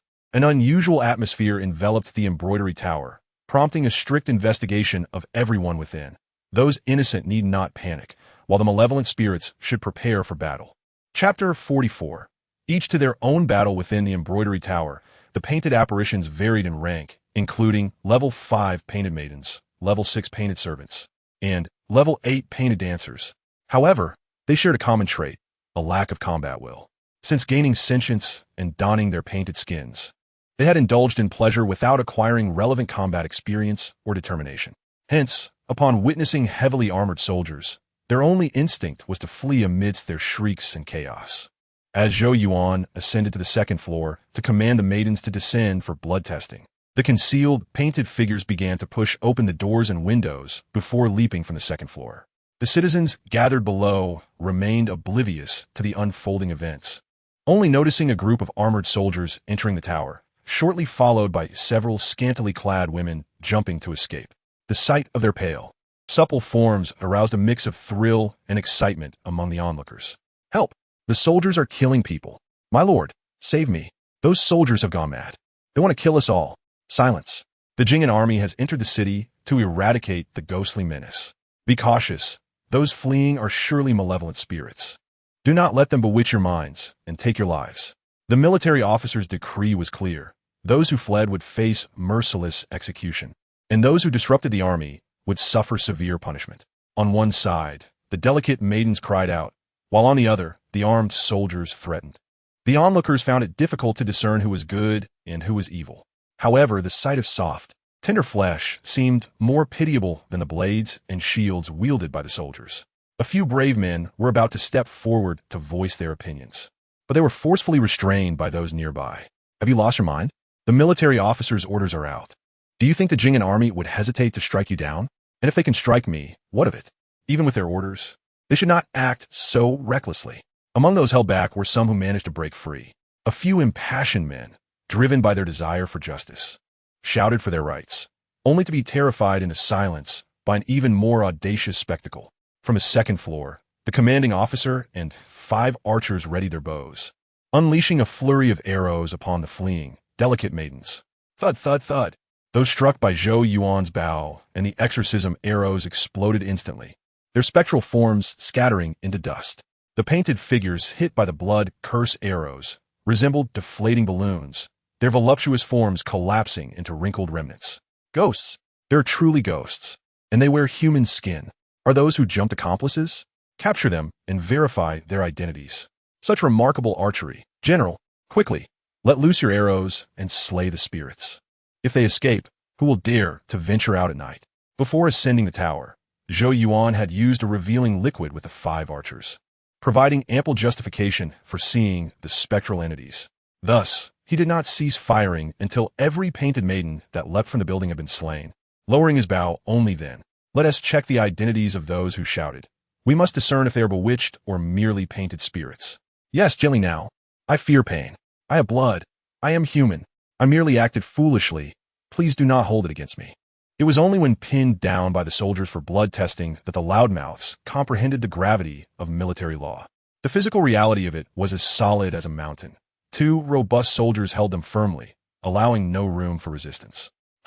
Just as it should be. You think just because you open your mouths, you are righteous, and we are mere unruly soldiers? Your sense of justice is far too whimsical. The armored soldiers on the second floor found it quite satisfying, for they were tasked with inspecting the spirits, rather than being in the streets. Had they been on the street, they would not have been so accommodating, even without drawing their blades. Shields would have been wielded instead. All spirits have been cleared from the second floor. Let us proceed to the first. In truth, there were no painted spirits among the maidens on the first floor. Yet the blood testing procedure had to be followed to ensure their own innocence. Zhou Yuan entrusted the verification to the armored soldiers and stepped out of the embroidery tower, collecting arrows while gathering the fallen items. In this skirmish, he obtained 5 portions of accumulated Yin liquid and 1 item each of the painted dancer and painted maiden. Coupled with the contributions from the painted rascals and painted flower lady, he now possessed 12 portions of accumulated Yin liquid. The gathered citizens observed Zhou Yuan, the military officer, descending to reclaim his arrows, immediately realizing that these arrows capable of slaying malevolent spirits were invaluable. However, the surrounding soldiers remained vigilant, preventing any rash actions. They could only lament their missed opportunity. My son also serves in the camp, a warrior of the Wu battalion. I wonder if he could procure a ghost-slaying arrow for our household. What are you thinking? The military officer himself is out collecting arrows, which means he is running short. How could he provide 1 for your son? Not necessarily. Arrows can break, and we need not have the best. Any will do. The onlookers were merely overthinking. The blood curse arrows would never leak from the hands of the archers. Zhou Yuan's superior exorcism arrows were also coveted by the archers under him, who had agreed to repair and utilize any damaged arrows before entering the city. General, these 2 seem unusable. Please give them to us. Take them. The shafts are cracked, but the arrowheads remain intact. However, their spiritual energy has likely dissipated. Let it be. The arrowheads are excellent, better than the piercing arrows. They can be repaired and still serve their purpose. After handing the damaged arrows to the archers, Zhou Yuan ascended the flower tower once more, gazing toward the direction of Chunrongfang. The painted figures were behaving too abnormally. They evidently possessed the capability for collective management, yet allowed their subordinates to scatter into individual battles, leading to their systematic elimination by the Jing'an army. Even if they could not win against the Jing'an army with martial support, they should have concentrated their forces and fought valiantly. Yet, it seemed they had resigned to their fate, permitting the Jing'an army to clean out the mid-level liaison units. In this case, how would the higher-ranking painted officials finally control the painted populace hidden among the civilians? Could they rely on the lower ranks' loyalty and self-awareness? They were too dispersed. If this continued, it would only waste some time without causing significant harm. The 15th day of the 7th month, the Zhou Yuan festival, was a particularly significant date. Perhaps they were merely stalling for time, engaging in individual battles to lower our guard. The ease with which actions proceeded bore both advantages and disadvantages. The martial artists from various counties had begun to underestimate the painted figures, believing them to be merely fragile specters. This was the outcome the painted beings desired, or rather, the outcome the painted ghost mother sought. At this moment, in a secluded courtyard within the Luo residence of the county's official, various types of painted beings, including painted mannered maidens, painted scholars, and painted warriors, gathered together. Mother, our subordinates are on the brink of collapse. The armored soldiers roam the streets, using blood testing to force them out one by one for slaughter. The wails we hear shatter our hearts.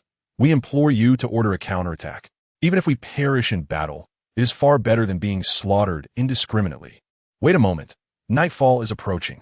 On the night of Zhou Yuan, the gates of the ghost realm will open.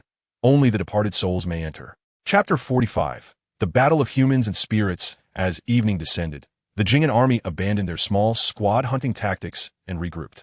The focus of this assembly was, of course, the martial artists from the counties and the elite armored soldiers. The other battalions were merely auxiliary and would be of little use in a real fight. The reason for reassigning the city guards was to prevent the painted spirits from retaliating against his troops. As for whether the newly reassigned guards would be attacked by the spirits, he could concern himself with that no longer. The Jing'an army and the city guard are ultimately two distinct systems. The superior of the Jing'an army will only strive to preserve his own soldiers, neglecting the city guard's troops that may be harboring malevolent spirits. The commander of the city guard is not a fool.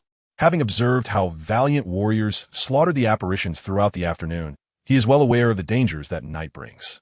The afflicted Jing'an army clearly does not regard us. The city guard is human. They have provoked the spirits within the city, compelling us to stand watch. Inform the brothers below that tonight's patrol is merely for show. The guard at the 4 gates should not leave their posts after dark. Commander Chu, this seems unwise. The Jing'an lieutenant is not one to be trifled with. If we take this opportunity to be cunning, we risk incurring his wrath.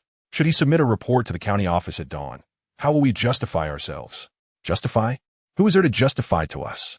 Those bold enough to seek safety can do as they please. I shall not impede them. If it ensures the survival of our brothers, so be it. I can resign from my position as city guard commander. If Zhou Yuan were here, he would undoubtedly recognize that the city guard commander not only has a bloodline, but also an identity, level 12 faceless warrior. Still, even if he is a mere facade, his actions, cloaked in the guise of protecting his subordinates, leave little room for reproach. After reassuring the martial officials of the city guard, he swiftly returned to the spring Rongfang in the eastern part of the city, to the residence of the county magistrate. Lord Luo, as you suspected, the Jing'an lieutenant is indeed self-serving. The 4 city gates have returned to our control, and our routes out of the city are secure. Very well. Tonight we shall feign retreat, luring the Jing'an army out of the city, leading them to believe that our hidden sanctum lies beyond the city walls, rather than within. Once they are outside, they will be lost in the vast wilderness, and only then shall we find true safety. As the county magistrate's assistant Luo Ying was conversing with the city guard commander, a faceless warrior rushed in. Lord Luo, the reassembled Jing'an army is charging towards Spring Rongfang, and the surrounding civilians have been driven to the western market by their soldiers. Do not panic. I knew they would not simply sweep away a few gangs. The brothels and county officials are their true targets. Have the clansmen don their armor. Although the city guard's iron armor is rudimentary, it is far sturdier than mere cloth. Additionally, arm them with large shields and bows. Their demon-slaying arrows may be formidable, but as long as they do not hit us, their efficacy is greatly diminished. Understood. With the city guard commander in charge, the armory has long been under the control of faceless warriors. While they cannot utilize the city guard to attack the Jing'an army, they still possess the ability to wield their weapons. Manning, as the strategist of our combat strength, you shall assume the role of mother tonight. Once the mother alters her fate and spills her blood, all our sacrifices will be rewarded. There is no need for more words, Lord Luo. Manning cannot deceive the blood test, and with no retreat, why not engage them in battle? Very well, let them lose some lives today, so that they may achieve a semblance of victory and secure our own place of existence. The county magistrate's assistant, Luo Ying, cast a glance towards the secluded courtyard, hoping for the mother's success. Otherwise, their struggle would be in vain. As the faceless warriors donned their armor and prepared for battle, the Jing'an army surrounded Spring Rongfang, and a war between man and spirit was imminent. Command the soldiers of the 3rd Battalion to ready their long spears and blood-slaying arrows, forming a defensive array. Instruct the military officials to utilize the spirit-revealing liquid to serve as the eyes and ears of the troops, directing them in their assault. The auxiliary soldiers will escort the nearby civilians into the Western Market, establishing order. Yes, with each military command issued, the auxiliary troops withdrew in an orderly manner, leaving 1,200 soldiers of the 3rd Battalion ready for battle. All those in dark armor are to use the spirit-revealing liquid and arm themselves with demon-repelling arrows to patrol Spring Rongfang. Command the General Zhou Yuan to supervise the divine arm, ascending the walls to await an opportunity to snipe the malevolent spirits. Understood. As Zhou Yuan ascended to the 3rd floor of the marketplace, he spotted an official clad in the standard dark robe of the Great Wei, shouting frantically from the outskirts. Were it not for the soldiers of the Wu Wei camp forcibly restraining him, he would have charged into the military formation. Lieutenant Jiang, I am the county magistrate Wang Han. My son is still in Spring Rongfang. He is a human, not a malevolent spirit. I personally conducted the blood test this afternoon. You must not kill him. At this moment, County Magistrate Wang Han was in utter despair, as their family was evacuating Spring Rongfang. His son Wang Li suddenly insisted on protecting Zhang Manning and slipped away. He understood that distinguishing between faceless warriors and ordinary individuals was an impossible task for these soldiers. If his son dared to appear in the marketplace streets at night, he would likely be shot as a faceless spirit. Thus, he desperately sought an audience with the Jing'an lieutenant, requesting him to send county warriors to protect his son's life. Yet, amidst the chaos of war, such requests could not be fulfilled. The Jing'an lieutenant, as the central commander, could not meet him. Ultimately, this heartbroken county magistrate was carried away by the auxiliary soldiers, having failed to see any military officials. Fortunately, the soldiers of the Wu Wei camp relayed his plea to the Jing'an lieutenant, albeit without receiving any response from the cold-faced officer. Fire the oil arrows towards the southeastern Luo residence. Upon receiving the military order, the soldiers of the Arrow Rain camp ignited the oil-soaked arrows and unleashed a torrent of flaming projectiles towards the Luo residence. The soldiers of the Wu Wei camp, armed with various incendiary devices, advanced in small teams, continuously throwing them into the Luo residence. The Jing'an lieutenant's actions were not solely to flush out the faceless spirits within the residence, but also to create a stable source of light. With the sound of the dull drums, the flame spread was partially mitigated while their intensity was amplified. In just a quarter of an hour, the wooden structures of the Luo residence became a stable source of illumination, burning vigorously and significantly reducing the smoke produced. Kill. Break through the military formation of the officials and avenge our kin who perished in broad daylight. Teams of faceless warriors, shedding their skins and assuming spectral forms, surged forth to ambush the soldiers of the official army. Let Wang Li take the forefront, should the Jing'an army kill him. The county office and military fortress will be thrown into disarray, making their entry into the city difficult. 5 teams of armored, faceless warriors burst forth from various residences, each team comprising a dozen or 20 members, totaling fewer than 100. Yet their power should not be underestimated. Multiple teams attacked different targets, while 3 teams of spirits coordinated their actions, inflicting some damage on the Wu Wei camp upon contact. Meanwhile, the Jing'an lieutenant hastily dispatched 8 county warriors into the fray to stabilize the shaken military formation. However, the leading spirit warrior Wang Li met his demise. A mere second-tier creature, he was pitifully weak, pierced through the chest by a soldier of the Wu Wei camp. In such a moment of military clash, not only he but even trusted officers like Kai Cheng would be slain by the soldiers of the Wu Wei camp. Thus, Wang Li was destined to be a disposable tool, exacerbating the conflict. Zhou Yuan, engrossed in the battle, remained unaware of Wang Li's death, focusing intently on the spectral team as they drew their bows and loosed their arrows. Chapter 46. The ghostly script and spells swish, swish, swish. The tiger bow, imbued with a hidden effect, vibrated rapidly, sending the demon-repelling arrows hurtling like a tempest, striking the spectral apparitions. Zhou Yuan abandoned the lethal approach in favor of a strategy of containment. Regardless of whether the spirits hit by the demon-repelling arrows lived or died. As long as the hidden effect was activated, he would switch to a new target. Thus, he became a harbinger of death on the battlefield. Any target he focused on would be rendered incapacitated, if not dead.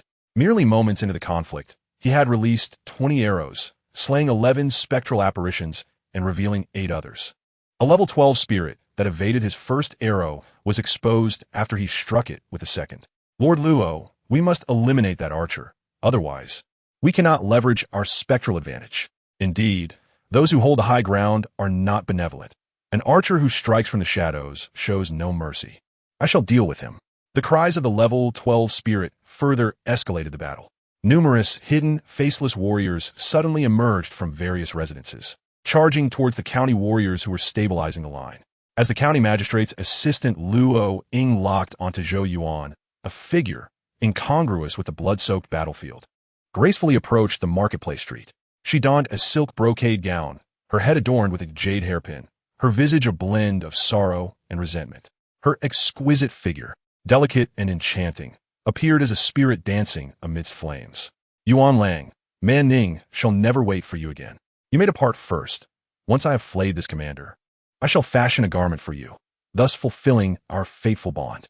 The audacious enchantress, Jiang, stood resolute, daring him to test the sharpness of her blade. The moment the painted-skinned man Ning appeared, she captivated the attention of the soldiers on the battlefield, uttering nonsensical threats to skin the commander of Jingen. This juxtaposition of utmost beauty and arrogance was profoundly contradictory, yet it exuded a peculiar allure of lethal grace. The surrounding battlefield seemed to pale in comparison, with only the blood and wails serving as the vibrant heart of war. Yet, such antics could scarcely beguile the commander of Jingen. He drew forth his secret blade, channeling his internal energy, revealing the formidable might of a seasoned warrior. The radiating energy surged forth, a brilliant electric light entwined around the long blade, accompanied by resounding thunder, as the glimmering edge seemed poised to cleave the darkness.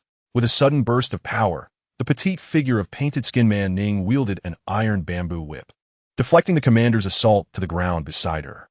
Nevertheless, the immense force of the long blade still forced her back several paces, the violent energy tearing through her palm, revealing the dark, flowing essence beneath. Yet, being a level 15 elite creature, the painted-skinned man Ning remained undeterred. Despite the wound, she retained her charming fullness. Oh, you foolish commander, Yuan Lang is departing soon, yet you allow him to witness my disgrace. Underestimating Zhou Yuan was a grave mistake. Attempting to eliminate him, a being endowed with ample healing potions, proved quite challenging. As the painted-skinned man Ning battled the commander, painted-skinned Luo Ying, shielded by 2 others, approached Zhou Yuan. Indeed, the commander of Jingen was no ordinary man. Had we slain you outright, we might have evaded much trouble. You likely lack the capability. I am quite adept at concealment. As painted-skinned Luo Ying drew near, Zhou Yuan sheathed his bow and unsheathed his steel blade. The confines of the 3rd floor, cluttered with various items, made it difficult to maintain distance for a shot. Ah, the commander possesses further means. Yet, I perceive your blade to be ostentatious yet insubstantial. Should you wish to sever me with it, you may be overestimating your chances. Common steel may not be able to slay a specter. Why not give it a try? Very well, I shall. Painted-skinned Luo Ying brandished a sword, clad in half-armor, though such attire did little to safeguard his corporeal form, offering limited protection. His advantage lay in his level 13 status and years of honed swordsmanship. However, the human skin constrained his strength, hindering his ability to unleash the full might of his attacks, forcing him to engage in combat like a robust warrior. The clash of blades echoed, with the agile and powerful painted-skinned Luo Ying initially overpowering Zhou Yuan. Yet, Zhou Yuan proved fiercer still, relying on his extensive armor to absorb damage, trading wounds ruthlessly. After a fierce exchange, painted-skinned Luo Ying surveyed his torn skin and the numerous wounds bleeding on Zhou Yuan, letting out a resigned sigh. I have underestimated you. I had not anticipated your valor. With my skin breached, the essence of the Ying's spirit shall emerge. Allow me to escort you on your final journey, and I shall use your skin to mend my attire. You possess commendable battle experience as a specter. Why cling to this human guise? You should have shed it to fight. What do you understand? You are born of flesh and spirit, unaware of the value of this skin. Without it, how may we touch the mortal realm? Zhou Yuan appeared injured, yet this was merely superficial. His health remained above 95. Until his healing potions were depleted, his vitality could not be significantly diminished. With the ruptured skin losing its substance, painted skin Luo Ying finally revealed his true ghostly form. The shadowy essence lunged at Zhou Yuan, aiming to extinguish his very soul. However, it was met with a palm enveloped in crimson flames, followed by a relentless series of strikes. The energy-draining 3 talismans imprint transformed into a mere attack in Zhou Yuan's hands, replenishing faster than it consumed. After he struck the 6th talisman, painted skin Luo Ying's health was fully depleted. He scarcely had time to feel the searing agony of the soul-consuming flames before collapsing beneath the relentless onslaught of the 3 talismans. Ding! Slain level 13 painted skin Luo Ying gained 200 experience. Although the experience from painted skin Luo Ying was modest, he dropped a green orb. Ding! Acquired item. Painted skin scholar, ghostly language, ghostly incantation. Skill, ghostly language. Description, the language of the underworld, a secret script, upon use. Grants passive skill to recognize ghostly scripts, with speed increasing alongside level. Skill, ghostly incantation. Description, the essence of the heavens returns to my heart. Souls descend from the 9th heaven. Hands weave through the spring. Souls seek the lost. A special spiritual incantation primarily used for soul summoning. Effect, mark 1 or more targets with this skill, transmitting information and locking their location. Maximum level allows marking of 100. Upon reading the description of ghostly incantation, Zhou Yuan comprehended how the painted skins coordinated their commands. While he was uncertain of the number of entities like painted skin Luo Ying, he surmised that such unique units were scarce. I have just slain the communicator of the painted skins. Their command system cannot collapse. Can it? Zhou Yuan's intuition was correct. Entities like Luo Ying were indeed rare, each tasked with different responsibilities. Following Luo Ying's demise, the remaining painted skins lost their superior to issue retreat orders, compelled to continue fighting. Where's Lord Luo? Was it not agreed to retreat while engaging, drawing the Jing'an army from the city? Why has no retreat order been issued? Uncertain. Perhaps Lord Luo was targeted and slain by a warrior. We must decide for ourselves. Let's fight while we retreat, drawing them out of the city. The Ghost Gate of the Mid-Autumn Festival is about to open. We must not allow them to discover the Yin spirits emerging from the stone pool. Chapter 47. Instance refresh following the death of painted skin Luo Ying. The command system of the painted skins remained intact. Under the guidance of multiple painted skin scholars, they fought and retreated, maintaining a strategic distance before hastily fleeing. The lagging painted skins shed their outer guise, utilizing the advantages of the Yin spirits to escape the pursuit of the Jing'an army. They sought to vanish. Their most suitable method of retreat not being the city's exit, but rather blending into the various neighborhoods. Yet, they aimed to instill fear in the Jing'an army, making them believe they had fled in terror, seeking refuge in their ghostly lair. Thus, their retreat route appeared remarkably uniform, as if the area just beyond the South City Gate was their sanctuary. With a thunderous crash, the gate's bolts were violently cast aside, and the heavy doors were pushed open by 4 painted skin warriors. Meanwhile, the night watchmen cowered within their posts, too frightened to move. Chief, shall we not take a look? If bandits seize the night to raid the treasury, it would be a grave dereliction of duty. Look at the state of the Jing'an army amidst their battle with the city's specters. The war drums have yet to cease. Which fool would dare stir trouble now? You speak wisely. We are the city guards tasked with managing bandits, not the warriors battling demons and ghosts. They fight their battles. We need only refrain from complicating matters. The guards, paralyzed by fear, did not impede the pursuing Jing'an army, who also showed no intent to trouble them. This was not due to the kindness of the commander of Jing'an, but rather because his objective was to expel the specters from the city, not to trap them within. The painted skins sought to lure the Jing'an army outside, while the Jing'an army aimed to drive them out on this day of the Mid-Autumn Festival, preventing them from inciting chaos. These two intentions perfectly aligned, creating a natural synergy. However, this tacit understanding was shattered upon reaching the South City Gate, where the valiant cavalry arrived first, closely followed by the archers. Yet, they all remained stationed beneath the gate, lacking any intent to charge forth and engage in battle. Only the Jing captain and the martial artist from the affiliated counties pursued outside, preparing to continue their efforts to drive away and pinpoint the lairs of the painted skins. After dozens of painted skins had exited the city and run for a while, they realized that the martial artists merely maintained their distance to herd them, while the Jing army had completely vanished. Man Ning pondered what to do next. At this moment, the painted skin Man Ning had lost most of her outer layer, with the remaining skin charred and cracked from electric arcs, resembling a sinister specter of blackened, withered flesh. Cowards, despite having the upper hand, dared not pursue. If their mother were here, she would undoubtedly slay them all, unbeknownst to Man Ning, in order to guard against the presence of hidden, powerful specters. Not only was the Jing captain conserving spiritual energy, but 3 martial artists from the affiliated counties were also concealed within the army, ready to launch a combined attack for rescue. What if they were to return and engage in battle again? No, if they returned to provoke a fight. The Jing captain would surely sense something amiss. Advance was impossible. Retreat was equally untenable. What were they to do? Outside the city, the painted skin specters found themselves at an impasse, while the martial artists kept their distance and observed, both sides puzzled as to why the other had halted. At that moment, a series of bell tolls echoed from Jing'an City, a signal prepared for the special occasion of the Zhou Yuan festival. The townsfolk, upon hearing the sound, knew it was midnight, and all were to remain indoors, closing windows, extinguishing candles, and resting until dawn. Dong, dong, dong. The melodious chimes rang out 12 times, and the painted skins, caught in indecision, finally breathed a sigh of relief. Midnight had arrived, the ghostly gates were flung wide open, and the spirits of the secret realm would begin their nocturnal roam around the outskirts of the city. Let us summon them with ghostly incantations. Just as Painted Skin Man Ning was speaking with renewed vigor, she suddenly vanished in a thin air, leaving only an iron bamboo whip behind. The other painted skin warriors experienced the same abrupt disappearance, leaving behind a scattering of clothing, armor, and desiccated husks.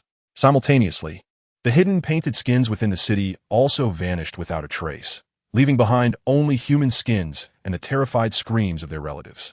In that moment, it seemed as though the painted skins had been annihilated by some extraordinary force, resulting in the instant purification of Jing'an City, where humans and ghosts coexisted. Captain Jiang, why did they suddenly disappear? I do not know. Perhaps they returned to their lair, designating this area as a key point for strict inspection.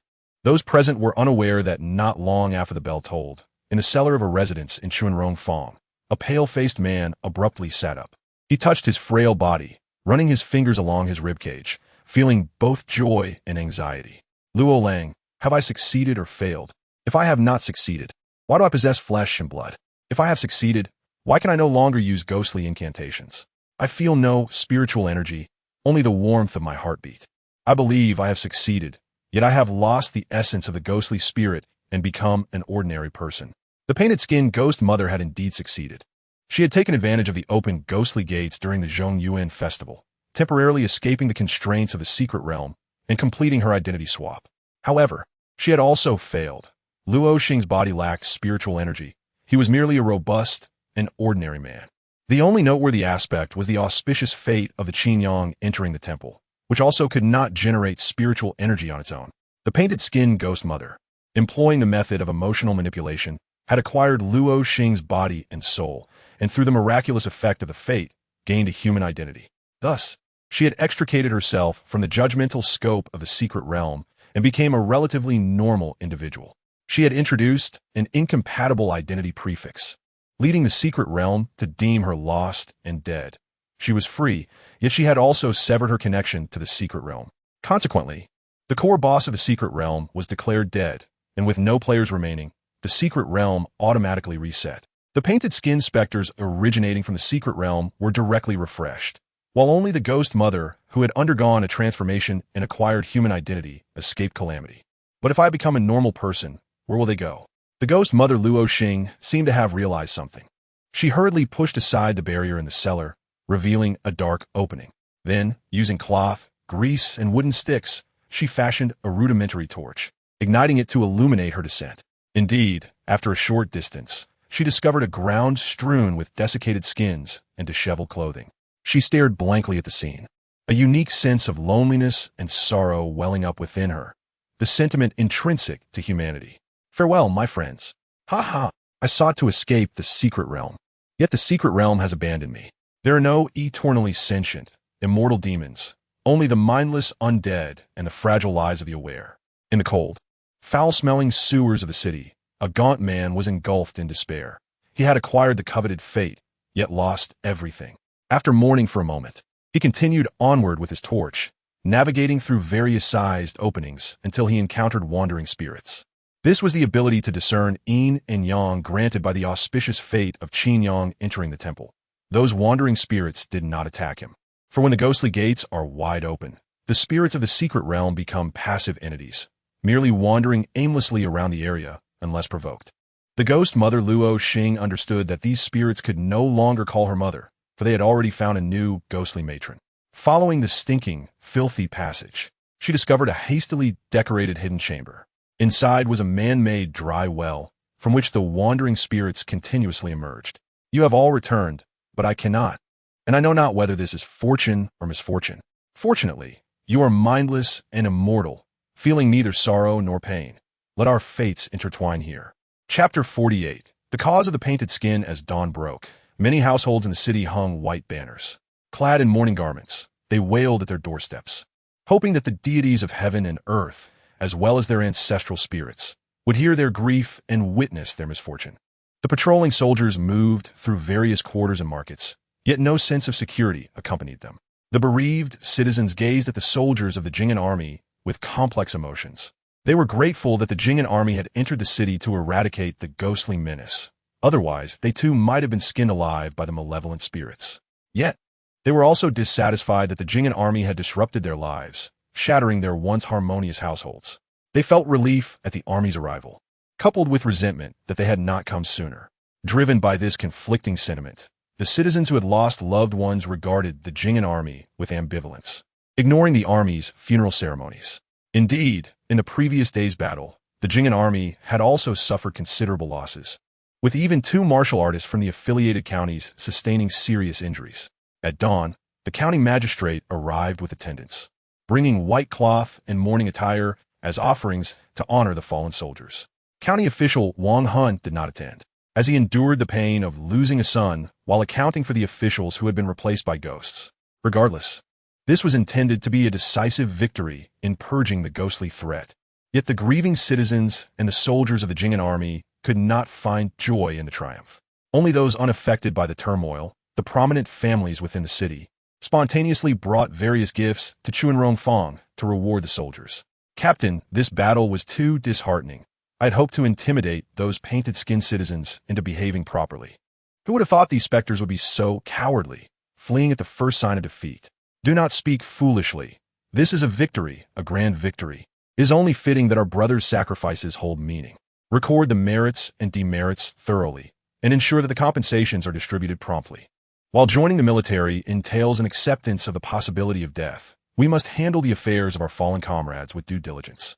Gai Jiang, select a team of soldiers and an officer to establish a camp within the city. Henceforth, the families of the fallen shall be able to seek assistance at the camp. Let's not allow outsiders to bully the widows and children of our brothers.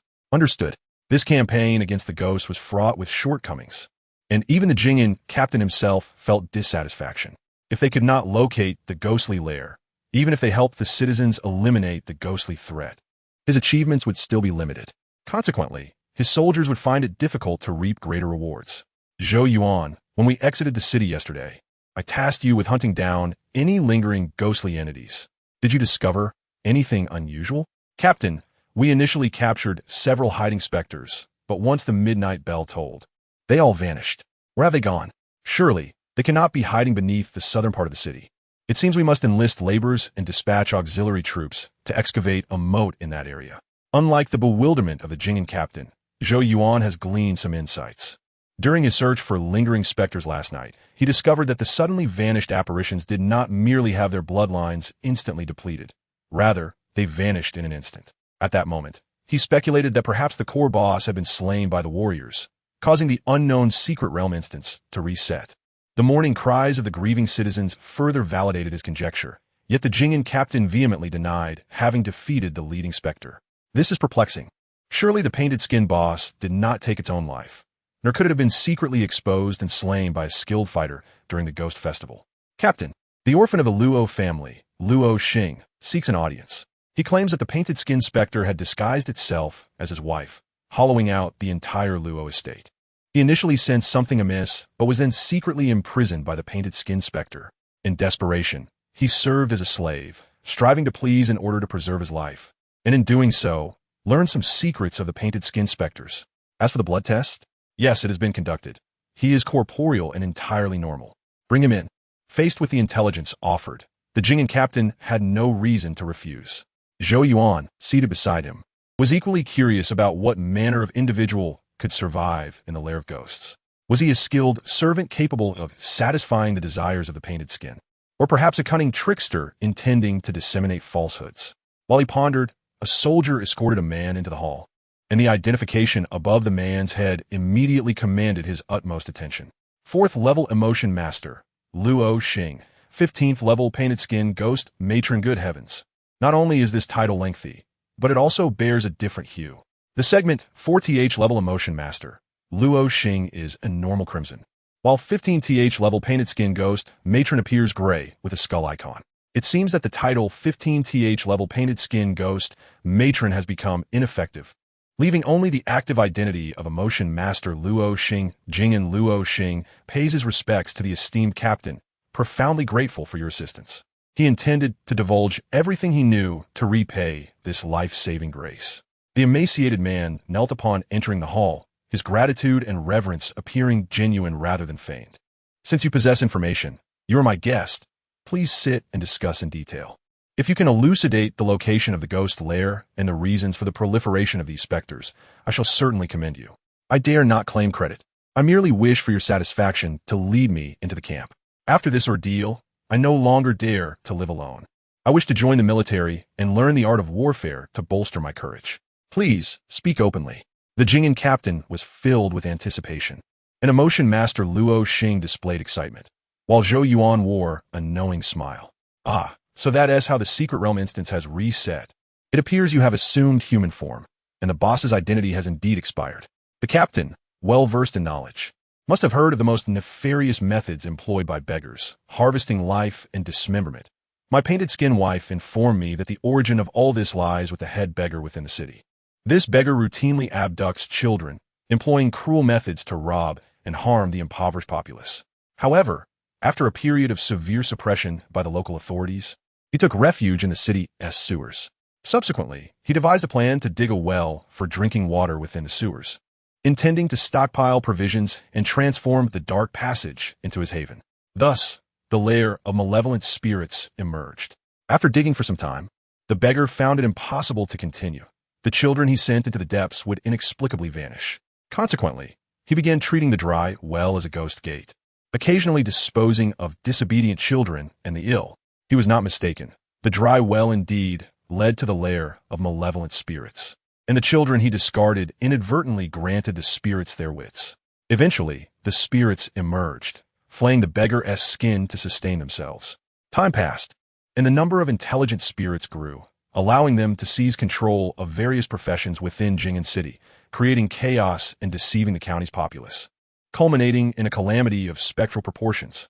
With a resounding crash, the sturdy table was shattered by the Jing'an captain's strike, and nearby soldiers rushed in, weapons drawn. Impudence! Such audacity! These heinous criminals deserve 1,000 cuts. Merely flaying their skin would be far too lenient. Calm yourself, Captain. This is not merely the tragedy of Jing'an City. It was merely a coincidence that the beggar unearthed the ghost lair, instigating this calamity. The beggar, a scourge to the destitute, never anticipated that someone would commit such atrocities along this tragic path. Very well, since we cannot guard against every evil deed, I shall sever their roots and put an end to this malevolence. Dispatch my orders, conduct a thorough investigation of every sector in the city, and apprehend all beggars. The able-bodied shall be conscripted into the military as auxiliary troops, while the disabled shall be sent to the supply department as seamsters. Henceforth, as long as I, Jiang Run, remain the Jing'an captain, there shall be no beggars in this city. I wish to see if their wickedness can surpass the blades of our troops. Understood. We shall carry out the orders and cleanse the city sectors. Chapter 49. The Lair of Malevolent Spirits. I have been impulsive, I ask for your understanding." Although the Jing'an captain, Jiang Run, expressed his regrets to the local warriors after his sudden outburst of anger, he showed no intention of retracting his orders. This was due to the beggar's heinous act of harvesting life striking a nerve within him. While his wife and children resided far away in the capital, his concubine and daughter lived in Jing'an City. Separated from his family, he had invested his paternal affection more in the daughter of his concubine. Thus, upon hearing of a dedicated child thief in Jing'an City employing such cruel methods, how could he not be enraged? "Captain, your public spirit for the people and care for the citizenry are commendable. We hold you in high esteem." The local warriors were quick to praise him. A captain tasked with guarding a territory, such as Jiangren, had the capital to be headstrong. Not only could he arrest beggars for conscription, but he could also shut down all the brothels and gambling houses in the city without fear of repercussions. Thus, the attendees did not perceive Jiangrun as overreacting. Rather, they viewed his actions as a necessary display of integrity. "Captain, the beggar is wicked, and the malevolent spirits are toxic. I wish to guide you into the sewers to seal the lair of the malevolent spirits and prevent the resurgence of this calamity." Upon hearing Immortal Master Luo Xing's words, Zhou Yuan could not help but admire the man's resolve, setting aside the myriad spirits within the lair. His willingness to exchange his family for a reward spoke volumes of his determination. "Very well, if we can seal the exit of the secret realm, it would indeed be a significant accomplishment. Should the lair of malevolent spirits yield spiritual artifacts, your contribution could earn you a noble title from the court. Any undiscovered secret realm is a treasure trove awaiting exploration. If this deed is verified, the Jing'an army would not need to be responsible for the rewards. The court of the Great Way would surely provide ample compensation, making you a paragon. Moreover, with this merit, the court would undoubtedly ensure Luo Xing's safety, making it difficult for Zhou Yuan to eliminate him and acquire experience points. Please follow me, General. The truth of Luo Xing's words will be revealed through verification." This investigation into the secret realm required no additional prompting from the Jing'an captain. The local warriors eagerly volunteered. Initially thinking the ghostly threat had dissipated, they were elated to discover the existence of a secret realm within the city.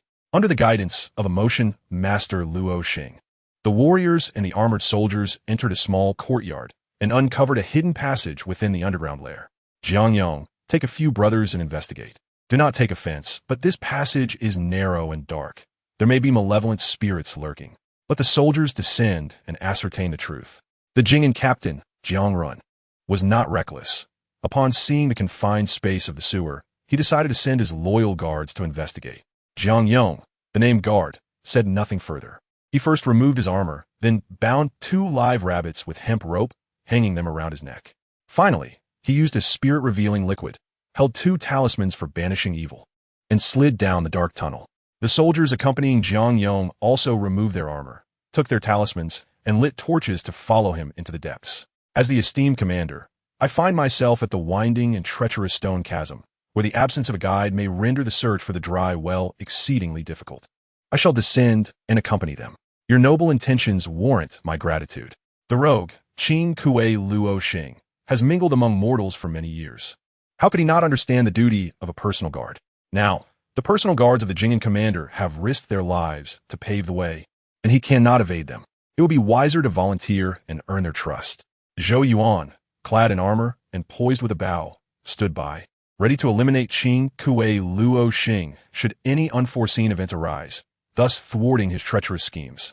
However, this time, Qin Kuei Luo Xing has truly invested heavily, proactively leading his personal guards forward, offering his own stronghold without reservation. After approximately a quarter of an hour, Jiang Yong, a personal guard and kin of the Jing'an commander, emerged first from the dark hole. "Commander, the stone chasm is narrow and difficult to traverse, devoid of any wandering specters. I have traversed 8 holes and discovered a modestly constructed dark chamber, within which lies a dry well. I cast a rabbit inside, and there were no remains, suggesting it is likely the entrance to a secret realm." "Very well. You may enter again to lead the way. I shall accompany you." The Jing'an commander patted Jiang Yong on the shoulder and assisted him to his feet.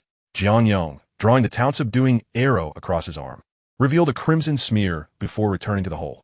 "Warriors, accompany me, and Zhou Yuan, you too." Understood. The exploration of the secret realm was of utmost importance, and thus, The Jing'an commander opted to keep his elite forces nearby for the next phase of verification. As Zhou Yuan and the group ventured through the cave into the stone chasm, they began to comprehend why the beggar had deemed this place a sanctuary. The environment was low and constricted, filled with numerous holes, dark and foul-smelling, indeed suitable for harboring filth and evading capture by officials. After traversing several passages and wading through the noxious, damp vegetation, they finally arrived at a relatively clean area. Qing Kuei Luo Xing and his torch-bearing guards awaited outside a dark room. Please verify, General. The bottom of the dry well is indeed the entrance to the secret realm. Allow us to enter and ascertain. The Jing'an commander and the local warriors approached to inspect the dry well within the dark chamber. And Zhou Yuan seized the opportunity to glance into its depths. Instance, the Cave of the Painted Skin Ghosts recommended challenge level 10. Suggested number of challengers 10 to 20. The blood-red inscription indicated the difficulty of this instance. What 10 to 20 level 10 players could accomplish, an equal number of warriors could not achieve. This was because players, in a sense, possessed thicker life bars than bosses, as long as they had ample potions. Even the most formidable boss could be overcome through attrition. However, warriors were different. Their life bars were precious, and they could not afford to engage in a war of attrition. Which warrior is willing to descend and confirm the authenticity of the secret realm? You must not linger or overestimate your abilities. Brothers, let's take a moment. I shall go, declared Yulei Shunyu, a warrior from Yulei County who stepped forth, sword and shield in hand, and leaped into the well. Indeed, illuminated by the torchlight, the robust warrior vanished into the abyss without a trace. Yet, only a few breaths later, he re-emerged, kicking against the well's walls to ascend. What's splendid fortuna? Commander Jiang, brothers. Beneath this dry well lies the realm of the painted skin ghosts, and the space within is considerable, filled with numerous specters. Moreover, a thin layer of damp mist permeates the secret realm, cold and sinister, likely harboring no good intentions. Excellent. As long as this is true, the court shall bestow great rewards, and we shall all share in the merits. After confirming the authenticity of the painted skin ghost's secret realm, the Jing'an commander finally revealed a satisfied smile. This achievement was indeed significant, even more so than his long-standing service in the region. If the realm could yield sufficient spiritual materials, he might ascend to the central authority, becoming a distinguished officer within the Imperial Guard.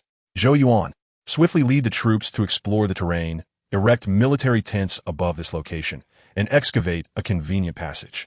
Understood. Until Zhou Yuan departed, the warriors composed themselves.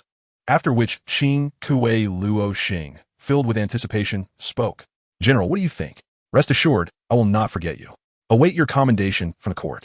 Chapter 50. Kindred spirits. The rascals apprehended by the Jing'an army were put to work without awaiting deployment, immediately conscripted into labor. After Zhou Yuan contacted the local official responsible for construction to ascertain the location of the painted skin ghost secret realm, all captured rascals were reassigned as laborers.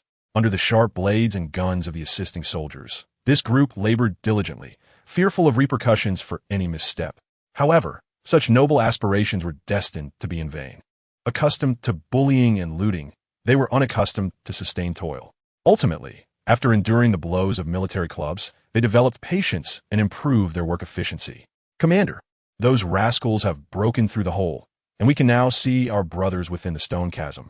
Very well. Let the construction office send a manager to build a spacious staircase on site. Additionally, we shall first erect military tents and construct large buildings around them to ensure the townsfolk do not accidentally fall into the holes. Understood. At Zhou Yuan's command, the logistical support personnel were summoned to oversee the construction of the staircase for the tents. The rascals were driven into the stone chasm by armed soldiers to construct new foundations underground. The officials from the construction office drafted plans to transform the area of the painted skin ghosts into a 3-story structure, with the underground serving as the battlefield, the ground level as the preparation area, and the second floor as the observation post. This design was both simple and efficient. Zhou Yuan approved it, and the officials began to allocate materials from the treasury to commence construction. Due to the erection of tents, external construction did not hinder internal operations. Just as the support personnel finished assembling several rope ladders, the warriors eagerly prepared to explore the realm of the painted skin ghosts. As a fellow warrior, Zhou Yuan, equipped with his precious bow and arrows, was naturally included in the exploration team. However, as an output shooter, he held little faith in these mage-type warriors. First, the absence of a true meat shield rendered the combat tolerance exceedingly low. Second, the painted skin ghost mother was a level 15 boss. Attempting to slay her within her lair would require either a strategy of life, exchange, or sufficient high explosive damage. Yet, the Jing'an commander struggled to easily defeat even the level 15 elite monster, indicating a high likelihood of inadequate sustained output. Commander, the reinforcements from the state should arrive in the coming days. Shall we not wait for them? Zhou Yuan, regardless of whether reinforcements arrive, we must explore the secret realm using this method. We do not need to breach the secret realm. Our objective is to document the usable resources within, ascertain the existence of spiritual materials, and evaluate the strength of the secret realm's demons. There is no necessity to breach the secret realm or acquire its treasure chests to verify the existence of spiritual materials. Many formidable secret realms inherently nurture spiritual materials. Even without confronting the realm's demon lord, one can still reap substantial rewards. The words of the Jing'an commander, Jiang Run, resonated with Zhou Yuan. As soon as battle ensued, battlefield intelligence became a critical component, and someone had to gather it. The crux was that Jiang Run could not see the instance information. His understanding of the painted skin demons was confined to the hauntings within the city. He believed that their current strength was sufficient to explore the realm of the painted skin ghosts. With a concerted effort, they might even slay the demon lord of the realm directly. Yet the reality was different. Mindless specters were likely more troublesome than their sentient counterparts. After all, one harbored thoughts of survival, while the other required only to initiate combat, showing no fear. Go and change your equipment. Aside from your precious bow and quiver, do not carry any heavy items. Should we encounter difficulties, we must be able to retreat swiftly. Understood. In response to the command of the Jing'an commander, Zhou Yuan had little to argue. Several mage-type warriors were already taking on the role of meat shields, and he, as an output shooter, could not falter at this critical moment. Thus, he proceeded to the barracks, shedding his armor and donning warm clothing, wearing only a short leather armor for protection. Zhou Du, wear these boots. They're specially crafted copper-studded short boots, secured with hemp ropes, conducive for running and unlikely to fall off. Furthermore, do not forget to don the pair of deerskin gloves. They will shield your hands from the frigid chill of the secret realm, preventing them from becoming numb. When embarking on an expedition into the icy depths of the secret realm, possessing a sturdy pair of shoes is of utmost importance to avoid dampness and slipping, which could lead to frostbite and hinder your movement.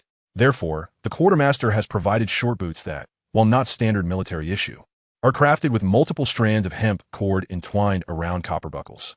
Following his advice, Zhou Yuan donned the short boots and meticulously secured the hemp laces. Nearby, a junior soldier crouched to wrap soft leather leg guards and wrist guards around him, protecting against the cold winds that could seep in through the cuffs and pant legs, thus affecting his archery skills. Zhou Dubois, this is your quiver for carrying arrows. For your convenience, the opening is not constrained. Just be cautious not to bend down and spill your arrows while in use. Understood, I will be careful. Typically, quivers are worn at the waist, but that design severely hinders agility and is unsuitable for exploring dungeons. Thus, the quartermaster specially provided Zhou Yuan with a backpack-style quiver, along with an additional supply of talisman arrows, bringing the total to 60. In fact, there were numerous blood curse arrows available in the camp. But the quartermaster was concerned that excessive weight might impede the archer's performance and refrained from providing more. Ultimately, the quartermaster also gifted Zhou Yuan a pair of wind goggles, crafted from copper plates and fastened with leather straps, featuring numerous tiny holes meticulously drilled through from the inside out. These serve a purpose akin to protective goggles, shielding against the harsh winds and swirling dust. After donning this ensemble, Zhou Yuan could only feel a single sensation: warmth. The reconnaissance conducted by Lieutenant Shun Yu of Leiji County was not in vain. After relaying news of the icy cold and thin mist of the secret realm, the officers in the camp immediately devised a response plan. Regardless of whether these items could withstand the chill within the domain of the malevolent spirits, they were certainly far more reliable than ordinary military boots and armor. However, the attire was somewhat unappealing, transforming Zhou Yuan from a gallant officer into a snow-covered hunter. Upon entering the military tent and sliding down the rope ladder into the stone channel, he soon realized that everyone else was similarly dressed, with the warriors also appearing as snow-covered hunters. The only distinction was that among the warriors, there was but one archer. The other 10 were melee fighters wielding swords and shields. When this archer spotted Zhou Yuan descending, he took the initiative to engage him in conversation. Zhou Yuan, I heard from Lieutenant Jiang that you hail from Qiaoxi village in Shangle County and have recently attained an official position, moving to the Jing'an government office. What a coincidence. I am Cheng Fei, an officer from Shangle County. We are indeed fellow townsmen. Zhou Yuan acknowledged the county officer and felt fortunate to share not only a hometown, but also a common path. He would, in the future, rely on the county officer's guidance. The county officer held a rank far superior to Zhou Yuan's, even within the Jing'an army, with only Lieutenant Jiang able to overshadow him. Other officers in the camp were either of the same rank or subordinate, not to mention that he was a martial artist. Thus, Zhou Yuan needed to maintain a degree of respect towards him. Indeed, though we are fellow townsmen and both skilled in archery, I'm unaware of your level of expertise. Once we enter the realm of the malevolent spirits, let us both exert our utmost efforts. If your skills impress me, I shall impart some archery techniques to you. How does that sound? That is certainly agreeable. I thank you for your willingness to teach, esteemed county officer. Ah, confident young man indeed. Very well. I shall await your demonstration. Do not disappoint me. Chapter 51. The mist of coldness traversing through a narrow well shaft, the world around Zhou Yuan instantaneously transformed. As he surveyed his surroundings, he discovered that the dungeon known as the Cave of the Painted Skin Spirits was a dilapidated city block. The portal through which they entered the dungeon spun ceaselessly at the decaying city gate, its paint peeling away. Their group found themselves in the passageway of the city gate, with further progress leading them into the ruined marketplace. The sky here was shrouded in gloom, with a chilling mist swirling in the air, not the typical white fog, but a faint gray. From a distance, everything appeared enveloped in this gray haze, as if obscured by a somber filter, exuding an aura of decay and desolation. The ground was exceptionally damp, showing signs of seepage. The mist in the air was likely not an illusion, but genuine water vapor.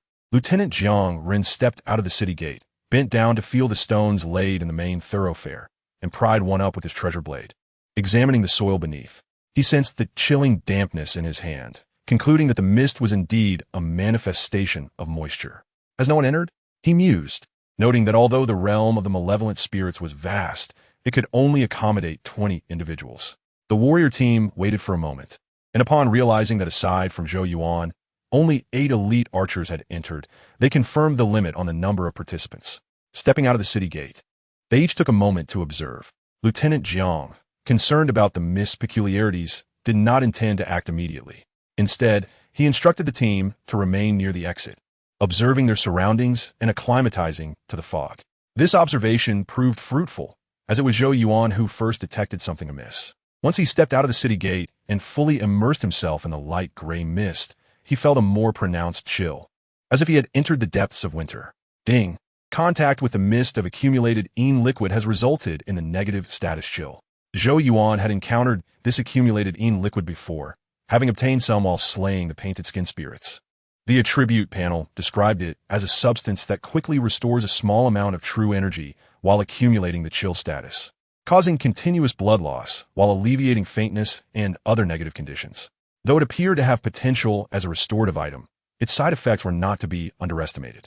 Zhou Yuan patiently monitored the attribute panel, and after approximately 5 minutes, he noticed a 1 decrease in his health bar, while his mana bar was activated. In a typical gaming scenario, players would likely complete a preliminary task to acquire a counteracting item or prepare more healing potions to charge through unscathed. However, ordinary warriors and soldiers had no such options. They could only endure the extensive environmental damage with their limited health. Given that Zhou Yuan possessed a commendable 4 points in agility, along with 2 points each in chi and spirit attributes, even he was losing health over 5 minutes. It was no surprise that the average soldier would fare far worse. Indeed, within less than 15 minutes, merely 10 minutes had passed, and several soldiers expressed discomfort. Lieutenant, I find the cold unbearable. My body and fingers are stiffening from the chill. Lieutenant, I am struggling to breathe. It feels as if my chest is obstructed by something foreign, and I feel an overwhelming sense of nausea. Upon glancing back, Zhou Yuan noted that the soldier reporting nausea had only 93 health, which had now dropped to 89. Those experiencing discomfort retreated back to the city gate, while the others continued their examination.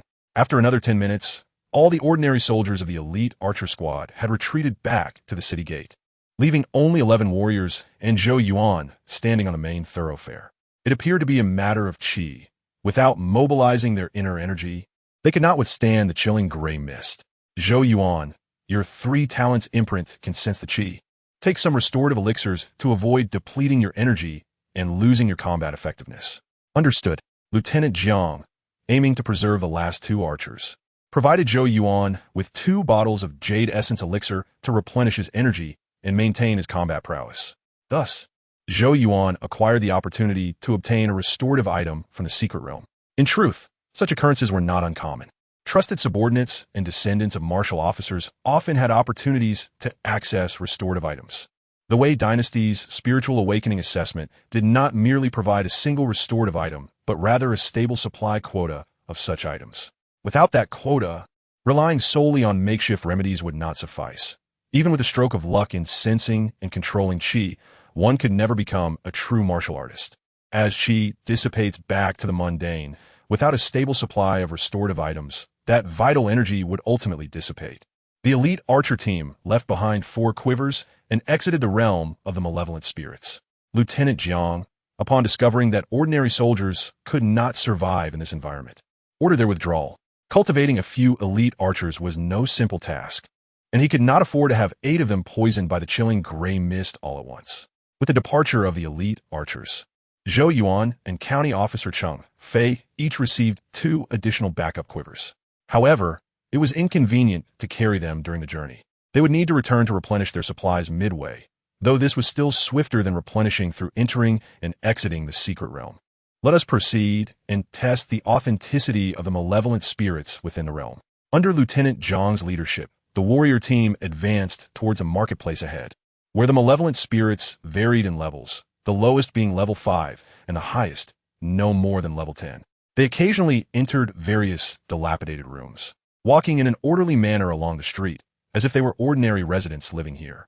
Strangely, there was no trace of the skin-wearing ghosts, suggesting that such disguises were not easily crafted. As the martial squad advanced steadily, they soon triggered the attack range of the surrounding shadow ghosts. All at once, they turned their gaze toward Zhou Yuan and his companions, their emerald eyes and ethereal, mist-like forms rendering them both surreal and terrifying. Swish, swish, swish. Zhou Yuan and the county constable Cheng Fei were the first to draw their bows, swiftly launching arrows that instantly felled several shadow ghosts. The martial artists in the front ranks also gathered their energy, activating various weapon effects to confront the oncoming ghosts. Approximately 30 shadow ghosts, agitated by direct or indirect hostility, surged forth. However, they could not breach the line formed by the 10 martial artists, quickly succumbing to the combined onslaught of archers and warriors. The sound of experience prompts rang incessantly, with Zhou Yuan reaping the largest rewards from slaying the ghosts. He did not check the specifics of his experience gain, but remained vigilant about the health of his fellow warriors. Excellent. They had sustained minimal damage during this wave of aggro, suggesting they could afford to engage in several more. Though the gaseous shadow essence was gradually depleting Zhou Yuan's health, its concentration was ultimately too low to pose a significant threat. The martial artists, perhaps due to their high resistance, had yet to feel any notable discomfort.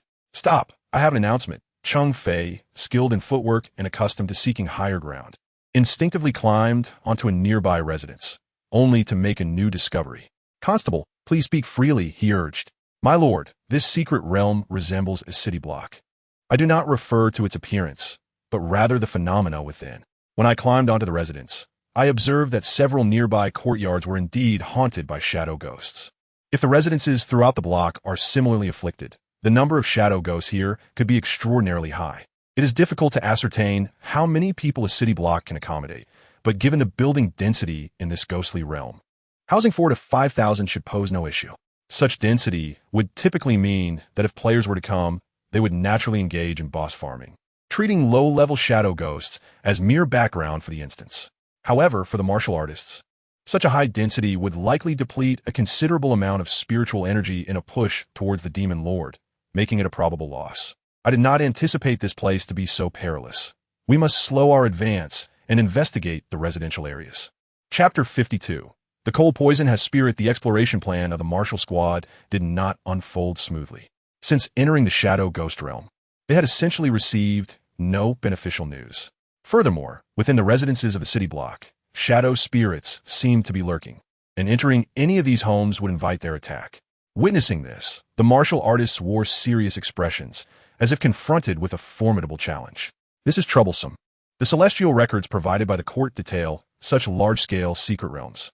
Restoring such realms is relatively straightforward. One only needs to slay the demon lord within and exit the realm for it to revert automatically. However, like normal secret realms, merely slaying the demon lord does not eliminate the other demons, who will continue to roam the vicinity. Therefore, such large secret realms are unlikely to serve as stable supply caches. The martial artists could hardly fathom the cost involved in thoroughly cleansing the city block of shadow ghosts, allowing troops to enter and transport supplies. If the demons within the realm were weak, subsequent cleanup tasks could be delegated to the soldiers. However, the demons in the shadow ghost realm clearly exceeded the soldiers' capacity to handle. The martial artists could not afford to expend spiritual energy to purge the shadow ghosts from the residences. Consequently, the ordinary resources within the shadow ghost realm would remain unusable, leaving only the secret chests and hidden treasures as their remaining value. It is to be hoped that this place yields spiritual artifacts. Otherwise, they would likely have to cleanse the shadow ghosts and establish a garrison, transforming it into a martial repository. For years, the martial artists of the Great Way had attacked secret realms, and any successfully conquered realm, no matter how barren, could be reasonably utilized. However, establishing a garrison to prevent the realm from reverting was undoubtedly one of the least efficient methods of utilization. Given a choice, they would not allow a realm that continuously produced various resources to become a mere storehouse for weaponry. In contrast to the martial artist's pessimism, Zhou Yuan perceived the situation differently. For him, the presence of numerous low-level monsters within the Shadow Ghost instance was ideal for gaining experience and acquiring loot. Moreover, the low-level Shadow Ghosts moved at a leisurely pace, allowing him to employ a kite strategy, drawing a batch and then eliminating them. Coupled with his ability to heal and regenerate energy through the skin of the alley deity, soloing the low-level monsters posed little challenge. However, he would need a sufficient supply of arrows, as their usage might be significant. With this in mind, he decided to hint at the value of the Shadow Ghost instance to prevent Constable Jing and from prematurely deeming it a low-value secret realm. My lord, though the mist here causes me discomfort, it seems to amplify my sensitivity to energy. What? Is that so? Everyone, focus your senses closely. My subordinate possesses an exceptionally high talent for sensing energy, having previously mastered the 3-talent seal without relying on any spiritual artifact. His energy was scarce, yet his ability to sense was formidable, making his observations unlikely to be fabricated. Hearing Constable Jing and extol Zhou Yuan's virtues, the other martial artists began to take notice. They gathered their energies, allowing more of the cold, gray mist to permeate their breathing space. After about a quarter of an hour, Constable Jing was the first to discern an anomaly. He realized that while the cold gray mist was harmful to the body, it surprisingly contained spiritual energy. However, the amount of energy was minimal. If it were to condense in a liquid form, it might yield a type of spiritual artifact that was both harmful and beneficial. With this thought, he could no longer remain seated. Regardless of the potential harm, as long as it contained spiritual energy, it held corresponding value. Esteemed county constables, this mist is indeed peculiar, harmful yet beneficial, cold yet invigorating. Such a mixed blessing can be considered a spiritual entity. As the constable had stated, the gray mist was not a good substance, yet its abundance of spiritual energy made it valuable. Even if it was difficult to convert into spiritual food, it could supplement the spiritual energy of certain treasured weapons and talismans. While it was indeed valuable, collecting it posed challenges. Using cloth might allow for some adherence of the gray mist, but relying solely on damp cloth to extract the mist's essence would yield little result. Although the Marshall County constables were not as sensitive as Constable Jing, and they did not believe he would deceive them. Upon hearing Constable Jing and affirm Zhou Yuan's observations, they too recognized the value of the cold gray mist. However, the toxicity of the coldness severely limited its worth. Otherwise, even if extraction proved difficult, converting it into a place for martial training would create a rare haven. Excellent. Since the mist here contains spiritual energy, we can expect that the secret chests obtained after slaying the demon lord will surely contain spiritual artifacts. Let us join forces once more to see if we can locate the demon lord's position. With Constable Jing An's command, the martial squad swiftly departed from the residential area and returned to the main street of the market. The number of shadow ghosts on the street was substantial, and completely clearing them would not be an easy task. Consequently, after facing 5 more waves of shadow ghosts, approximately 160 in total, the martial squad distinctly felt they were on a path of financial depletion.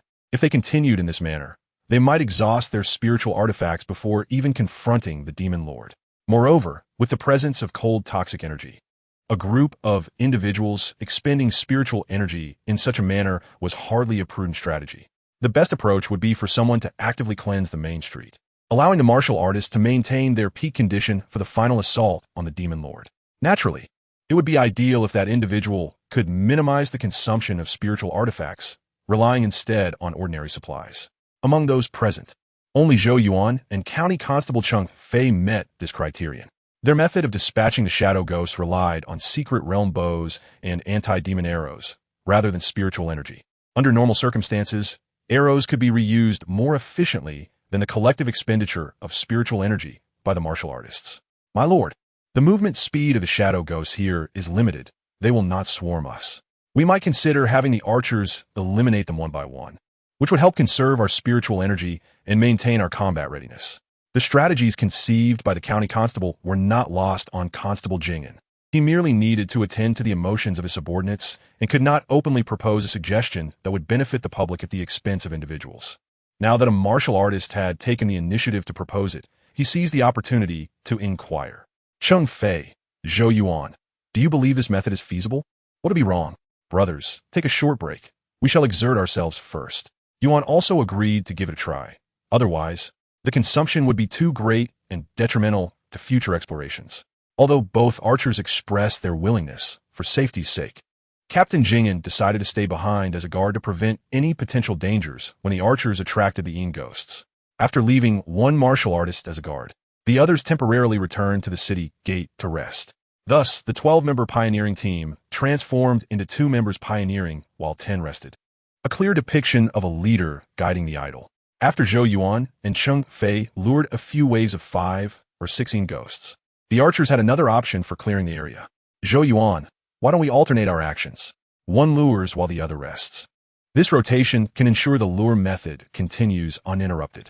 However, after a brief rest, luring 5 or 6 at a time is not difficult for me. The 9 martial artists rested at the city gate, while 2 remained vigilant atop the residential houses, leaving Zhou Yuan to diligently attract and eliminate the monsters.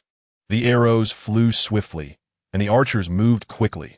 The attracted Yin ghosts could not even reach them before being dispatched one by one. Although Zhou Yuan appeared to be merely the laborer in clearing monsters, he was actually afforded greater space to exert his prowess. The continuous dinging notifications not only indicated the acquisition of experience, but also the collection of loot. The increasing rewards significantly boosted Zhou Yuan's morale, banishing any sense of monotony associated with clearing the Yin ghosts and instead invigorating him. Captain Cheng Fei observed Zhou Yuan's swift archery and agility while moving, amazed that he could maintain accuracy even while in motion. In his view, stopping to shoot was the easiest, while riding and shooting was difficult to master. He never expected Zhou Yuan to retain perfect aim while in motion, a natural sharpshooter. I jest. My subordinate merely possesses the art of ordinary shooting, lacking the finesse of spiritual archery, and is far inferior to you, Captain. If you wish to teach him, perhaps impart the art of spiritual shooting, allowing him to admire the prowess of his predecessors, preventing any arrogance. Haha, since the captain has spoken, it would be no trouble for me to teach him the art of spiritual shooting. After all, he is a lad from my hometown. I hope he will not forget his roots when he achieves greatness. Unbeknownst to Zhou Yuan, who was diligently clearing monsters, his superior was securing an investment for him. Captain Jingen valued Zhou Yuan for 2 reasons: his talent in combat and his status as a trusted subordinate, at least within the realm of the Yin ghosts. Zhou Yuan was his most trusted ally, far surpassing other martial artists from different counties. For this reason, Captain Jingen was willing to assist Zhou Yuan in enhancing his strength, thereby indirectly bolstering the prowess of the entire Jingen army.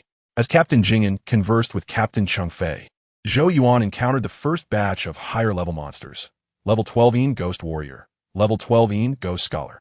These professionally designated Yin Ghosts lurked in the alleys flanking the market, likely accompanied by additional Yin Ghost Warriors and Scholars within the expansive courtyards. The attack patterns of the Yin Ghost Warriors were significantly more formidable than those of ordinary Yin Ghosts. As Zhou Yuan lured the nearby Yin Ghosts, they eagerly joined in the pursuit. Unlike ordinary Yin ghosts that lunged, these wielded weapons such as blades, spears, and shields. Fortunately, the attack sensitivity of Yin ghost scholars was not acute. Otherwise, Zhou Yuan might have inadvertently attracted too many at once, complicating the clearing process. Even so, he had to lure and shoot 5 times before successfully dispatching the 6 ordinary Yin ghosts and 5 Yin ghost warriors that had pursued him. The Yin ghost warriors, true to their classification, dropped not the usual white orbs, but rather more conspicuous green orbs. Upon approaching to collect, Zhou Yuan discovered he had finally obtained items beyond just Yin liquid. Weapon, Yin blade, spear. Description, forged from dark iron infused with Yin energy, it possesses a tangible essence, capable of being wielded by both Yin ghosts and humans. Note, once damaged, the Yin energy will dissipate, diminishing the accompanying effects of Yin poison. Item, nether blood dew. Description, the murky waters of the yellow springs, the red liquid of the underworld, resembling blood yet not blood, nourishes the soul. Often seen in the nether realm, transforming into blood dew in the mortal world. Effect, using it will slightly reduce life while marginally enhancing spirit. It can be used for blood loss restoration, alchemy, or poison crafting, and can also heal Yin ghosts. The 5 Yin ghost warriors provided Zhou Yuan with 2 Yin blades and 1 nether blood dew. The Yin blade, imbued with Yin poison, was the first special melee weapon he had encountered. Its dark red hue, shrouded in a faint gray fog, was unmistakably extraordinary. The effects of nether blood dew were even more astonishing. Its attributes indicated it could be used for poison crafting, suggesting a potent toxicity. However, it was ineffective against Yin ghosts, serving instead as a restorative elixir for them. With these 2 remarkable items, Zhou Yuan's monster-luring rhythm shifted dramatically. He no longer settled for merely attracting ordinary Yin ghosts. Instead, he set his sights on the Yin ghost warriors within the courtyards, frequently enticing them to join the chase. After repeating this process twice, Captain Jingyan and Captain Sheng Fei noticed the anomaly. Captain Sheng, we have encountered armed Yin ghosts. It is likely that we are nearing either the lair of a demon leader or a formidable creature. Please summon the resting martial artists. We shall first eliminate the dangerous foes and then employ the archer's luring method. Understood. With the command given, the 9 resting martial artists swiftly made their way. Having previously ventured into the chilling gray mist, their second entry into the dilapidated market brought a more visceral sense of the cold. This cold was not merely the external chill of freezing water, but a penetrating internal chill that drained warmth from their bodies, leaving them both uncomfortable and mentally alert. Everyone, Zhou Yuan has attracted armed Yin ghosts. Let's engage in battle to uncover what lies hidden within their gathering place. The martial artist team rejoined the fray, granting Zhou Yuan the space to focus on stationary output. This was indeed auspicious news, as he was eager to ascertain whether there were elite monsters within the courtyards of the Yin ghost warriors, hoping for better loot. Zhou Yuan, how formidable are these armed Yin ghosts? Reporting to the captain, ordinary Yin ghosts fall to a single arrow, while armed Yin ghosts require 2 to 3 arrows. The disparity was considerable. It seemed they were nearing the core territory of the demon leader. Everyone, form shields and advance. During the assault, do not stray from formation to avoid being flanked by the Yin ghosts. Understood. The martial artists demonstrated commendable military discipline, even without regular cooperative training. Their formation moved with seamless coordination. With their presence, the number of attracted Yin ghosts surged, yet they lost the individual flexibility of their kite tactics. Nevertheless, the team's efficiency in clearing monsters accelerated.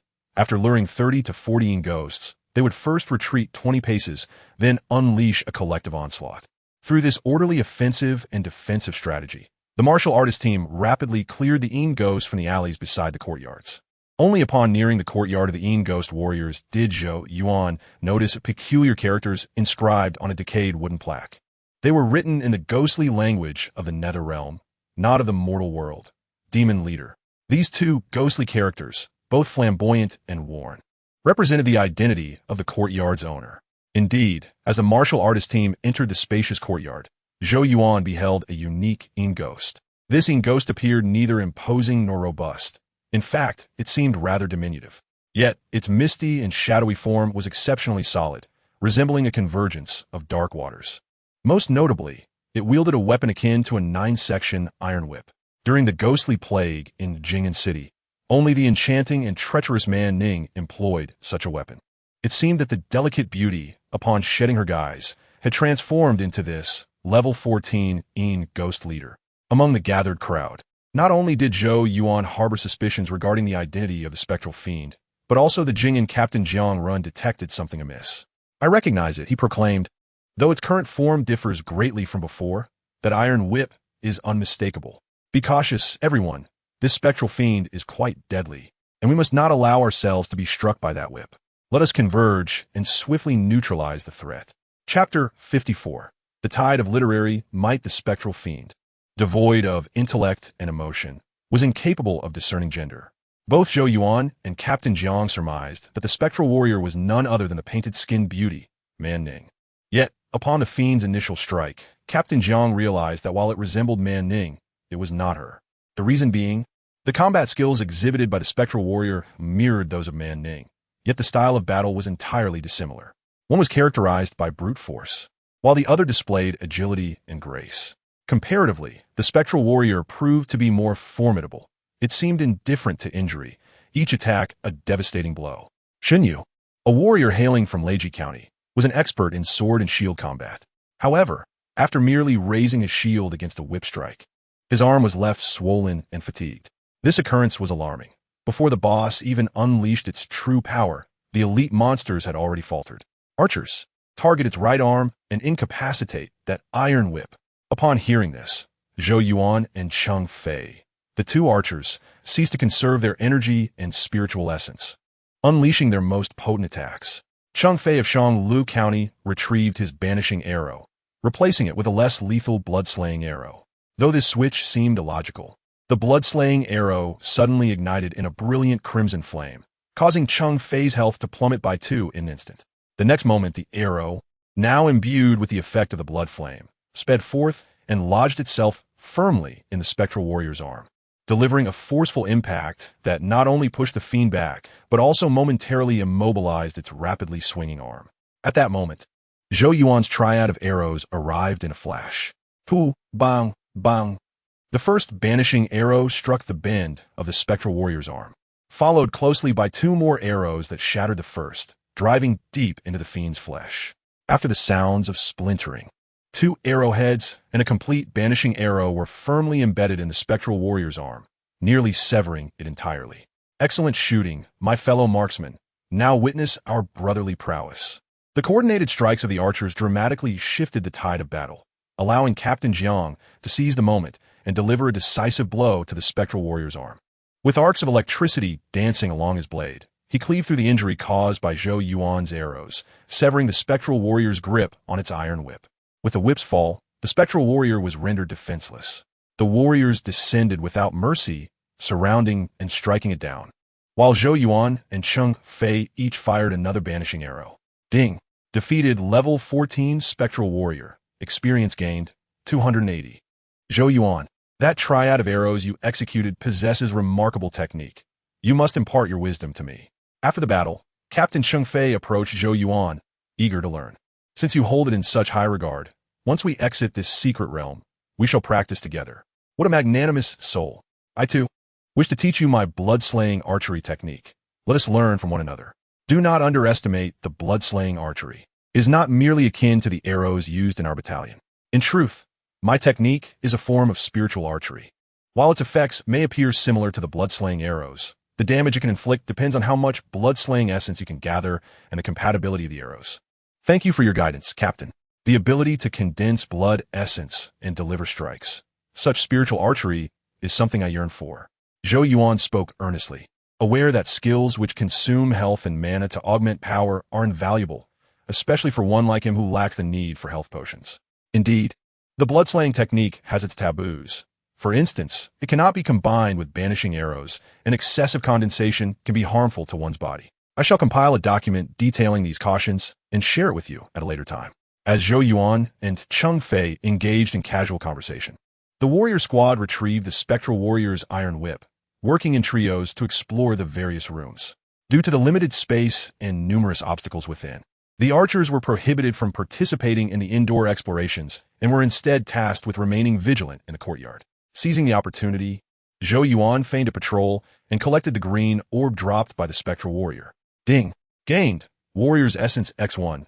Netherblood Dew X5. Skill. Warrior's essence. Description. The essence of a warrior, a manifestation of battle spirit. The warrior draws upon the essence to augment physical strength and explosive power. Effect. Upon use, gain the skill essence of the warrior, which continuously consumes mana while enhancing both defense and attack. Note, alone yin cannot thrive, nor can a singular yang exist. Those who battle must possess literary and martial skills. Collecting the 3 techniques of the warrior and leveling them to their maximum will grant the skill warrior's art.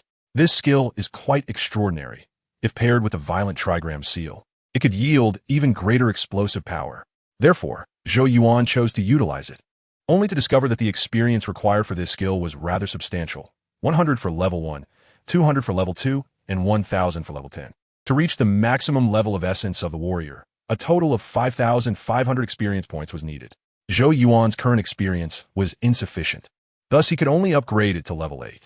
After completing the skill upgrade, he activated it to test the amplification, feeling as though he had donned a suit of iron armor, rendering him remarkably robust.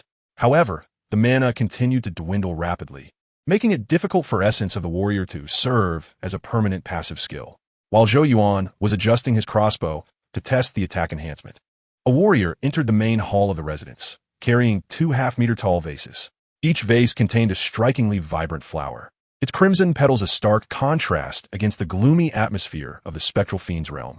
Captain, the black liquid and red flowers within these vases appear to be of notable significance.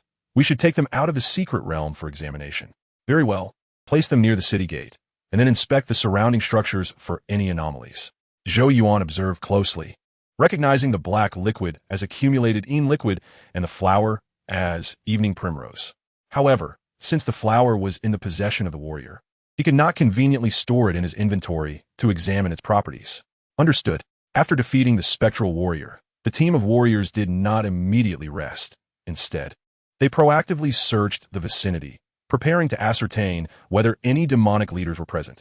Their investigation soon revealed a peculiar sight.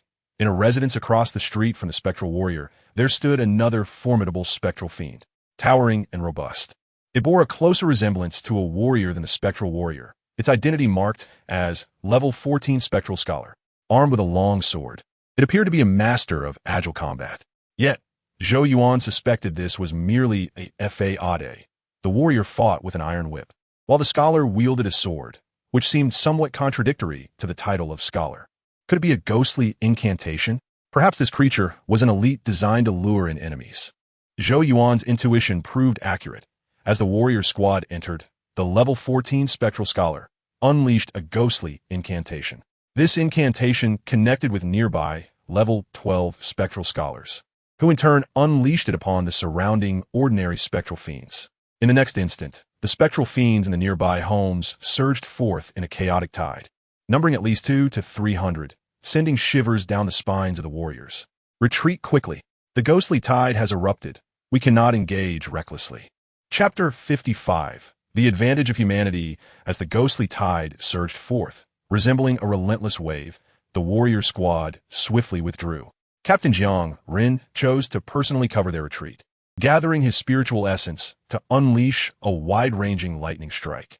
This strike left a seething scar of electric arcs upon the ground, which, while unable to halt the advance of the spectral fiends, did slow their movement considerably with its unique paralyzing effect. Under the influence of the control skill Lightning Slash, the warrior team successfully evaded their pursuers and swiftly returned to the city gate. However, the malevolent spirits, drawn by animosity, were relentless in their pursuit, surging towards the gate like a relentless tide. It was prudent to leave the secret realm and seek alternative methods, faced with the overwhelming number of hostile spirits. Engaging in battle would yield more losses than gains. Under the command of the Jing'an captain, Zhou Yuan and his fellow warriors sequentially accessed the dungeon's portal, returning to the dark and narrow well shaft.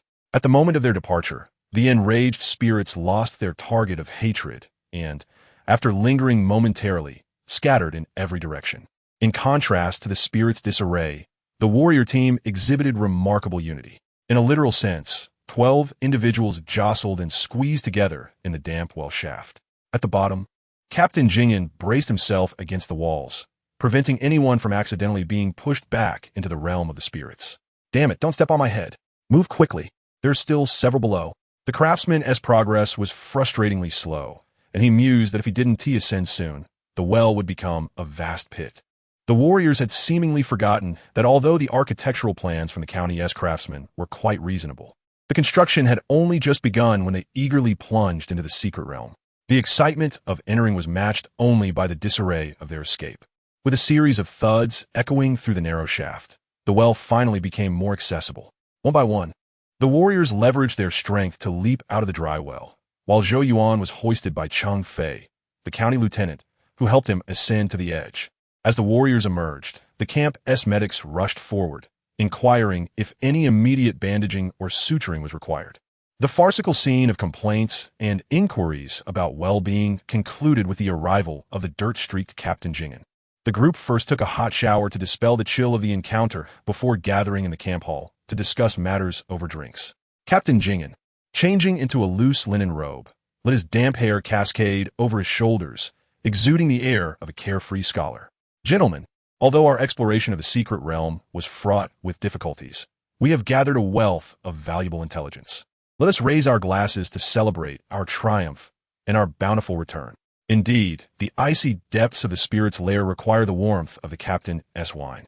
Observing the lively scene of toasting and laughter, the ghostly matron Luo Xing felt a sense of relief from her previous anxieties. Indeed, while demons lack intelligence and thus do not perish, humans possess wisdom, yet often find their lives fleeting. On the surface, it seems a balance of yin and yang, with each possessing strengths and weaknesses. Yet, humans can retreat and rest. Regardless of the challenges posed by the secret realm, they can indulge in wine and conversation, brimming with hope. During times of easy conquest, they can celebrate victories. During difficult encounters, they can withdraw and reward themselves, contemplating alternative strategies. Conversely, the spirits remain forever trapped in their limited space, never experiencing the joy of such celebratory libations. Thus, Luo Xing found solace, preferring to partake in the revelry rather than linger in the cold confines of her lair.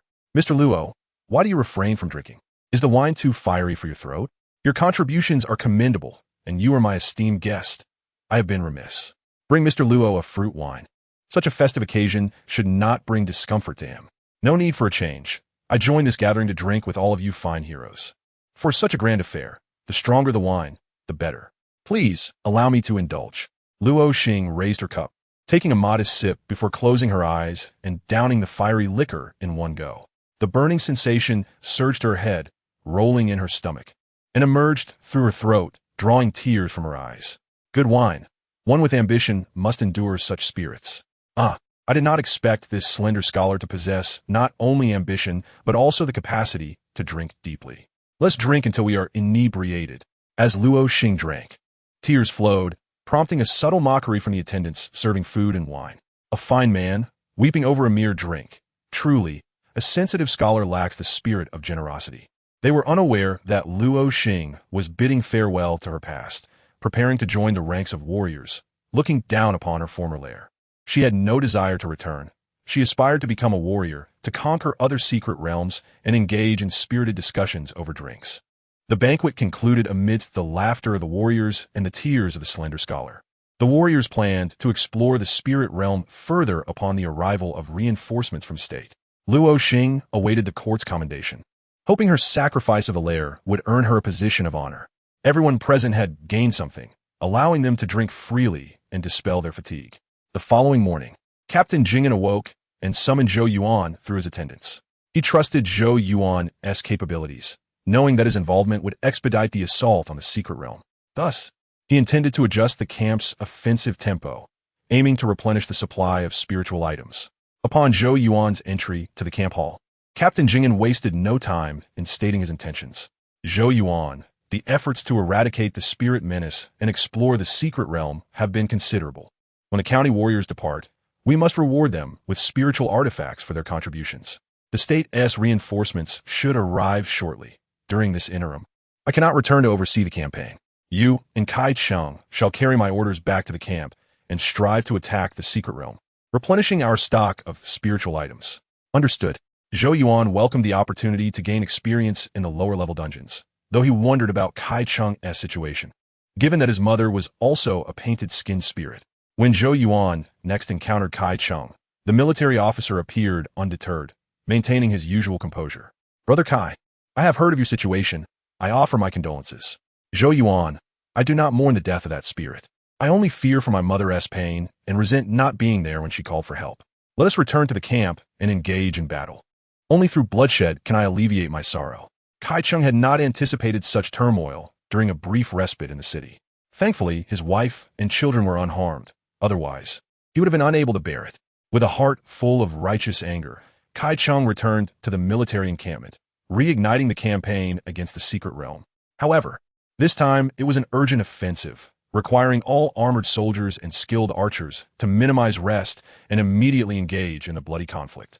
Fortunately, with Zhou Yuan, the extraordinary archer, their elite troops would suffer minimal losses. Armored shield advance. Prepare the hooked spears. Zhou Yuan, with your tiger bow, can you eliminate the demon leader directly? This time, we shall not conceal ourselves. Let us swiftly vanquish the enemy. Very well, I will take him down. Chapter 56. Blood Arrow Technique. Since the full-scale assault on the secret realm commenced, the soldiers of the Armor Divine Arms entered a rotational combat phase. Under such pressure, even Kai Cheng struggled to endure for more than a few days. Consequently, Zhou Yuan became the lead for the subsequent expeditions, as only he could persist in the bloody battles without showing signs of fatigue. Initially, his assaults on the secret realm of Bullhead Village yielded approximately 780 experience points, 9 healing salves, 3 jade elixirs, and various miscellaneous items. However, with the pace of the assault intensified, he was able to exert his full capabilities, resulting in gains of 1,000 experience points, 12 healing salves, 3 jade elixirs, and even more miscellaneous items. As a result, on his first day back in the camp after attacking the secret realm, he leveled the skill Martial Hero's Concentration to its maximum. Upon reaching full mastery, not only did his defense and attack power increase significantly, but the consumption of spiritual energy also diminished. This enhancement aligned perfectly with the meaning of concentration, improving the efficiency of spiritual energy utilization. Now, by activating Martial Hero's Concentration, Zhou Yuan's physique became as resilient as seamless iron armor, with exceptional toughness capable of absorbing a certain degree of impact damage. This substantial increase in defensive capability transformed him from a typical archer into a formidable shield-armed archer. Faced with such evident benefits, he had no reason to slack off, dedicating himself wholeheartedly to grinding dungeons and accumulating experience and supplies. It is worth noting that 3 days after Zhou Yuan returned to the camp, Cheng Fei, the county officer of Shanglu, dispatched soldiers to deliver a martial arts manual and a written document. The martial arts manual contained the Blood Fiend arrow technique he had promised to Zhou Yuan, while the document outlined precautions for utilizing this technique. The messenger also conveyed the instruction from Jiang Ran, the captain of the Jing'an Guards, stating that reinforcements from the provincial government had arrived in Jing'an City. Although they did not plan to attack the Ghost's secret realm immediately, action was anticipated in the near future. The captain hoped that Zhou Yuan and his comrades would endure hardships and gather more mystical treasures to bolster the warrior's strength. After receiving the message, Zhou Yuan entrusted the 3 stars aligned shooting technique, which he had painstakingly written during the night, to the soldier for delivery to Cheng Fei. He then relentlessly engaged in assaults on the camp's dungeons, awaiting the next opportunity to explore the Ghost's secret realm. The Blood Fiend arrow technique, as Cheng Fei had indicated, was indeed far superior to the regular Blood Fiend arrows used in the camp. With a willingness to expend life energy, this skill could unleash devastating damage in a short time and also trigger a state of chaotic energy. There was a reason why Cheng had only used the Blood Fiend arrow technique once in the Ghost secret realm. This skill was not only harmful to its user, but was also more suited for slaying ordinary beings rather than the ghosts or malevolent spirits. In the Ghost secret realm, it was far less effective than the exorcising arrow and could only serve as a last resort means of explosive power. The intrinsic nature of the Blood Fiend arrow technique made it unlikely to become a standard method for warriors. Otherwise, they risked depleting their vitality over the course of battle. However, Zhou Yuan was different. He had blood tonics and restorative skills to support him, making him particularly well-suited to wield this self-harming yet ferocious technique. Consequently, he directly utilized the martial arts manual and, with his accumulated experience points, leveled it to its maximum. In the following days, he devoted himself to grinding dungeons, even dreaming of the scenes of collecting loot. He had initially thought that the recent actions mentioned by Captain Jiang would take no more than 3 to 5 days. However, he found himself waiting for half a month. It was not until August 2nd of the 13th year of Hongye that the captain's military order finally reached the fortress. By this time, Zhou Yuan had accumulated over 20,000 experience points, 320 healing potions, 116 jade elixirs, as well as a substantial amount of rice balls and various weapons. The captain's order commanded the military officer Kai Cheng to resume attacks on the secret realm and instructed Zhou Yuan, the commander of the elite cavalry, to escort 200 soldiers and 3 boxes of mystical treasures into Jing'an City. Upon receiving the order, Zhou Yuan promptly set forth. Upon reuniting with the elite cavalry, Zhou Yuan returned to Jing'an City. As soon as he entered the city, he noticed that not only had it regained its former liveliness, but it had also become more prosperous than before. After inquiring with the accompanying messenger, he learned that the provincial government had approved the county's civil examination application, dispatching officials to collaborate with the county office in selecting missing officials. This move had greatly stimulated both the commoners and the wealthy families in the surrounding counties, drawing many aspiring individuals into Jing'an City. With the malevolent spirits purged, new faces emerged, and while the good and bad were debatable, the number of unexpected deaths had certainly decreased. Once Zhou Yuan arrived at the camp and handed over the mystical treasures he was guarding, he encountered the reinforcements sent by the provincial government, 8 martial artists commanding a force of 3,000 soldiers. It was said that only 3 martial artists had arrived initially, and after verifying the situation in the Ingo secret realm, the provincial government had dispatched 5 more to assist. When Zhou Yuan entered the camp hall, the martial artists were engaged in discussion. As he needed to enter the secret realm for an assault, he was invited to stay and participate in the military deliberations. Colleagues, the cold black liquid has been tested on death row inmates, and it indeed inflicts harm and toxicity. Shun Yu, the county officer of Leiji, boldly took a drop for testing and discovered that the cold black liquid invigorates yet injures the body, likely related to the mist of the secret realm. Captain Zhang elaborated on the pros and cons of the Yin Ghost secret realm, and the martial artists from the provincial government expressed their opinions. Captain Jiang, while there are no weapons or provisions in the Yin Ghost secret realm, the numerous wooden structures can be excellent for charcoal production. If we gain any mystical treasures in the future, I suggest we fully commit to the assault without sealing off the area. What you say is indeed correct. Our region has not seen a new secret realm for many years. Since we have encountered one, it would be illogical to seal it off. Let us send the archers to enter in an orderly fashion with blood-fiend arrows, each team entering the secret realm for a quarter of an hour before rotating continuously to attack. Even if each team can only slay 2 or 3 after a month, we can clear the Yin ghosts, leaving only the demon leaders and a few formidable fiends. It was only then that Zhou Yuan understood why the assault on the secret realm had been delayed for so long. The martial artists from the provincial government were unconcerned about the losses among the archers, intending to use ordinary archers armed with blood-fiend arrows to exhaust the Yin ghosts in the secret realm and achieve a yield of mystical treasures. Captain Jiang likely opposed this notion, which explained the prolonged discussions about the toxicity of the accumulated Yin liquid. Colleagues, let's not rush. The greatest issue regarding the development of the secret realm is not the ordinary Yin ghosts, but rather the Yin ghost leaders. If we can successfully eliminate them, we can deliberate on further development afterward. If we all return defeated, what benefit will sending soldiers to attack bring? Ultimately, Captain Jiang was the direct military commander of Jing'an City, and the martial artists from the provincial government had to show him respect. Thus, the discussions regarding the development of the secret realm were hastily concluded, and each party donned their armor and gathered their weapons, preparing to first test the strength of the Demon Lord. Mystical treasures are enticing. Even if toxic, they are still valuable. Zhou Yuan, you should also prepare. We will launch another assault on the secret realm to ascertain the worth of our efforts. Chapter 57. The Gathering of Literary Talents. The second expedition to the Yin Ghost secret realm was far more extravagant than the first. The 2 injured martial artists from the previous campaign had recovered, and with the 8 martial artists dispatched from the provincial government, there were a total of 21 warriors on standby. Given that the Yin Ghost secret realm was more suited for archers, Zhou Yuan chose to join the exploration team. The additional 2 martial artists would serve as backup, ready to replace any injured fighters during the battle. Thus, the exploration team, composed of 4 archers and 16 melee fighters, began to take shape, forming the foundation for a 2-row defensive line. Colleagues, the tide-summoning Yin ghosts are troublesome. We should not engage them directly. Let us first exert some effort to clear the surrounding residences of Yin ghosts so that they cannot summon reinforcements. Captain Jiang, seasoned in combat experience, issued the command, and the team promptly complied. With the cooperation of the provincial government's martial artists, their advance was remarkably smooth. Even when a level 12 Yin ghost scholar occasionally triggered a wave of 50 to 60 minor Yin ghosts, it could not halt the warrior's progress. Therefore, the level 14 Yin ghost literary talent stationed in the residential area was destined to lose its most potent interference skills.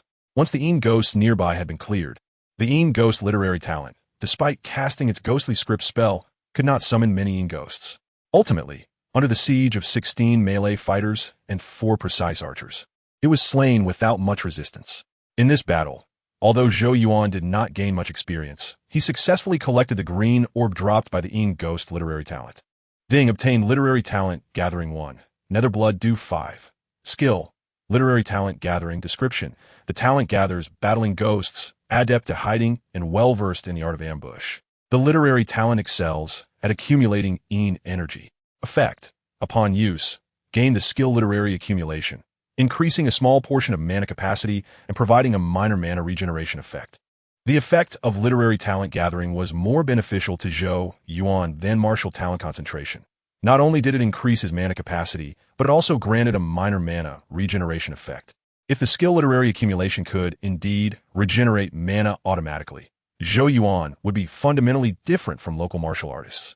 He would no longer need to rely on mana potions to replenish his mana. Even if he ran out of mana during combat, he could rest for a while to restore it. Thus, he unhesitatingly utilized literary talent gathering and leveled it to its maximum with his accumulated experience. Indeed, upon leveling up, he gained an additional segment of mana, endowing him with the ability to gather energy. The newly appeared mana bar was gray, resembling a container devoid of water, and, subsequently, the mana regeneration effect of literary accumulation activated, causing the mana bar to begin a slow and steady recovery. The attribute panel's introduction to Wen Ju may indicate a slight recovery of energy. But for Zhou Yuan, this slight replenishment is more than sufficient. He is not in a constant state of battle. Rather, he spent a considerable amount of time training and resting. The passive recovery effect functions to continuously replenish his energy, ensuring that he remains in a state of full capacity for the majority of the time. What is the matter? You seem quite cheerful. Zhou Yuan's relaxed expression and the smile gracing his lips caught the attention of Cheng Fei, the county officer of Shanglo. Indeed, I have had a stroke of good fortune. Just now, I suddenly comprehended some nuances of the blood fiend archery technique and seem to have found a direction for my practice. Is that true? It appears your talent for sensing energy is indeed remarkable, yet this may not be entirely beneficial. The blood fiend archery technique draws blood through energy, which can lead to excessive bloodletting. Be cautious. If you accumulate too much energy and draw excessive blood, one arrow may render you unconscious. Thank you for your guidance. Officer Chung, I shall not act recklessly. The two archers from the state government initially had no interest in Zhou Yuan and Cheng Fei's conversation. However, upon discovering that it concerned the blood fiend archery technique, they became intrigued and began discussing the appropriate amount of energy to condense and the safe threshold for bloodletting. At this point, Zhou Yuan realized that the blood fiend archery technique was quite widely known, and the archers did not shy away from the ferocious martial arts that consumed energy and blood. As the four archers exchanged experiences regarding bloodletting, the martial artists who had entered the inner courtyard completed their exploration and presented a blue porcelain wash basin resembling a bowl. The basin was filled with a crimson liquid, within which stood a flower resembling a white and purple water lily. Upon closer inspection, Zhou Yuan recognized the red liquid as Ming blood dew, with a delicate white flower identified as crystal lotus. Officer, this red liquid is likely akin to the cold black liquid, possessing some special effect. It appears there are quite a few spiritual items in this Yin Ghost secret realm. Zhou Yuan, holding the Ming blood dew, understood that it was a healing potion for Yin ghosts and a poison for the living. While it could nourish the soul, it was also a substance certified by the attribute panel for alchemy and poison making. Do not touch it. How could the residents of Yin ghosts produce anything good? We must first verify with the death row inmates before determining if it contains spiritual energy. Lieutenant Jiang is wise. That is indeed the course of action. The state government martial artist delivered the blue porcelain wash basin to the city gate before regrouping and advancing. As they passed the residence of the literary and martial champions, A dilapidated three-story wooden building loomed ahead, with numerous ghost flower maidens wandering below. These ghost flower maidens were entirely different from the previous ghost literary and martial warriors. Their attack capabilities were feeble, yet they could induce a brief state of dizziness. Such unique, incapacitating abilities caught the attention of the martial artist team, prompting them to hold their ground until the archers cleared all the flower maidens before resuming their advance. Just as Zhou Yuan considered these ghost flower maidens as control-type monsters, the ghost flower queen within the three-story wooden building delivered a harsh lesson to all the martial artists. Armed with no weapon at all, it employed a common skill from the game, instantly shattering the formation of the martial artist team. Damn it, you dare to attack me? The state martial artist at the forefront, taken by surprise, could not have anticipated that a martial artist from the subordinate county would suddenly strike him without warning. Given their formation against the enemy, he had no defenses against his closely allied comrade. Consequently, when his comrade swung the blade at him, he had neither the time to be vigilant nor the space to evade. With a sharp sound, the blade cut through his winter cotton clothing, inflicting the first injury on the unarmored martial artist team. The wound caused by the blade stretched from the state martial artist's arm to the crook of his elbow, deep enough to expose bone. This single strike not only inflicted pain on the state martial artist, causing him to drop his round shield, but also compelled him to retaliate fiercely with his blade. In an instant, the tightly knit formation that had existed just moments ago was shattered. The state martial artist instinctively rushed to assist his comrade, while Lieutenant Jing could not simply stand by and watch his subordinate be harmed. The chaos did not remain confined to the martial artist team. It also affected the rear archers. Zhou Yuan and Cheng Fei, along with the two state archers, simultaneously drew their bows, locking onto one another. Fortunately, the archers were distant enough to retain their composure. Otherwise, it was likely that the four archers would have inflicted damage upon one another at close range. Stop! What are you doing? Did you bring us into the secret realm just to kill us? Calm down. The internal conflict is most likely instigated by that demon. Do not fall into its trap. Swiftly subdue the rioters and exit the secret realm before determining right from wrong. Just as Lieutenant Jing finished speaking, a state martial artist launched an attack on his nearby comrade. This incited the martial artist's fury, and they collectively surged forward, using their shields to deliver several blows to the rioter. Only after subduing him on the ground did they secure his limbs, preparing to retreat. The archers sheathed their bows and drew their secondary blades, warning each other not to be deceived by the demon and to avoid harming their comrades. As the group sprinted forward, a ghost flower queen pursued them from behind. The common charm skill from the game showcased its formidable effect at that moment. Chapter 58. The Cold Liquids Enchantment. The confounding and chaotic skills in the game function more like control techniques. Players understand the dilemmas faced by their teammates, sparing them from igniting significant disputes and avoiding inadvertently killing one another. For players, it merely involves a couple of cuts, easily remedied with healing. However, ordinary individuals are not so fortunate. When struck by martial artists, they bleed and sustain injuries, potentially leading to severe consequences. Moreover, martial artists cannot guard against their comrades while simultaneously fighting the demons of the secret realm. Thus, with just two uses of the enchanting skill, the Ghost Flower Queen shattered the trust within the team, forcing the martial artists to retreat in haste. Thankfully, the officials and aides from the county office were incredibly efficient, transforming the dried well at the secret realm entrance into a stepped pit.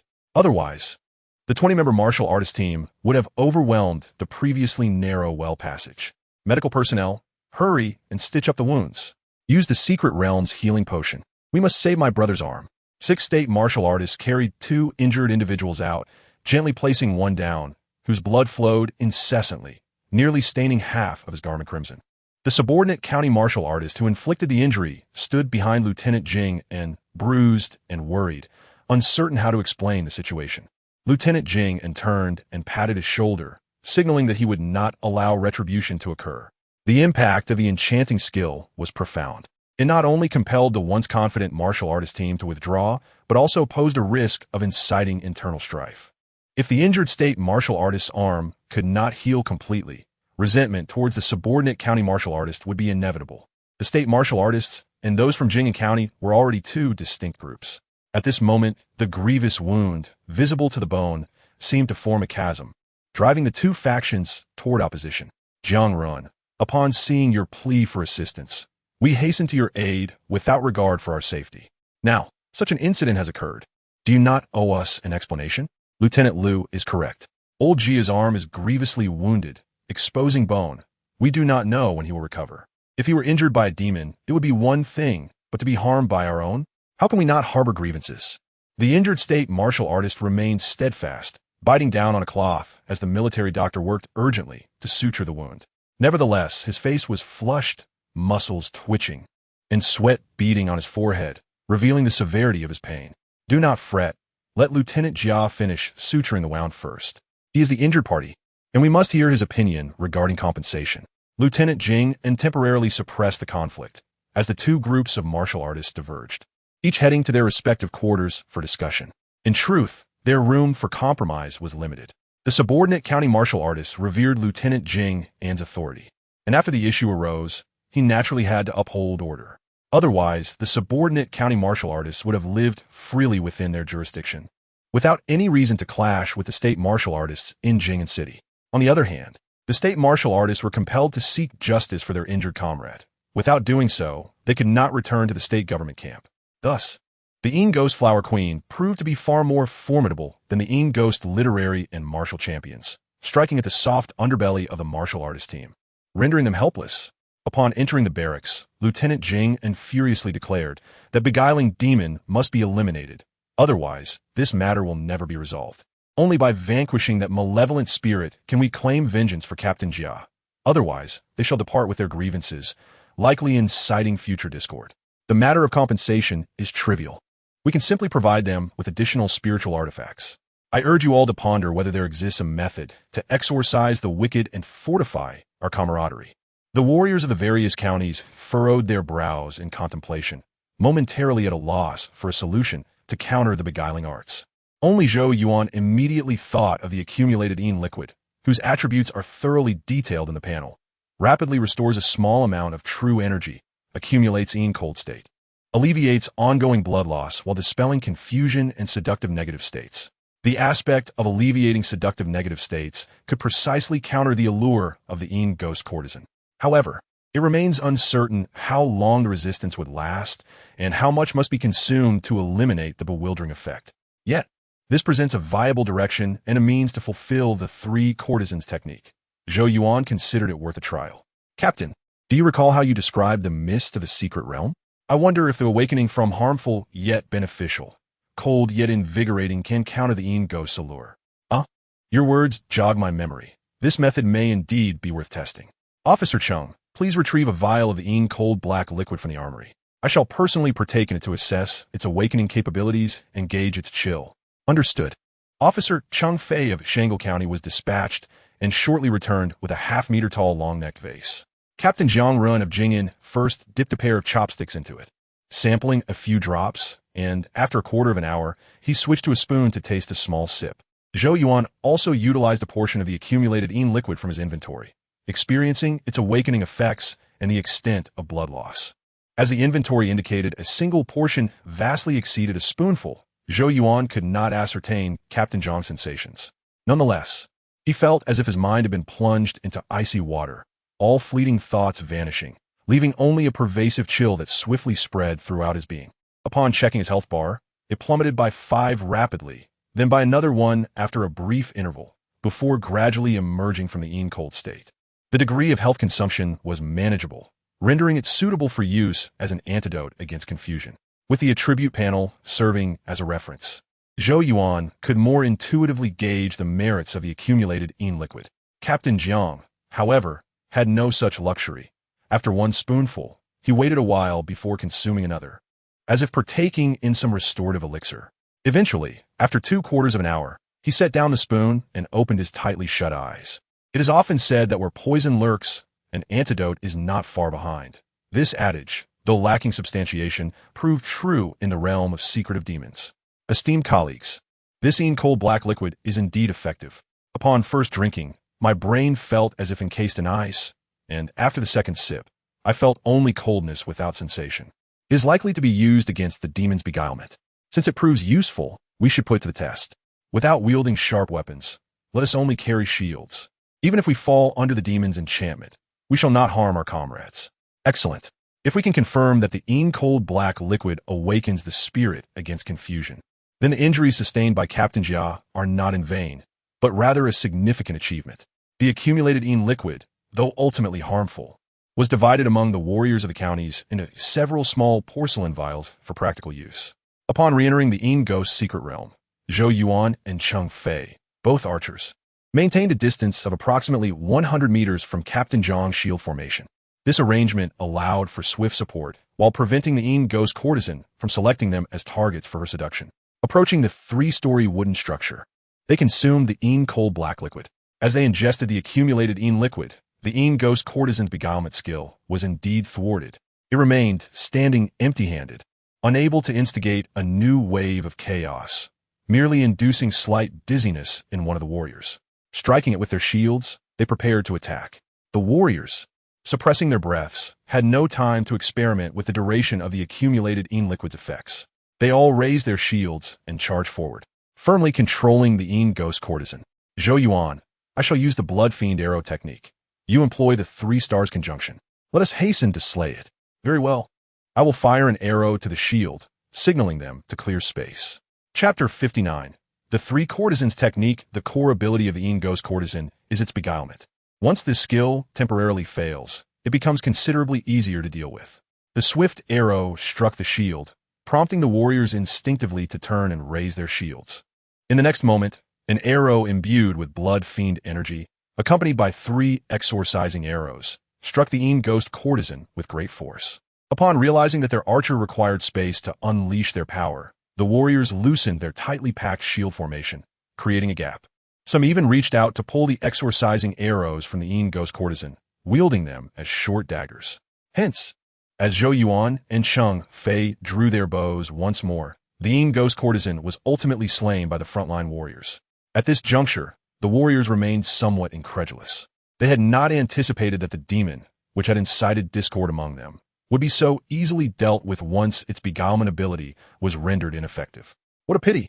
Had they known earlier that the cold black liquid countered its beguilement, Captain Jia from the provincial government would not have sustained injuries. What are you saying? Captain Jia simply had an unfortunate encounter. As we traverse this path, it is inevitable that some would fall victim. We can only blame our lack of vigilance, allowing this demon to seize the initiative. As the warriors from the counties exchanged remarks, Zhou Yuan and Cheng Fei approached. He distributed the exorcising arrows as emergency weapons while casually retrieving the green orbs dropped by the Ghost courtesan. Ding! Obtained Courtesan's Allure 1. Netherblood, do 5. Skill, Courtesan's Allure. Description: the courtesan, a ghostly fighter, is the foremost of all blossoms, capable of controlling puppets, adept at ambushes. The courtesan serves as a puppet, able to confuse the mind and heart, executing the divine's allure, making it difficult not to be ensnared.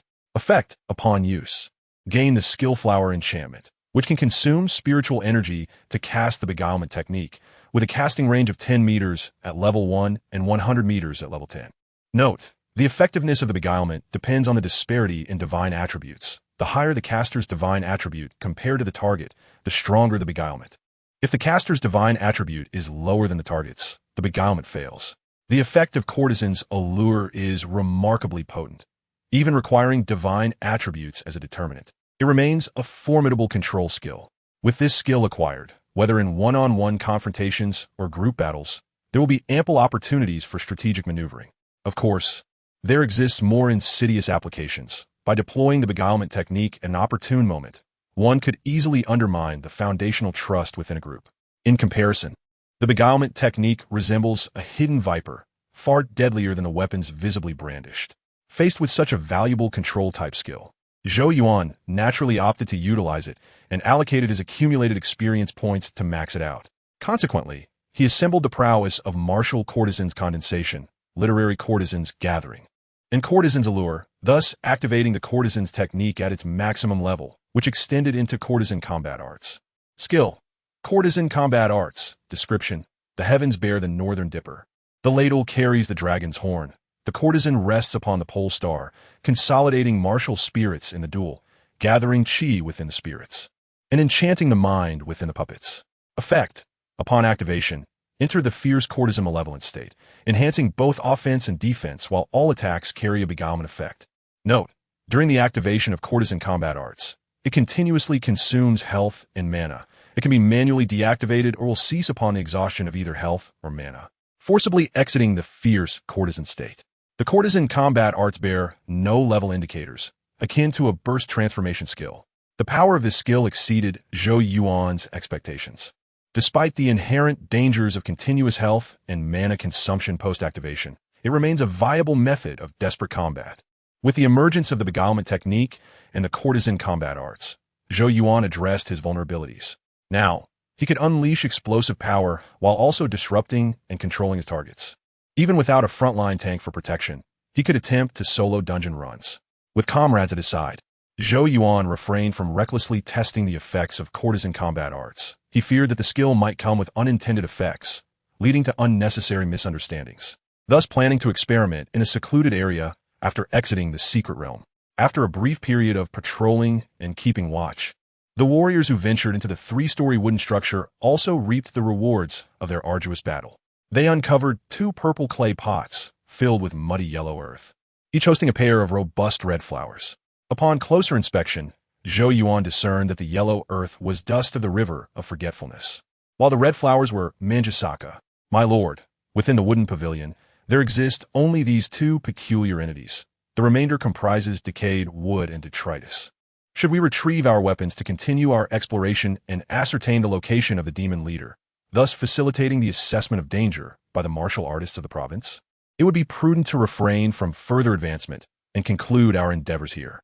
A single beguiling demon has already caused us considerable losses, and the subsequent demon leader may present even greater perils. Our incursion into the secret realm was intended to acquire spiritual materials, not merely for the sake of aggression. Now that we have sufficient reason to pacify the provincial martial artists, there is no need to force our advance. Let us await the moment when the provincial martial artists, unable to contain their eagerness to press forward, seek justification after another incident of injury occurs. Captain Jing'an has resolved not to take the lead any longer. Having recognized the exceptional dangers of the Yin Ghost secret realm, where a single misstep could result in injury or death. In light of this, he intends to relinquish command, awaiting orders from the provincial authorities, thereby transferring the responsibility for any martial artist injuries to them. The captain's words resonate. The path ahead is fraught with peril, and stronger martial artists should be deployed for exploration. Our capabilities are limited. We ought not to recklessly charge ahead, risking our own safety without substantial gains. After experiencing the effects of the accumulated Yin liquid firsthand, the martial artists from the local county now hope that the 3-tiered wooden pavilion houses a reserve of this substance. Having been unable to locate the Yin cold black liquid that counters the art of mind manipulation, their desire to continue the exploration has waned. Thus, our party arrived in haste and departed just as swiftly, quickly vacating the perilous Yin Ghost secret realm. However, upon their exit, they discovered 8 provincial martial artists awaiting them outside the realm. Captain Jiang, what is the meaning of this? Do you perceive us as timid and cowardly, intending to assault the secret realm alone with your subordinates? Lieutenant Liu, you jest. We are pained by the injury inflicted upon Lieutenant Jia. While deliberating within our encampment, it suddenly occurred to us that the Yin cold black liquid possesses the ability to awaken the mind. We resolved to give it a try, and to our astonishment, it truly countered the beguiling demon. Thus, we seized the opportunity to encircle and strike, avenging our fallen comrade.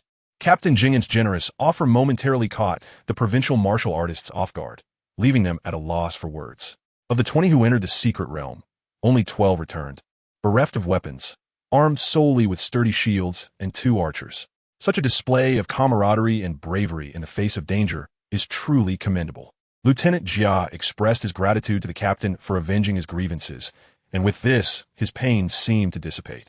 Once I have regained my strength, I shall share fine wine with the captain and once again fight side by side. The injured provincial martial artists were the first to break the silence, acknowledging Captain Jing'an's goodwill. Accepting the bond of comradeship is akin to receiving a favor, thus putting previous grievances to rest. Very well, it is settled. We look forward to sharing a drink with Lieutenant Jia, and to once again fighting alongside our comrades. Indeed, we are not petty individuals, but it seems our joint efforts in battle will have to wait. This is a matter of life and death. Let us first inform the provincial headquarters of our situation. Chapter 60. The water reflecting the moon, the efficiency of the Huai province governor's actions surpassed Zhou Yuan's expectations. The injuries sustained by his subordinates, the exploration of the secret realm, and the existence of the toxic yet protective spiritual materials all contributed to the governor's heightened concern.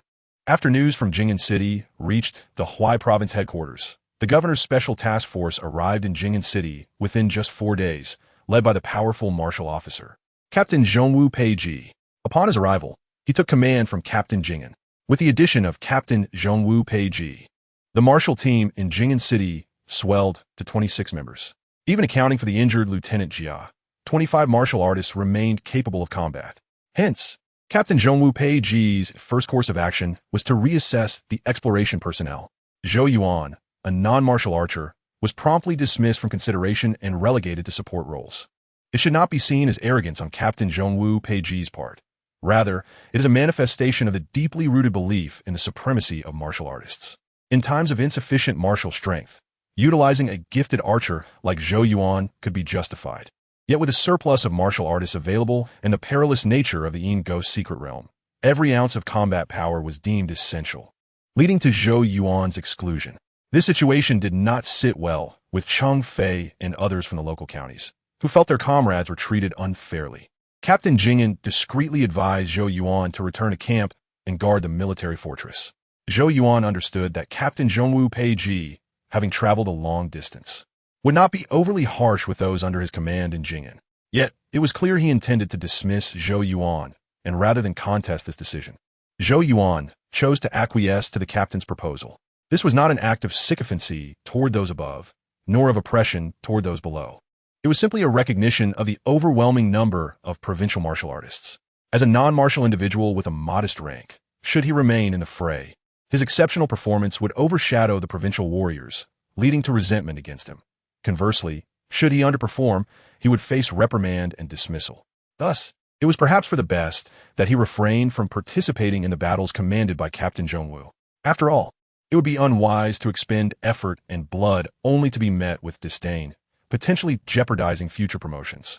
We are subordinates of the Huai province headquarters, and as long as we remain in the military, we cannot escape the influence of the Huai province governor and its officials. There is no need to display arrogance or humility before them. To act with arrogance would leave them displeased. To act with humility would invite their scorn. Captain Jing'an has already regarded Zhou Yuan as his right-hand man, a trusted confidant, and thus found it rare to offer heartfelt counsel. His perceptive remarks were likely influenced by Zhou Yuan's youth. In his eyes, Zhou Yuan was merely a brash youth, and without prudent guidance, he might become reckless. Thank you, Captain, for your guidance. I shall withdraw to the military fortress and await favorable news. Moreover, the Yin ghosts in the secret realm are formidable, and the demon leader will undoubtedly be even more challenging. I hope you and the brothers remain vigilant. Zhou Yuan had acquired the Duel of Destiny and the 3 Arts of Destiny, and he had no intention of recklessly challenging the Yin Ghost secret realm. He did not believe that the martial team could vanquish the secret realm's boss without suffering injuries. After all, the skills of the 3 Yin ghosts could compose the Duel of Destiny, and it was likely that the secret realm's boss would possess such abilities. Additionally, it was probable that the boss had access to restorative items like divine skin, making it a formidable adversary. Therefore, Zhou Yuan felt no dissatisfaction with his withdrawal from the assault team. He could seek another opportunity for conquest in the future, and there was no need to serve under unfamiliar commanders. As anticipated, Zhou Yuan's deductions proved accurate. Within 2 days of his return to camp, Captain Jing'an and the local martial artists returned to the military fortress. They reported that the demon within the secret realm bore a human form, likely the source of the skin-painting specters. Initially troublesome, they were not insurmountable. The martial team, having consumed the ink-cold black liquid to awaken their minds and dispel enchantments, managed to engage in a fair exchange of blows. However, just as they believed they could secure victory through their overwhelming numerical advantage of 20-1, the demon leader suddenly entered a state of frenzied enhancement, injuring several martial artists. Unwilling to concede defeat, Captain Zhongwu Peiji mobilized the reserve members for another assault. Yet they were again repelled by the rampaging demon leader. Consequently, the plan to assault the Yin Ghost secret realm was temporarily shelved. Captain Zhongwu Peiji assumed responsibility for the realm's defense, allowing Captain Jing'an and the local martial artists to return to the military fortress for recuperation. How disheartening it is that the Huai province headquarters could have dispatched a true expert, preventing our brothers from being injured. Do not speak so thoughtlessly. The Huai province governor oversees a vast territory, burdened with many affairs, and cannot afford to personally risk an assault on the secret realm. The injured local martial artists expressed their grievances, while Captain Jingyan could only strive to placate them and report their achievements to the provincial authorities in pursuit of some form of recompense or reward. Amidst this atmosphere of discontent, several days passed, leading to the 15th day of the 8th month, one of the most significant festivals for the people of the Wei dynasty, the Water Moon Festival. On that morning, Zhou Yuan observed soldiers in the camp collectively fetching water in various containers. Having never experienced the Water Moon Festival before, he was filled with curiosity about the proceedings. Military Sima, Kai Chung, assuming Zhou Yuan hailed from a remote countryside with little time or energy to celebrate such occasions, patiently explained. It is said that within the bright moon of the sky dwell the jade rabbit and the golden toad. The jade rabbit excels in medicine, while the golden toad is adept in wealth. However, they are typically quite busy, only observing the myriad of folk customs on the night of the full moon, during the middle of August. Thus, on the day of the Water Moon Festival, the common folk fill containers with water to reflect the sky's round moon. They hope that the moon rabbit leaves behind some elixir and the golden toad some wealth, infusing their moonlit water, which they then drink for nourishment and apply for prosperity.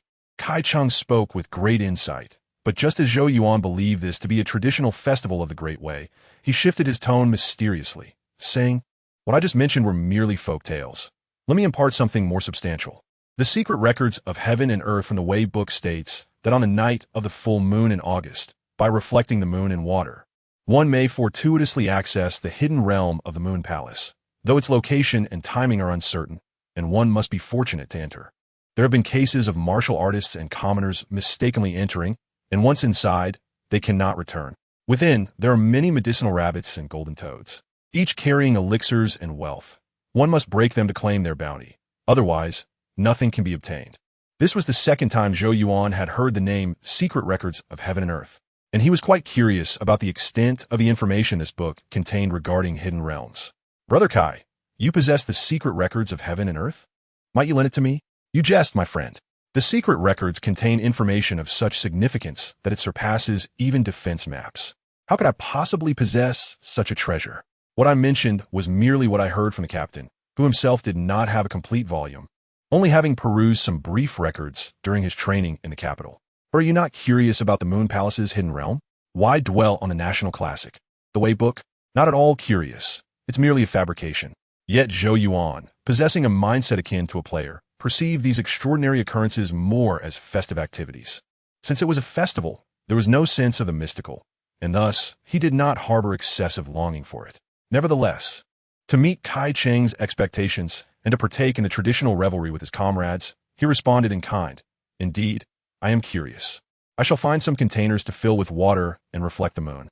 Should I be fortunate enough to enter the Moon Palace, I shall certainly bring back some elixirs and wealth for you, Brother Kai." Chapter 61.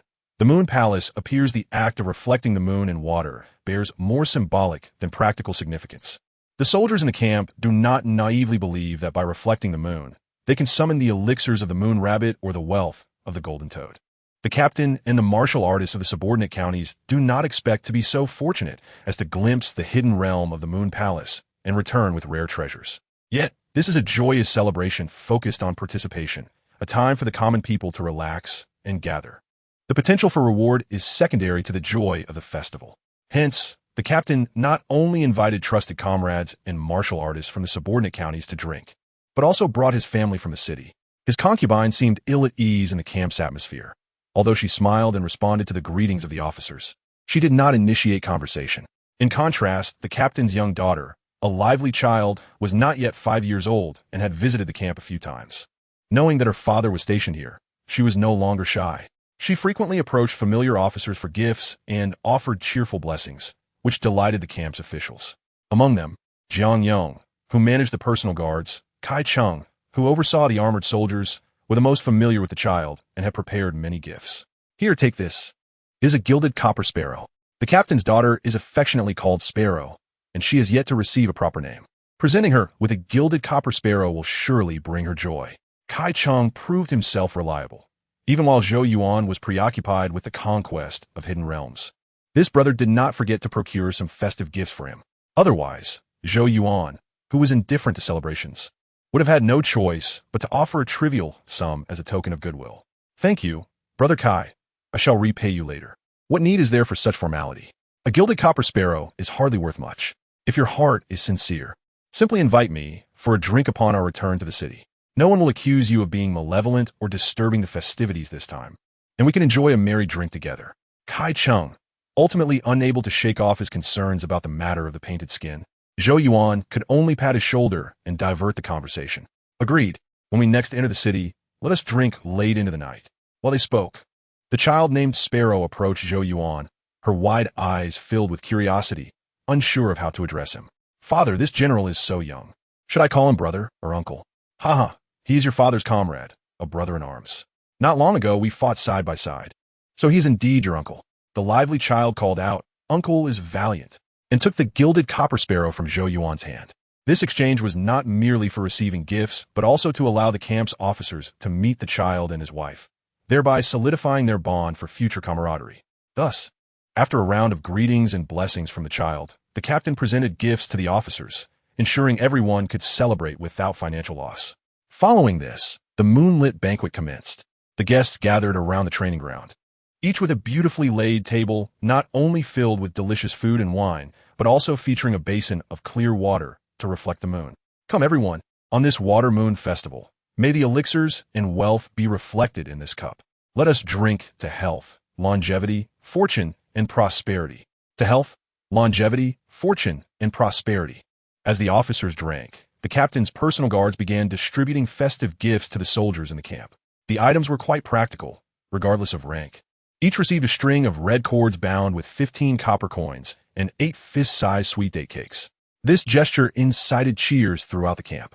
The sound mingling with the bonfire's glow, the full moon overhead, and a cup of fine wine flowing down their throats, as if the entire world were rejoicing. Ha! Delightful.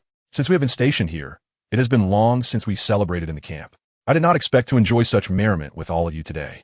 Even with the injuries sustained during the expedition into the hidden realm, it has all been worth it. The evening banquet of the Water Moon Festival was quite unique. After drinking, everyone dipped their palms into the basin of moonlit water, hoping for a chance to touch the hidden realm of the Moon Palace. The captain's daughter wished to do the same, but was met with a reprimand from her mother, warning that children who enter the Moon Palace might lose their way home. Amidst this joyous atmosphere, Zhou Yuan beheld several copper basins reflecting the full moon, transforming into swirling portals of transmission. Yet, these portals were not fixed, vanishing like dreams and illusions in an instant. Remarkably, as long as ripples disturbed the water or external objects interfered with the moon's reflection, the portals would not appear. This echoed the writings of the secret records of heaven and earth, stating that their position is uncertain and their timing unknown, and one must be fortunate to enter. Zhou Yuan observed intently and discerned the basic information of the Moon Palace hidden realm. Instance, Moon Palace, recommended challenge level, 599, recommended challenge number, 11. 000. The Moon Palace instance, undoubtedly a festive activity, was the first time Zhou Yuan had encountered an instance with such an extensive scope.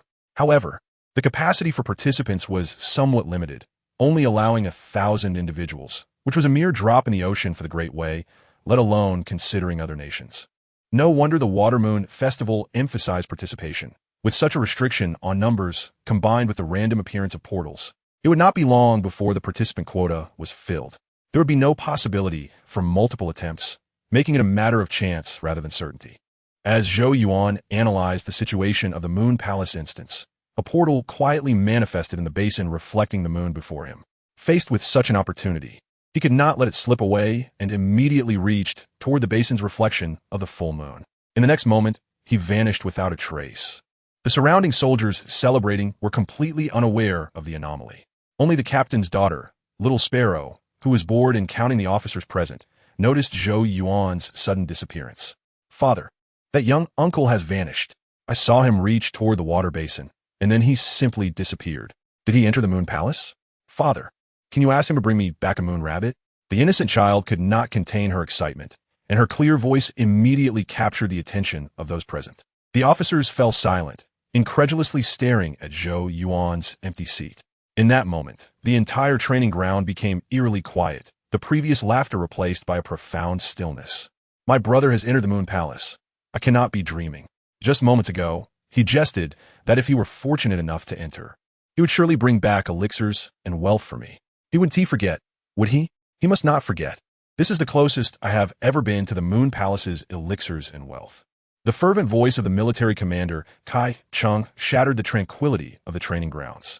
In the next moment, the air was filled with exclamations of hope and admiration, invoking phrases such as "bring me a golden toad," and "my child yearned for the moon rabbit," reverberating in envy. Even the Jing'an captain found it difficult to maintain composure, contemplating how best to persuade Zhou Yuan to share his bounty, hoping that everyone could partake in the good fortune.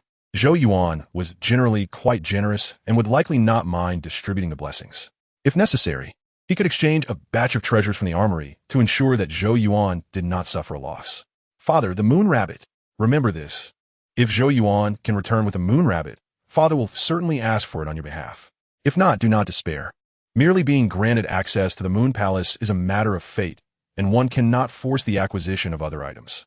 Unbeknownst to Zhou Yuan, as he entered the instance, the officers in the camp were already restless with anticipation, eagerly awaiting his return to share the treasures of the Moon Palace. Is this the medicinal moon rabbit? That pestle looks rather formidable. Chapter 62. The medicinal jade rabbit. The scene within the Moon Palace instance was exceedingly serene. Here, an abundance of hills and ponds of varying heights sprawled across the landscape, densely populated with a myriad of flowers and grasses. Some of the flora towered over humans, while others barely reached the ankles. Although there was neither sun nor moon in the sky, a multitude of stars, fine as dust, illuminated the area with a unique, crisp brightness. Among the low shrubs, a moon-white rabbit was seen gathering herbs in a small basket, while nearby, a larger rabbit stood on its hind legs, holding a pestle to grind medicine. This pestle was approximately 2 meters long, with a jade sphere at its end the size of a human head. It was indeed a blunt instrument, capable of delivering blows akin to striking a mole, exhibiting a certain ferocity. As a gentle breeze swept across the grass, the croaking of frogs echoed in the distance. In a nearby pond, 3 golden toads, as large as millstones and seemingly forged from pure gold, lounged leisurely in the water.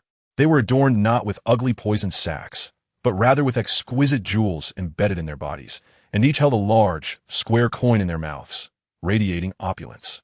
At that moment, Zhou Yuan understood why the common folk revered the moon rabbit and the golden toad so highly. Their features were unmistakable. Any bystander would recognize the moon rabbit as a harbinger of medicinal prowess and the golden toad as a symbol of wealth. Yet, this did not imply that the moon rabbit and golden toad were without danger, as the instance's information suggested a recommended level of 599. These were merely the moon rabbits and golden toads before him, and who knew how many high-level monsters lay beyond, including powerful elite creatures and bosses? Furthermore, the moon rabbits were capable of attacking. As Zhou Yuan took a few steps forward, several moon rabbits, their eyes glimmering like rubies, charged toward him. To be honest, he had only encountered moderately sized or slightly larger monsters before. This was his first encounter with such small and agile creatures. Fortunately, he was not entirely unarmed, as his inventory was filled with various weapons. He first employed a charm spell to sway one of the moon rabbits to act as a meat shield. Then, he drew his hunting bow and used the arrowheads crafted in the Bullhead Village instance, striking one of the frenzied moon rabbits.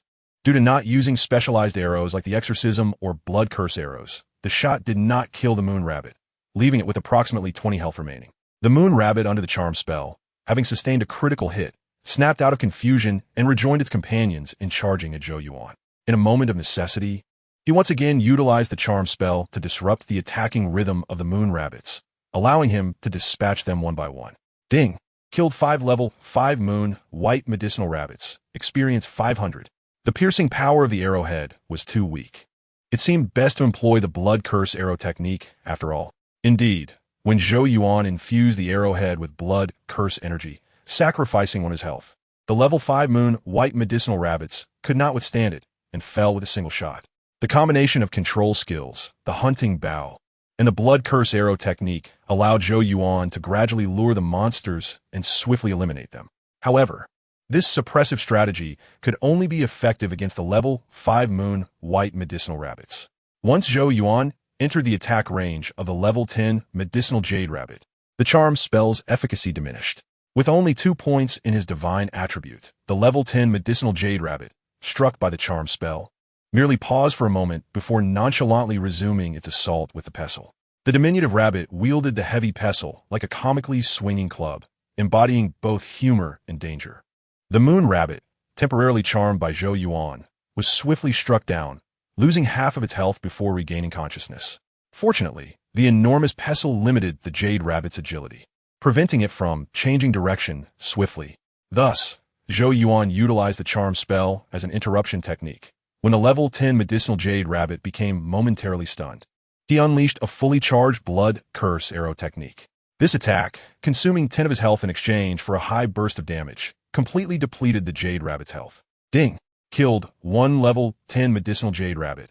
Experience 300. The level 10 medicinal jade rabbit not only awarded experience, but also dropped a glowing green orb. The drop rate rivaled that of elite monsters in the Ghost instance, a testament to the uniqueness of this special instance. Ding! Obtained medicinal pestle, grinding pestle X1, jade rabbit medicinal liquid X1. Item, jade rabbit medicinal liquid. Description, the Immortal's feet dangle, surrounded by osmanthus trees. The moon rabbit grinds medicine, inquiring with whom it shares this meal. Effect, the medicinal rabbit gathers herbs, and the jade rabbit brews elixirs. Upon use, it swiftly restores a small amount of health and mana. The jade rabbit medicinal liquid remarkably restored both health and mana, making it a highly cost-effective restorative item. In contrast, the grinding pestle and pestle were relatively ordinary, merely decent tools for concocting medicine. However, they could also serve as weapons or be sold as decorative jade pieces. Thus, the medicinal jade rabbit appeared to be immensely profitable, becoming Zhou Yuan's primary target. In truth, having discerned the damage threshold of the level 10 medicinal jade rabbit, the rabbits in this hilly area found it exceedingly difficult to mount an effective offense. Nevertheless, Zhou Yuan remained cautious in luring monsters, striving to avoid agitating too many at once, lest he be pursued by a horde of rabbits wielding pestles. Upon defeating the 5th medicinal jade rabbit, he unexpectedly received another new item. Skill, jade rabbit grinding technique. Description, the moon rabbit's jade pestle, connected by a line, kneels to grind medicine, producing jade liquid. The elixir soars, promising immortality. Effect, upon use, gain the skill grinding medicine, allowing the extraction of jade liquid from herbs by consuming spiritual energy.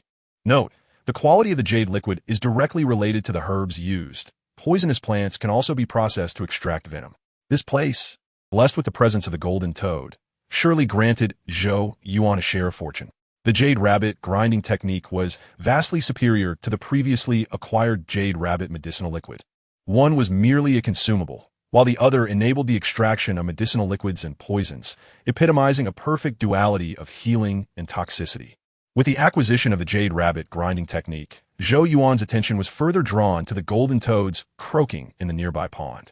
He was eager to discover what skills and items the golden toads might yield.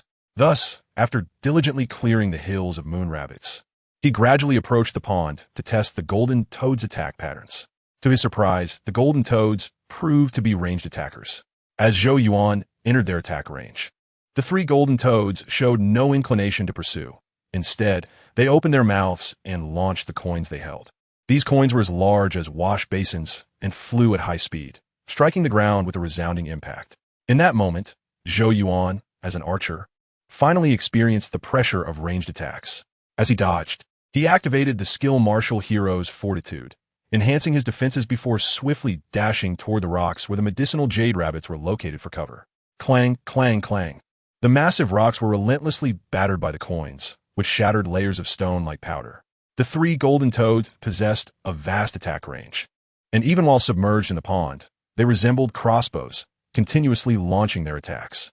The golden toad indeed possesses a wealth of resources. Merely gathering the square coins it expels could lead one to prosperity.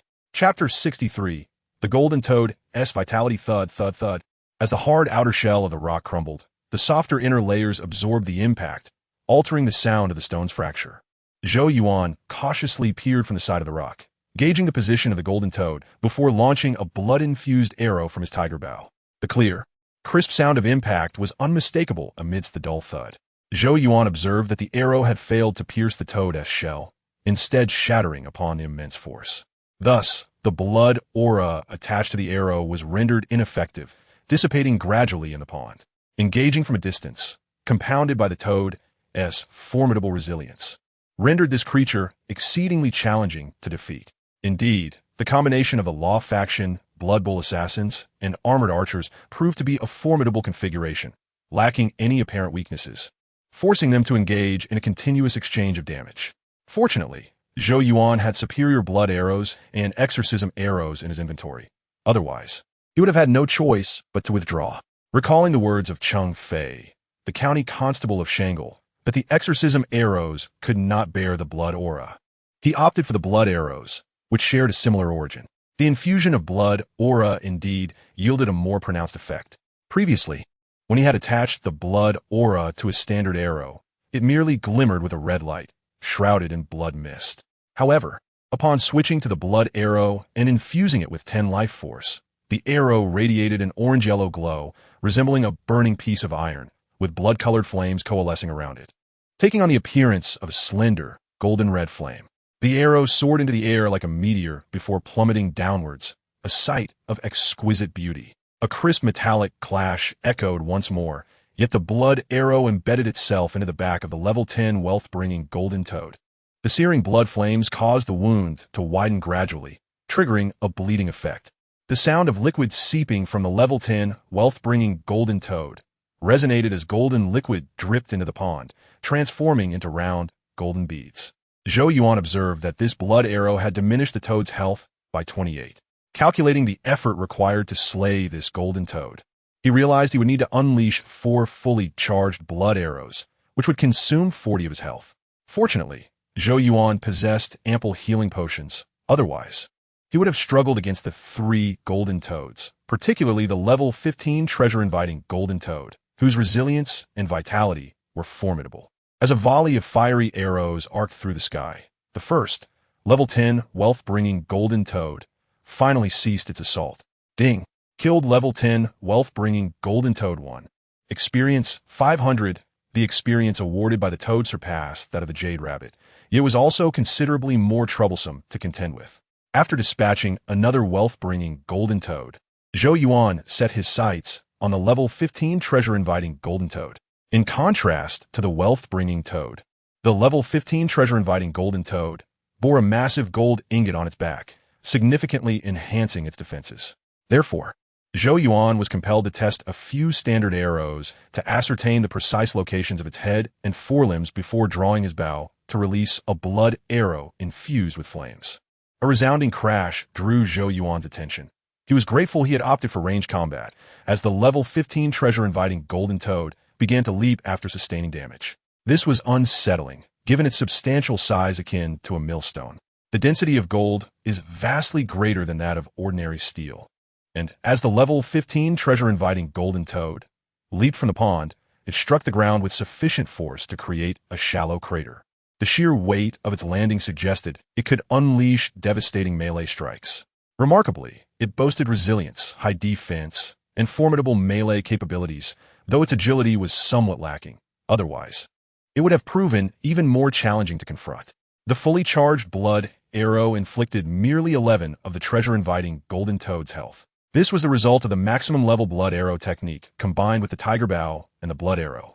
Faced with such an opponent, Zhou Yuan resorted to a circling strategy, continually moving around the rock while seeking opportunities to strike. Each successful hit with his blood arrow prompted the golden toad to leap forward, the sounds of thudding increasingly echoing as shallow craters formed beneath its weight, quickening Zhou Yuan's heartbeat.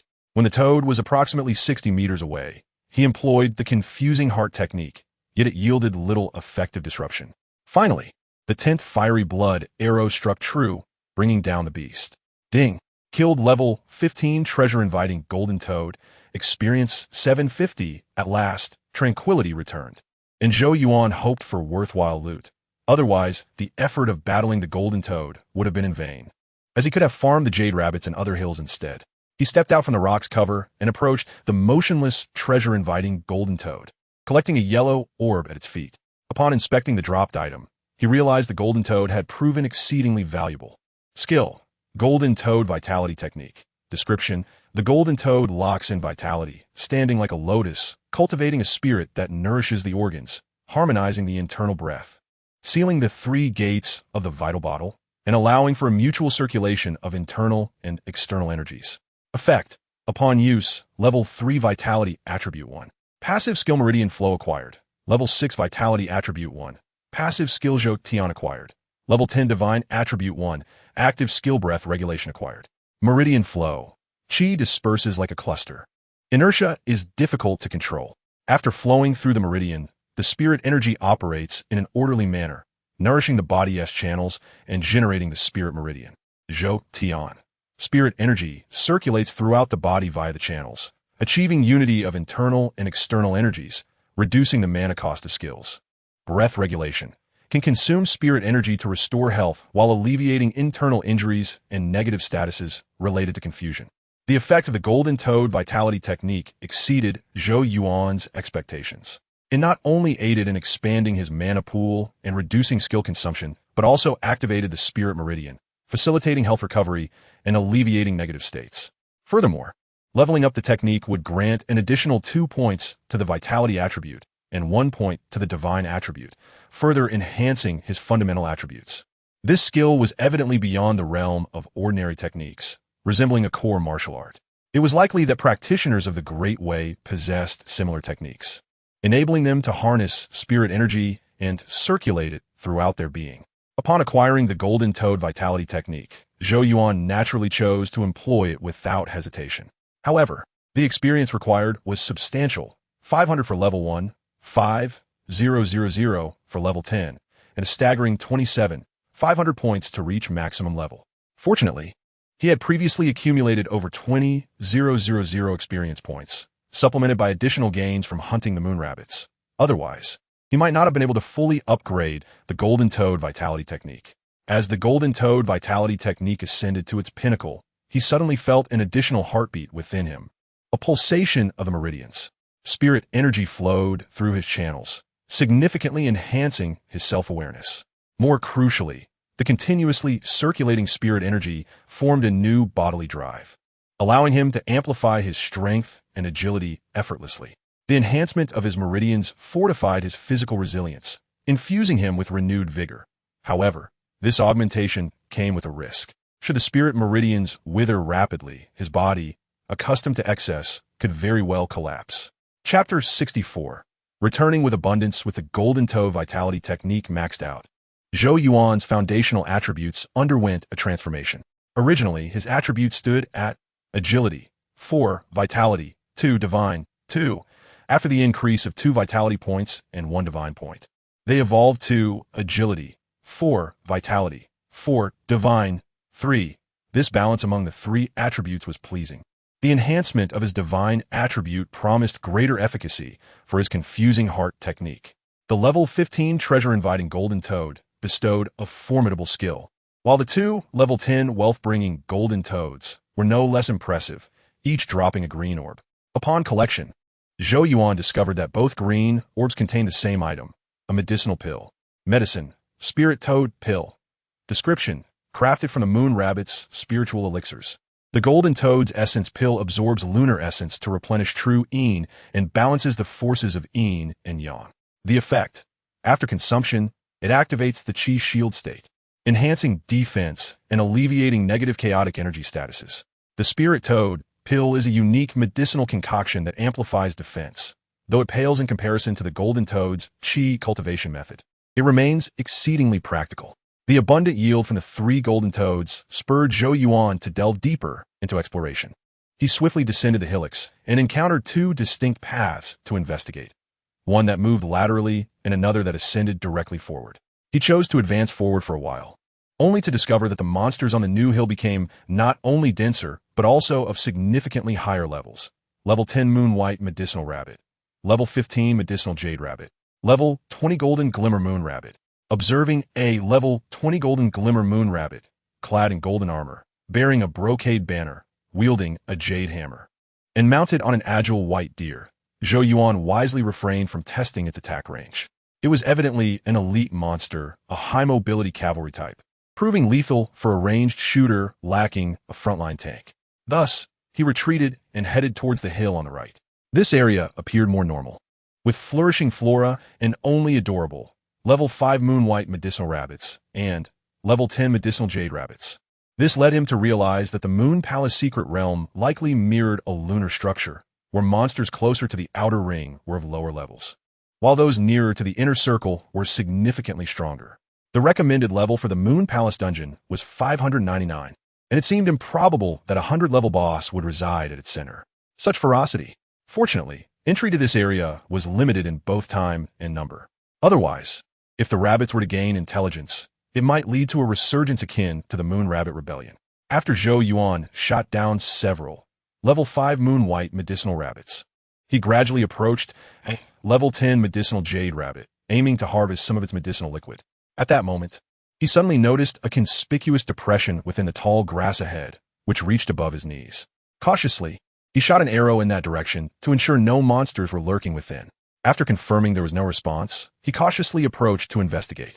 As he neared the depression, he discovered a person lying there, crimson blood oozing from their head, staining the verdant grass stems. The shape of the wound suggested it was likely inflicted by a medicinal jade rabbit, clad in fine garments and with fair skin. This individual appeared to be a scion of a wealthy family, unaccustomed to labor. Zhou Yuan retrieved a dagger from his inventory, deftly flipping his wrist to lift the deceased's waist token. The token bore the inscription Dengyu of the Taishua Palace, with an embossed inscription on the reverse side. The Chu Zhong Su, inheriting virtue through literature. Apart from the token, the corpse bore no other valuable items. After careful consideration, Zhou Yuan decided to leave the token beside the body to avoid inadvertently igniting diplomatic tensions between the Wei and Chu states.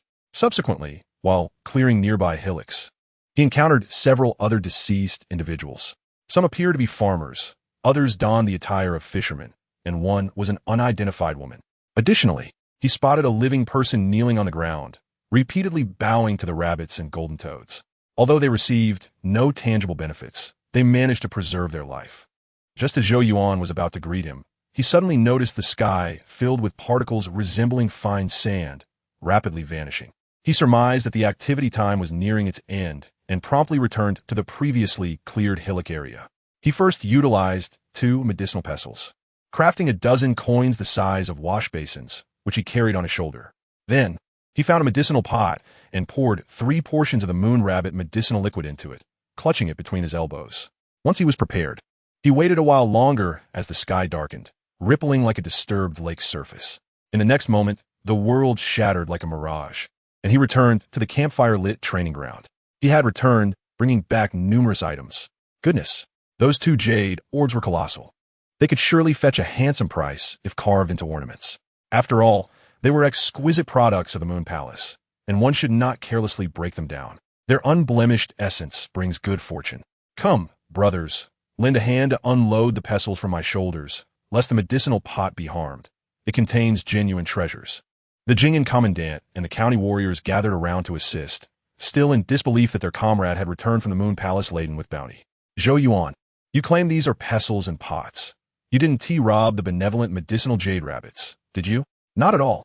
We merely had a friendly spar, and I emerged victorious. The rabbits offered no objections to my taking home a few Moon Palace specialties. And what are these large copper coins? Could they be the wealth bestowed by the golden toad? That is indeed true. However, the golden toad's method of bestowing was rather peculiar, as it spat forth dozens of such coins towards the rock where I was hiding.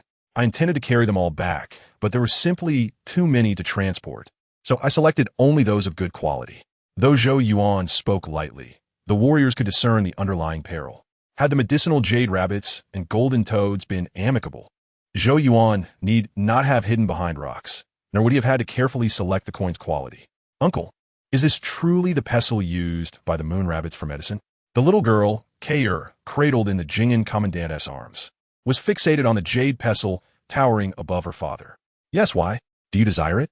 Uncle shall gift it to you. No, I do not want it. The moon rabbits are so adorable. How could they wield such a massive pestle? The little girl's dreams were shattered. She could hardly envision a robust giant rabbit using such a large pestle for medicine. It's fortunate you didn't bring a moon rabbit back. Otherwise, Kair would never dare to celebrate the Water Moon Festival again. After entrusting his daughter to his concubine, the Jing'an commandant inquired whether Zhou Yuan could share his Moon Palace gains. Zhou Yuan had intended to share from the outset and readily agreed. This gesture elicited cheers from the warriors, who promised to repay Zhou Yuan in kind, ensuring he would not suffer any loss. Is this liquid, resembling azure jade, the moon rabbit medicinal liquid? Indeed, I have tested it. It not only heals wounds, but also replenishes energy, allowing the injured brothers to each take a sip for restoration. It's hard to believe the medicinal jade rabbits and golden toads are so benevolent. Alas, we are not destined to witness it. I wonder if those fortunate enough to encounter it could return laden with treasures. Chapter 65. The venom of the hooked kiss. The venture into the Moon Palace proved to be even more significant than Zhou Yuan had anticipated. At dawn, the Jing'an commandant arranged for his retainer, Jiang Yong, to lead 100 elite cavalry to escort the medicinal pestles, pots, and 2 coins as large as wash basins to the main camp in Huai Prefecture. Zhou Yuan, while gifting the Moon Palace copper coins to your comrades may deepen bonds and yield some rewards, with so many people involved, it is inevitable that the news will leak. Thus, it is only fitting that you bestow some of your gains to the prefect of Huai Prefecture, so that joy and fortune may be shared collectively. Commandant, I consider myself fortunate to have entered the Moon Palace secret realm. What joy can mere external possessions bring? It is better to share them with my fellow comrades for mutual enjoyment. Very well, your intention is commendable. Rest assured, you will not suffer any loss. I have instructed Jiang Yong to bring along your commendation document for your exploits in the secret realm. If all goes well, the prefect of Huai Prefecture will surely be pleased with the Moon Palace's wonders, and you shall be promoted. Traditionally, within the Wei dynasty, commoners without noble lineage were not expected to rise through the ranks continuously. There would typically be a period of stability after each promotion. However, exceptional circumstances could warrant a unique approach. For instance, if one's merits were substantial and talents remarkable, and if accompanied by rare treasures, superiors would naturally act fairly. In a show of gratitude, Zhou Yuan gifted the remaining pestle to the Jing'an commandant. Although the commandant initially protested the impropriety after several rounds of refusal, he happily accepted the 2-meter-high, pristine jade pestle, stating he would place the moon rabbit pestle and golden toad coins within the commandant's office to nurture the financial and auspicious energy of the military stronghold. Thus, Zhou Yuan was left with only 1 golden toad coin as a keepsake. The skilled craftsmen clamored to borrow the mold, expressing their desire to cast several golden toad coins to bring fortune into their homes. The Xuanjiao warriors were no different, though they chose to borrow the golden toad coin that Zhou Yuan had gifted to Kaichang. Due to the large number of Xuanjia soldiers, Kaichang had to constantly urge his subordinates to repay their debts after each expedition into the secret realm, only to lend the gold frog coins to other soldiers afterward. In the days following the Shuiyue festival, both the military fortress and Jing'an city remained quite stable. Thus, Zhou Yuan found himself with some leisure time, allowing him to continuously engage in team dungeon runs, successfully activating the Jade Rabbit Medicine grinding technique and leveling it to its maximum. With an ample supply of restorative potions, he prioritized extracting a vial of venom, intending to enchant the spearhead arrows produced from the dungeon. He selected the source material as the stored leaves of the toxic plant, the water hemlock. After extracting it with the fully leveled Jade Rabbit Medicine grinding technique, Zhou Yuan acquired a bottle of translucent green liquid. Medicine, hemlock venom, description, slightly sweet, warm in nature, highly toxic, extracted through the grinding technique. Its potency is fierce, lacking medicinal properties, and can be used for weapon poisoning. Effect: upon striking a target, it inflicts varying degrees of poison status based on the quantity, causing the target to continuously lose health and triggering a state of weakness. As poisoning arrows is a skill in itself, merely soaking the arrowheads would not imbue them with sufficient venom. Therefore, Zhou Yuan sought assistance from a professional arrow poisoner in the metallurgical department of the camp. Upon hearing his request, the craftsman's eyes immediately lit up, as if finally encountering someone who understood. Lord Zhou, I do not wish to boast, but our craftsmanship and archery are a perfect match. If the archer's arrows are not poisoned, they are akin to a blade that has not been sharpened. The common methods for poisoning arrows in the camp are merely 2, the application method and the high-temperature quenching method. Your batch of arrows is uniform in size, and the shafts and feathers are of the highest quality. They cannot endure high temperatures. I recommend the application method. To absorb more venom, soak the arrowheads in water, and place them in a cool area to develop a thin layer of rust. Afterwards, dry them in the venom to ensure that a single shot will be fatal. Following the craftsman's advice, Zhou Yuan entrusted this batch of arrows to him, promising a generous reward upon completion. Very well, I shall return you a batch of lethal weapons. Zhou Yuan provided the craftsman with 3 pouches of arrows, each containing 60 arrows, totaling 180. Once these arrows were poisoned, they would become formidable weapons against flesh and blood adversaries. There was no secret regarding the large-scale weapon modifications among the officers in the camp. Not long after Zhou Yuan requested the arrows to be poisoned, the Jing'an captain received the news. Reflecting on Zhou Yuan's precise and swift archery, he had to admit that poisoning the arrows was one of the best ways for Zhou Yuan to enhance his strength in the short term.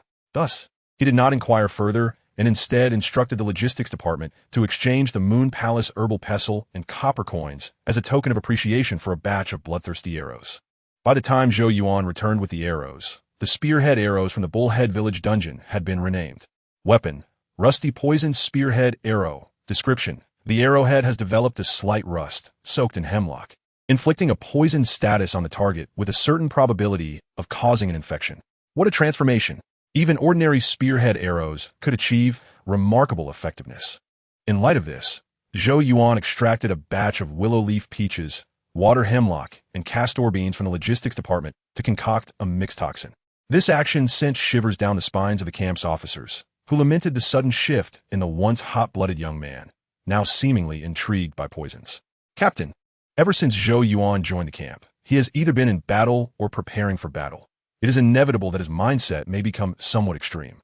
It will be better to let him lead some soldiers back to the local area when the county's warriors return to address the bandit issues. Indeed, leading troops and fighting alone are vastly different endeavors. Allowing him to become a well-known officer could also shift his reckless mindset.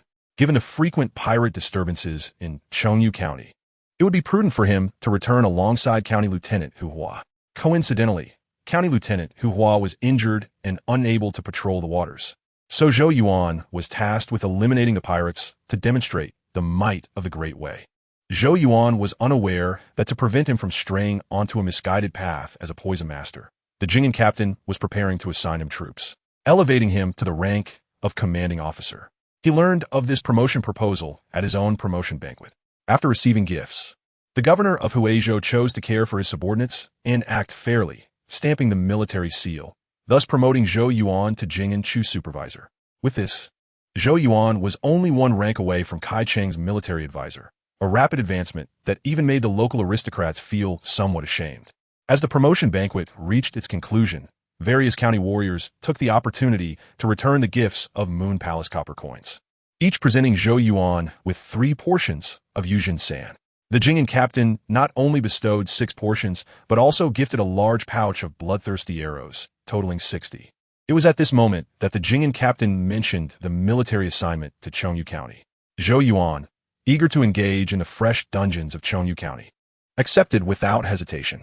Zhou Yuan, Chengyu County lies near the Chu River, which flows into the sea, frequently attracting thieves who navigate their boats to raid the coastal areas. During your time in Chengyu County, consult with County Lieutenant Hu Hua to learn defensive strategies and methods to suppress water bandits. These techniques will prove invaluable should you ever govern a region. Otherwise, you might find yourself overwhelmed and unable to fulfill your duties. Thank you for your guidance, Captain. I shall earnestly seek your counsel and remain humble and cautious. Chapter 66. Chenyu's Juju. The distinction between leading troops in a locality and venturing forth alone is significant. As Zhou Yuan assumed command for the first time, he grappled not only with logistical accounts, but also with the sudden responsibility of managing several hundred individuals. The Jing'an captain assigned him 100 soldiers from the Wuwei camp, 50 from the Xixing camp, and 300 auxiliary soldiers. He was relieved of logistical concerns, as the camp's logistics officials accompanied the troops to handle supply distribution. Zhou Yuan needed to be mindful of the soldiers' stamina, where to set up camp, water sources, firewood procurement, and the myriad of issues arising from personal conflicts within the camp. Fortunately, the management of the military camp was well structured. He was supported not only by 2 officers, but also by several team leaders and squad leaders among the lower-ranking soldiers. With their assistance, his contingent of approximately 500 personnel, including accompanying clerks, medics, and craftsmen, would remain organized. How does Supervisor Zhou fare? Surely, Leading troops carries a certain gravitas. Lieutenant Hu, please refrain from mocking me. While gathering troops is indeed impressive, it also amplifies my burdens. Are you afraid your soldiers may perish in battle? How can I not be concerned? Once they leave the military fortress, their lives are in my hands. If due to my negligence, they lose their lives on the battlefield, how could I find peace?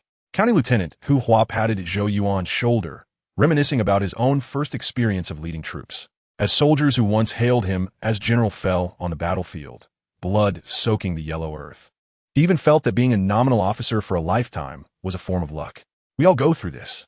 With time, the pressure diminishes. If you wish to safeguard a region, you must personally lead troops and comfort the bereaved.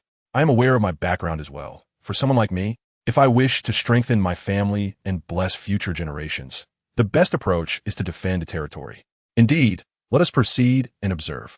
The group traveled intermittently toward Chengyu County, near the river mouth of the Chu River. Along the way, County Lieutenant Hu Hua imparted valuable knowledge on military leadership, providing Zhou Yuan with a foundational understanding of the Great Way's military system. In summary, rewards and punishments must be clear, and the promises of officers should be fulfilled promptly to ensure respect and blessings. After approximately 10 days of marching, Zhou Yuan's contingent finally arrived at Chengyu County. During this journey, there were 5 non-combat injuries, 2 from twisted ankles, and 3 who caught a chill while sleeping at night, treated on-site by auxiliary soldiers. Upon entering Chengyu County, Zhou Yuan noted the area's commercial model was both singular and thriving. The prosperity stemmed from the numerous merchants present and the government granaries supplying goods. However, the singularity arose from the fact that the major transactions involved primarily jujubes and charcoal, rather than a diverse array of products. County Lieutenant Hu, is Chengyu particularly suitable for growing jujubes? Haha, it is neither entirely true nor false. You will see for yourself upon entering the camp. With Lieutenant Hu's remark, Zhou Yuan suspected it was related to the area's secret realm. Indeed, the military fortress of Chengyu County is not only constructed within the city, resembling a city within a city, but its interior resembles more of a farm than a military camp. Zhou Yuan observed the busy auxiliary soldiers carrying baskets filled with large red dates, spreading them out on the training grounds to dry. Numerous soldiers pushed wheelbarrows laden with charcoal, continually transporting them through the small gates of the fortress. Supervisor Zhou, our Chengyu County cannot compete with the wealth of the Jing'an army. However, these date-paste sweet cakes should suffice for our needs. Aside from their potential to harm teeth, they can nourish the soldiers. It was at this moment that Zhou Yuan understood why the Chengyu military fortress was not separated from the county town. Their output clearly relied more on commercial activities, necessitating a reduction in transportation costs. Our secret realm is named Guanjue Temple, but the soldiers refer to it as Guanzhou Mountain. In a previous dynasty, it belonged to a temple, yet those monks chose the wrong side and were exterminated by the current dynasty's soldiers, who reclaimed the realm and built the fortress anew. Merchants visiting this area may not amass great wealth, yet due to their need for goods, they often possess surplus funds or engage in barter. Thus, water bandits and robbers set their sights on the comings and goings of these merchants, frequently harassing and plundering them. When I first arrived in Chengyu, I intended to eradicate them, but those rascals are quite clever. They often operate in groups of a dozen or more, attacking from multiple fronts, exhausting the soldiers in the camp with their incessant movements, yielding little result. Consequently, I dispatched soldiers to patrol the waterways and coastal areas while assigning laborers to fortify watchtowers along the official roads. This strategy managed to curb some of the plundering, but the dispersal of soldiers made them vulnerable to sea marauders. In recent years, these marauders have consistently raided coastal towns, compelling me to personally lead patrols along the waterfront. Defending a territory is indeed a matter of authority, yet it must be divided by regions. In places like Chengyu County, near the river mouth, both water bandits and sea marauders abound, and the county's martial officers are often preoccupied. Supervisor Zhou, with your swift bow and sharp arrows, you could assist me in attacking the secret realm. I would be more than willing to share any spiritual treasures we might acquire. Were you saying, County Officer Hu? I originally came to Chengyu precisely to aid you. The secret realm within the Chengyu camp is located in the storeroom. Upon peering inside, Zhou Yuan immediately noticed the conspicuous instance information. Instance, Guanjue Temple, recommended challenge level 5, recommended number of challengers 5 to 15. A level 5 instance, which appear to be of a higher tier than the instances of the Jing'an army, Yet the elevated threshold for entry would likely restrict resource output. County Officer Hu Hua remarked that the spiritual yield from Guanjua Temple was exceedingly meager, though the demon leaders within were formidable. Had it not been for the court's orders, he, as a martial officer, would never waste spiritual energy in a bloody battle. After Zhou Yuan glanced into the secret realm, he felt that the court's policy was justified. The interior of the realm was a hill abundant with date trees. By continuously harvesting red dates and cutting wood for charcoal, one could invigorate local economic activities. Everyone exited the secret realm, intending to re-enter after Supervisor Jingyan had launched an assault on it. Due to the incessant drizzle within the Guanjua Temple instance, fire attacks were unfeasible, and the soldiers' combat effectiveness would be compromised. Thus, for his first assault on the Guanjua Temple instance, Zhou Yuan chose local armored soldiers rather than the inexperienced troops from Wuwei camp. Clang, clang, clang. As he led the local armored soldiers into the refreshed Guanjua Temple instance, they were greeted by the melodious sound of bells. The attack range of the monsters in this area was somewhat extensive. After walking for a short while, they encountered a group of robed martial monks rushing from the temple. Swiftly approaching them, Level 5 Staff Monk, Level 5 Fist Monk, Level 5 Blade Monk. Zhou Yuan raised his hand and loosed an arrow, discovering that these monks had slightly lower health than the same level moon rabbits. With just a standard arrow, he cleared the health bar of the Level 5 Fist Monk. Ding! Killed Level 5 Fist Monk 1. Gained 50 experience. Supervisor Zhou is formidable. With a few more arrows, we could take them down from afar. Why not? You all raise your shields and form ranks, and watch as I take aim at the enemy. The armored soldiers of Chongyu County were astonished. They had never anticipated that the instance, which often caused them harm, would become so easy to conquer. With Zhou Yuan continuously releasing arrows, the incoming instance monsters fell one by one, dropping numerous light orbs.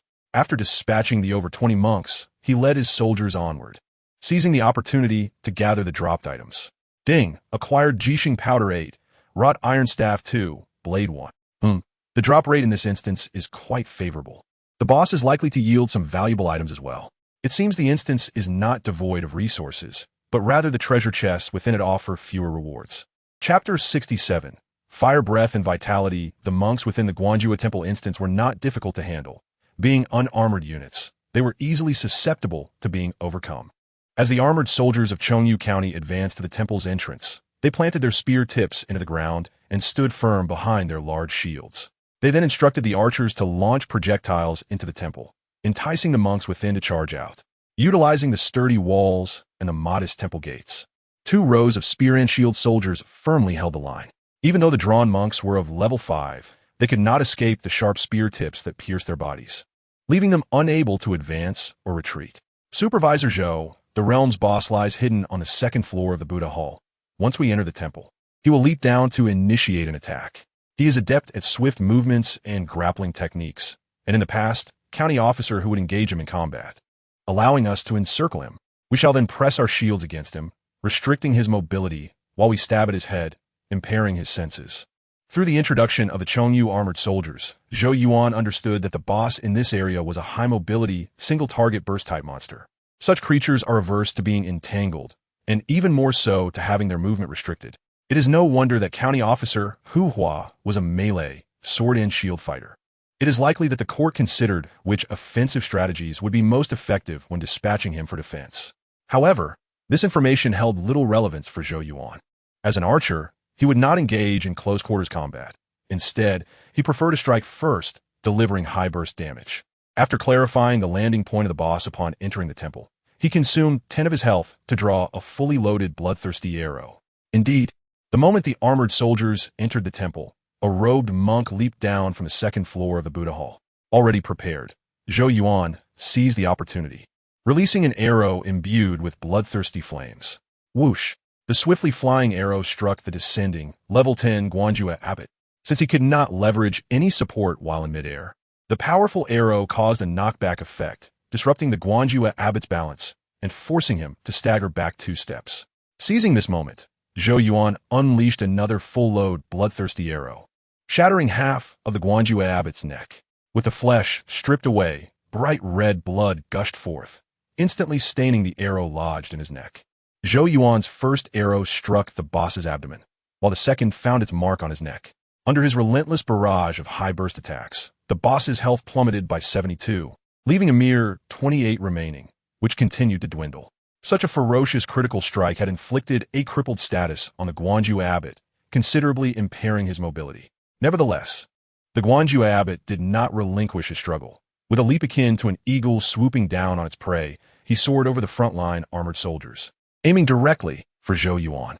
However, Zhou Yuan fired another arrow, striking him in the face and sending him tumbling to the ground.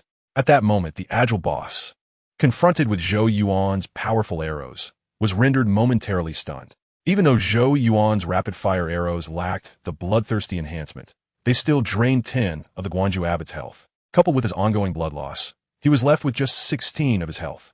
Recognizing such a prime opportunity, the Chengyu armored soldiers would not allow him to rise. The front row turned to shield, while the back row thrust their spears down with force. Zhou Yuan seized the moment to unleash another bloodthirsty arrow, ultimately depleting the Guanju abbot's health bar entirely. Ding killed level 10 Guanju abbot, gained 300 experience. Zhou Yuan found that the Guanju abbot felt more resilient than the level 10 moon rabbit, but easier to defeat than the level 10 golden toad. Nonetheless, he was still a boss, and the loot he dropped was significantly superior to that of the same level minions. You have acquired 3 Gu in Elhu Z O and 1 TZ ing SH. Ingredients: Gu in Elhu Z O. Description: 3 cups of divine nectar. The root of strength. The dates of valor add to the warrior's countenance. The fire breath enters the body, infusing it with scorching energy, manifesting prestige at all hours. Effect: activates the fire state upon use, augmenting melee skills with burn damage. Note: the duration of the fire state is 6 hours and 45 minutes. Skill: TZ ing SH. Description: also known as the dragonfly skimming technique, is a method of swift movement, traversing the ground with grace, probing into the depths, akin to standing at the edge of an abyss or walking on thin ice, achieving tranquility within and steadfastness in purpose. Effect: enhances movement speed and jumpability. When activated, it consumes spiritual energy to reduce footstep noise and mitigate fall damage. Both Gu in Elhu Z O and TZing SH are of considerable value. The temporary fire state effect of Gu in Elhu Z O is indeed a formidable asset for melee combat. If only the locals could gather the dropped items. The Guanju Temple instance would undoubtedly become a treasure trove for close combat warriors. As for TZing SH, its benefits in increasing speed and reducing fall damage are undeniably pragmatic. ZHU-QD. This is the secret treasure chest of this locale. 2 soldiers emerged from the Buddhist hall, carrying a copper-inlaid treasure chest. ZHU-N opened it to reveal a martial arts manual, burning wood palm, 10 doses of JSH-ing-SN, and 2 portions of YQGO. JSH-ing-SN is a healing remedy, significantly superior to regular wound ointments. ZHU-N had previously used YQGO when he received it from the Jing'an captain after slaying a ghostly figure with the Sankai seal. It is a spiritual substance that gradually replenishes energy. It is no wonder that the county officer from CH-ing-E remarked on the scarcity of spiritual items. Considering the strength of the dungeon boss and the fact that there are only 2 blue potions within the chest, it indeed seems like a losing trade for him. However, treasure chests in dungeons primarily yield skills. The other potions serve merely as embellishments. What do you think of the martial arts manual? Have you all practiced it? Not yet. The county officer replied, for this technique requires spiritual energy to activate, yet there is no record on how to invoke the fire state, rendering it a well-known but practically useless endeavor. Upon hearing this from the CH-ing-E soldiers, ZHU-N understood. Gu-N-Elhu Z-O and Burning Wood Palm are clearly complementary items. Possessing only the martial arts manual without the Gu-N-Elhu Z-O to activate the fire state, the Burning Wood Palm would naturally be less effective. ZHU-QD, will you continue to survey the secret realm? If not, we shall withdraw and allow auxiliary troops to enter. They need to gather copper and harvest dates. These tasks will keep them occupied for a fortnight.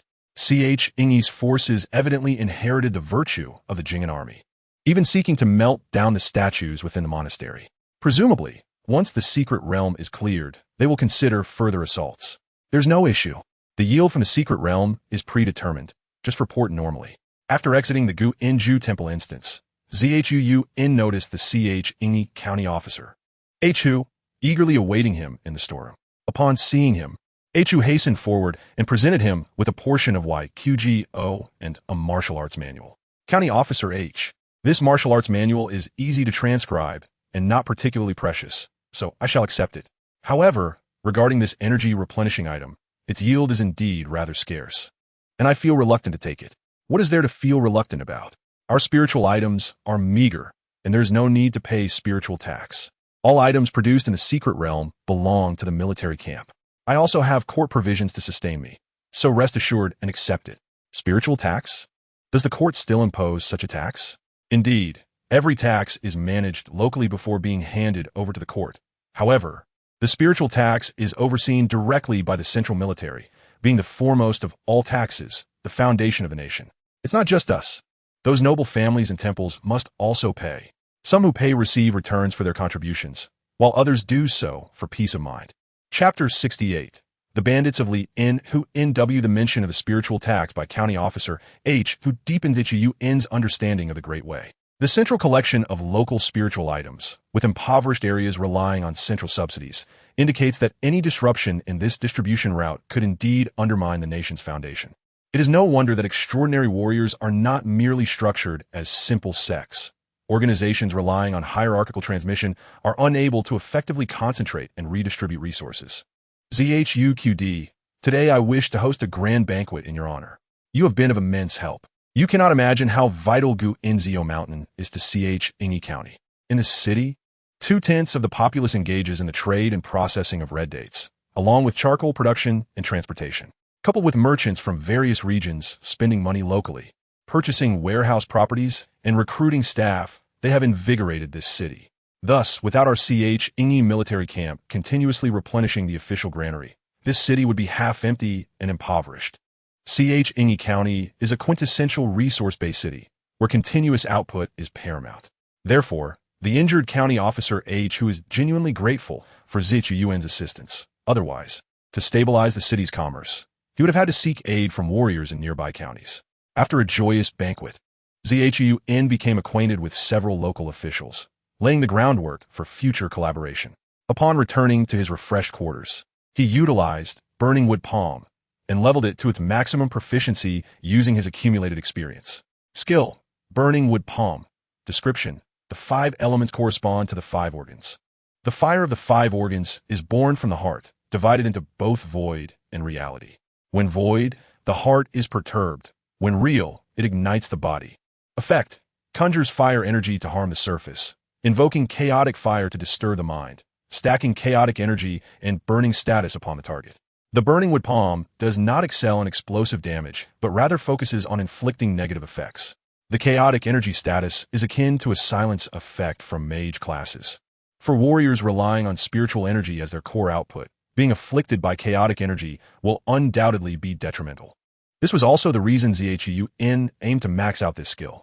If an enemy believed him to be weak in close combat and approached for a surprise attack, he could silence them before launching his offensive. The Q-ing-sh River of Qiao Shi Village is merely a tributary of the Q River, concealing the level 15 instance nest of the Q-ing-sh General. Ch-ing-e is the estuary of the Q River, likely harboring some aquatic instances. This presents a splendid opportunity. I may discover new instances and acquire more potent skills. For Zhu Yuan, the abundance of available instances is the pathway to advancement. Otherwise, he would be confined to a limited selection of instances, endlessly cycling through them. One of his purposes for entering Ingi County was to explore the unique geographical area at the estuary of the Q River. Thus, early the next morning, he proposed to County Officer H that he lead a force to patrol the coastal area, while H would command the troops along the river. County Officer H readily accepted this pragmatic proposal for effective defense against maritime bandits. Consequently, he drafted a document promising Zhu Yuan the allocation of soldiers stationed along the coast. With this, Zhu Yuan gained the authority to requisition boats and patrol the coastal waters. After assigning his soldiers to 2 subordinate leaders, he set off with 20 cavalry towards the waters frequented by pirates. Along the way, he observed several fortified villages, some resembling larger strongholds. The accompanying Ingi cavalry informed him that these larger fortifications were often constructed by local gentry. Engaging in maritime trade, their families possessed considerable wealth, and the young men of their clans, along with their retainers, were both willing and able to fight. Thus, they could establish a foothold in this coastal region and create self-governing fortifications. Moreover, Zhou Yuan noticed that the closer they approached the coastal area, the more numerous the fortifications became, as if the inhabitants were unafraid of pirate raids. ZHUQD. Most of these fortifications are rentable warehouses. Maritime merchants pay to stockpile goods, and they provide armed protection, profiting from the share. The county's military officer stationed troops near the coastal ports, constantly on guard against pirate incursions. ZHUQD to patrol the waters. You will need to coordinate with Wu SM for the requisition of boats and the allocation of sailors. As Zhun was gathering information about the local situation, he suddenly discovered a stronghold under attack. The accompanying cavalry instantly grew excited, suggesting they should approach stealthily, waiting for the pirates to weaken before launching their assault. Zhun did not oppose this. He too wished to see why the pirates dared to assault a stronghold that was usually easy to defend. However, upon nearing the scene, he realized the situation was more complex than anticipated, as some of the pirates appeared to be ordinary individuals, while others possessed identifiable status. The level 10 underboss of the linked dock appeared to be holding back, showing no remarkable strength.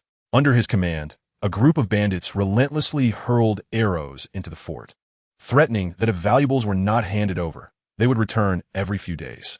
In truth, the number of bandits was not large, only about 20, yet the residents of the fort, having suffered previously, dared not venture out to expel them. After some negotiations, a bag of valuables was even thrown out from the fort to appease the bandits. Let us go, lads. This one knows how to be accommodating. Let us move on to the next place for our spoils. Seeing the ease with which these bandits acquired wealth, Zhou Yuan was not surprised. Rather, the soldiers accompanying him calmed down, though hints of panic still lingered. True, they may not be ordinary pirates. They're likely the bandits of the linked dock. These are truly desperate men, fearless in battle, and exceedingly fierce, a significant scourge to the coastal counties. Oh, how did you discern that? The fort masters are quite astute. They would not easily compromise with ordinary pirates. Only the notorious name of the linked dock could compel them to willingly part with their riches. Let us go meet them. Despite some trepidation, the accompanying knights, bolstered by their steeds' speed, chose to obey. As the galloping cavalry approached the bandits, the ordinary bandits immediately panicked, while the linked dock bandits maintained their composure. The leading level 10 underboss stepped forward, loudly declaring, "Who is this dignitary? We are merely here to borrow some goods to get by. Perhaps we could arrange a convenient release." Zhou Yuan ignored his shouting and, drawing his bow, unleashed a full-powered blood arrow, launching an attack. The swift arrow exceeded the reaction time of the level 10 underboss, striking him in the chest and causing a dramatic 80 decrease in his health. It's a long-range warrior. Brothers, retaliate. We cannot let him shoot at ease, otherwise we will all perish today. Just as the underboss finished speaking, he suddenly felt a chill down his spine, followed immediately by an intense pain. He turned in disbelief to see one of his subordinates, a level 7 water bandit, preparing to launch a second attack against him. "You dare to harm me? I'll deal with you first." Chaos erupted within the bandit ranks, instigated by the confusion spell. The ordinary bandits scattered in all directions, while the linked dock bandits hesitated for a moment before also fleeing. Seizing the opportunity, Zhou Yuan employed a directional locating spell, marking 3 linked dock bandits, and instructed the cavalry to pursue them in those 3 directions. A blend of humans and monsters, with the monsters leading the humans. It appeared the linked dock was gaining momentum. After the level 10 underboss was slain, he dropped a weapon and a special item.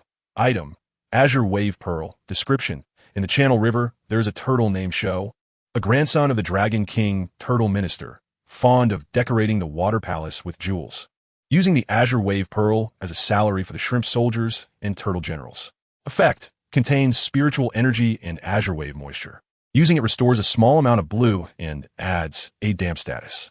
The linked dock bandits and the Channel River Turtle Show seem to be from entirely different factions. How could the linked dock bandits receive the Turtle Palace's bounty? Zhou Yuan weighed the moist, light green pearl in his hand, his mind swirling with speculation. One possibility was that the linked dock bandits were receiving the Turtle Palace's bounty and were under the control of the Channel River Turtle Show. Alternatively, the sentient linked dock bandits might have discovered the Turtle Palace's secret realm and driven humans or themselves inside to pillage. It would not be difficult to test this hypothesis. He could simply eliminate more linked dock bandits. After all, bounties were typically distributed widely, while valuable plunder would likely be hoarded by the leaders. K. Apprehend 2 of the talkative ones. C. Separate them for questioning. If their stories don't match, we can use some methods. Upon seeing that they were ordinary thieves rather than leveled, linked dock bandits, Zhou Yuan lost interest in conducting the interrogation himself. It proved that the Chongyu cavalry had some methods. In just half an hour, the 2 thieves were eager to divulge even their childhood bedwetting tales. We clarified that their encampments are not fixed. They relocate based on the water levels of the Channel River. The Channel River is sandy, with floating islands. When water levels are high, they remain hidden, but when low, the land emerges, becoming a sandbank for the water bandits to rest. Coastal pirates often inhabit isolated sandbars, and the linked dock bandits are no exception, making it exceedingly difficult to pinpoint their locations for a military encirclement. Recently, their encampment had been submerged, prompting them to land under their leader's direction to pillage supplies. They claimed ignorance of the higher-ranking leaders and had never seen them. Indeed, the sentient linked dock bandits would not allow ordinary thieves to acquire any confidential information. Even when subjected to pressure, the ordinary thieves, recalling many things, could not divulge any significant intelligence. They were long-standing bandits, not fresh recruits. Both were seasoned bandits, and they stated that the linked dock bandits frequently attacked and absorbed scattered bandits, claiming to be the masters of the Channel River's links. They had been conscripted into the linked dock during a skirmish between bandits. The confessions of the 2 ordinary bandits made Zhou Yuan realize that the linked dock bandits operated under a completely different paradigm than the skin-changing specters. The skin-changing specters were hidden and integrated into civilian life, while the linked dock bandits were overt and military-like in their organization. They would conscript and incorporate bandits without fully absorbing them, masquerading as a large regional water bandit, both audacious and cautious. By splintering into multiple factions and traversing both land and water, they became exceedingly difficult to eradicate. Fortunately, Zhou Yuan possessed a spell capable of directional communication. The 3 fleeing linked dock bandits would inevitably leave some trace. They have halted, but it is not towards the coastal waterway. Rather, it is towards the township fort. It seemed these linked dock bandits had either become local tyrants or formed alliances with local strongmen. The locating spell revealed anomalies regarding the 3 linked dock bandits.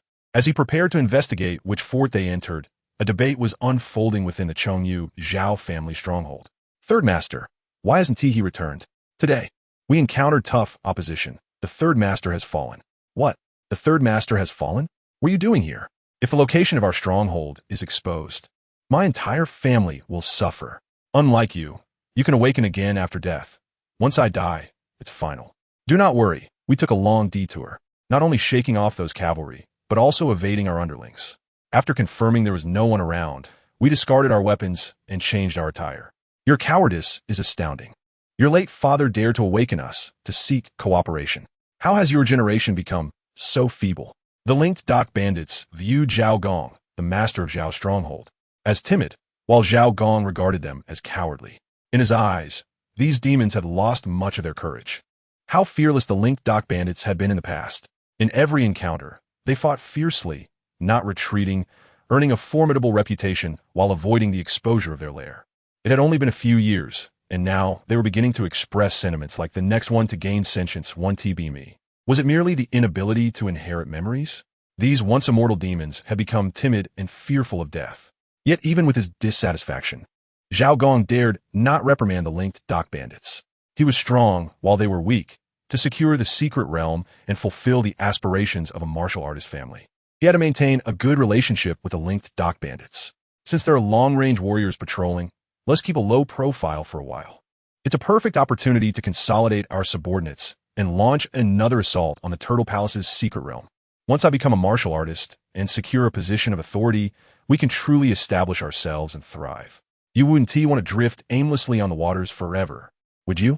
Should I succeed, you can all become prominent figures in the city, enjoying wealth and honor. As Zhao Gong continued to weave his comforting promises, a family servant rushed in. Master, a knight just rode swiftly towards Chongyu County. What? Could they really be following our trail? What should we do? Nonsense. They are likely returning to the city to report. If they were truly pursuing us, they wouldn't be galloping so relentlessly. Regardless, we must accelerate our progress into the Turtle Mansion's secret realm. We can no longer afford to be timid.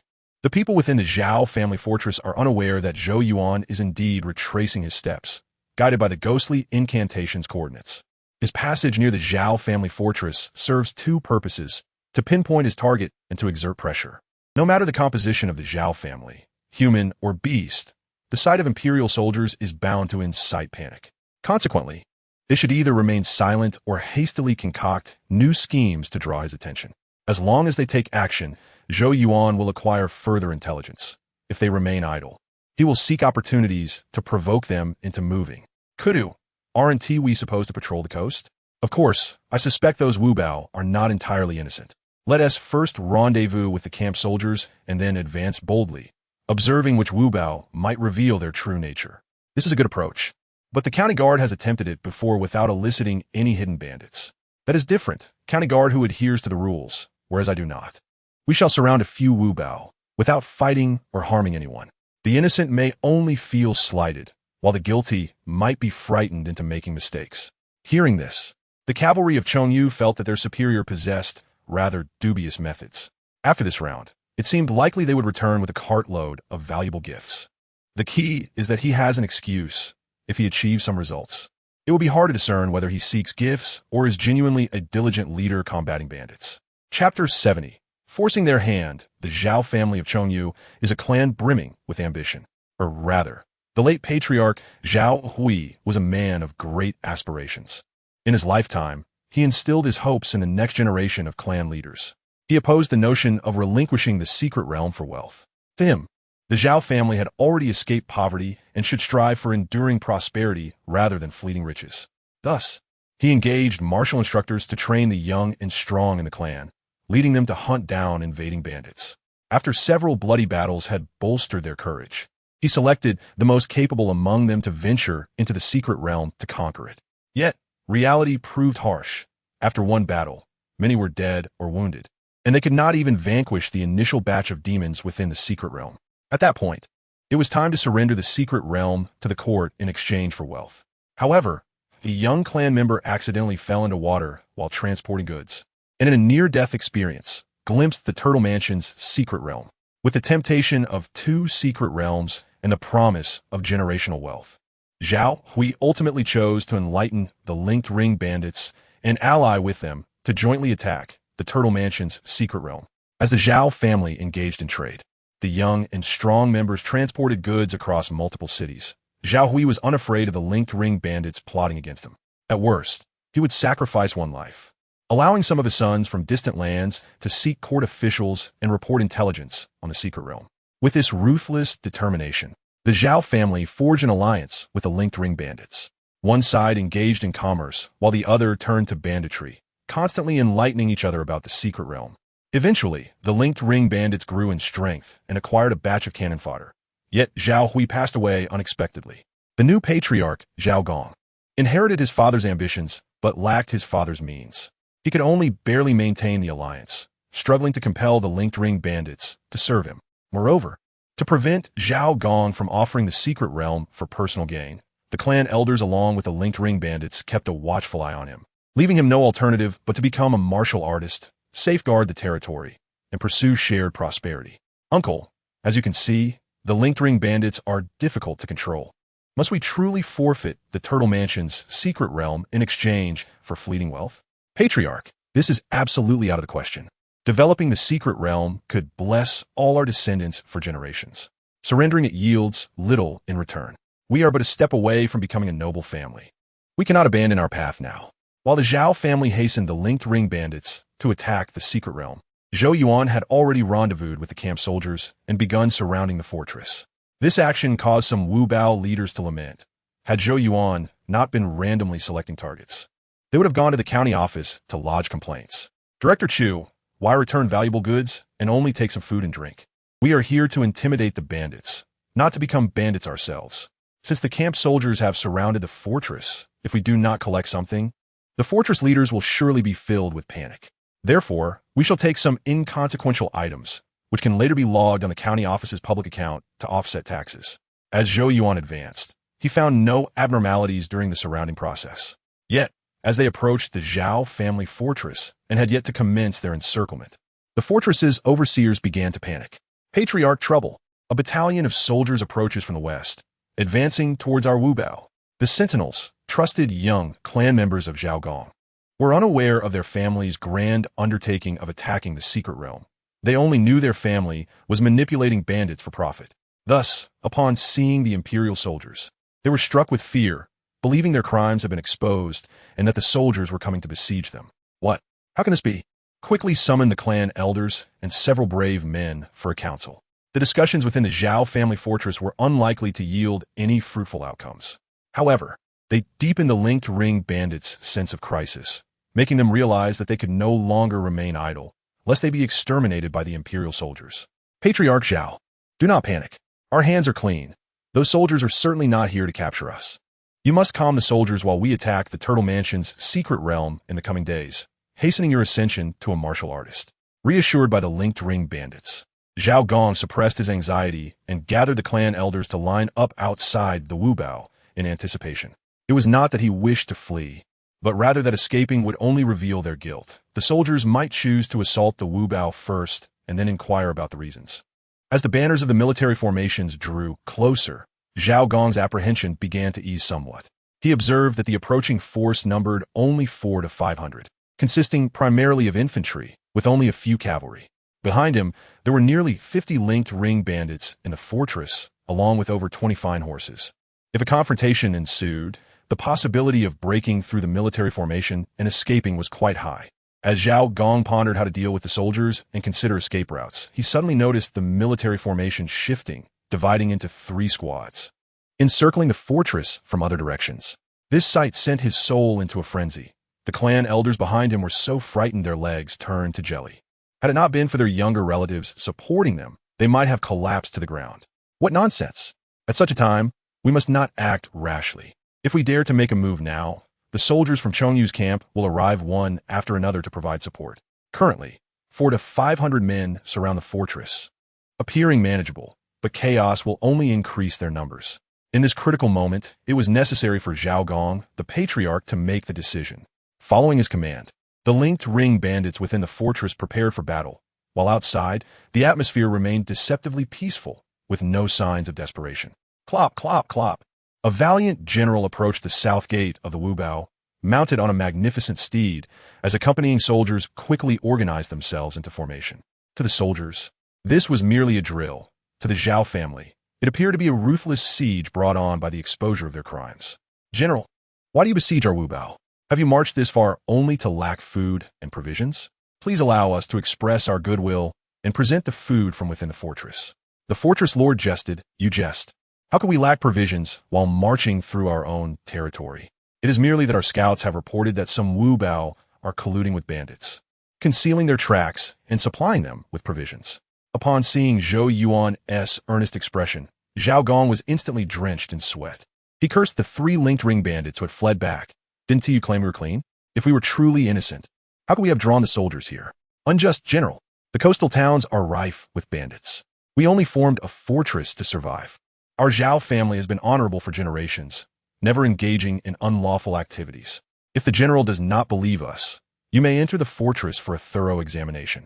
It is impossible to infiltrate the fortress, and Zhou Yuan remains unaware of the numerous bandits concealed within. Engaging in combat with those bandits amid the densely built semi-militarized stronghold is hardly a wise course of action.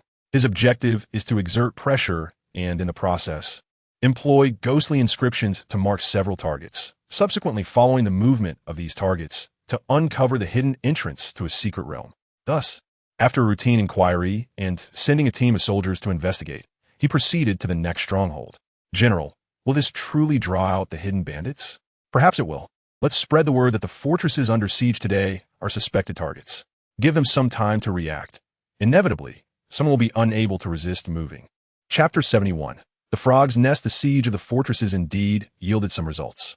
The scouts dispatched that evening identified 2 strongholds exhibiting unusual activities. Unexpectedly, the Zhao family fortress maintained its composure, refraining from sending messengers to alert others, while its lord, Zhao Gong, hurried to the county office at dawn to clear his name. Director Chu, those strongholds are indeed suspect. Shall we continue to besiege them for bandits? No, they were unprepared previously, which led to panic and chaos. Now they are likely aware and it would be challenging to intimidate them again. Forming alliances with bandits is not exclusive to the Chongyu Zhao family. In fact, numerous strongholds have connections with them. Some are minimally involved, merely engaging in the trade of stolen goods, while others are deeply entangled, providing intelligence and even recruiting young men. In this era, the powerful along the coast cannot be entirely pristine. They all possess some shadowy enterprises. Therefore, Zhou Yuan's unconventional siege tactics proved effective, but they could only catch the enemy off guard once and could not be repeatedly employed. Regrettably, I pondered why the Chongyu army has been unable to eradicate banditry. It turns out they're the local tyrants, while the Chongyu soldiers are outsiders. Relay the order to besiege the suspicious strongholds. Let us create a stir, making it known that anyone who exposes themselves will be hunted down. The psychological pressure of siege and extermination is inherently different. Without iron and blood, authority cannot be established. Zhou Yuan, as an outsider, disregards evidence. Upon detecting anomalies, he dares to encircle and interrogate first. Under the guidance of scouts, 500 soldiers swiftly returned, surrounding a suspicious stronghold. This time, the soldiers were clad in armor and brandished weapons, signaling their serious intent. The fortress lord, feeling guilty, attempted to resist but was incapacitated by an arrow shot by Zhou Yuan. Following a barrage of arrows from the archers, the frightened servants, fearing for their lives, banded together to open the fortress gates. The second stronghold met a similar fate. Its servants lacked the courage to fight and surrendered once Zhou Yuan shot through the gate with a blood-red arrow.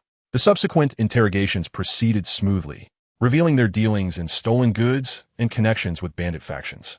Zhou Yuan then redirected the soldiers to patrol the coastal area, feigning that the bandit hunt was over and ceasing further pressure.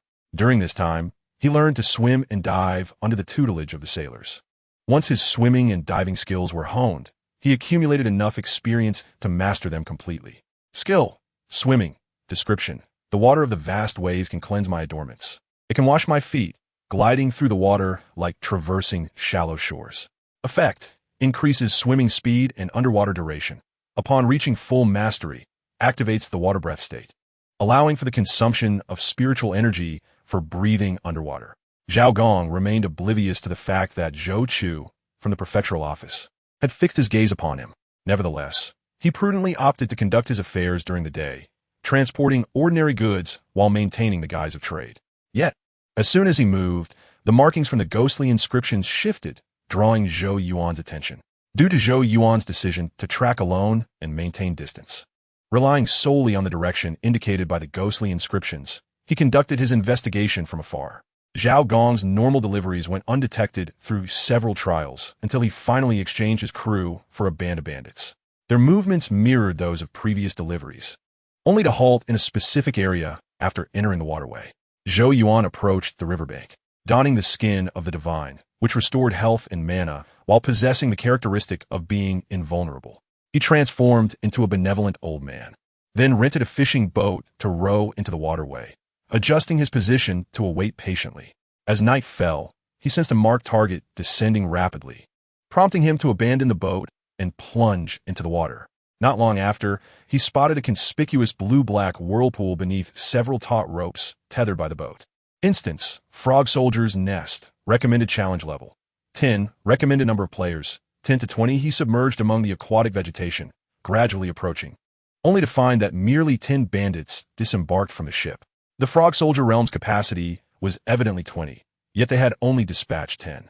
Did they believe such a small number would suffice, or was there a permanent garrison of 10 within the Frog Soldier realm? Moreover, the realm's name did not align with expectations. It should have been filled with frog soldiers, yet it was occupied by 10 turtle soldiers. What was this? Wait, with 10 bandits entering at once, the 10 turtle soldiers matched the instance's maximum capacity. It dawned on Zhou Yuan that perhaps the river turtle was a ruse to ensnare unwary adventurers, having slain the frog soldiers. He realized that if his supposition held true, it posed a grave issue. This would imply that the aquatic monsters leveraged their environmental advantage to establish their predatory rhythm. They deliberately crafted adventures, luring explorers with treasures and a limited number of monsters, enticing them to delve deeper into the secret realm. Thus, fortunate individuals backed by families would become the sources for their awakening. In contrast, solitary adventurers would likely find themselves trapped after just a few attempts. Even if discovered by the court, they would remain unperturbed, knowing the local garrison could not submerge to hunt them down. Verifying this hypothesis was straightforward. Clear the turtle soldiers here and observe whether frog soldiers subsequently appeared. Unbeknownst to Zhou Yuan, while he was scrutinizing the turtle soldiers, 2 of the 15-level turtle soldiers were also pondering. What is happening? Did that group of water bandits not know our patrol routes would change? If we leave someone in the secret realm, it won't be long before we are ambushed. Could it be that a fortunate old man stumbled into our fishing grounds? We should eliminate him. Those water bandits were the real prize. They could not allow this old man to disrupt their plans. Chapter 72. Endless Consumption 2. 15-level turtle soldiers resolved to alter their patrol paths, seizing the opportunity to eliminate the intruder. However, they suddenly witnessed the individual drawing forth a magnificent bow, knocking a blood-red arrow, which ignited with golden flames. This is bad. We may have encountered a reckless challenger willing to face us alone. They thought, that arrow does not seem easy to intercept. Should I retreat into my shell for safety? A tortoise soldier hesitated, observing its intelligent companions beside it, who promptly withdrew into their shells without a moment's hesitation. It couldn't help but curse under its breath and quickly retracted its own limbs into its shell. This scene naturally caught Zhou Yuan's attention. Without much thought, he deduced that the 2 tortoise soldiers retreating into their shells likely possessed intelligence. After all, why else would the other tortoise soldiers exhibit such fearlessness while these 2 stood out so peculiarly? However, rather than prioritizing an attack on the intelligent tortoise soldiers, he opted instead to target the mindless ones, akin to a foolish sentinel peering out to scout. Whoosh! A flaming blood arrow, fully charged, accurately struck one of the tortoise soldiers in the head. The arrow, infused with tremendous force, penetrated through the eye socket and emerged from the back of the skull, lodging itself atop the cranial bone. The blood arrow unleashed a secondary explosion of damage, persistently tearing at the wound while causing the tortoise soldier to bleed profusely. This single shot inflicted a critical weakness, draining 46 of its health, given that it was already severely wounded, having sustained 72 of its health from previous assaults by the bandits. Zhou Yuan's arrow nearly costed its life, plummeting its health to a mere 26. However, the tortoise soldier reacted quite differently from the other monsters Zhou Yuan had encountered. Instead of locking onto the enemy to retaliate after sustaining a critical hit, it abruptly discarded its hammer and shield, retreating into its shell like its intelligent counterparts.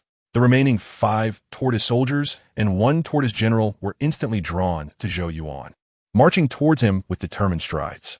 The general wielded a chain mace, its head adorned with numerous sharp spikes, but the tortoise soldiers moved at a rather pedestrian pace, unable to keep up with Zhou Yuan's agile maneuvers. Particularly in this area, fraught with puddles and marshes, amphibious creatures had the advantage of mobility. Consequently, Zhou Yuan swiftly distanced himself, knocking another arrow and initiating a kite-fighting strategy. The 2 intelligent tortoise soldiers, witnessing the unfolding events, silently lamented their predicament. 23. We should consider retreating. We cannot command these dim-witted kin. No, the tortoise lord tasked us with overseeing our kind's awakening. If we allow them to flee, how can we explain ourselves? Perhaps we can crawl forward under the protection of our shells and find an opportunity to seize that human. Easier said than done. We are constrained by the terrain, both on land and in water, making pursuit nearly impossible. Before the 2 intelligent tortoise soldiers could reach a consensus, Zhou Yuan identified another anomaly. Normally, a tortoise soldier would retreat into its shell and slowly recover health once its vitality dipped below 30. Had it not been for the blood arrow's fiery essence, they might have been able to heal themselves. This was indeed formidable. With armor to endure and the ability to regain health, had their shells covered their entire bodies and afforded them greater speed, this squad of tortoise soldiers could have engaged in a war of attrition. As Zhou Yuan skillfully maintained his distance and unleashed bursts of attacks, the 2 intelligent tortoise soldiers could no longer contain themselves. 23. You distract him. I will summon reinforcements. Coward, don't flee. If you run, you expose your back. It would be a wonder if you don't get hit. Listen, that human is a warrior. He cannot sustain much energy. He won't be able to kill us. At worst, he might force a few of our kin to retreat into their shells. Fine, I will guard the exit to prevent his escape. What the tortoise soldier named 23 said was indeed correct. Human warriors could not outlast them. Yet, they were oblivious to the fact that Zhou Yuan was an exception, and thus they were destined to miscalculate. A quarter of an hour later, Zhou Yuan remained vibrant and agile, continuously jumping and seeking opportunities to counter the pursuing enemies. 23. He is still expending energy. Why does he still have strength? It should be nearing its end. Let us wait a moment longer. Once he shows signs of weakness, we shall charge. Another quarter of an hour passed, and Zhou Yuan had successfully forced all 5 pursuing tortoise soldiers into their shells, leaving only 1 tortoise general in pursuit. Do you think the general can outlast him? Don't let him turn the tables. Impossible. How could a general possibly outlast a human warrior? Be patient. We are close. Zhou Yuan continued to distance himself, evading the general's short-range attacks while seeking opportunities to counterattack. After yet another quarter of an hour, the general too withdrew into its shell, leaving only a battlefield strewn with tortoise shells. He is coming. He is trying to exit the secret realm. He must be out of energy. Now is our chance to charge. As they spoke, one tortoise soldier picked up a shield and charged headlong, while another dashed toward the exit without looking back. Upon witnessing this, Zhou Yuan sidestepped, and as he landed, he unleashed a barrage of arrows at the fleeing tortoise soldier. The immense pain forced the retreating tortoise soldier to withdraw into its shell and fall to the ground. Just as it attempted to withstand the agony and flee, it was struck again by a fully charged blood arrow to the back of its head, compelling it to retreat into its shell once more. 23. You deceived me. His energy is inexhaustible. When I return to the tortoise palace, I shall make you pay for this. The tortoise soldier pursuing Zhou Yuan could no longer hear its companion's words. Its sole focus was on eliminating the human warrior before it. Convinced that the opponent could not sustain their energy for long, it believed that if it exerted just a bit more effort, the human would surely fall. However, when its health dropped below 30, uncontrollably retreating into its shell and entering a state of rest, it still failed to witness the depletion of Zhou Yuan's energy. Tortoise Lord, I was wrong. This must be some ancient monster that emerged from a secret realm, certainly not a mere human warrior. Whoosh, whoosh, whoosh. As a barrage of fully charged blood arrows were unleashed, Zhou Yuan began to clear the battlefield. He started with the tortoise soldier closest to the exit, systematically draining their health, regardless of whether they possessed intelligence or not. Ding. Killed level 15 tortoise soldier X8. Experience 1800. Killed level 20 tortoise general X1. Experience 500. It was not that Zhou Yuan was unwilling to converse with the 2 intelligent tortoise soldiers. Rather, he could not comprehend their language. Thus, he resolved to eliminate them and restore the dungeon, seeking to unveil the true visage of the frog soldier's nest dungeon. The 8 tortoise soldiers dropped 3 pieces of tortoise shell, 10 pieces of azure wave pearls, while the tortoise general yielded 1 piece of tortoise spike armor and 1 copy of the tortoise breath technique. Additionally, upon the marshy throne constructed from jewels, he found 20 azure wave pearls, while the rest were ordinary pearls devoid of any identifying labels. After thoroughly rummaging through the area and gathering a pouch of ordinary pearls, Zhou Yuan exited the frog soldier's secret realm. Upon re-entering, he was greeted by a cacophony of croaks and witnessed various frog soldiers brandishing an array of weapons. Level 10 Trident Frog Soldier, Level 10 Sword and Shield Frog Soldier, Level 10 Venomous Frog Soldier. Indeed, the frog nest secret realm was wholly unrelated to the tortoise soldiers. The river tortoise was akin to a human, reaping benefits from the underwater secret realm. Chapter 73. Disturbance in the Tortoise Palace. Amidst the symphony of croaking in the frog soldier's nest, there were hundreds of various frog soldiers. Their exceptional jumping abilities made them formidable hunters in confined spaces. However, with high defense and self-recovery capabilities, the tortoise soldiers were perfectly equipped to counter their direct combat strategies. To the frog soldiers, the tortoise soldiers, the bandit remnants, and Zhou Yuan were all outsiders. It truly was a scenario where both humans and monsters were grinding through dungeons, albeit for different resources. The humans sought treasures from the secret realm, while the monsters desired to continuously conquer it. One question lingered. How did the river tortoise transport the mindless tortoise soldiers and generals to the frog soldier's nest? As Zhou Yuan pondered this, he utilized the tortoise breath technique acquired from the tortoise general through his attribute panel. Skill: Tortoise breath technique. Description: although the tortoise possesses a nose, it breathes through its ears. Named tortoise breath, it ensures longevity for the great tortoise, allowing it to breathe and adjust like a tortoise, surviving without food or drink. Effect: upon use, enter the tortoise breath state, absorbing energy into the abdomen, maintaining a long breath for an hour, capable of resisting toxic environments. Note: when used with tortoise shell type equipment, It can activate the hibernation state, retreating into the shell to reduce various consumption, enhancing defense while gradually recovering health. The healing effect of the tortoise breath technique may not rival the energy-regaining efficiency of the golden toad's chi cultivation method, but required far less energy and could provide temporary healing during combat when paired with tortoise shell-type equipment. The crux lies in the enduring state of turtle breath, which proves exceptionally practical in certain peculiar environments akin to toxic mists or riverbeds. Since the river turtle sovereign has dispatched turtle soldiers and generals to enlighten humanity, he undoubtedly will not neglect these sentinels. The timing of battles and the arrival of water bandits remain uncertain. Perhaps they will periodically check the frog nest secret realm. Zhou Yuan, not wishing to be besieged by potential turtle soldiers from outside and frog soldiers from within, opted to withdraw from the dungeon, activating his turtle breath state and concealing himself among the aquatic vegetation to monitor the dungeon's entrance. His intuition was correct. After approximately an hour and a half, around 3 or 4 in the morning, a seemingly ordinary turtle emerged in the dungeon area. The level 12 speed turtle swam around cautiously before diving headlong into the frog nest secret realm. 23, 24, today no losses among its kind. Has the chain mace turtle general yet to attain sentience? Quack, quack, quack. The calls of the speed turtle did not summon any sentient turtle soldiers. Instead, it was met with a cacophony of frogs.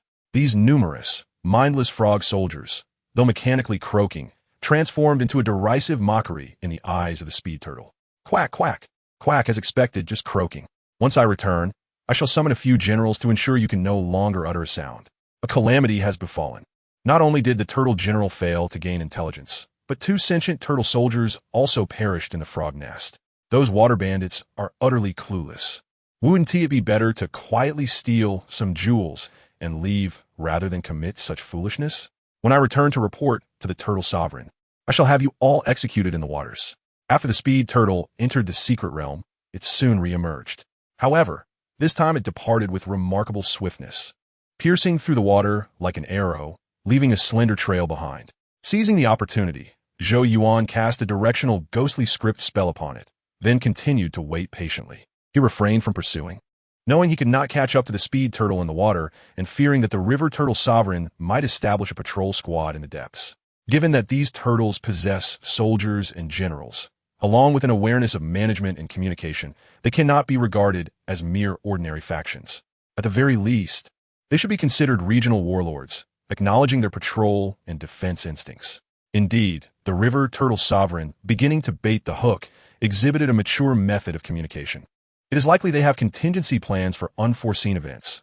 Thus, he chose to wait and observe their next moves. While Zhou Yuan concealed himself among the aquatic grasses, patiently waiting, both the chain-link dock bandits and the river turtle sovereign began to stir. The chain-link dock bandits reported their combat experiences, broadly detailing the battle capabilities of the turtle soldiers and generals. This action made the level 12 boss, the chain-link dock leader, realized that the turtle soldiers and generals were not as perilous as presumed. As long as he led a few prominent figures into the fray, a mere 10 turtles in the secret realm would inevitably become their prey. At that point, Zhao Gong, the seemingly innocent one, could be turned into a warrior, delivering various jewels and spiritual items, thereby securing his position as a guardian of Chongyu. These secret realm water bandits would truly find freedom, and even if a few fell, they could quickly gain intelligence through their authority, such as a method for long-term survival. We must exert ourselves fully. The chain-link dock bandits remained unaware that the 10 turtles had already been secretly eliminated, and the frog nest secret realm had once again become a gathering place for frogs. On the side of the river turtle sovereign, upon receiving urgent news from the speed turtle, he was filled with rage. How dare they? I had thought them to be reasonable. Sacrificing useless bandits at intervals would be preferable. I even occasionally sent a precious by bow pearl as payment. It turns out they are ungrateful, daring to slay my kin. They shall not be spared. Bivalve, you shall lead the sentient bivalve soldiers to transport 10 mindless turtle generals into the frog nest. Crocodile, turtle commander, take the sentient turtle soldiers and bury them in the riverbed as silt. When those water bandits re-enter the frog nest, ensure a pincer attack, leaving not a single one alive. Furthermore, the fortunate Zhao family is no longer useful. Let our control bandits submit the Zhao family's incriminating evidence to the county office. Zhao Gong, who knows the location of the frog nest secret realm, must die. Dispatch 2 sentient speed turtles to follow their merchant ship. When he boards, breach the ship's bottom to cause chaos, taking the opportunity to slay everyone aboard and create the illusion of a sunken ship. We shall faithfully obey the sovereign's orders. The river turtle sovereign, confident in his aquatic advantage, harbored no fear of the Great Way Court's extermination. The Great Way Court could not issue an edict claiming that monsters lurked in the river, sealing the waterways that traverse multiple states. Thus, he acted with even greater impunity, merely to suppress panic and prevent intelligent beings from fearing the river, choosing instead to let the waters flow gently. However, this time, the alliance between the Chongyu Zhao family and the water bandits evidently overturned his plans, prompting him to clear the area and seek new fortunate souls. Both the chain-link dock bandits and the river turtle sovereign took action, and Zhou Yuan, concealed, quickly sensed the anomaly. 20 turtle soldiers were tethered by ropes, guiding the bivalve soldiers as they moved. The bivalve soldiers, besides their own health bars, also bore the health bars of 2 turtle generals. It appeared they were relying on the bivalve soldiers to transport the mindless turtle generals. This was indeed a clever strategy. Their own kind did not attack each other, and, as long as they were controlled, they could indeed be moved to other areas. After delivering 10 turtle generals into the frog nest secret realm, a sentient turtle general led 9 turtle soldiers inside. Roughly half an hour later, the sentient turtle general emerged with the turtle soldiers from the frog nest secret realm and began to dig a pit, concealing themselves within the river's silt. Zhou Yuan observed the circularly hidden sentient turtle soldiers and recalled the 10 turtle generals within the secret realm, along with the level 20 sentient turtle general. At that moment, he suddenly felt that the chain-link dock bandits were in danger, as the turtle generals and soldiers evidently had no intention of allowing them to escape. The struggle of man against turtle, if both land and water possess intelligence, there should be nations on land and, likewise, in the waters. Chapter 74, Life and Death Alliance. The waiting period was excruciating, yet Zhou Yuan had several turtle shells at his disposal. Utilizing the turtle shell, he entered the hibernating state of the turtle breath technique, which brought him considerable comfort. He waited several hours, and, around 10 in the evening, Zhao Gong and the chain-link dock bandits finally returned by boat. With a resounding thud, the heavy anchor sank into the riverbed, capturing the attention of Zhou Yuan and the lurking turtle soldiers and generals. At this moment, the water bandits aboard the merchant ship busied themselves opening the ship's hidden compartments, retrieving various weapons from within. Gentlemen, your efforts are much appreciated. Once we seize the secret realm, Zhao Gong will undoubtedly reward you handsomely. That is all for later. Zhao Gong, let me remind you, even if you become a warrior, it is impossible for you to single-handedly assault this water mansion secret realm. Remember our relationship. Together we prosper.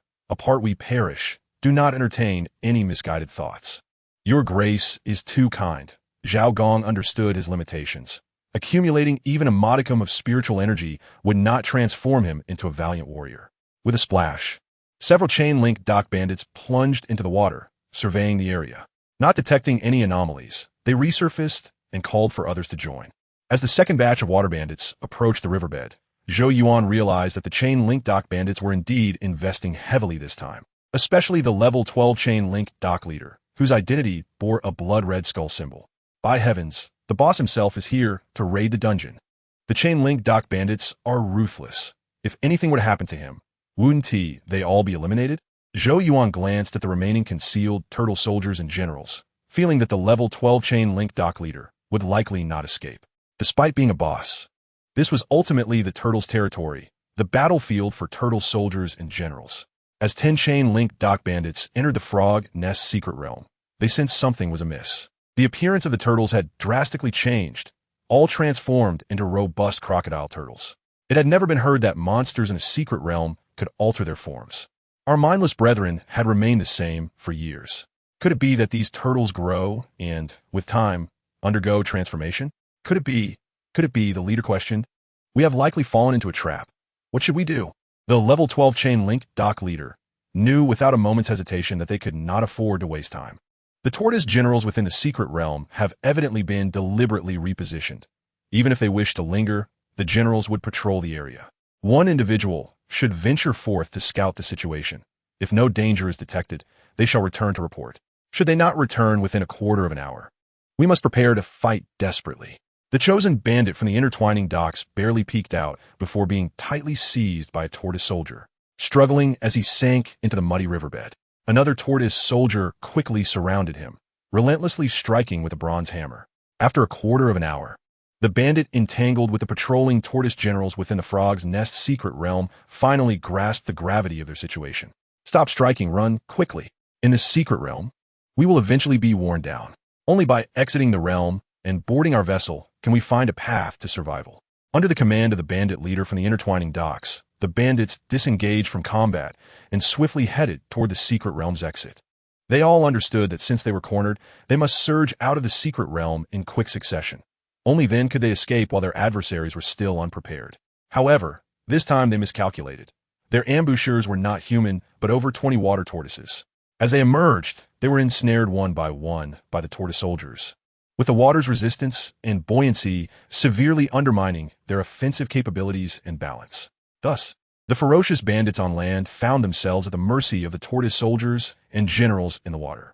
Only the boss, the leader of the intertwining docks, could still resist for a moment, but he too was eventually caught by the tortoise general, bound with a chain hammer, rendered incapable of surfacing. At this moment, those aboard the merchant ship remained oblivious to the plight of the bandits. They lamented, "The leader and the key figures are personally involved. It is unmistakably different." A quarter of an hour has passed without a request for a change. Some even jest, believing the frog's nest secret realm is soon to be theirs. "Zhou, let us not forget your promise. This matter is likely settled." "I shall not forget. Once I become a guardian of the land, the displaced merchants, prisoners, and laborers will be at my disposal." While the bandits on the ship continued to discuss the sustained utilization of the local populace, the bandits in the water could no longer hold on. When the boss, the leader of the intertwining docks, saw his health drop below 30, he suddenly opened his mouth as if to roar.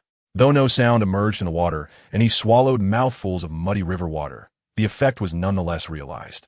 Several surviving bandit leaders and their comrades on the merchant ship suddenly felt an influx of strength, driven to recklessly plunge into the water.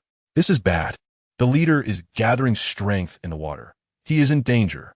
With splashes, multiple bandits could not contain their impulses and jumped into the frigid river. "Set sail. Launch the boat. You three come with me." Zhao Gong exhibited no hesitation. Sensing the situation had turned dire, he immediately commanded the ship to set sail and took 3 young clansmen onto a small boat, hoping to escape quickly. The nearby swift tortoises of the Shofu would not allow him to escape so easily. Several of them rammed the small boat, dragging the drowning individuals into the depths. Although Zhou Yuan noticed Zhao Gong being pulled under, he made no move to assist, as he did not intend to save someone who likely knew the entrance to the intertwining dock secret realm. After all, those privy to the secret's location could not be limited to him alone. Otherwise, if the bandits killed Zhao Gong, they could eliminate the risk of the secret being exposed. Moreover, a group of tortoise soldiers patrolled the waters, making it exceedingly difficult to rescue anyone from their grasp. Yet, he did not remain idle. Instead, he cast a positioning incantation upon the leader of the intertwining docks, securing an assist. Ding! Defeated level 12 leader of the intertwining docks. Well, while the assist from the incantation did not yield substantial experience, it still granted a kill confirmation. Subsequently, Zhou Yuan directed the intelligent tortoise soldiers with another incantation to facilitate the tracking of their positions. "Raise the ship and follow. Once we traverse this waterway, we shall scuttle it. It must not sink near the frog's nest secret realm." The tortoise generals and soldiers departed, and several swift tortoises surged ahead of the merchant ship to serve as scouts. Once they had moved a distance away, Zhou Yuan emerged from the aquatic vegetation, collected the fallen orbs of light, and swiftly surfaced to land. Ding! Obtain Gathering of Heroes 1, Intertwining Blade Technique 1, Returning Essence Powder 5. Skill: Gathering of Heroes. Description: Heroes scattered across the world, gathering together for a grand endeavor. United in life and death, all tigers converge upon the Hall of Righteousness. Effect: upon use, causes allied units to spontaneously gather, slightly increasing their attack power and activating a protective state. Note: the higher the level, the larger the skill's range, and the stronger the skill's effects with higher divine attributes. At maximum level, the skill's range extends to 500 meters. This skill seems to carry an element of mandatory protection. If utilized correctly, I could cultivate numerous genuine bonds of life and death. Chapter 75. Bandit Capture and Seizure. The Skill Gathering of Heroes. dropped by the level 12 leader of the intertwining docks, is quite intriguing. To Zhou Yuan, it resembles a taunting technique, albeit the target of the taunt is one's own units, compelling them to actively protect the user. Colloquially referred to as summoning a meat shield. Of course, gathering of heroes can also be employed for training troops, with repeated use. Soldiers will naturally understand for whom they serve and to whom they should rally. Besides this, the returning essence powder and intertwining blade technique dropped by the boss are also highly practical. The returning essence powder is a mana-restoring potion, far superior to the commonly used jade true powder from the Jingen camp, while the intertwining blade technique is an offensive skill substituting for defense. Skill: intertwining blade technique. Description: slashing and thrusting, producing a ringing sound. Consuming spiritual energy can increase the speed of blade swings, and at maximum level, it can become a continuous flow, wielding the blade in a circular motion. After organizing his gains, Zhou Yuan refrained from re-entering the Frog's Nest instance dominated by 10 level 20 Shofu tortoise generals. Instead, he pursued the tortoise soldiers marked by his incantation on land, determining the approximate location of the sunken ship and the direction of their return.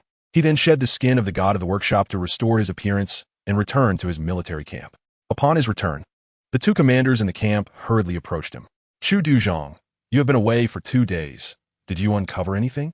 Indeed, I discovered a significant target. Have the brothers gather swiftly. This time, we shall raid the lair of the intertwining docks and quell the most audacious bandits. Excellent. If we can subdue the notorious intertwining docks, we will earn merit upon our return to the camp. This Chengyu County is quite agreeable, except that indulging in too many date-paste sweet cakes can lead to discomfort. Many soldiers are complaining of toothaches. Haha, splendid. Let us swiftly eliminate the marauding bandits and return to the Jingen camp.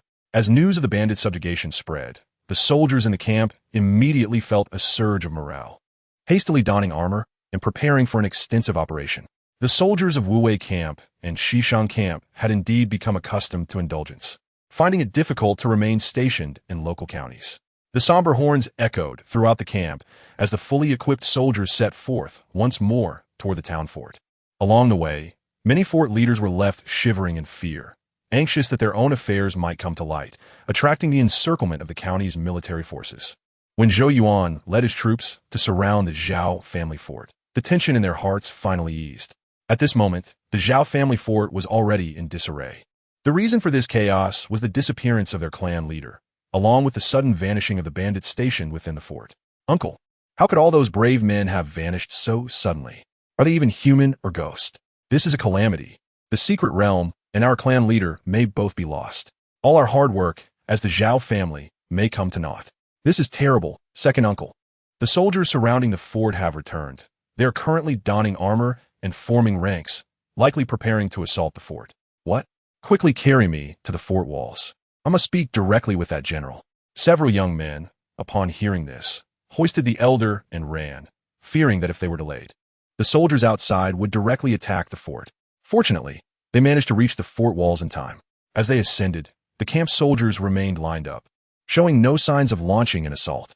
Witnessing this, the elder of the Zhao family urged the nearby youths to shout together. General, why have you returned? Has the Zhao family committed some offense? Please, state your terms. There is no need for hostility. Upon receiving the summons, Zhou Yuan instructed his soldiers to respond according to his prior directives.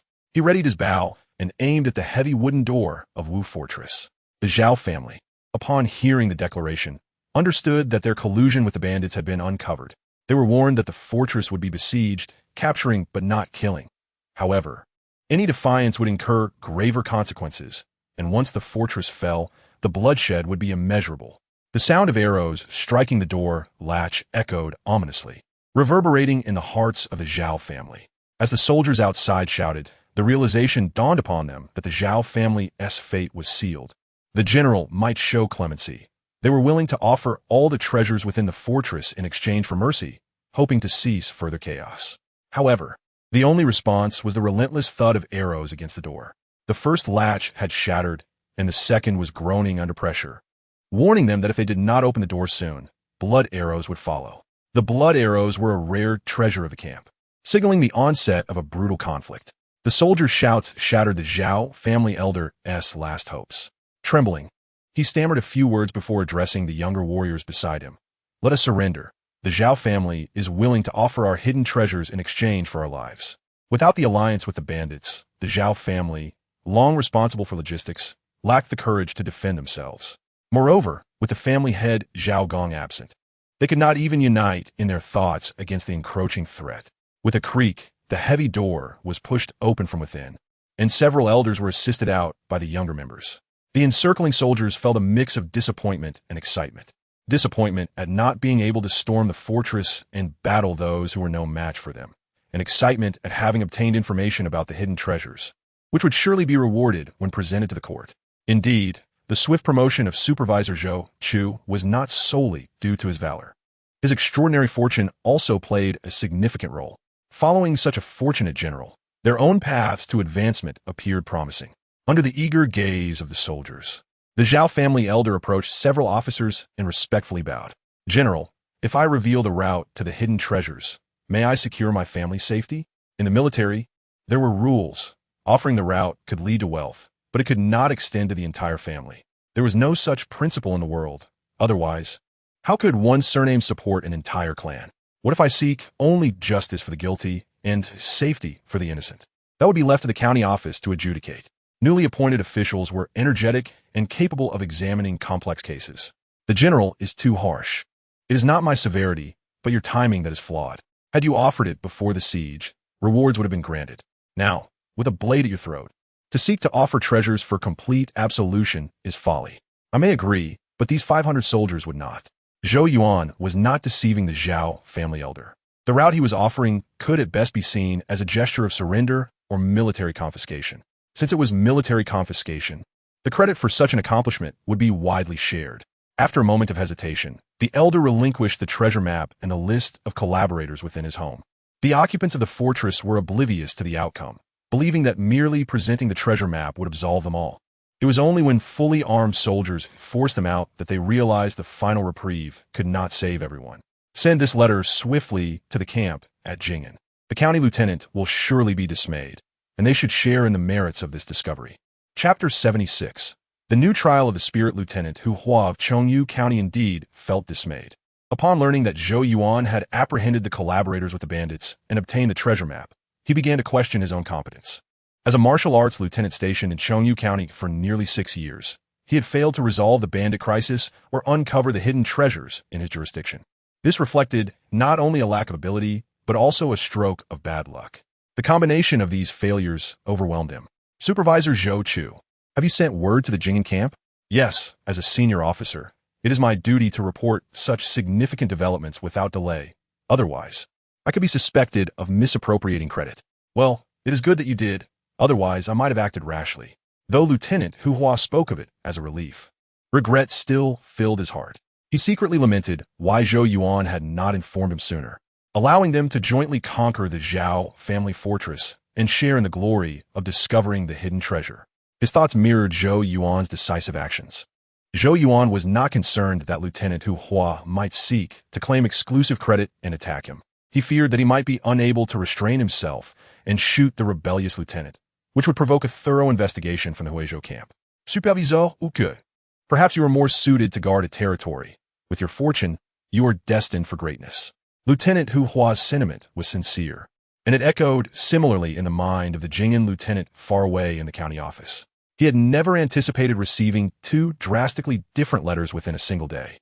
The first was from the county office, reporting that the Zhao family had colluded with the bandits and terrorized the region. Just as he was about to instruct Zhou Yuan to investigate, he received another letter from Zhou Yuan, claiming that the Zhao family had been completely apprehended and the treasure map secured. Upon reading this second letter, the Jing'an lieutenant was momentarily stunned. "What is happening? My order for investigation hasn't even been dispatched, yet he has already dealt with the bandits and secured a treasure." This posed a dilemma. Was it a failure of Lieutenant Hu Hua, or was it a testament to Zhou Yuan's capabilities? Troubles brewed. He had recently presented a gift to the commander, facilitating Zhou Yuan's promotion to supervisor. If he were to be promoted again, the Huizhou commander might think he had hoarded all the credit for himself.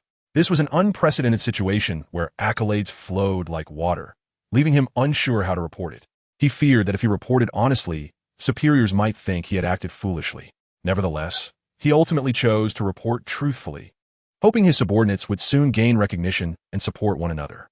When the Jing'an lieutenant arrived in Chongyu County, Zhou Yuan and Lieutenant Hu Hua had already identified the treasure's location and examined its interior. Instance: Chain Lake Water Fortress, suggested challenge level 8. Suggested number of challengers 10 to 20. Undeterred, Lieutenant Hu Hua urged Zhou Yuan to attempt an assault, but he quickly succumbed to the overwhelming numbers of bandits and abandoned his plan for glory. Supervisor Zhou Chu, Lieutenant Hu Hua: what is the situation within the treasure? Reporting to the lieutenant, there are numerous demons within, approximately 200 to 300, but they are weaker than those in the Yin Ghost treasure, making it suitable for martial artists to attack swiftly. Good, let me enter and take a look. The entrance to the Chain Lake treasure lay beneath a patch of silt at the riverbed, small in size and completely concealed by water, making it exceedingly secretive. After inspecting the interior, the Jing'an lieutenant confirmed the treasure's value.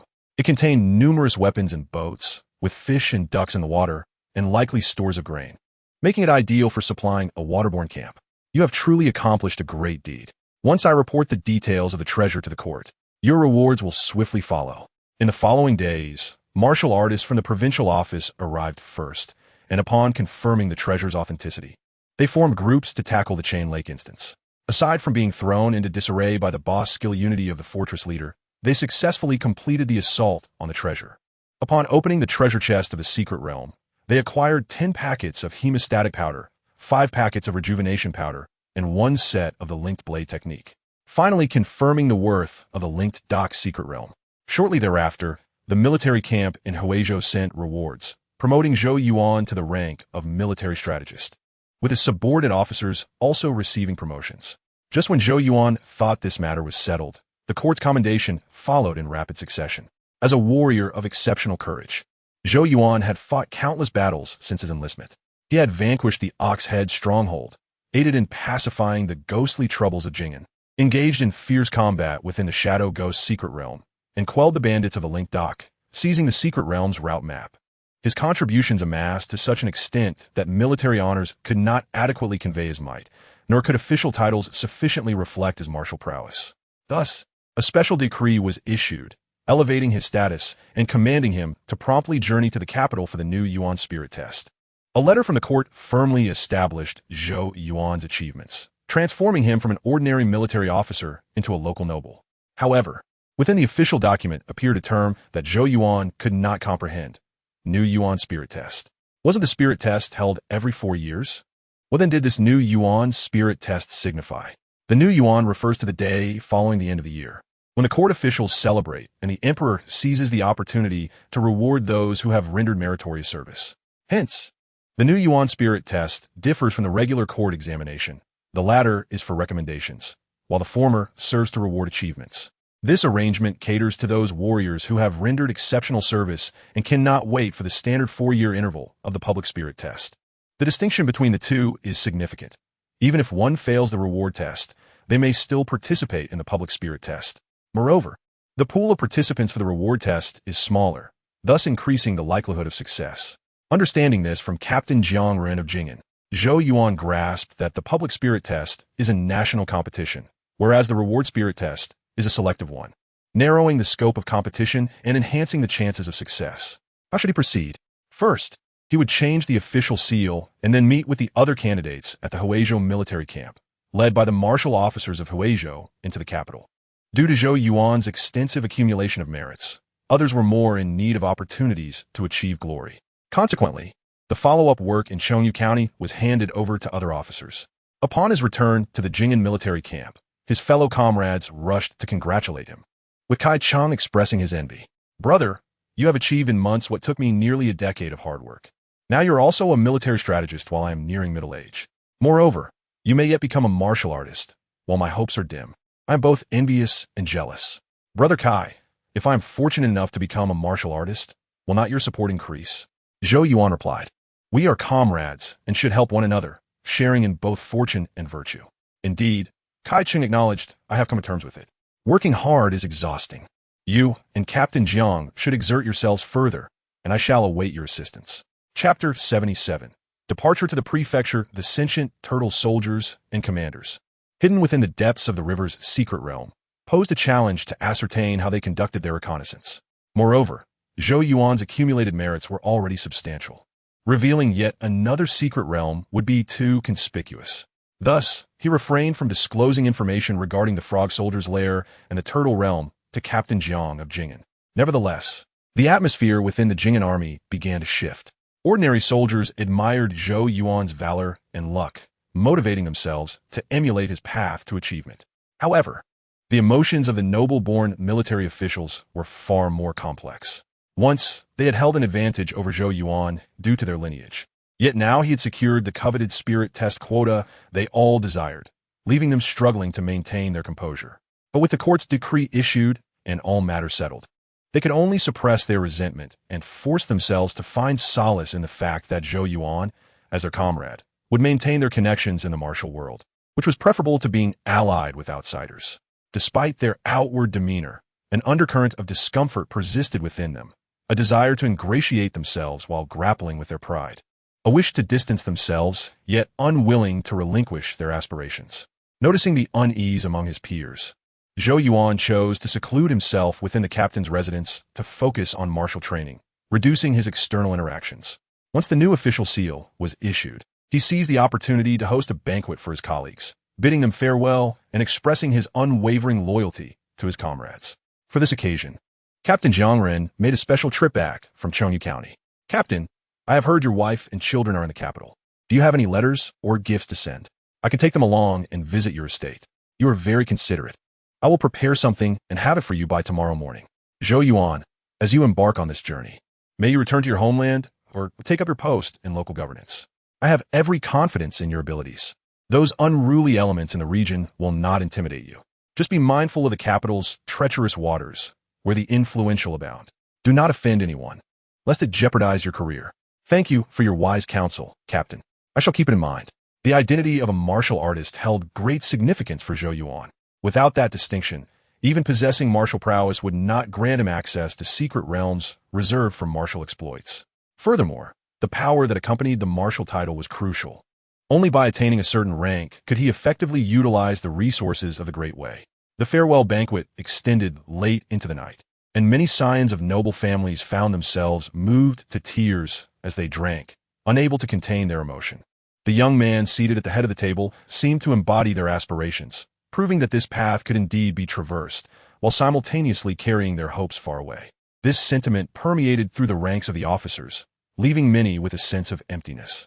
Even the next morning, as they bid farewell, they struggled to regain their composure, yet collectively accompanied Zhou Yuan on his departure. Military strategist Zhou, do not look back.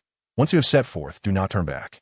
To do so would invite ridicule, as if you squandered a rare opportunity.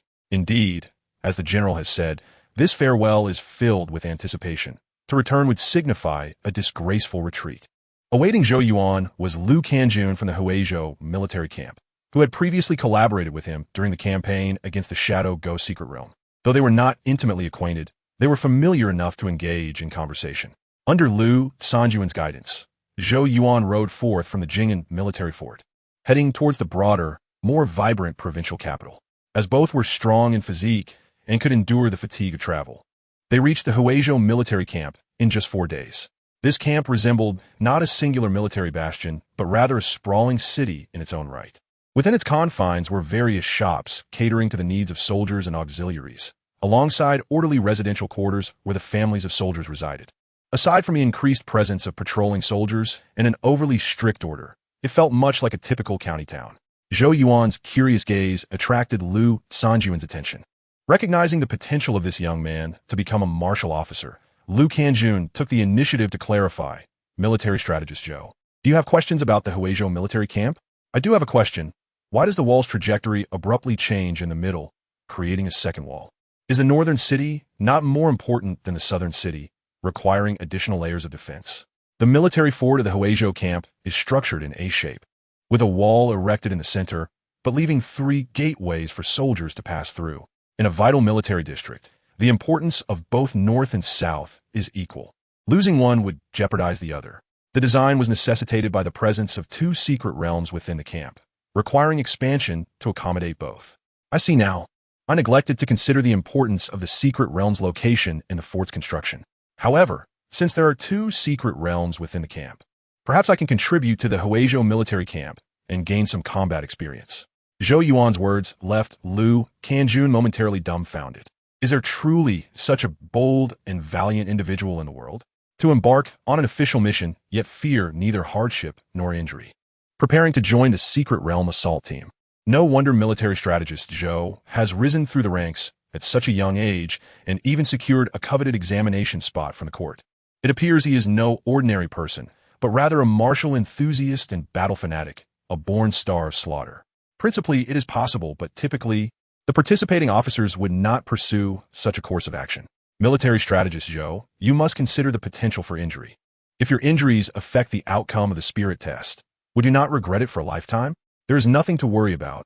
As a long-range archer, I remain unscathed as long as the formation is solid. My desire is merely to witness the various secret realms and the combat techniques of the warriors, so that I may not be flustered during the spiritual trial. Prior to Zhou Yuan's arrival at the military camp in Huaizhou, the Jing'an captain had already briefed him on the rules of the spiritual trial. Typically, the competition consists of 3 trials to determine the victor. The first trial involves consuming an equal amount of spiritual materials to see who can extract more spiritual energy, known as the spirit perception. The second trial requires learning a martial technique within a limited time to evaluate who can demonstrate greater effectiveness, referred to as the spirit control. The third trial involves randomly forming teams to attack secret realms, assessing combat capabilities and on-the-spot coordination, termed the spirit action. Thus, he proposed a request to explore different secret realms. Zhou Sima's words carry some merit.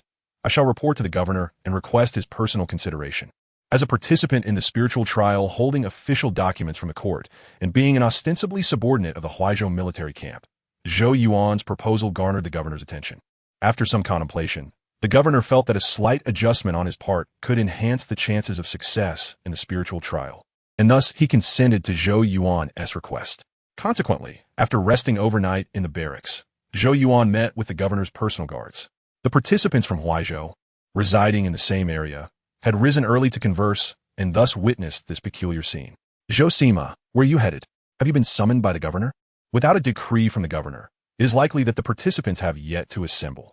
I have requested permission from the governor to engage in secret realm attacks, intending to accumulate experience in on-the-spot coordination. Zhou Yuan was quite candid, and upon hearing this, the 2 participants felt a stir of eagerness but suppressed their impulses. Recalling their familial obligations, Zhou Sima, though we are competitors, we are also fellow Huaizhou residents. I hope you exercise caution and do not sustain injuries. Otherwise, it would benefit those from other regions. Chapter 78. The burning of the Fox Nation. Such camaraderie among compatriots is common in the Great Way. The most prevalent factions are those based on regional affiliations, ranging from a single town to an entire province, numbering in the multitude. Therefore, Zhou Yuan's entry into the capital from Huaizhou does not render him an unaccompanied outsider. Even without joining the Huaizhou faction, upon entering the capital, he carries the implicit label of a Huaizhou scholar. Indeed, as long as he does not explicitly dissociate from the Huaizhou faction, the people of the capital will automatically regard him as one of their own. After all, he was born, raised, and served in Huaizhou, a staunch Huaizhou individual. Thus, even though he shares a competitive relationship with the other participants from Huaizhou, they still regard Zhou Yuan as one of their own on a broader scale. Thank you for your warning, my friend. I am a long-range archer, not a close combat warrior. I will not err under the protection of the soldiers in the camp.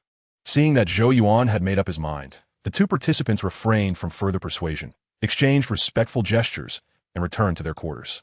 Once Zhou Yuan departed, they convened once more. Brother Gu, why not seize the opportunity to practice? What use is practice? It is already well honed. Zhou Sima, however, seems somewhat impulsive. Engaging in a sudden battle can ultimately lead to loss. Indeed, Zhou Sima likely hails from a humble background, without a legacy of secret realms, and thus must seize the opportunity to experience them. That is even more remarkable. Someone from a humble background receiving recognition from the court for the spiritual trial is either extraordinarily fortunate or a valiant hero. Moreover, he is a long-range archer, perhaps a master marksman, capable of hitting the target with unerring precision. While the 2 participants analyzed Zhou Yuan's situation, he had arrived at the South City secret realm. The entrance to the secret realm was located within a spacious storeroom, where a blue-purple vortex spun incessantly. Instance, Twin-tailed Fox Nation, recommended challenge level, 10. Recommended number of challengers, 10 to 20. the South City Secret Realm is more conducive to assaults, though it still necessitates a warrior to lead. The North City Secret Realm has a higher injury rate, and the governor has only granted you access to the South City Realm. The demon leader within this secret realm is a twin-tailed fox, which must be defeated twice to secure victory. Proceed with caution. Though Liu Kanjun believed that with Zhou Yuan's archery skills, attacking the Fox Nation's secret realm would pose no significant issue, he still took the routine precaution of imparting some intelligence to avoid any mishaps for the new generation of candidate from Huaizhou in their own military camp's secret realm. Zhou Yuan expressed his gratitude, bowing in thanks before joining the assault team. The team leader, a muscular bald man, bore a scar on his head that revealed his origins. Listen, young man, let us agree on this.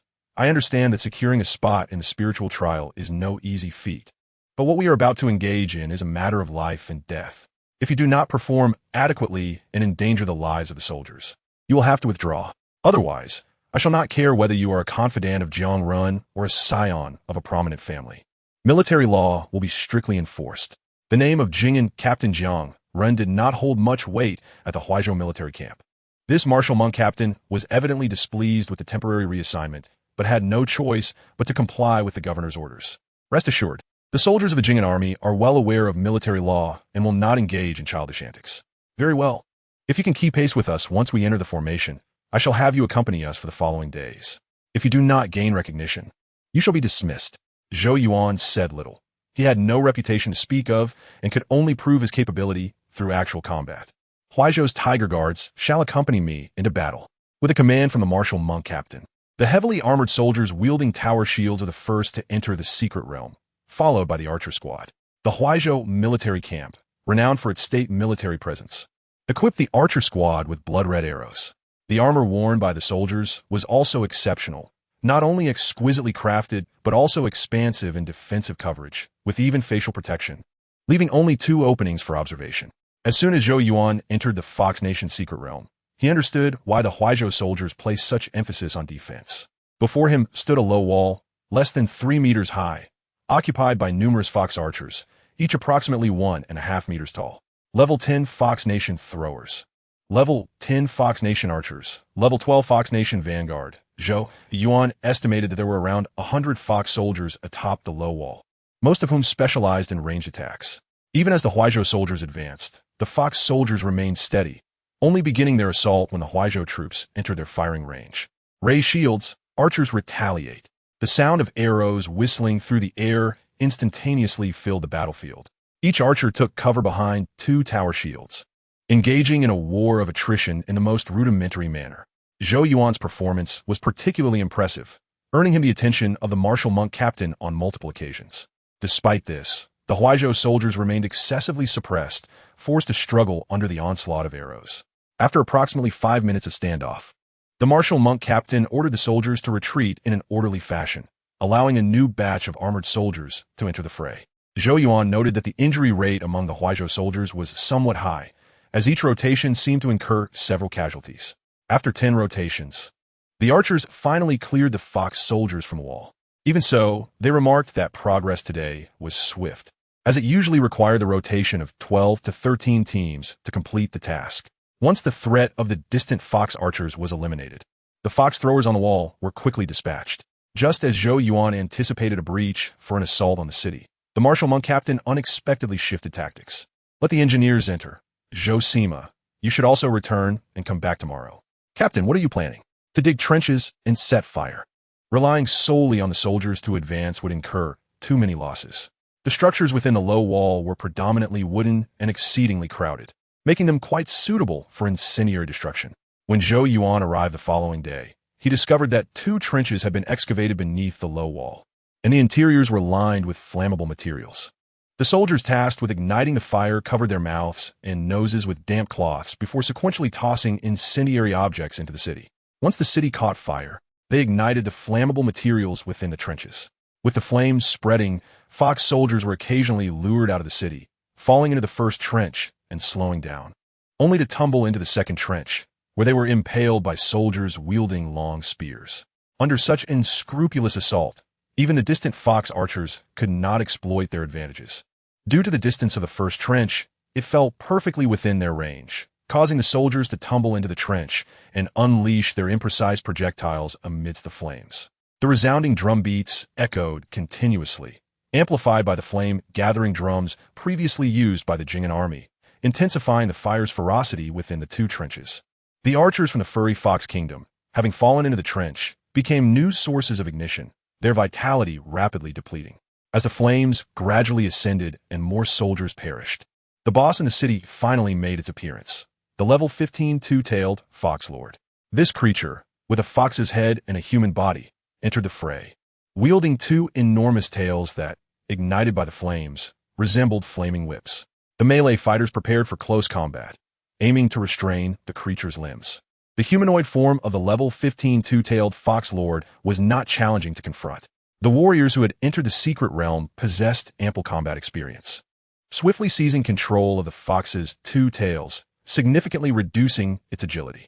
From a distance, it was evident that the fox was ensnared by defensive warriors at the front, while four powerful fighters tugged at its tails, immobilizing it like a kite unable to soar. Lacking intelligence, the boss would not sever its own tails, and wise warriors would not sever the control lines in their grasp. Thus, the initially spectacular two-tailed fox lord quickly found itself in peril. Seizing the opportunity, the archer squad launched their attacks, and Zhou Yuan positioned himself to embed a triple-star arrow into the crook of the fox's arm, diminishing its offensive capabilities. Subsequently, they focused their onslaught on vital areas such as the eyes, ears, mouth, and knees, persistently depleting the fox's vitality and inflicting debilitating effects. The tail-binding group noted that the fox had sustained severe injuries and was on the verge of transforming. The monk lieutenant, unable to see the health bar, relied on experience to estimate the boss's condition. His estimation proved accurate. Roughly 3 minutes after his call, the health bar of the two-tailed fox lord was completely depleted. In the next moment, one tail fell away while the other grew larger, and the now prone two-tailed fox lord exuded a thick cloud of crimson-gray mist. A sharp, urgent howl erupted as a fox the size of a water buffalo charged from the mist. Its eyes turned pitch black, and its silver fur was adorned with black patterns, while pink foxfire erupted from its mouth. Simultaneously, the melodious chime of bells resonated as a spirit energy copper bell enveloped the beastly fox, containing the erupting foxfire within a confined space, initially burning away a portion of its health. Following a thunderous explosion, the beast lost another segment of its vitality. At that moment, the significance of intelligence was underscored. The reinforcements from Huai Prefecture were not ordinary warriors. They were specialized fighters capable of pinpointing the beast's explosive weaknesses. The generals urged swift action, as the fox would unleash its foxfire again after a brief interval. Thus, they needed to control its mouth and nose beforehand. The boss's skills had cooldowns, preventing continuous usage, providing the warriors ample time to react. Two warriors wielded an iron chain with a muzzle, swiftly approaching from both sides. And with the assistance of those engaged in close combat, they managed to cover the beast's large maw. The chain continued to coil, further constricting the beast's struggle. Observing this, Zhou Yuan realized that the beast could no longer pose a threat. The control tactics developed by the Huai warriors were sufficient to exhaust it completely. As a volley of arrows struck true, the struggling beast's health was soon entirely depleted. Stop! Cease fire! Let us preserve the fox's remains, for its flesh, bones, and hide are all valuable. After the demise of the two-tailed fox lord, the remaining lesser monsters posed no threat, succumbing to waves of fire. During this process, Zhou Yuan seized the opportunity to collect the blue orbs dropped by the two-tailed fox lord. You have obtained the skill Desperate Resurrection 1, Spirit Fox Pill 5, Twin-Edge Foxtail Brush 1, Skill, Desperate Resurrection. Description: among the four noble foxes, the pure fox, the virtuous fox, the Tushan, and the Sioux. The pure fox possesses many tails, and when struck at night, it must worship the Big Dipper. If the many tails do not fall, life can be resurrected. Effect: upon use, gain the passive skills Desperate and Resurrection. Resurrection: upon death, consume any point of vitality, spirit, or energy to revive instantly and restore health and mana. Desperate: after resurrection, clear all negative statuses and enter a state of desperation, greatly enhancing attack and defense for a duration of 2 hours and 45 minutes. To discover a resurrection skill was unexpected. I had not anticipated that a dungeon boss could yield such abilities. Resurrection skills are not uncommon in games, as it is typical to be revived by a healer or through resurrection items. However, in this more realistic world, such a resurrection skill could significantly alter many circumstances. Moreover, the added desperate state for nearly 3 hours is quite substantial. Such a duration could suffice for counterattacks or escapes. The sole drawback is that the desperate resurrection skill consumes the precious base attributes, rather than health or mana. Currently, with attributes set at vitality, for energy, for spirit, 3, I cannot afford to expend them recklessly. Zhou Yuan was still calming his exhilaration when the monk lieutenant approached him. Zhou Sima, your archery is commendable, though that bow seems ill-suited for combating a demon lord. If I am not mistaken, you possess the tiger-breaking bow, intended for stealth attacks. Indeed, this bow was granted to me by the Jing'an lieutenant during the campaign against the ghostly threats in the county. While the tiger-breaking bow is useful, its applicability is limited. As you prepare to enter the capital for the new Yuan spirit test, you should not rely solely on one bow and arrow. When summoned by the governor, you might request a fine bow, preferably one of fire attribute, to ensure your success in the examination. Thank you for your advice, Lieutenant. I shall be bold enough to ask the governor for a fine bow. The lieutenant's words opened a new avenue of thought for Zhou Yuan. It mattered not if one could not acquire suitable equipment. Being part of an organization allowed one to request assistance from superiors. Do not be modest. I see potential in you, and as a Huai warrior, the governor oversees Huai Prefecture.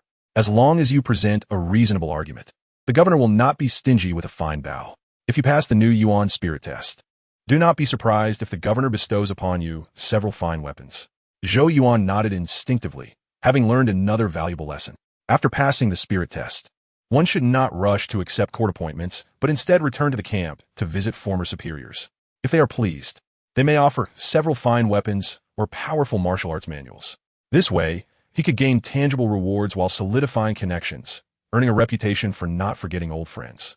Lieutenant, if I understand you correctly, it seems that private weapons may not be prohibited during the capital spirit test. Wouldn't that be somewhat unfair? Unfair? Since the founding of the Great Way, it has always been thus.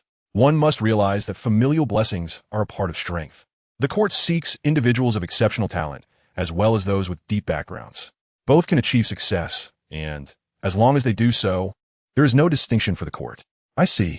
It appears the court spirit test is not particularly friendly to individuals like myself without noble status. You? Best not to dwell on it. With the support of the Huai military, you at least receive the treatment of a typical noble child. It is those without connections or from humble backgrounds who truly struggle. Chapter 80. The fiery vermilion bird. The words of the martial monk lieutenant resonate with truth. Zhou Yuan possesses a wealth of resources at his disposal. While he may not rival the direct descendants of noble families, he is certainly capable of matching the offspring of typical clans. The only distinction between him and the progeny of these esteemed families lies in their connections. They rely on bloodlines, while he depends on his official position. Originating from the Jing'an military camp, he is nominally a subordinate of the governor of Huaizhou, although there exists an intermediary, the Jing'an Lieutenant Jiangrun.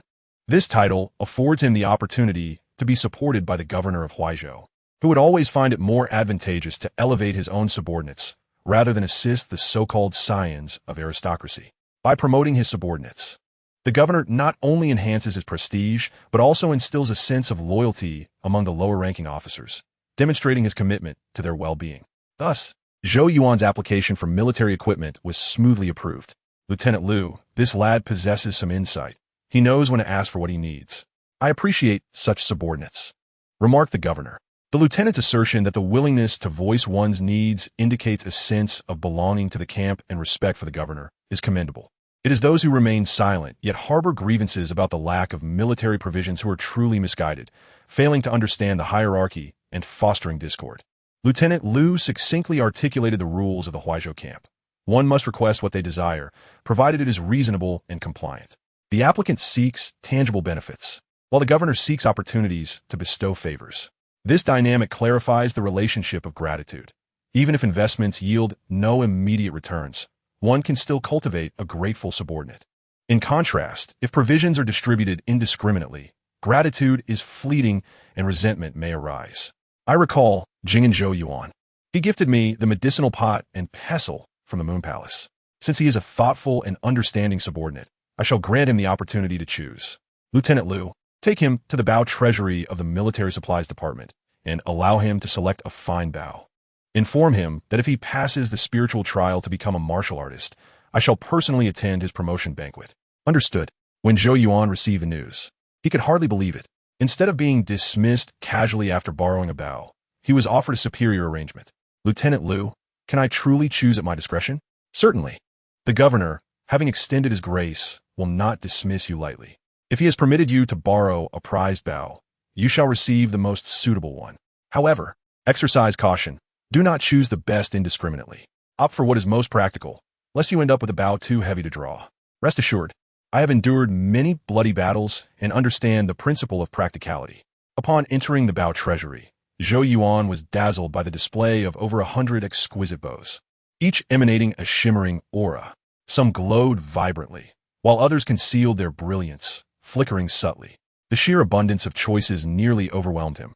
Had he not been limited to selecting just one, he would have desired to take them all. This one shall suffice. It is agile and fierce, perfectly amplifying my lethality. The fiery bow, indeed an excellent choice. Your aim is precise, requiring no guidance from a wind-affiliated bow. The fire-enhanced bow will heighten your damage output, truly a top-tier selection. Zhou Yuan was immensely pleased with his new bow, and Lieutenant Liu, having successfully completed the governor's task, was equally satisfied. Before departing, he reassured Zhou Yuan, do not fret about the armor. Since you submitted a request for military equipment, the governor will graciously provide you with some practical gear. The outcomes of borrowing and gifting may be similar, yet their significance is entirely different. Zhou Yuan has borrowed a bow, and the governor will supplement it with additional favors. The martial monk lieutenant's insight proved correct. As long as Zhou Yuan regarded the Huaizhou camp as home, he would not be sent to the capital with a mere broken bow and inferior armor. Weapon, fiery bow. Description, as the western constellation sinks, the fiery vermilion bird rises. In mid-July, the western flow heralds the fire star, indicating the onset of cold. Effect, grants the bearer the heart constellation state, enhances arrows with vermilion bird status.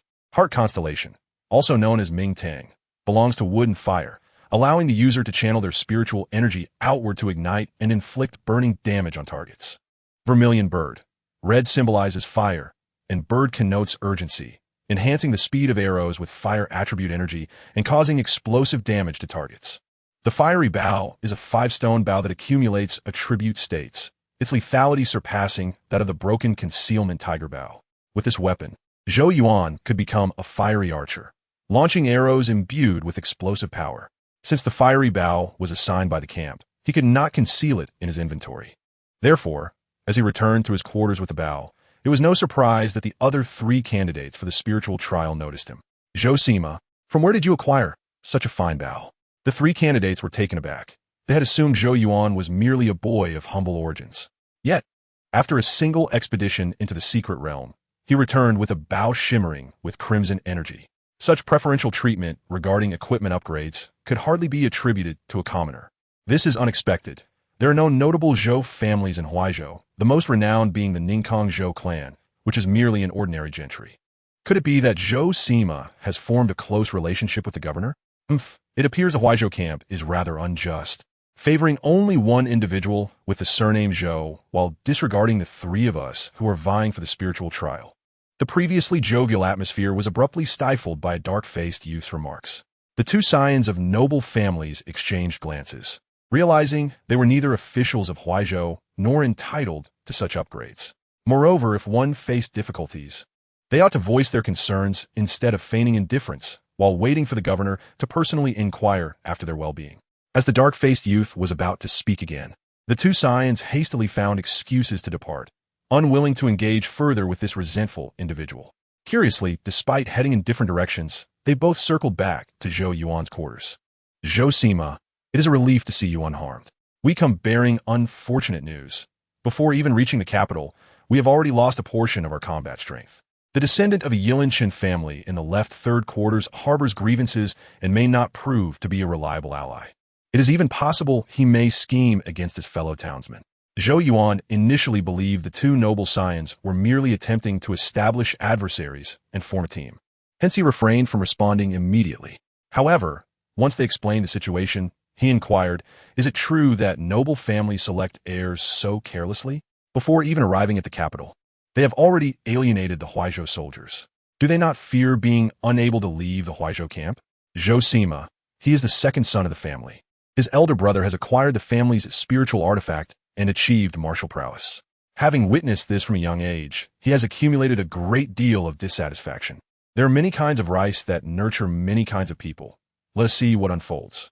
If he truly is a domineering character, he may yet become a valuable asset to us. Chapter 81. The assembly in the capital on September 12th, in the 13th year of the Great Wei's grand enterprise.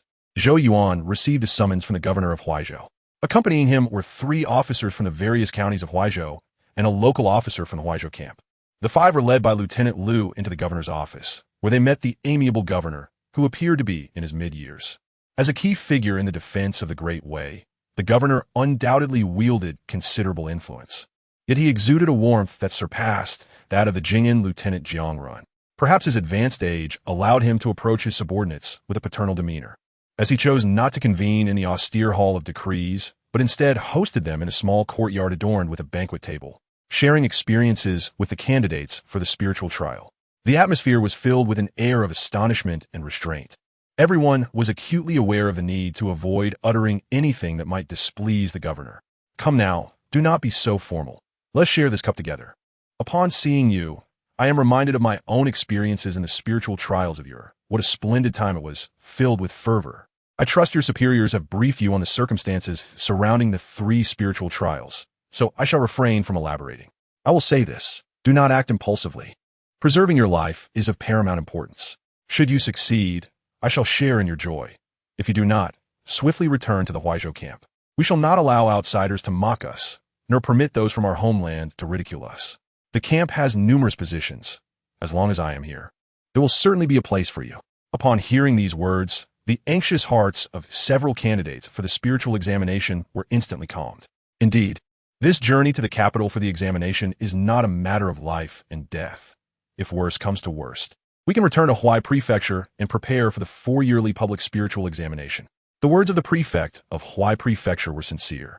Those who could participate in the new Yuan spiritual examination are all valiant warriors with remarkable achievements. Even if one does not become a martial artist, there will still be excellent officers needed in the camp. As for the candidates from other provinces, I care not for their circumstances or the nature of those noble families. I only require you to remember the brotherhood and the laws of the military. Should anyone dare to secretly harm their own brothers in the capital, I shall not show mercy. Rest assured, we 5 shall unite and uphold the martial prestige of Huai Prefecture. The group led by Zhou Yuan understood that the prefect was speaking on principle, and they all rose to bow in acknowledgement. After all, entering another province is akin to marching. If there were private conflicts, it would not only tarnish the prefect's reputation, but also jeopardize the candidate's standing. Very well. All of you are fine sons of Huai Prefecture. Since I, the prefect, wish for your safety, I shall not merely speak without providing assistance. I have prepared various treasures of armor for you. Do remember to collect them from the storeroom before you leave. We expressed our gratitude for the prefect's generosity. And with this journey to the capital, we shall surely showcase the might of Huai Prefecture's military. After the prefect concluded his speech, he excused himself to attend to official business, leaving the 5 candidates space to become acquainted with one another. With his departure, the atmosphere at the banquet lightened considerably, shifting from solemnity to camaraderie and banter.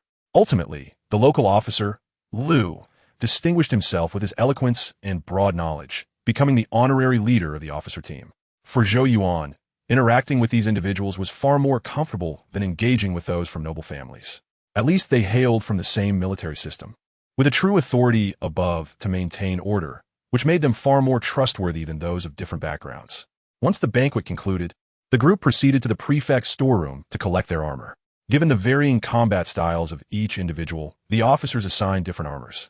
Zhou Yuan acquired a set of lightweight armor that facilitated movement. Armor, wine jade, description, bearing the spirit of the clouds, the profound discourse of wind jade flows. As the heavens move, thunder is manifested as jade. When the sage achieves success, the wind moves with rhythm. Effect, when equipped, the user accumulates the states of wind movement and jade of wealth. Wind movement slightly increases movement speed, reduces self-weight feedback, facilitating passage through obstacles. Jade of wealth consumes spiritual energy to enhance defense, diminishing shock damage. The wind jade armor's defense surpassed that of ordinary iron armors and could further enhance protection by consuming spiritual energy. Coupled with the speed boost, it was indeed an excellent choice for archers. It must be said, having an organization is beneficial.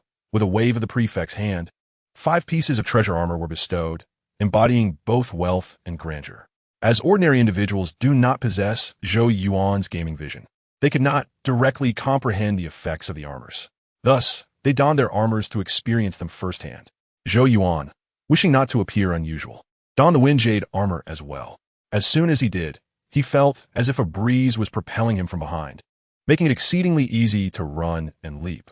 Such fine armor, fire borrowing the strength of the wind, wind aiding fire to burn.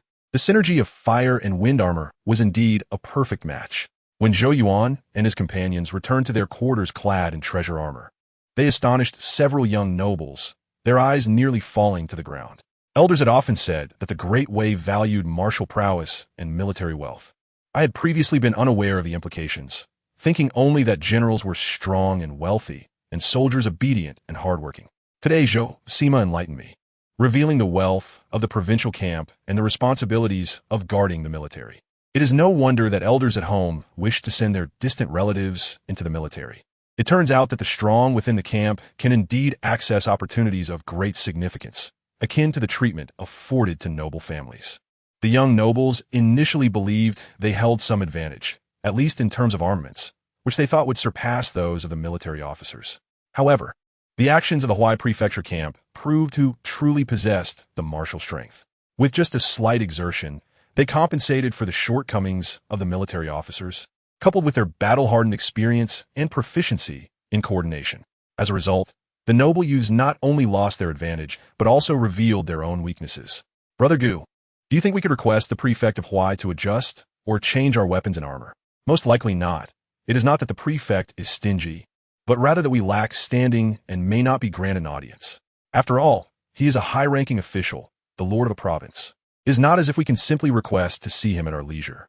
Aside from feelings of envy, the young nobles did not perceive any unfairness. Only Chun Xin, the second son of the Chun family from Yang, felt a sense of grievance, as he believed himself to be neglected. Had it not been for the necessity of attending the examination with the provincial official to validate their identities, he would have left early. He gazed at the jubilant military candidates who had received their treasure armor and silently vowed that one day, if he were to guard a region, he would act with fairness and impartiality. Regardless of the sentiments of the candidates from Huai Prefecture, their final contest would take place in the capital. Thus, even if some harbored resentment, none dared to truly confront the camp or challenge the martial strength of Huai Prefecture's military.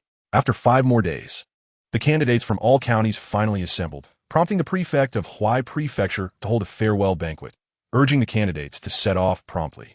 Esteemed guests, the journey to the capital is long and arduous. It requires swift horses for 20 days and boats for half a month. Rest cannot be taken lightly. If all goes well, you shall arrive in the capital by late October. At that time, with 2 months remaining until the new Yuan spiritual examination, there will be ample time for you to acclimate and adjust. We shall obey and ensure that the might of Huai Prefecture is proclaimed in the capital. Chapter 82. The 8 camps of the capital the candidates from Huai Prefecture had gathered, comprising 5 military officers and 4 young nobles, with not a single commoner among them. The Great Way, after all, is a realm of the court and noble families. Ordinary citizens and impoverished families have no promising paths aside from joining the military. In truth, individuals like Zhou Yuan, who rise rapidly, are exceedingly rare. Typically, military officers tread the path of accumulating merit, while the descendants of noble families pursue routes of wealth and rewards. In simpler terms, military officers rise through merit, while noble sons buy their way up. Thus, whether a commoner or a distant descendant of a noble family becomes an officer, they remain significantly distanced from the typical noble offspring. They are inherently not of the same ilk and cannot easily mingle. Consequently, as the group of candidates entered the capital from the Huai Prefecture camp, they subtly divided into 2 factions. One rallied around the loyal and martial officer, while the other flanked the provincial official. However, the young nobles exhibited a heightened sense of crisis. During rest stops, they frequently sought to bond with amiable military officers. The reason for this is that the military officers from Huai Prefecture were merely transitioning from a local military camp to the grand military camp in the capital. Though they no longer had direct superior oversight, they still had the backing of the court's military ranks, which naturally allowed them to integrate into the capital's grand camp. The situation for the local noble youths was different. Upon entering the capital, they could only rely on fellow townsmen and friends, and their noble status became less effective in the capital. Just as Zhou Yuan was finishing up with the sons of the Ninkang Gu family and the Qianli family, he heard Officer Liu from Huai Prefecture inquiring about strategies for the spiritual examination. Officer Yang, we from Huai Prefecture have only 9 participants. I doubt other provinces will have many more. Thus, combining all 13 provinces of the Great Way, there will be at most a little over 100 candidates. Does this suggest that the new Yuan's spiritual examination is of relatively low difficulty? You are correct, but you have overlooked some individuals, namely the court's esteemed nobles. They have consistently participated in the new Yuan's spiritual examination, and with their extensive connections and numerous treasures, they are formidable opponents. Do not think it unfair. The culmination of military service leads to becoming an esteemed noble alongside the nation. If we military officers are fortunate enough to become new nobles of the court, we will resolutely uphold the system of noble succession. What Officer Yang said is indeed true. Nobles and military officers are inextricably linked. The only difference lies in the status conferred by their respective merits. This elucidates the competitive level of the new Yuan's spiritual examination. While the number of participants may be fewer than in the public spiritual examination, the opponents still possess their own strategies. Understood. I hope those noble descendants are of considerable worth. Otherwise, we truly hold no advantage. Fear not. The examination is neither overly difficult nor particularly easy. You all are the valiant talents of Huai Prefecture's camp, and under normal competitive circumstances, your chances of victory are quite high. A group of individuals walked and conversed, their swift horses galloping forward without delay. Upon arriving at the crossing of the Chu River, they finally relaxed their taut nerves. As they were aboard the vessels of the Huaizhou Navy, their journey progressed smoothly. Even the cunning aquatic demons lurking beneath the surface dared not trouble these ships. After a full month of alternating between horse and boat, they barely reached the outskirts of the capital. Here, the people of Huaizhou prepared to part ways. The scions of noble families would proceed to the capital under the guidance of the chief historian of Huaizhou to await their examinations. Meanwhile, the Huaizhou officials, led by the loyal Wu cavalry commander, would report back to the Yawu camp among the 8 camps of the capital. The 8 camps were divided into 4 martial and 4 prestigious, known as the Fun, Yao, Lian, and Xian martial camps, and the Li, Shun, Yang, and Jin prestigious camps.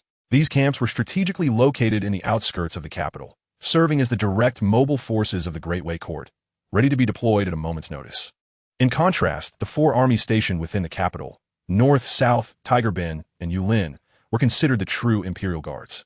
Brother Zhou, you should return to the main camp and rest. We will venture into the capital to scout the way.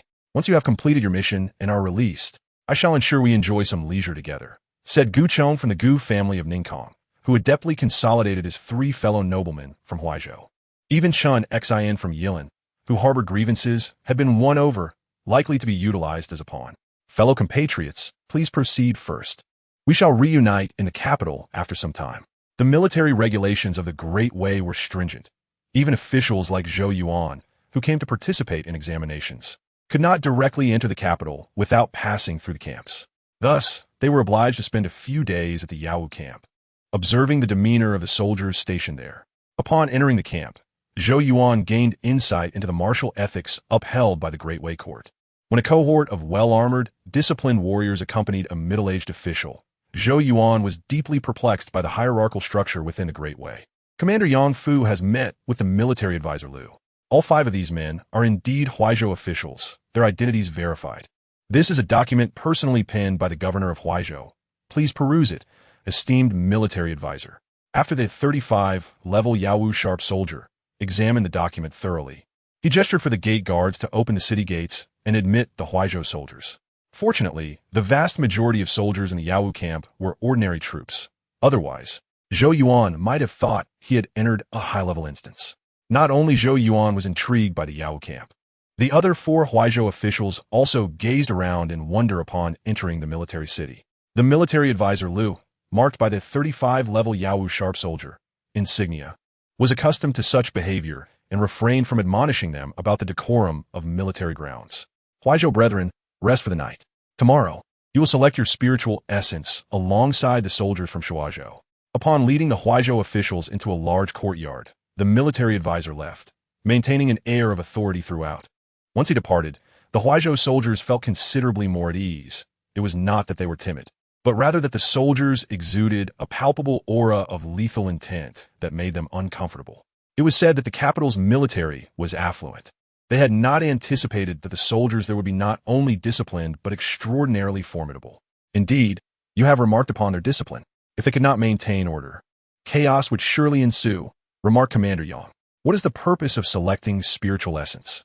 Is it not to undergo internal examinations before participating in the new Yuan spiritual trials hosted by the court? After pondering for a moment, Zhou Yuan understood the presence of humanoid monsters within the capital's military. If these instance monsters could attain sentience and take on human forms, it stood to reason that the Great Way would welcome their allegiance. Undoubtedly, during times of turmoil and dynastic change, such beings played a significant role. You speak truly. You are the true imperial lineage. Even with internal examinations, it should be the signs of noble families being tested, not you being unjustly excluded. Selecting spiritual essence is a benefit within the camp. The Yawu camp will provide over 20 types of essence-restoring items for your trial. You must carefully discern and select the ones most suitable for you to expedite your recovery during the examination. Zhou Yuan, as an archer, you will also receive 2 quivers of arrows.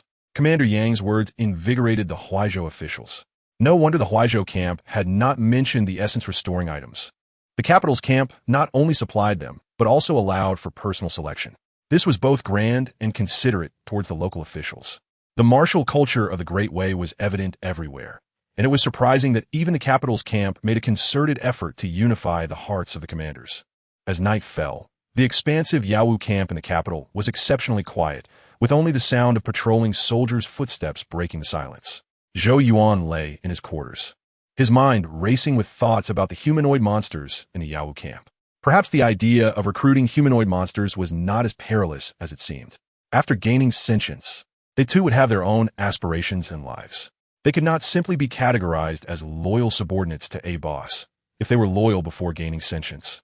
They would not remain blindly obedient afterward. Furthermore, as long as their boss did not grant them sentience and controlled their origins, there were myriad ways to direct them. It seemed the court did not view them as mere tools. Rather, it afforded them status and benefits, integrating them into the military meritocracy. In a world rife with demons and monsters, humanity's ability to thrive might stem from its cultural capacity for acceptance and assimilation. Yet, it remained uncertain whether the ultimate ruling structure would consist of humans or those humanoid beings who had weathered the storms of dynasties.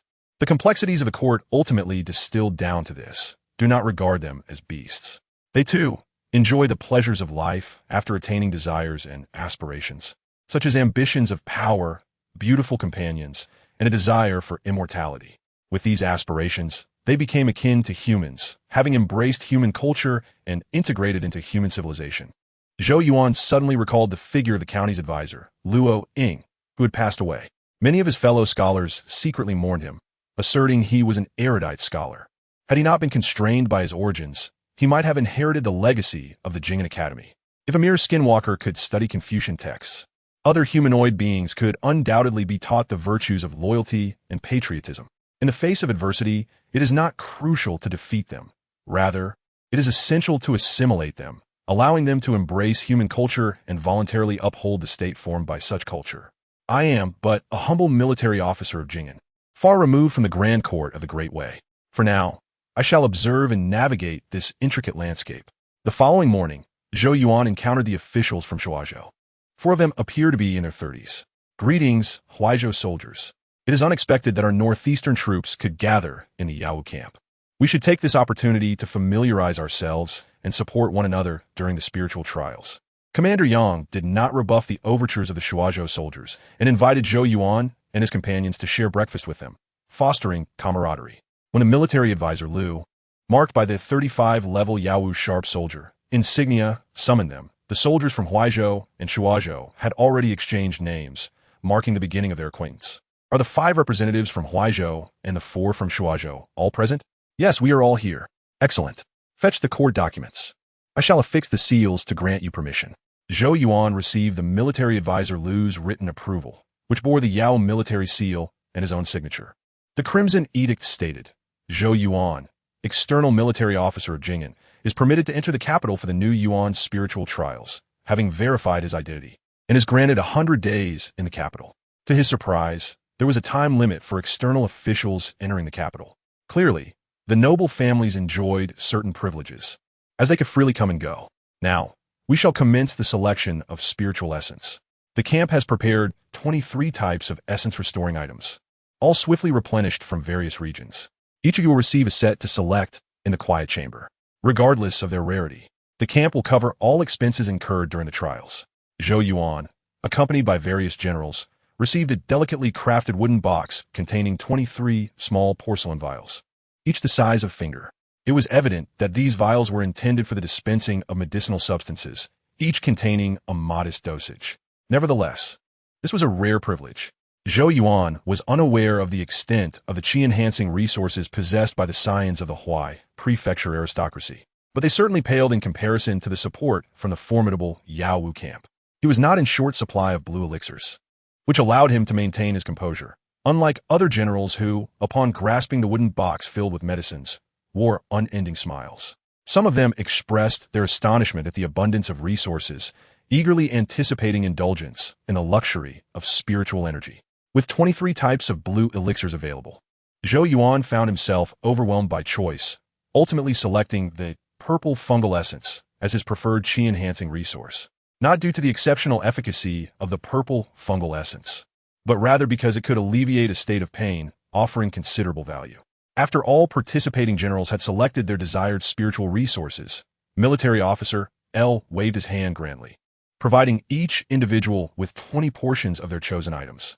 Before the restrictions were lifted, he made it a point to remind them, there are numerous shops in the capital that stock spiritual resources. I do not concern myself with how many you bring, but the items distributed within the camp are strictly for the purpose of the spiritual trials.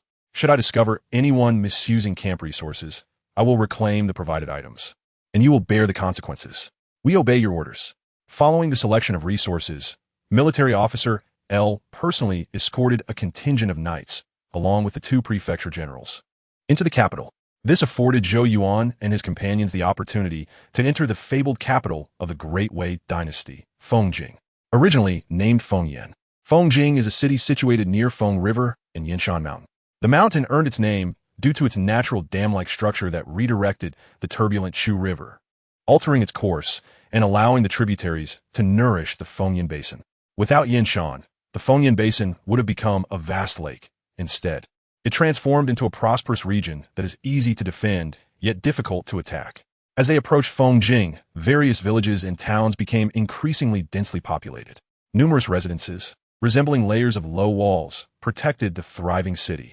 The city walls of Fengjing towered approximately 30 meters high, appearing as a continuous range of hills from a distance.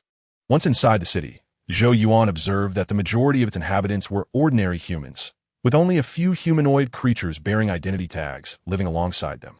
Unlike the citizens of Jing'an City, the people here did not display fear upon seeing the mounted military officers. Rather, they continued to hawk their goods with enthusiasm. As they traversed the bustling streets leading to the city's assembly hall, the cacophony of voices gradually subsided. To Zhou Yuan's surprise, en route to the assembly hall, they encountered a peculiar 6-story building. The 3rd level was entirely open to the street, showcasing a magnificent mural. Copy. Mural illusion, suggested challenge level, 20. Suggested number of challengers, 10 to 20. Zhou Yuan and several generals frequently gazed at the mural building, catching the attention of military officer L, who remarked with a knowing smile, "What? Do you wish to venture inside and indulge? The mural pavilion does not accept gold or silver, only various qi-enhancing resources and mystical treasures. Isn't that a bit greedy? Does the court not intervene?" Of course they do, and quite strictly. Should you enter without offering spiritual resources, court officials will ensure you experience the weight of the law. The mural pavilion is a state enterprise designed for those who possess an abundance of spiritual resources to seek amusement. Chapter 84. The Peach and Bamboo Scrolls. Would anyone truly squander spiritual resources for amusement? The generals from Huai and Shuo prefectures could hardly fathom such frivolity. Reality proved that poverty had limited their imagination. The mural pavilion was far from deserted. Frequently, richly clad individuals entered, escorted by retainers. What could possibly draw them in, despite the high threshold for entry? If one had an abundance of spiritual resources, why not invest in personal training rather than waste time on fleeting pleasures? The officials from Huai and Shuo prefectures were immensely curious, while Zhou Yuan remained equally perplexed about the inner workings of the mural illusion. Noticing their curiosity, military officer L finally smiled, raising his riding crop to point at Zhou Yuan and his companions. This is precisely the point. Remember what you have said today. Do not become enamored with external distractions. The mural pavilion is merely one of many entertainment venues in the capital, though it differs from the ordinary. It does not feature the usual silk and music, yet it can reflect one's thoughts and desires, providing unparalleled joy and freedom. When I took you out of the camp, General Yao Wu specifically instructed me to lead you past the mural pavilion to remind you that the capital is filled with diversions. You, as prefecture generals from external towns, must not entertain thoughts of frivolity. Instead, always remember the 100-day deadline. After finishing his words, military officer L turned his horse and headed down another street, prompting the generals from the two prefectures to hastily follow. Rest assured, we harbor no intentions of frivolity. That remains to be seen. A gathering among compatriots, despite multiple refusals, may inadvertently lead to delightful distractions. Stay vigilant. Moreover, whether I trust you is of little significance. I am merely fulfilling the general's orders. Since you have entered the Yao Wu camp, you must heed the general's command. Otherwise, you are no longer under our jurisdiction, and you shall bear the consequences. Upon witnessing the splendor, they were immediately met with seriousness. Military officer L's admonition thoroughly dispelled the restless spirits of the two prefecture generals. Consequently, on the very day they entered the capital's assembly hall, none of the Huai and Shuo generals ventured out for leisure, instead focusing on calming their minds and cultivating their qi. Unlike these state officials, who were under the watchful eyes of higher-ranking military officers, the signs from various prefectures had already immersed themselves in the capital's lavish lifestyle. As the loyal military officer Yang Fu of Huai Prefecture aptly noted, even amidst internal trials, the focus should be on those from the aristocracy rather than indiscriminately filtering out prefecture generals. From the moment they entered the capital, the court's selection process commenced silently. Prefecture generals were constrained by unfamiliar military officers from the capital, unable to act recklessly. Meanwhile, the scions of various prefectures, free from the oversight of their elders, gradually blended into the capital's opulence through friendships and banquets. Though some prefecture officials wished to secretly meet their compatriots, they found the local military officers either to be eccentric or irritable. Securing a leave for visits was not only challenging, but also accompanied by strict curfews, effectively transforming the prefecture generals into model citizens. Zhou Yuan had intended to deliver a letter to the Jing'an County Lieutenant's residence, but was met with sarcasm from military officer L, who retorted, "Are you going to the Jiang residence merely to seek favors or assistance? Once the spiritual trials conclude, true intentions will be unveiled, so why seek out insincere gestures now? No more discussion, I shall not go." Upon exiting military officer L's quarters, Zhou Yuan realized that the so-called lifting of restrictions was merely a fade, since the court had allowed them to enter the capital's 8 camps before the city itself. There were undoubtedly methods in place for stringent management. However, although the military officers from the capital maintained strict internal regulations, they were lenient towards outsiders. If fellow townsfolk wished to visit the assembly hall to see relatives and friends, they were free to come and go, with provisions made for meals and lodging. Within just a few days, Zhou Yuan encountered numerous military officers from other prefectures stationed in the capital, hosting their families in the reception hall. Such scenes elicited envy from the prefecture generals, who lamented their lack of acquaintances in the capital. Furthermore, due to the prefecture generals' restricted movements, internal exchanges surged, giving rise to an undercurrent of camaraderie aimed at suppressing the aristocratic scions, ensuring that more of their own would become warriors and safeguard the territories.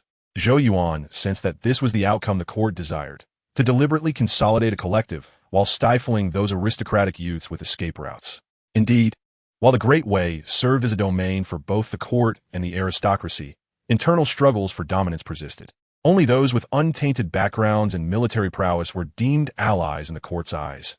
It was not easy for aristocratic scions to leverage their connections for martial advancement.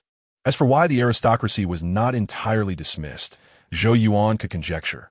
They were, after all, also citizens of Wei, honoring the Great Wei Emperor and adhering to the court's directives, making a complete severance impractical. Just when Zhou Yuan thought he would be rigorously managed by the military officers from the capital in preparation for battle, an unexpected visitor arrived.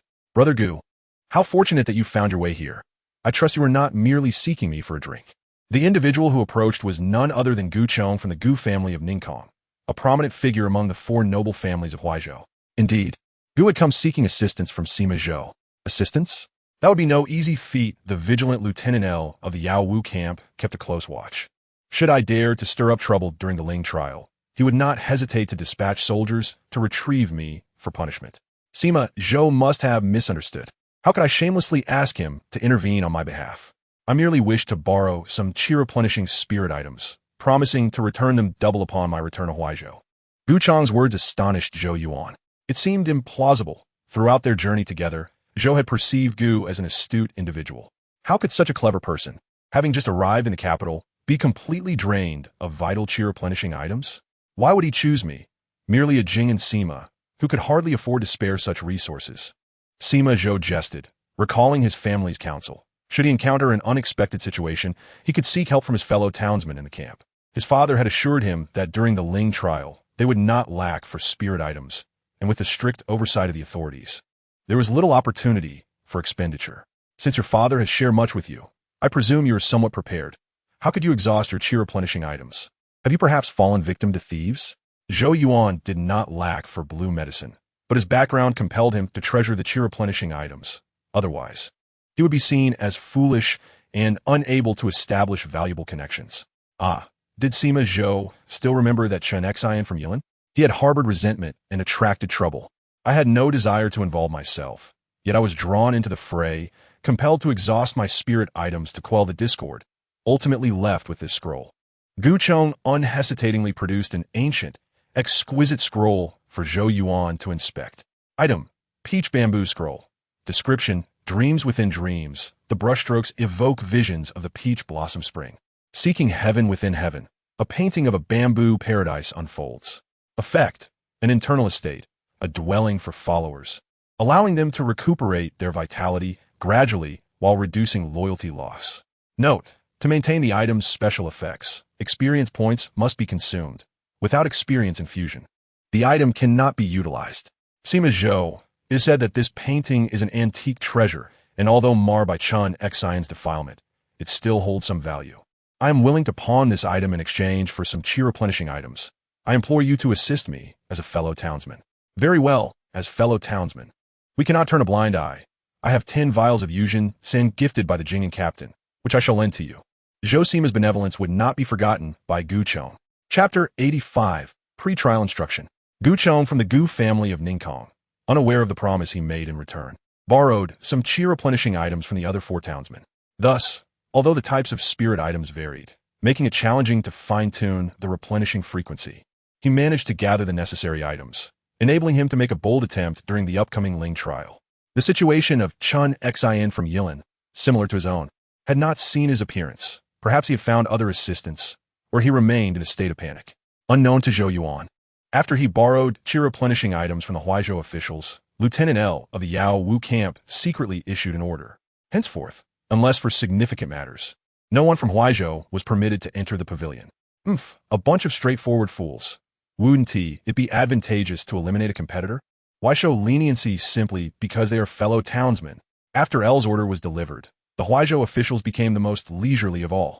Not only were they barred from fellow townsmen, but even old acquaintances visiting from the capital would be discreetly dismissed. The oblivious Huizhou officials were puzzled, wondering why their compatriots seemed to fear disturbing their preparations. Indeed, it was the Huizhou people who were most reliable. From this point onward, the Huizhou officials settled into a monotonous routine of quiet reflection and mutual practice. Only Zhou Yuan found a modicum of enjoyment amidst the tedium, as he experimented with the types of followers. After infusing the peach bamboo scroll with 1,000 experience points, he successfully activated this follower item. Its function resembled that of a pokeball, capable of capturing followers. However, among similar items, it could hardly be deemed exceptional. Zhou Yuan managed to capture 4 small birds and 1 tabby cat, filling the follower slots. Interestingly, once the tabby cat entered the peach bamboo scroll, It brazenly pursued the small birds, transforming the ancient scroll into a scene of a tabby chasing birds, with the unsightly stains severely detracting from the visual appeal. The peach bamboo scroll housed an internal estate for followers, indicating that the internal space functioned independently, preventing the placement of mutually antagonistic followers. Otherwise, they would engage in conflict within. Zhou Yuan also experimented with loyalty cultivation, discovering that the tabby required fish and meat, while the birds needed grains and legumes. As long as they were well fed, their loyalty could be continuously enhanced. Furthermore, when releasing followers, the scroll retained their images. Once their loyalty dropped below 30, they would detach from the follower connection, and their images would disappear from scroll.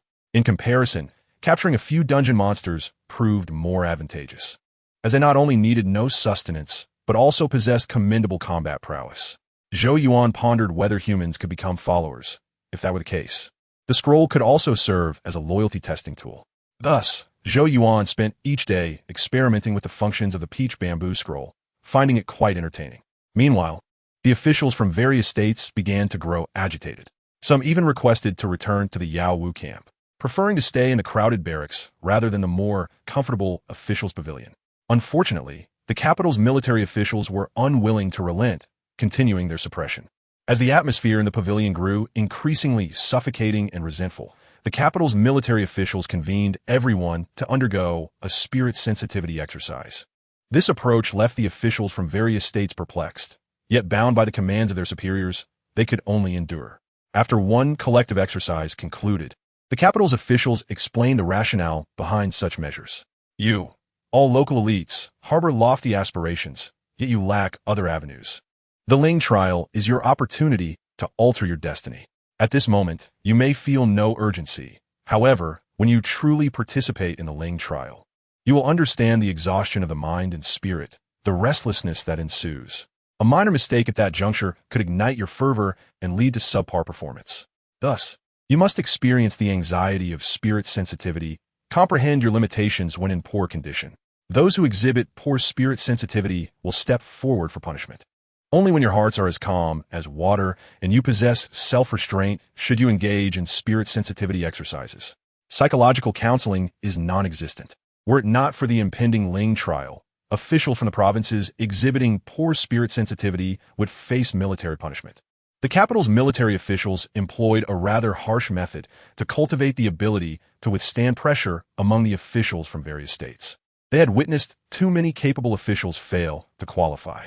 That steady mindset is a rare and invaluable asset for victory. However, in the face of the opportunity to change one's fate, even seasoned officials would falter. We express our gratitude for the superior's guidance and willingly accept punishment. A notable advantage of military officials is that once a certain order is deemed reasonable, it can be repeatedly issued. In the ensuing days, midnight gatherings for spirit sensitivity exercises, random checks of spirit sensitivity, and physically taxing spirit sensitivity sessions became commonplace. Aside from Zhou Yuan, the officials from various states once again endured the hardships of camp selection. The efficacy of this approach is difficult to ascertain, yet it quelled the restlessness among the officials from various states, allowing them to gradually adapt to the high-frequency preparatory training. Subsequently, the capital's military officials organized a spirit control test, requiring the officials from various states to learn Guangmu technique within 3 days and test its efficacy on the 4th day. To encourage active participation, they also offered 20 chi replenishing items as rewards. Throughout this process, Zhou Yuan did not acquire the original Guangmu technique, only receiving a transcription. Thus, he was compelled to concentrate and practice the technique day and night. Fortunately, Guangmu technique was not overly complex. It was merely a basic vision enhancement skill. By the morning of the 3rd day, he successfully learned Guangmu technique and upgraded it to level 2 using his stored experience, thereby preserving his commendable evaluation. The subsequent battles were even more intense. The capital's military officials randomly selected several individuals to form a team, while other officials acted as secret realm monsters, challenging their formation. During this process, Zhou Yuan learned various command methods and adjusted the rhythm of attack, prioritizing the protection of teammates while inflicting damage. Although this move has constrained the lethality of the primary attacker, the essence of the final assessment lies in spontaneous collaboration and practical combat capabilities. Safeguarding one's comrades is a significant advantage. Following a series of drills, the officials from various provinces officially entered the continuous simulation phase. Just when Zhou Yuan believed that the supplementary training for the officials was limited to a few types, the military officers from the capital revealed new strategies. In the face of imminent challenges, the priority is geographical advantage. You have trained for some time. Today, I shall take you to observe the testing grounds, enabling you to understand the order of positions, thus alleviating any trivial concerns and allowing you to focus on sensing and controlling your abilities. Due to the secretive nature of the practical combat venue, which was temporarily designated by the Emperor of the Great Way, the military leaders from each province were only permitted to visit the area designated for sensing and controlling their abilities. This site, a renowned official residence located to the west of the city, boasted a gate inscribed with the words Martial Arts Palace in the calligraphy of the Great Way's founding emperor. The military officers from the capital guided Zhou Yuan and his companions through the northern side entrance, providing detailed explanations of the quiet zones and testing chambers. An officer, feeling somewhat awkward, ventured to inquire, "Is this action somewhat inappropriate?" The response was clear. What could possibly be inappropriate? The Martial Arts Palace is open to all participants, and pre-test visits are standard procedure. Each session is conducted with utmost integrity, and you are not required to bear any personal expenses as the costs are covered by the state treasury. Chapter 86. National Martial Arts Examination. No matter how much training the military officers from the capital underwent, the routine simulations lacked the atmosphere of a true examination. On December 26th, 13th year of the Great Way, after 70 days of intensive training, 58 military officials from various provinces were finally to confront the new Yuan spiritual test. Zhou Yuan maintained confidence due to his attribute panel, but the other officials were not so fortunate. Typically valiant, today they were filled with trepidation, with a few even trembling with excitement. Liu, a military officer from the Yao Wu camp, donned the uniform of a military officer and personally led the officials from Huai and Shuo provinces. "Do not panic. There is something I have kept from you, which should now be disclosed. In truth, based on your abilities, as long as you perform normally and do not betray your comrades, your chances of passing the new Yuan spiritual test are exceedingly high." "Are you jesting, Commander? Can we truly achieve this?" "Of course. Would I deceive you?" Whether Liu's words were genuine or not had become inconsequential. What mattered was that his assurance made the officials from the two provinces realize that their capabilities were sound, and there was no need to force a breakthrough. They simply needed to perform as usual. "Young men of Huai and Shuo, follow me into the Martial Arts Palace." The new Yuan spiritual test consisted of 3 rounds over the span of 6 days, marking a significant event at the year's end during the transition of the new Yuan. Consequently, the main road from the officials' guild to the Martial Arts Palace was firmly secured by the soldiers of the capital from early morning. Upon exiting the guild, the provincial officials were met with soldiers standing in formation along the sides of the road, and rows of double-horse chariots neatly aligned. In the Great Way, such chariots were ceremonial artifacts, used sparingly, thus underscoring their status and dignity. As the officials boarded the chariots sequentially, the 3 formidable warriors at the forefront stirred to action. One beat the war drums, another raised a horn producing a deep, mournful sound, while the third brandished the military flag, waving it in the wind. With resounding martial prowess, they proclaimed, "May you achieve victory, defend our way land, and may military fortune flourish." With the resonant sounds of drums and horns echoing, the chariots advanced.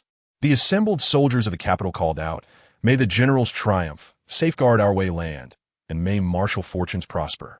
Without canopies, the provincial military officials knelt atop the chariots, absorbing the fervent blessings, their fighting spirit ignited.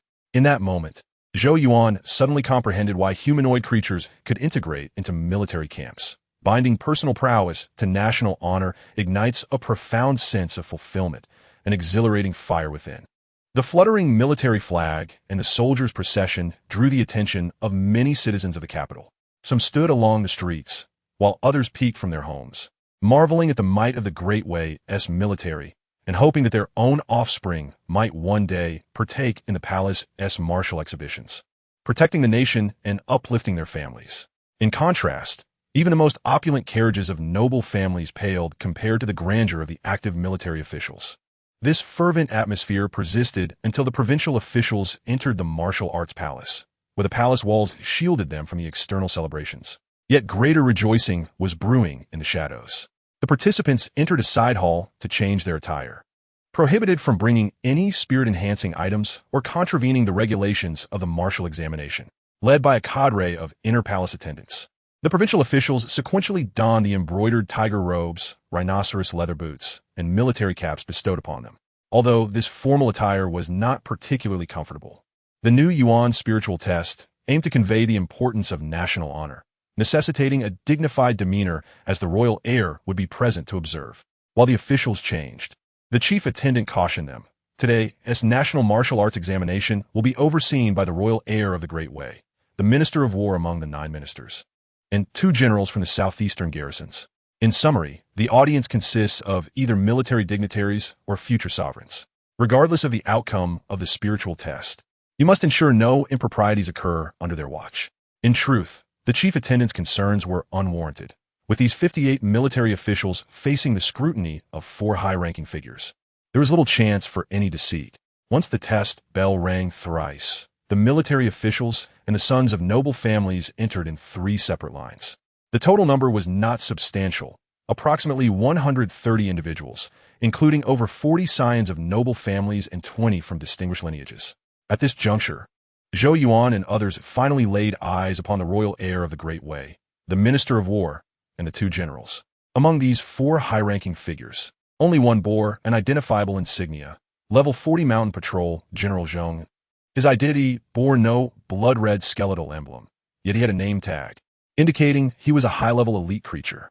Clad in gleaming armor, he was adorned with a brilliant blue robe, standing beside another general in red, likely one of the southeastern garrison commanders.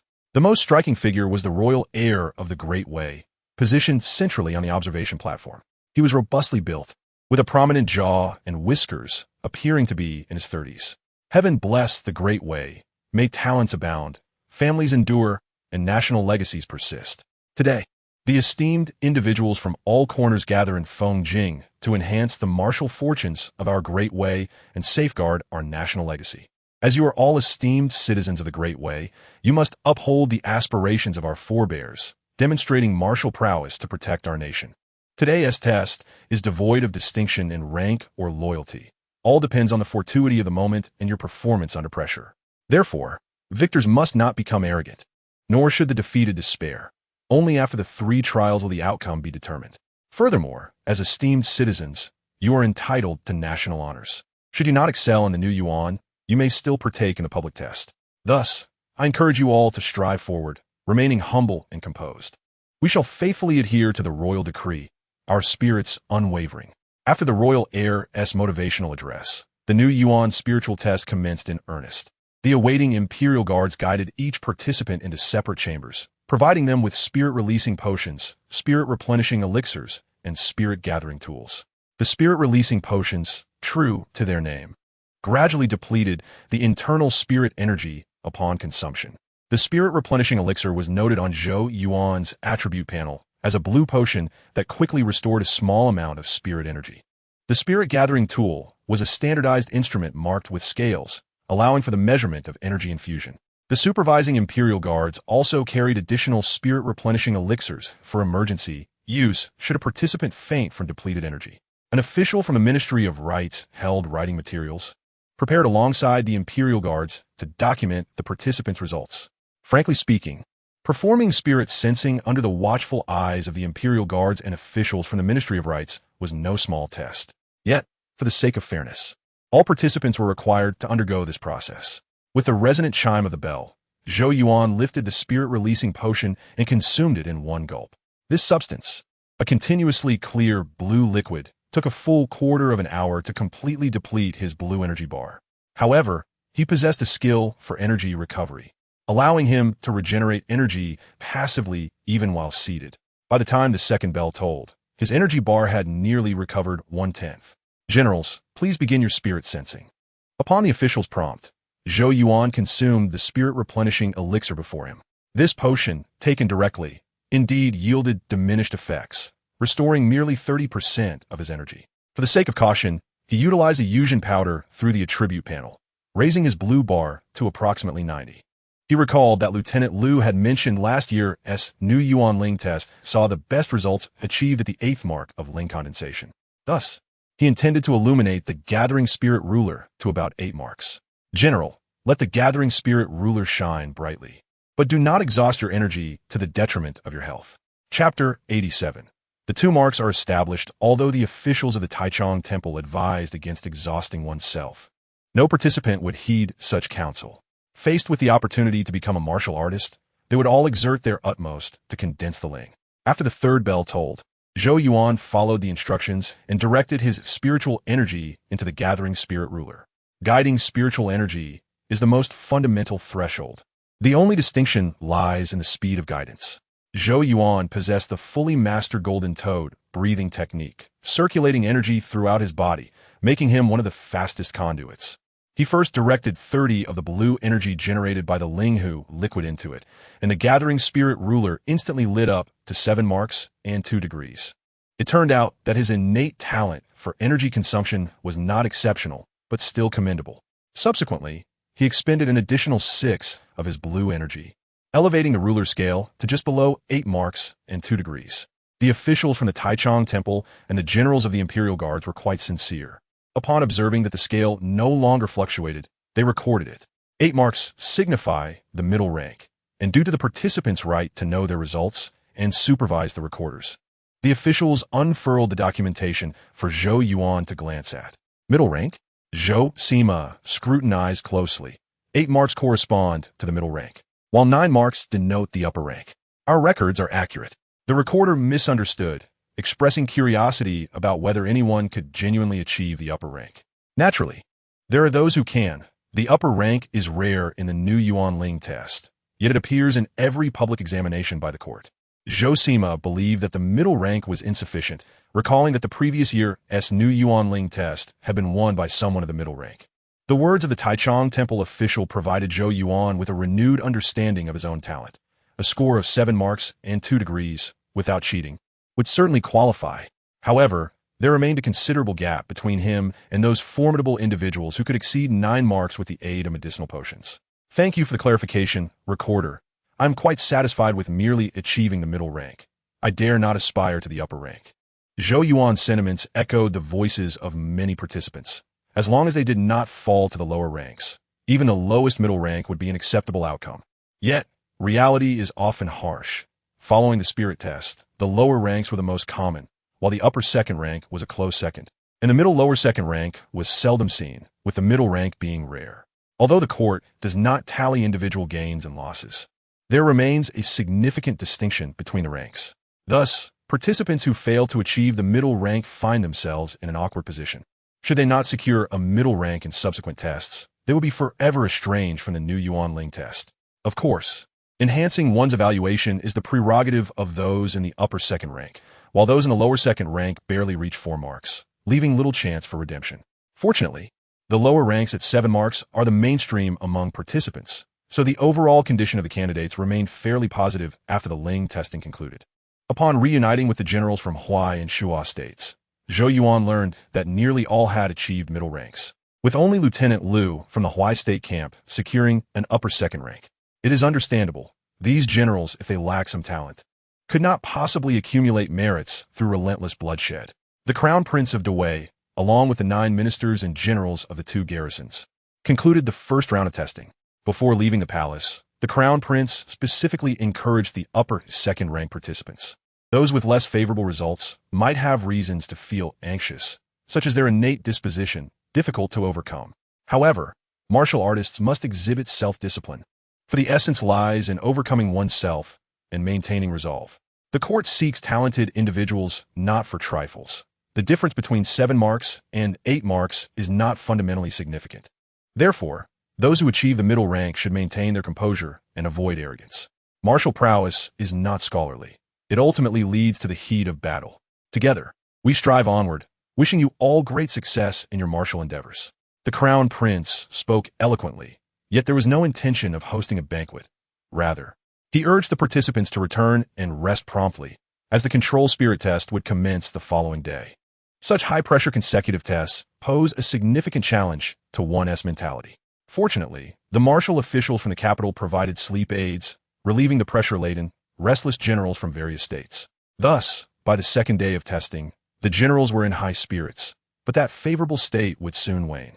The second round of control spirit testing was set to last 4 consecutive days, requiring participants to stay in the martial arts palace for 3 nights. Upon Zhou Yuan's re-entry into the palace, the generals of the Imperial Guards presented him with a handwritten martial skill, Qi Sword Finger. This technique condenses energy into the fingers, manifesting spiritual energy externally. Its difficulty lies not in the release, but in the degree of condensation. As such, Qi Sword Finger is a skill that is easy to learn yet challenging to master, with the range of application and strength of attack wholly dependent on the refinement of spiritual energy. This was fortuitous for Zhou Yuan, as he dreaded encountering techniques that were hard to initiate and tested one's quick wit. Please practice the technique at ease. General, we shall wait outside. To provide participants with a better practice space, the officials from the Taichung Temple and the generals of the Imperial Guards vacated Zhou Yuan's room. At this juncture, families could confidently utilize their resources. Should anyone possess precious potions that enhance focus, they could use them without concern, as the court would not pursue accountability for external assistance. This was clearly an avenue for the offspring of noble families to gain an advantage. Without a couple of fine items, how could they compete with active-duty generals? The disadvantages of the state generals became evident at this moment. Their numbers were vast, and the military camp could not provide each individual with valuable spiritual items. Thus, the descendants of wealthy clans and noble families would soon begin to exert their influence. This was their only chance to suppress the active-duty generals. Otherwise, when the third round of actual combat commenced, the bold and battle-hardened active-duty generals would become the dominant group, as they had accumulated merits through relentless combat and gradually advanced through the ranks. Practical combat was their forte. Zhou Yuan, like the other state generals, did not possess particularly valuable enhancing spiritual potions, nor did he require them. After spending 2 days skillfully mastering Qi Sword Finger, he utilized his accumulated experience to elevate it to level 2. He estimated that unless he encountered a noble descendant wielding a special treasure, a standard enhancement from spiritual potions would likely not surpass his second-level skill. On the 4th day, after breakfast, the bell for testing rang punctually. The Taichung Temple officials and the generals of the Imperial Guards entered the room, measuring the distance with their standard short staves before marking 2 red lines with vermilion ink. Subsequently, the soldiers of the Imperial Guards entered, carrying a copper mirror tall enough for one person, and placed it at the red lines. Zhou Yuan observed closely, noting the mirror's name displayed, Duo in Copper Mirror. Please stand at one end of the red line and display your martial skill using the mirror. Upon hearing this, Zhou Yuan approached the red line, calming his mind for a moment before solemnly employing the skill Qi Sword Finger against the copper mirror. With a crisp sound, waves rippled through the mirror, initially chaotic but gradually becoming orderly. As waves formed, they slowly revealed a 3-pattern design. After a moment, the waves dissipated, and the mirror returned to its original state. The first pattern is labeled Ding, the second, Yi, and the third, Jia. Thus, Zhou Yuan achieved 3 patterns, signifying upper-level control spirit. Does the general have any objections? None. It is accurate. Congratulations, General. You achieved 3 patterns without any external assistance. Your talent for controlling spirits is indeed rare. At this moment, Zhou Yuan remained unaware that he had underestimated the opulence of the noble descendants. Several of them, leveraging the dual enhancement of treasure and medicinal potions, had achieved results exceeding 3 patterns. Yet, the Crown Prince of Daoist had his eyes set on Zhou Yuan's record. Chapter 88. The Tomb of the Wandering Corpses. Zhou Yuan's excessively pristine background prevented him from displaying overly extravagant results. However, in certain circumstances, such a clean identity could also serve as an advantage. For instance, in the eyes of the Crown Prince of Daoist, having achieved 2 patterns, being young and accomplished, and originating from the military, Zhou Yuan is deemed an exceptional soldier worth cultivating. Let us see if he can succeed in achieving 3 patterns. I will bring him into the military affairs to cultivate his loyalty and development. One of the 9 ministers, the Wei Yi, held a differing perspective from the Crown Prince. In his view, Zhou Yuan, with his noble background and extraordinary talent, was naturally suited for development within the Imperial Guards, capable of safeguarding the sovereign while also leading expeditions to the border towns. However, the Crown Prince's face must still be preserved, which led the 9 ministers and the guards to temporarily set aside their intent to appease Zhou Yuan. Your Majesty, it is time to bestow the wine. The minister from the Department of Rites, primarily responsible for sacrificial ceremonies, was summoned to prepare the rites for the participants. At his suggestion, The crown prince of Dawei commanded the soldiers to beat the drums and gather the generals, issuing a decree to bestow wine upon the warriors about to enter the secret realm for actual combat. The authority of the crown prince was indeed formidable under his presence. Whether they were noble offspring or scions of great clans, they all exhibited utmost obedience. Thus, when the drums resounded, the officials from various states, along with the noble youths and the scions of prominent families, moved in response, maintaining exemplary order as they formed ranks. I have often heard of heroes scattered across the land, yet I am perplexed by their appearances. Are they loyal? Are they valiant? Today, as you all demonstrate your martial prowess, I witness your innate talents and resolute ambitions, though I lament the absence of your martial might. Are you willing to fight for Dawei, to showcase your dignity, and to manifest the backbone of Dawei? Should you dare not comply, we are prepared to lay down our lives for Dawei, to offer our martial skills to your majesty. The trial was a path chosen by the participants themselves, and it seemed inappropriate for the crown prince to pose such a question. However, given the potential for casualties during actual combat, the founding ancestor of Dawei had established a family rule. The trial of spirits was not a personal contest of strength, but a battle for the nation. When the drums sounded to summon the generals, it was to lead them into battle. This nominal transformation elevated the spirit trial into a formal national defense battle. Not only would the injured receive compensation, but the commands also became a critical aspect. Now, with the crown prince of Dawei ordering them to battle, any fallen soldiers, be they generals, noble youths, or scions of great families, would all be considered part of his royal camp. Very well, brave warriors. Please drink this wine to bolster your spirits. I have established a platform in the martial arts palace, commanding you to battle against the demons. And grant me a triumphant song for the new era. We accept the command and shall engage in battle immediately. Having consumed the royal wine and received the crown prince's order, the noble youths and scions now bore the title of Dawei soldiers.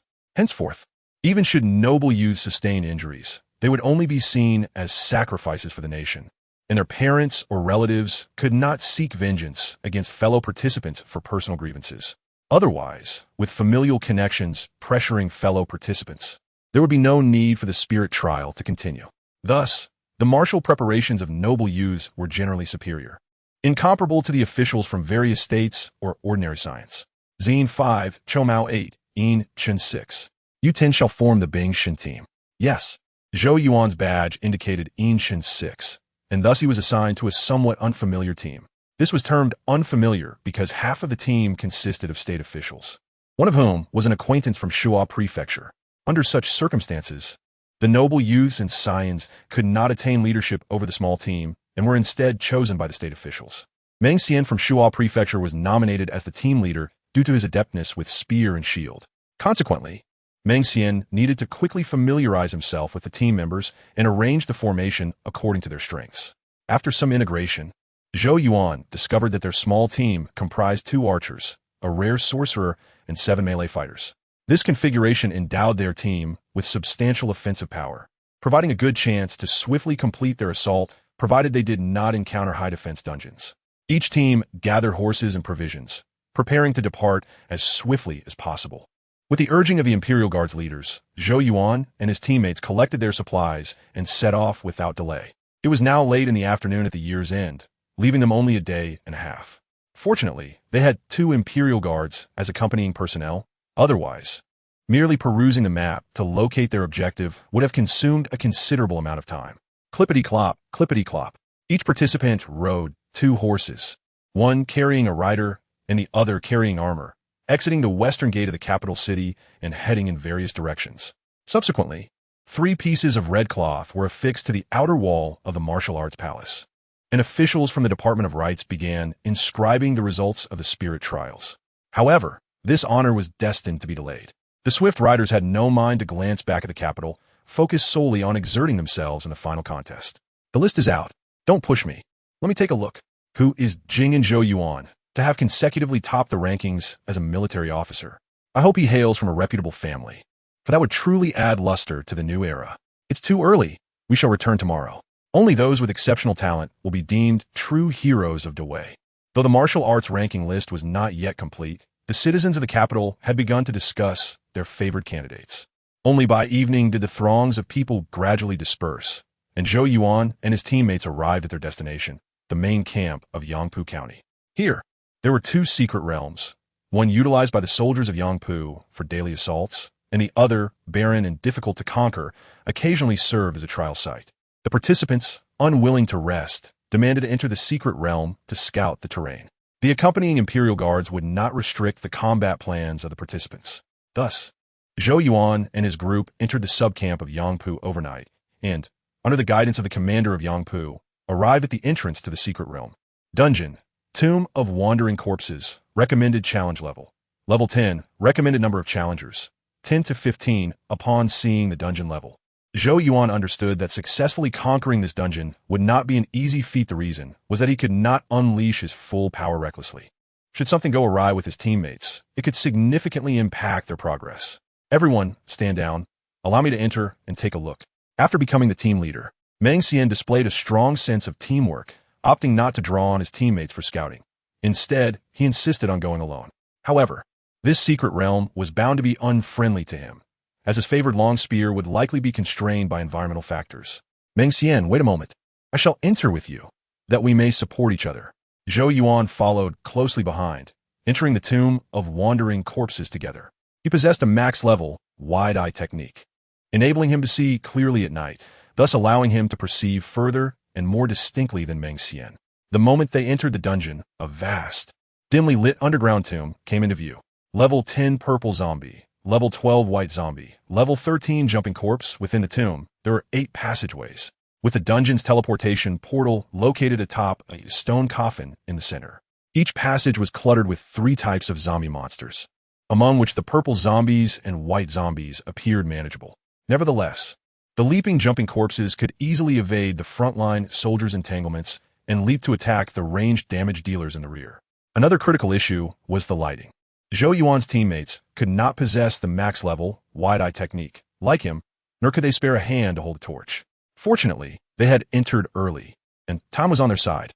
It was now time for the two noble youths to devise a solution, given their esteemed backgrounds. It should not be too difficult to procure a lighting artifact in short time.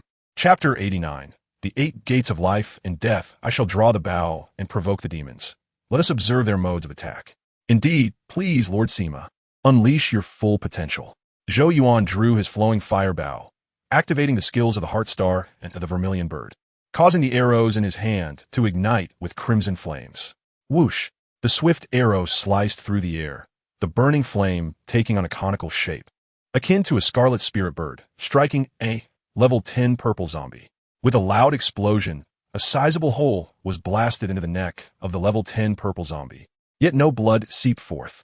The flames carried by the arrow clung to the wound, emitting foul odors and smoke. Zhou Yuan observed clearly that the level 10 purple zombie was as difficult to ignite as damp hardwood. Even with the explosive heat of the vermilion bird's flame, it could only produce a scorching burn effect, failing to ignite the creature. Additionally, a thick layer of purple-black fungus covered the level 10 purple zombie. When burned, it released wisps of black smoke. The arrow Zhou Yuan shot depleted 52 of its health, yet no critical weakness effect occurred. This indicated its excellent defense and minimal weak points, categorizing it as a toxic tank with substantial health. However, the level 10 purple zombie bore flaws equal to its advantages. Firstly, it wielded no formidable weapon, relying solely on bites and claw swipes. Secondly, its rigid body rendered it less agile in combat.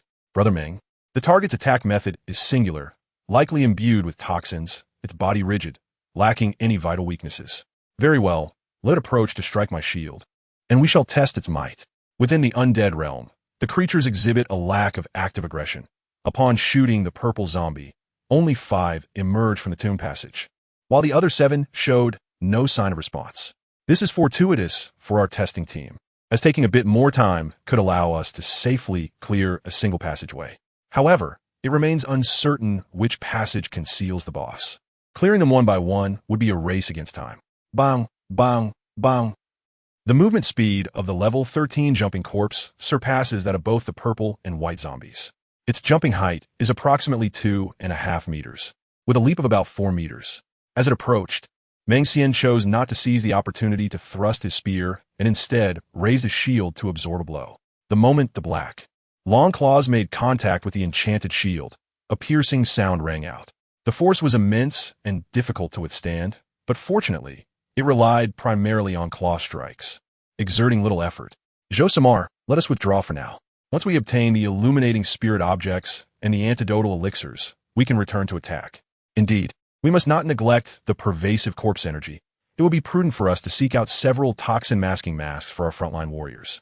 As they spoke, Zhou Yuan and Meng Xian exited the realm of the undead. The 8 companions waiting outside rushed forward to inquire about their findings.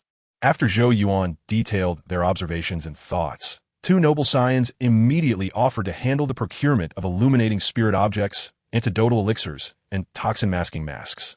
The sorcerer from a prestigious family, upon hearing this, began rummaging through his talisman pouch, revealing that he had 3 corpse-restraining talismans available. This news brought joy to the team, who urged caution in using the corpse-restraining talismans, suggesting they reserve them entirely for the demonic leader. If needed, I could quickly craft another corpse-restraining talisman overnight. Never mind. Expending energy like that is counterproductive to our offensive. Josimar possesses the exorcising arrows, which should suffice for the regular undead. Unintentionally, the 2 noble scions, upon spotting their house guards who had followed them, not only requested the illuminating and toxin-masking items, but also mentioned the corpse-restraining talismans and exorcising arrows. After their family guards hastily departed, Zhou Yuan and his group took the opportunity to rest, preparing to launch their attack once the necessary supplies arrived. The sorcerer from the noble family even ventured back into the realm to conduct further reconnaissance. Upon returning, he sketched an 8-trigram diagram, contemplating the locations of the life and death gates, pondering whether the demonic leader resided at the life gate or the death gate. Cui Hong, cease your overthinking. When the time for battle arrives, the differences will become apparent. Rest well. Do not allow your mind to cloud when you are needed. Very well, I shall rest. The sorcerer, Cui Hong, heeded the advice, taking a calming talisman from his pouch and placing it upon his forehead before closing his eyes in slumber. He resembled a tranquil zombie, as if bound by talismans. Approximately 7 hours later, around 5 o'clock in the morning, the relatives of the 2 noble scions arrived with various supplies. The illuminating spirit objects were easy to procure. The antidotal elixirs were readily available. Yet they could not gather 10 toxin-masking masks. However, other antitoxic artifacts were found to serve as substitutes. Furthermore, the corpse-restraining talismans were rare. Only 8 were located within a short time. The exorcising arrows, on the other hand, were more accessible, and the 2 families provided Zhou Yuan and another archer with 2 jars of exorcising arrows each. The arrow talismans are consumables, so take them. The antitoxic artifacts are temporarily lent to you.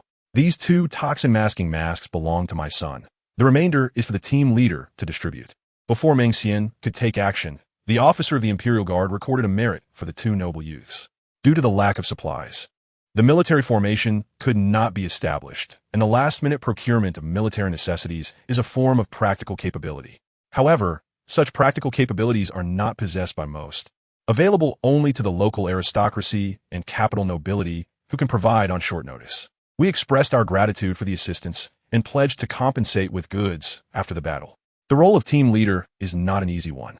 Even the distribution of supplies caused Meng Xian considerable distress. In the end, he gritted his teeth and made his decisions. Each melee teammate received 5 antidotal elixirs, while ranged attackers received 2 each. As for the antitoxic artifacts, he allocated the more effective ones to melee allies and the lesser ones to the 3 ranged attackers.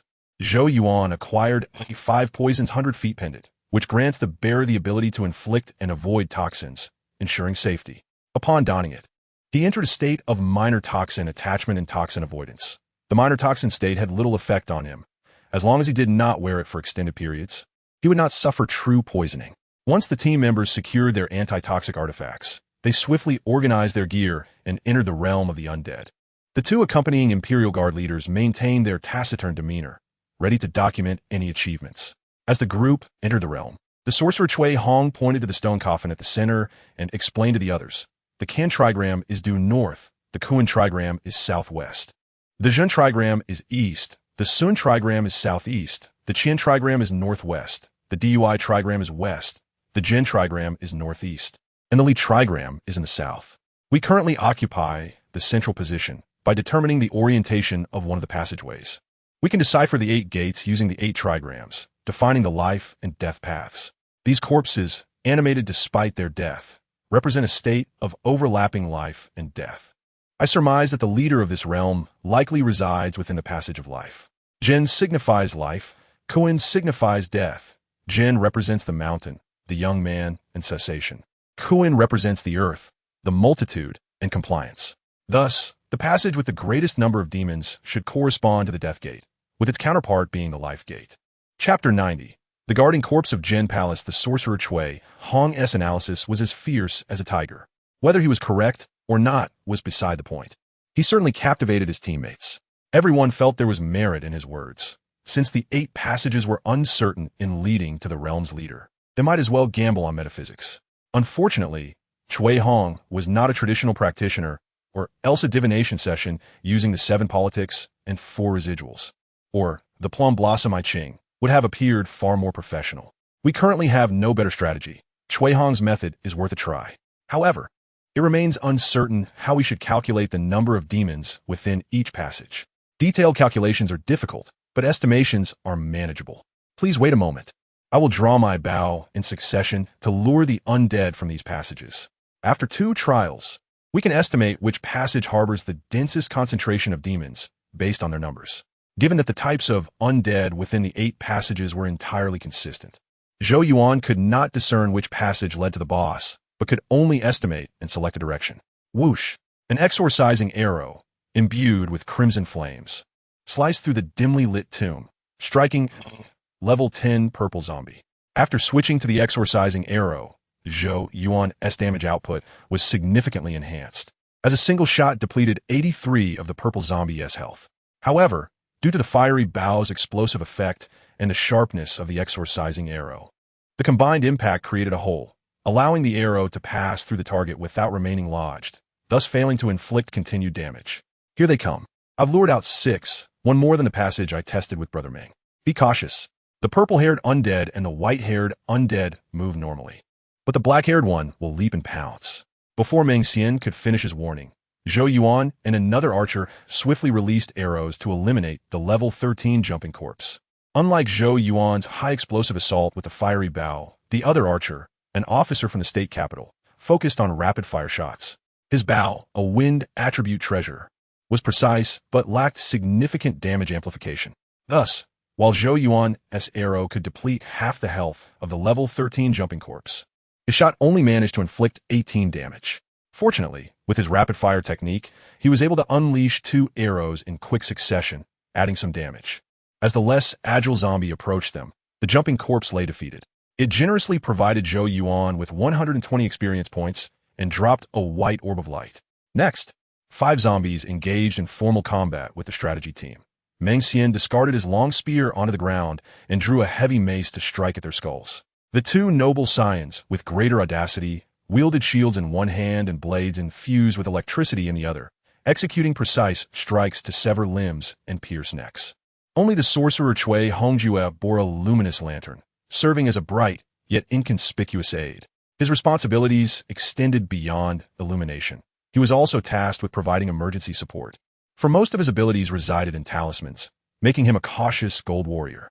His elder was indeed formidable, having equipped him with several powerful talismans, ensuring he could assist his companions while leisurely traversing the secret realm. Upon entering, this gold warrior aimed to use a strength talisman on the 2 archers, but was met with refusal from Zhou Yuan and another archer. They insisted it would be better to conserve resources until they truly needed assistance, rather than waste precious talismans on early tests. Embracing this supportive role, he felt at ease, and his teammates were equally reassured. Josimar, let us change to another passage, the fire archer suggested.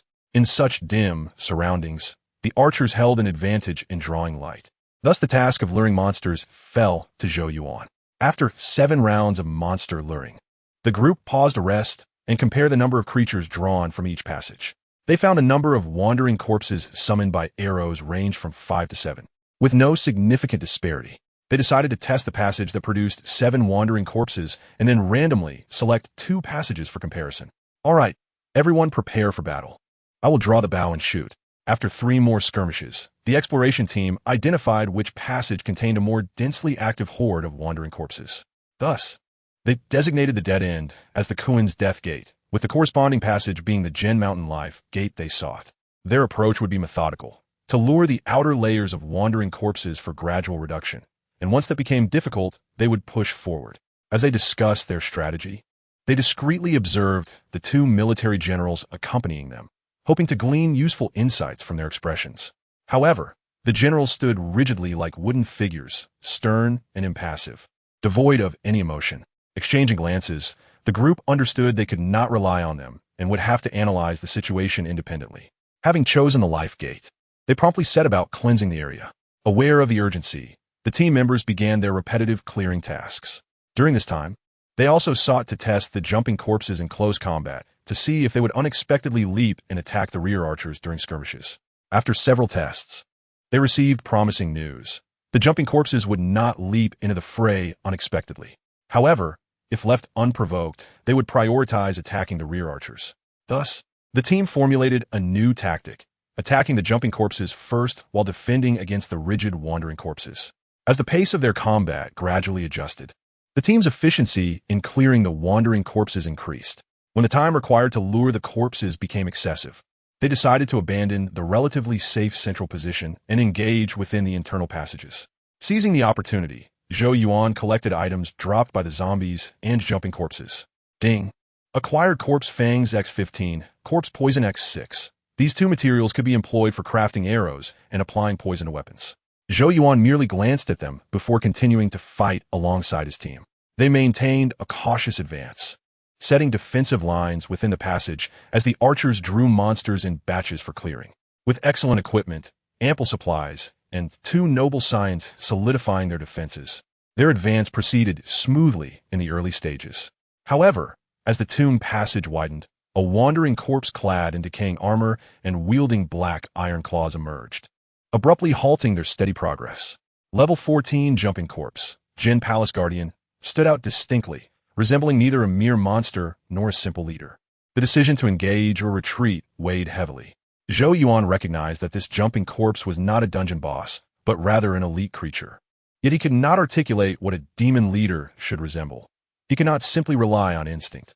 Since it had appeared, they could not refrain from engaging. Could Zhou Samar lure the surrounding wandering corpses and eliminate them one by one? Likely not. Given its position, drawing the nearby corpses would almost certainly provoke it. I suggest we take the initiative, Zhou Yuan proposed. There is no need to waste effort on the ordinary wandering corpses. Let us strike it before it attacks us. Agreed. Let us follow Zhou Samar's lead. Cui Hong, use the corpse containment talisman to buy time for the two archers. We must fully restrain the horde. Rest assured, should a crisis arise, I will promptly bestow the diamond talisman upon you. The gold warrior Cui Hong finally unfastened his pouch, withdrawing a corpse containment talisman and 5 diamond talismans. Zhou Samar, I will shoot swiftly, you fire the explosive arrows, and you may begin. Chapter 91. General of the Wandering Corpses. The level 14 jumping corpse, Jin Palace Guardian, was undoubtedly an elite creature, but would depend on Zhou Yuan's prowess in confronting it. Whoosh, whoosh, whoosh. 3 arrows imbued with the flames of the vermilion bird sped forth in rapid succession. The first struck the Guardian's eye,